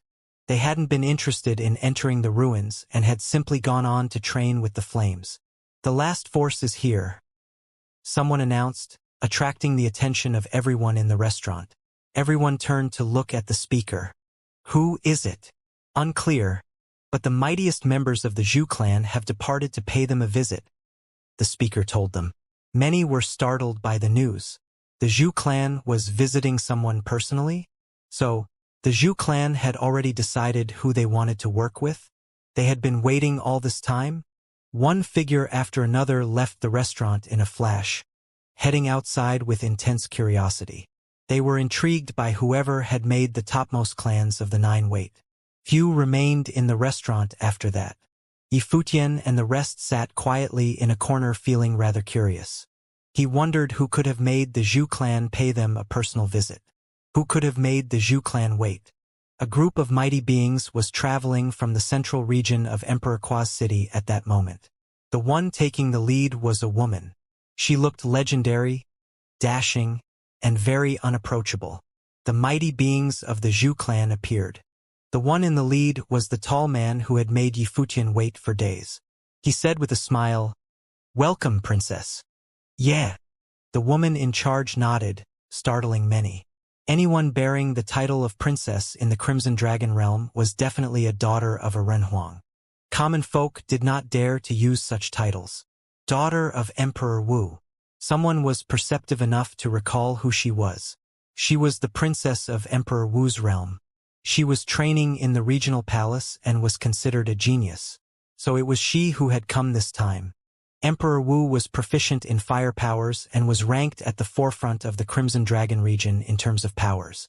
His powers of fire manipulation were extremely formidable. If they had sent the princess there, it was, without a doubt, the best bet available to the Zhu clan. It was no surprise, then, that the Zhu clan had kept waiting. It seemed that everything had been arranged beforehand. "Who else is here?" the genius woman asked. She'd come from the regional palace for the expedition, intending to see Emperor Qua's ruins for herself. If the place had not been Renhuang ruins, she would not have bothered to make the trip. Those from Emperor Dong's palace, Saint Chiming and Saint Jiao. Others are from the central region just like you, princess. One of the powerful members of the Zhu clan added, "Our greatest opponent this time will probably be someone from Emperor Dong's palace. Of course, the others pose quite a threat as well. But then again, the Wu clan is ours now. I could have them get someone to support you, princess. Who do you think would be up to the task? Yi Futian of Xianxia City, the woman answered. Seeming to recall something, the Zhu clan member was dumbfounded for a bit when he heard that name. However, he quickly nodded in agreement. Yu Shang had entered the regional palace to train after the Battle of the Crimson River. The princess was definitely acquainted with him, given that she was also training in the regional palace. Yi Futian's powers were anything but weak. His most proficient power might not be fire, but he would serve as a very suitable aid to the princess of Emperor Wu. However, the powerful member of the Zhu clan was not going to state it that way when the invitation was extended. The 9 forces were all there and they behaved appropriately, extending invitations to the mighty ones. The Nanli tribe chose to work with Saint Chiming's people right away, while the Zhu clan had also gotten their candidate to show up. In truth, it was the other 7 tribes seeking to pick their candidates. The Zhong clan extended their invitation to the candidate from Emperor Dong's palace and both parties reached an agreement. The Zhong clan was one of the top among the 9 and very powerful. It was a collaboration between titans given that Emperor Dong's palace was just as powerful. Many in Emperor Kua's city talked and looked forward to their collaboration. They saw that this collaboration had the capability to match the collaboration between the Zhu clan and the princess of Emperor Wu. Afterwards, there would be word that the Raven tribe would work with Saint Juyo. Yi Futian was at the inn the whole time. He felt rather exasperated as the news came in bit by bit. According to Shin Tianzhan, the stronger of the 9 tribes seemed to have had their candidates in mind, and there was no one seeking to extend an invitation to him.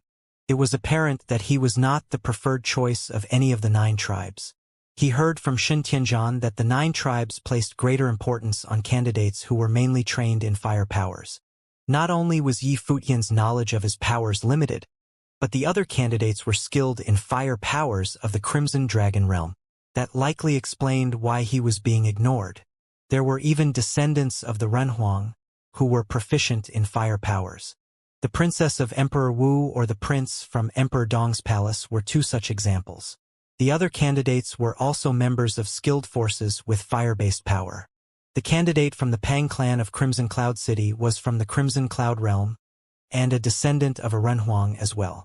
There were also the Shi clan and the Chang clan from Jianmu City, and they too belonged to fire-based clans, such as Flaming Prison City, which was proficient in hellfire.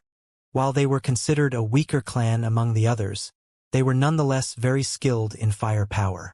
He was the only one whom no one had seen use fire powers. That was probably why none of the stronger tribes dared to bet on him. One would have placed their bets on more likely candidates, and he apparently was not one of their top choices. After some time, Yi Futian finally had invitations extended to him. The one who came first was an elder of the Bailey tribe, who emanated a rather mystical aura. In terms of power ranking, the Bailey tribe was in the middle of the 9. The elder wore a robe and held a scepter in his hand. We of the Bailey tribe would like to extend our invitation to you, City Lord Yi, to enter the ruins with us. Would you take up the offer? The elder from Bailey tribe did not bother to beat around the bush. Why did you choose me, senior? Yi Futian did not answer right away, choosing to ask with a smile instead. Among those who have obtained the flames of the way of Emperor Kua, your powers are the least known. As such, all 9 tribes have their reservations about you, which I'm sure you can understand, the elder explained. Now, with the likes of the princess of Emperor Wu and the prince of the Emperor Dong's palace having decided which tribe to collaborate with, we of the Bailey tribe would like to try it out with you, City Lord Yi. Were you to accept our offer, we would do our best to aid you within the ruins. It now made sense to Yi Futian. The best candidates had already been claimed by the top tribes and the Bailey clan was in a rather awkward position. That was why they decided to bet on him. The Bailey tribe simply wanted to try him out, instead of truly believing in what he was capable of.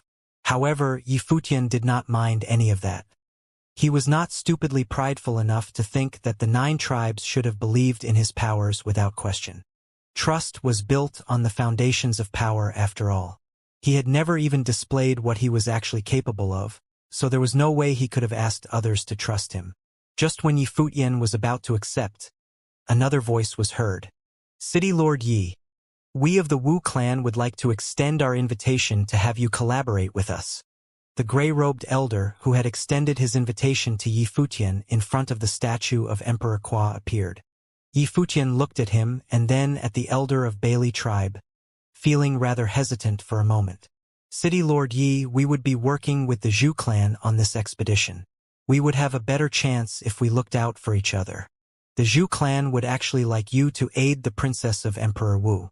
But of course, if your powers prove adequate, then there wouldn't need to be any talk of aiding the princess. You could still reap whatever you wish within the ruins, so long as you make a show of working with them. The gray-robed elder of the Wu clan then added telepathically, if you were to find something big, we of the Wu clan would do our best to help. Of course, even if you were to end up getting next to nothing, we wouldn't mind. There is no need to put strict requirements on what must be done, after all. Yi Futian's expression changed after hearing the elder's telepathic words. The Wu clan seemed to be out to aid the Zhu clan. However, it seemed that the Wu clan was not as simple as they appeared. One of their own came to extend an invitation and laid the truth bare to him, appearing sincere and honest. If the two tribes were to ally with each other and he was going to go along for the ride, it would definitely be more advantageous for him. Shen Tianzhan had reminded him that it was best to collaborate with the top few tribes. The elder of Bailey tribe spoke, after seeing Yi Futian's hesitation. It is up to you, City Lord Yi. It'd be fine, regardless of your choice.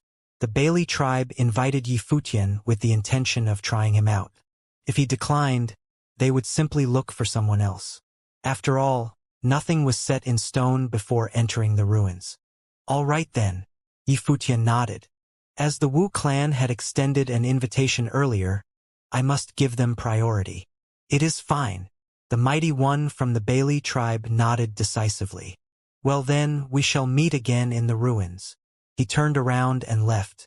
Once the mighty one from the Bailey tribe had gone, Yi Futian looked at the gray-robed elder. What prompted you to extend an invitation to me again, senior? While several mighty ones had already been claimed, it was not as if the Wu clan had no options. Yi Futian was still not really held in high regard, so he never expected them to come to him again, let alone tell him secrets behind the deal. The princess of Emperor Wu mentioned you, City Lord Yi. The gray-robed elder then smiled and added, but I do hope you would keep what I told you privileged. I understand. Yi Futian nodded. He was not so lacking in character that he would have sold out the one who came to him. However, he wondered why the princess bothered bringing him up. He asked Shen Tianzhan before and found that the princess' surname was different. The realm that her father ruled had only been known as Emperor Wu's realm because of her father's name. The princess' name was actually Tianjiao, meaning genius. It was a testament of her father's expectations for her. Tianjiao had indeed lived up to her given name. She had superb talents and came to Crimson Dragon Realm because of her proficiency with fire powers. She had been trained in the regional palace and was quite renowned in Crimson Dragon City. Recalling that fact, Yi Futian wondered if she had brought him up because of Yu Shang. Yu Shang had trained at the regional palace and would have definitely interacted with the cultivators who were also there. He wondered if Yu Shang had talked with Tianjiao before. Well then, I shall take my leave. I will send someone to pick you up before we depart, City Lord Yi, the gray-robed elder said. Yi Futian nodded and the elder left. A group of people came to him next. Xia Qingyuan, Shen Tianzhan and some others were there. The 9 tribes had chosen their respective candidates for the collaboration and many looked forward to it. When everything was settled, it was time to depart. The gray-robed elder came to invite Yi Futian and the others to depart together. The group left the inn and headed towards their destination. The 9 tribes moved out at the same time, heading west from Emperor Kwa's city. The 9 tribes did not reside within the city itself. The city had once been a territory of Emperor Kwa. It was only after Emperor Kwa's passing that the 9 tribes began to move into Emperor Kwa's cities. However, their headquarters remained in the areas surrounding the city, and they seemed to have ruled all of the western regions. It was a desolate place which seemed endless, consisting of deserts and castles. The scorching sun shone on the land and a heat wave threatened to fry the entire area. The further they went, the hotter it got, as if the entire place was covered in flames. The ground was like fire scorching their feet. Amidst the heat-struck desolation, there was an area with statues. The largest of them all depicted Emperor Kwa, with the others surrounding it. They were the mighty ones who had served Emperor Kwa, the ancestors of the 9 tribes. The gallery was in ruins, but in the center was a portal. The people of Crimson Dragon Realm all somehow knew that this was not only Emperor Kwa's ruins, but also the ancestral land of the 9 tribes. That was the place where they originated from. From here, they had taken all of the western regions in the Crimson Dragon Realm, reigning supreme over the entirety. Despite the passage of time, the ancestral land remained standing. Some of those now present were members of top clans proficient in fire powers, but had not acquired the flames of the way themselves. However, there were also others who had entered the ancestral land before. They landed and walked in a single direction. Mighty ones of the Zhu clan and Yin Tianjiao walked together, attracting the attention of many. Due to Yin Tianjiao's renown in Crimson Dragon City and training at the regional palace, she attracted the most attention. Could have been said that she was very radiant. Other than Yin Tianjiao, the one that attracted the most attention was the prince of Emperor Dong's palace. That was a Renhuang force native to the Crimson Dragon Realm. They were the absolute authority in the eastern region of the realm, so much so that not even the Crimson Dragon Emperor would interfere with their rule. Emperor Dong's palace was of equal renown to Emperor Kwa's hall. As the prince of Emperor Dong's palace prepared to enter Emperor Kwa's ruins, many became excited and wondered what would happen next.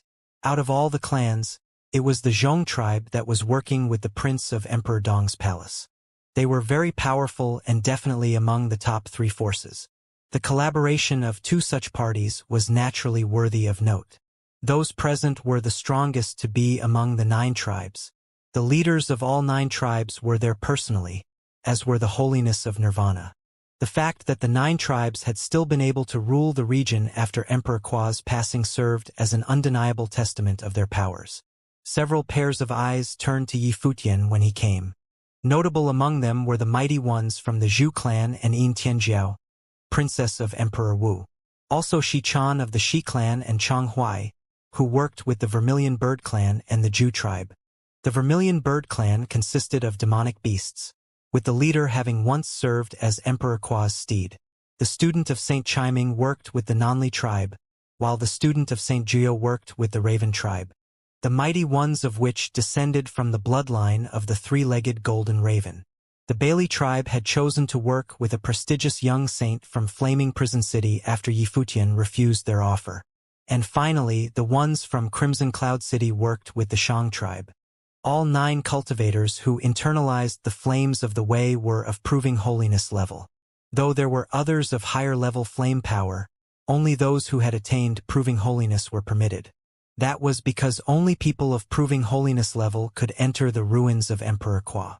Those rules were likely due to concerns of the 9 tribes over their ability to keep the more powerful in check. There may have been other reasons, but only the 9 tribes knew for certain. Since we're all here, let's move out, the Zhu clan elder with a fiery red beard said. The leader of the Zhu clan stood right beside him and his aura was unreadable, looking like a god of fire simply by standing around. Everyone nodded and began walking. The leaders of the 9 tribes walked to the spectral gate and all performed hand seals. 9 dazzling wisps of flames emerged from their hands and shot at the gate. 9 beams of light rained down and the gate seemed to have detected some kind of summons. A terrifying fiery aura and air flowed and the entire gate twisted, with a huge hole appearing shortly after. Let's head inside, a voice said. Everyone moved for the gate, their bodies immediately disappearing after stepping inside. Let's go, City Lord Yi, the gray-robed elder said. Yi Futian nodded and looked at Xia Qingyuan and the others. The princess then said, "Be careful." "Yeah," Yi Futian replied before moving alongside the massive group, disappearing inside the gate. The mighty ones of the 9 tribes went in next. After everyone else had entered, the 9 tribe leaders followed. Only members of the younger generation of the 9 tribes, as well as mighty ones from all forces all over Crimson Dragon Realm, were left outside the gate. They all stood guard over the vast territory, waiting for their compatriots' return. "Let's just train at the side," Xianxia said, and everyone nodded. All of them went elsewhere and sat cross-legged, waiting for Yifutian and the others to return. Yifutian entered another space right after stepping inside the gate. When they entered, they sensed scorching will washing all over the place. It looked like it had been cooked throughout. Fire sprouted from the red-hot ground everywhere. The will of the great path of fire was all around them. "The world of fire," Yifutian muttered. He looked up and saw that even the sky was scorched red. The fiery red sky seemed to have been shaped into peculiar patterns. Two huge balls of fire were seen like there were two suns in the sky. However, they were concave and looked like black holes of fire. Their shapes made them look like a pair of eyes. Yifutian's mind was rattled. He peered closely at the sky and saw more than just the eyes. He then saw a boundlessly huge face, and the fiery red hair spread out throughout the sky, like glowing red clouds in the sky. A humanoid form. Yifutian was not the only one who thought so. The other 8 mighty ones not affiliated with the 9 tribes all looked up at the sky. They all seemed to have seen something and looked rather astonished. "Let's go," a mighty one said. Hot winds blew, and it seemed that even the winds were imbued with the will of the great path of fire. The winds were scorching hot when they hit them. The place seemed like a holy ground for training in the ways of the flames. What did Emperor Kwa leave behind here? The 9 tribes went out of their way to invite geniuses from all realms. Could it be that the 9 tribes who had once served Emperor Kwa were unable to get it themselves? Is that why they wanted help from outsiders? "What would I need to do?" Yifutian asked the mighty one from the Wu clan by his side. "Fire spirits are found in the ruins. Countless fire spirits of differing strengths are born in this place. All of those fire spirits have the essence of will of the great path of fire. What you'd need to do is to take them and make them your own," the mighty one answered. "Is that all?" Yifutian asked. "Indeed. To possess the boundless will of the great path and transform yourself, you'd need to keep extracting and refining them. The process isn't complete until you're able to bring out extreme might using the way of flames," the mighty one elaborated. Yifutian nodded. The other mighty ones moved forward. Yifutian wondered if he would have been able to ignore the obstacles posed by plane limitations and bring out combat prowess exceeding his level, simply by using the way of the flames. It was no surprise why the 9 tribes placed so much importance on the fire manipulation abilities of the mighty ones. It possibly had something to do with the ruins. The way of the flames was of utmost importance there. As such, those who were incapable of internalizing the will of the great path would not have been allowed to enter. The mighty ones of the 9 tribes moved forward and split up, heading in different directions. Dangers lurked everywhere in that ancestral land. If the 9 outsiders were to simply wander on their own, there was no doubt that they would end up dead. Therefore, each tribe was in charge of the safety of one person. But of course, the 9 tribes naturally had their reasons for doing so. They would not have been so meticulous with their selection process otherwise. All of them placed high hopes on their chosen ones. The Wu clan chose to work with Yifutian, so they followed right behind him. The Zhu clan was there as well. They were tasked with the protection of Xianxia. A fiery desert area was right before them, looking endless. Yifutian finally saw fire spirits emerging. One fire dragon after another was seen spread out in different places. All of them were burning with golden flames. They had a humanoid yet fiery build. They all pounced when they saw the group. Despite being spirits, they had not actually been awakened and only acted on instinct, making them see the humans as prey. "Let's go." Mighty ones from both clans said to Yifutian and Xianxia respectively. Both of them flashed and headed out in different directions. The mighty one from the Wu clan paid close attention to Yifutian. The Zhu clan wished for Yifutian to be of aid to Xianxia. It was a good chance to see what both of them were capable of. Boom! Xianxia charged, and her entire body burst with extremely dazzling golden flames. Holy light burst out of her body, making her look like a furnace of the great path. She stepped out at blitzing speed as she headed for a fire spirit.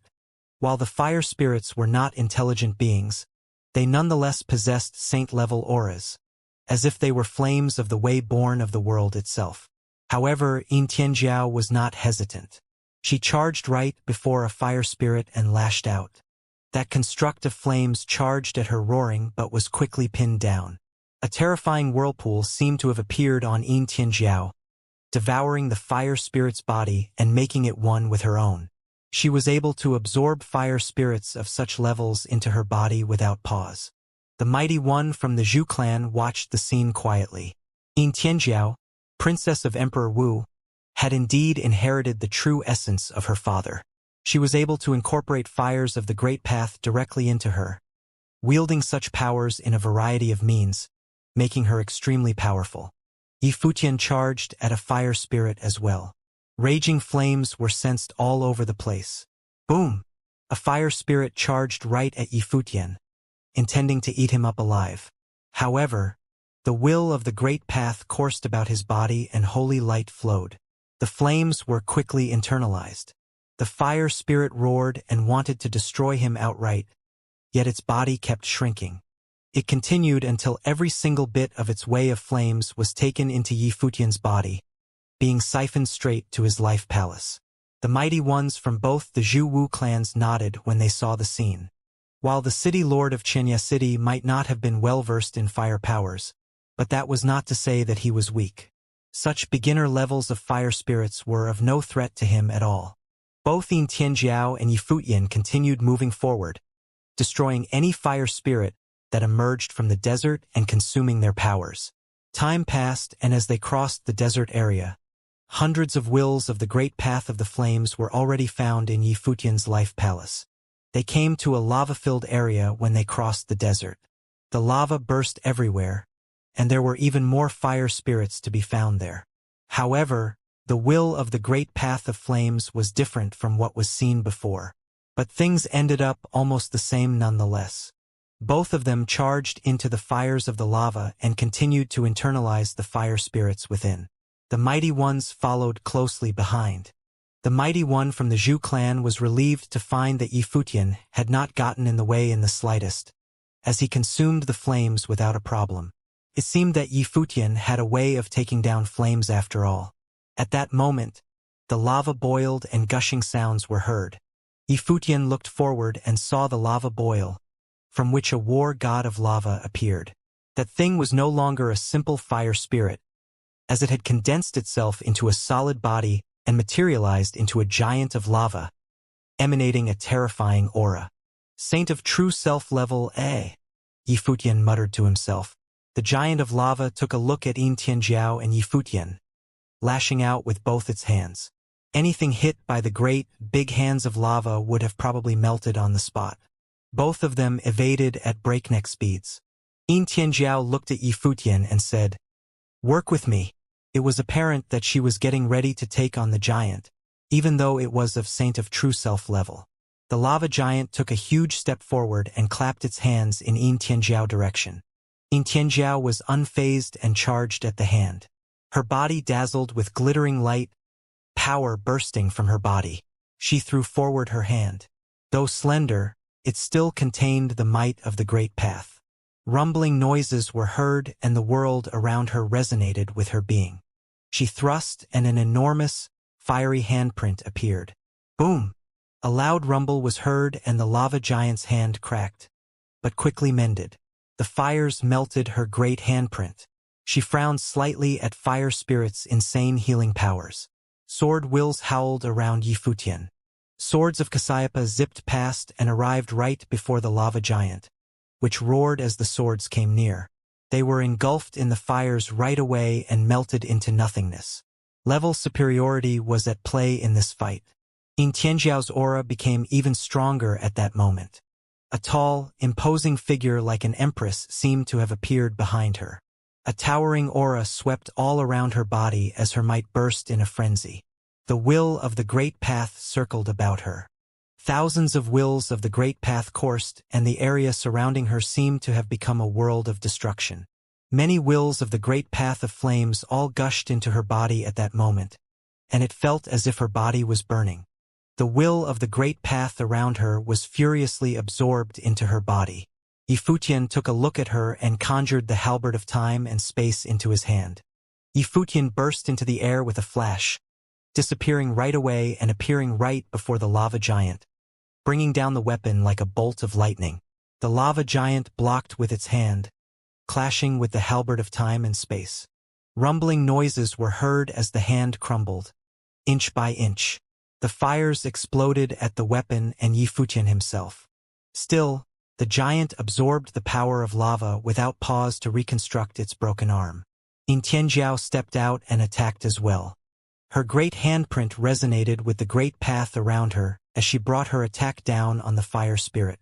The lava giant attempted a block, which caused its arm to quickly crumble inch by inch.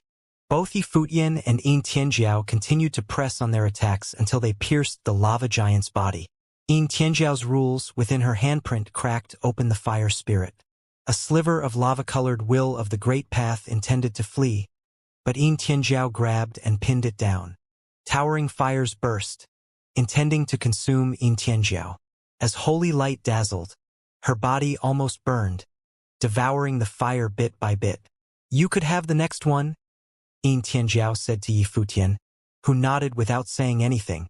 The mighty one of the Zhu clan added, "Why not internalize the will of the great path inside you to a certain level of strength first?" "Doesn't matter," Tianjiao replied plainly. Yifutian took a look at the mighty one. Since entering the ruins, the Zhu mighty one spoke his mind without reservation. The ruins had boundless wills all around. The numbers were astronomical. To people who trained in fire-based powers, the ruins were like a holy land all its own. The reason why the 9 tribes supported their candidates was to allow them to internalize their will of the great path and increasing their strength. But what was their ultimate goal? Yifutian and Tianjiao continued moving forward without thought. The lava area was incredibly vast and looked endless as well. Both of them plundered as much as they were able to, having no idea how many fire spirits they had destroyed and stripped of their will. They weren't the only ones. Mighty ones from the other 7 tribes did the same in other areas, too. A short time later, they entered a territory filled with demonic fire beasts. A city seemed to have appeared right before them, a city of fire. They stopped and stared at it. The city had many steps leading to the top, and the entire place looked like it was basking in fire. The phenomenon made it seem like a city of the sun. It is best to internalize the will of the great path of flames within your bodies. You might run into greater challenges ahead, a mighty one from the Zhu clan said. Tianjiao and Yifutian nodded, then found a spot to sit cross-legged. Yifutian closed his eyes and dazzling light appeared around his body. Swishing sounds were heard in his life palace. At that moment, his life palace turned into a world of flames. Flames of the way circled about endlessly. Yifutian knew that those powers were not his. They were simply things taken by force. Even if he were to be able to internalize and use them for battle, they could be destroyed.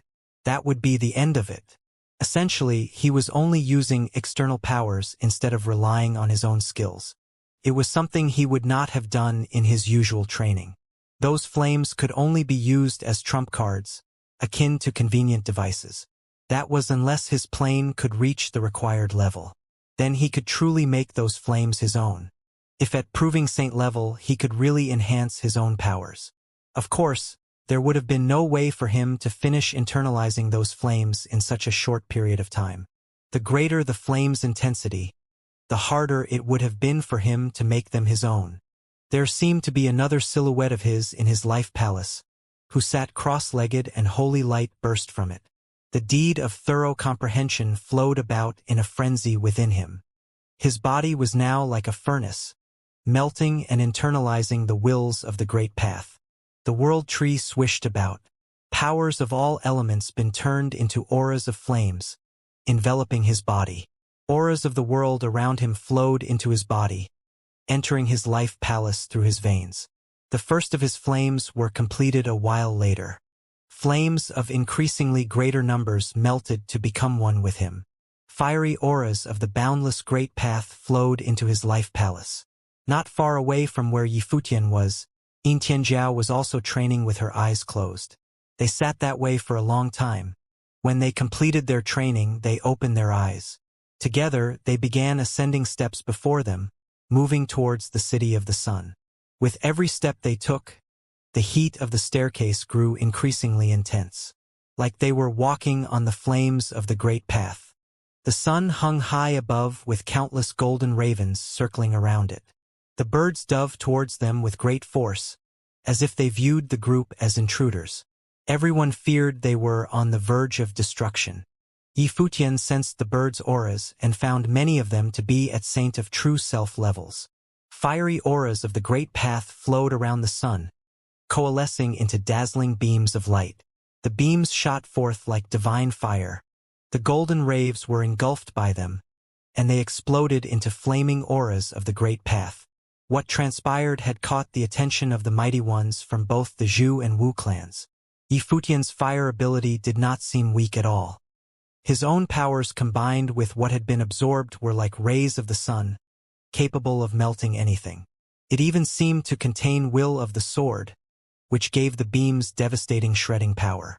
He conjured the halberd of time and space, grabbing the will of the great path. He charged at the flock of golden ravens that blocked out the sky. Yin Tianjiao's attacks were just as powerful. Her entire body was bathed in the dazzling, holy light of flames. It was apparent that, like Yifutian, she had also internalized the flames. She melded them with her own attacks and crushed everything before her. Humanoid spirits appeared amidst the great number of golden ravens. A silhouette dove straight for Yifutian. Its eyes emanated an extremely terrifying demonic aura. Yifutian sensed the aura as the fire of the sun rained down, intending to penetrate the creature's body. However, it suddenly became a sea of flames, engulfing the area Yifutian was in. A terrifying head appeared, intending to devour him. The gray-robed mighty one of the Wu clan came behind him. "Be careful. That thing is out to take your spirit." The people of the 9 tribes would not have let anything happen to their candidates, not before they reached their destination. The journey was meant to strengthen their powers and familiarize them with the way of the flames of the 9 tribes' ancestral land. The mighty one lashed out with his hand and dazzling, golden flames fired at the being coming at Yifutian. It let loose a harrowing roar as it was turned into will of the great path. "Thank you, Senior," Yifutian said before continuing on. The rest of the mighty ones arrived soon as well, moving up the steps towards the Sun Castle. Upright figures stood guard at the gates of the city. They cast their glances forward and a frightening and immensely profound aura swept over the field, turning into terrifying storms that resonated with the sun in the sky. "It has been years since you last came. Is there one worthy of entering this time?" The 9 tribes had been trying for many years. They had toiled for ages, but had never succeeded. As such, they were forced to begin borrowing external powers. The intent was to unravel the secrets of their ancestral land through the hands of ingenious outsiders. Even so, not one in all those generations had succeeded. The guards wondered how these new chosen ones would fare. They hoped that the clans would not let them down again. High above the Sun Castle and the sun above the castle, golden ravens descended upon them like a flood. Yifutian and Yin Tianjiao were doing their best to hunt them down and take any manifested will of the great path. Duan Wuji, prince of Emperor Dong's palace, and the mighty ones of the Zhong tribe were there as well. Duan Wuji's body was surrounded by a terrifying firestorm, as if it was able to devour anything it touched. He extended his hand as he charged at the birds. A black fireball manifested in his hand, which turned into a terrifying maelstrom. The maelstrom devoured the birds one after another on the spot before having their will of the great path extracted and absorbed into his body. There was a mighty one from the Zhong tribe who went on to kill the golden ravens with Duan Wuji, who then gifted any will of the great path gathered to him, as the mighty one worked with him in the hunt. Dazzling holy light glittered far away. It was as if golden ravens had swooped down. It was the mighty ones of the Raven tribe, as well as the student of St. Gio. The mighty ones of the Raven tribe had the blood of the golden ravens flowing in their veins. They were impressed at the scene before them deep down. Such was their ancestral land, where the will of the great path was abundant and turned into countless golden ravens. The student of St. Gio was extremely powerful. Black lotuses surrounded him, and black fires sprouted from the flowers, burning down the birds and absorbing the manifested will of the great path into the flowers themselves. He quickly ended up killing quite a number of golden ravens. His life spirit blossomed, and a pure black lotus appeared. He stepped onto the flower, which subsequently enveloped his entire body. The taken will of the great path gushed within and was absorbed by the black lotus. After that, the student of St. Chiming, Shichan of the Shi clan, Chonghuai of the Chong clan, and many other mighty ones arrived. All of them charged into the battlefield with the 9 tribes without hesitation, hunting down countless golden ravens and making nourishment out of them. The mighty ones chosen by the 9 tribes were capable of internalizing all of the wills of the great path taken throughout their journeys, and making them their own, thus enabling them to easily kill the golden ravens at Saint of True Self level. The fire powers of everyone present were very powerful. Yi Futian understood why the 9 tribes picked only cultivators who were versed in fire powers. It was not surprising at all that none of them had any expectations for him. Cultivators who were lacking in firepower had no way of working on and internalizing the wills of the great path in that place to enhance their powers. That meant that they had no way to participate in the later battles. Yi Futian found, while he was doing battle, that the other mighty ones continuously took wills of the great path while they were doing battle, enhancing their own powers as quickly as they were able to. The deed of thorough comprehension was in full effect. Yi Futian's body was like a furnace of the great path, as well as that of the sun at the same time. His sun life spirit was infused directly with his body, enabling him to devour the taken wills of the great path on the spot. He became able to easily make such wills at Saint of True Self level into something of his own. Boom! A huge golden raven dived at them. It had extremely sharp eyes, looking as if it had acquired intelligence. That golden raven seemed to have harbored will of the great path at unblemished saint level. Everything it touched was quickly burned down. That huge being charged right at Yi Futian. The gray-robed elder behind Yi Futian stepped out and pointed his finger at the air. Dazzling golden fire spread throughout their surroundings, before penetrating right through the golden raven's huge body. Fiery holes appeared on that huge body of the bird. Terrifying golden chains of the great path appeared from within the holes, penetrating through the bird's body and shackling it in place. "City Lord Yi," he called. Yi Futian appeared right away. His finger pointed right before him, and great fires shot out right away, devouring the golden raven's body, along with the will of the great path at unblemished saint level. The unblemished saint aura was extremely powerful. Yi Futian felt extremely hot all over when he absorbed the bird. It was as if he was about to be burned to a crisp. The fires of the furnace were unable to make it into the way of fires that he required. He had internalized too many Saint of True Self level wills of the great path along the way. However, the will of the great path at unblemished saint level exceeded his capacity to easily internalize the flames, due to plain limitations. That bit of Renhuang will of the great path seemed to have fused within his body, making the light on his body shine even holier. He used that will of the great path of Renhuang with the fires of true self to work on the flames of the way of unblemished saint level. Time passed, and Yi Futian plundered countless wills of the great path of saint of true self level, as well as many unblemished saint ones. He then stopped fighting altogether, walking up to a spot. He trained with his eyes closed, internalizing the flames in silence. Among the others, there were some who were still fighting and some working on the flames.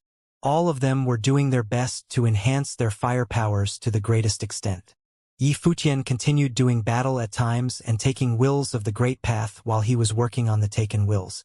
The group plundered and trained in a frenzy at the Sun Castle, forgetting about the passage of time altogether. They had ended up training there for a month before they realized it. The flames on their bodies had long become something terrifying. While the wills of the Great Path absorbed exceeded their respective planes, they were nonetheless able to internalize the flames due to having worked continuously on them.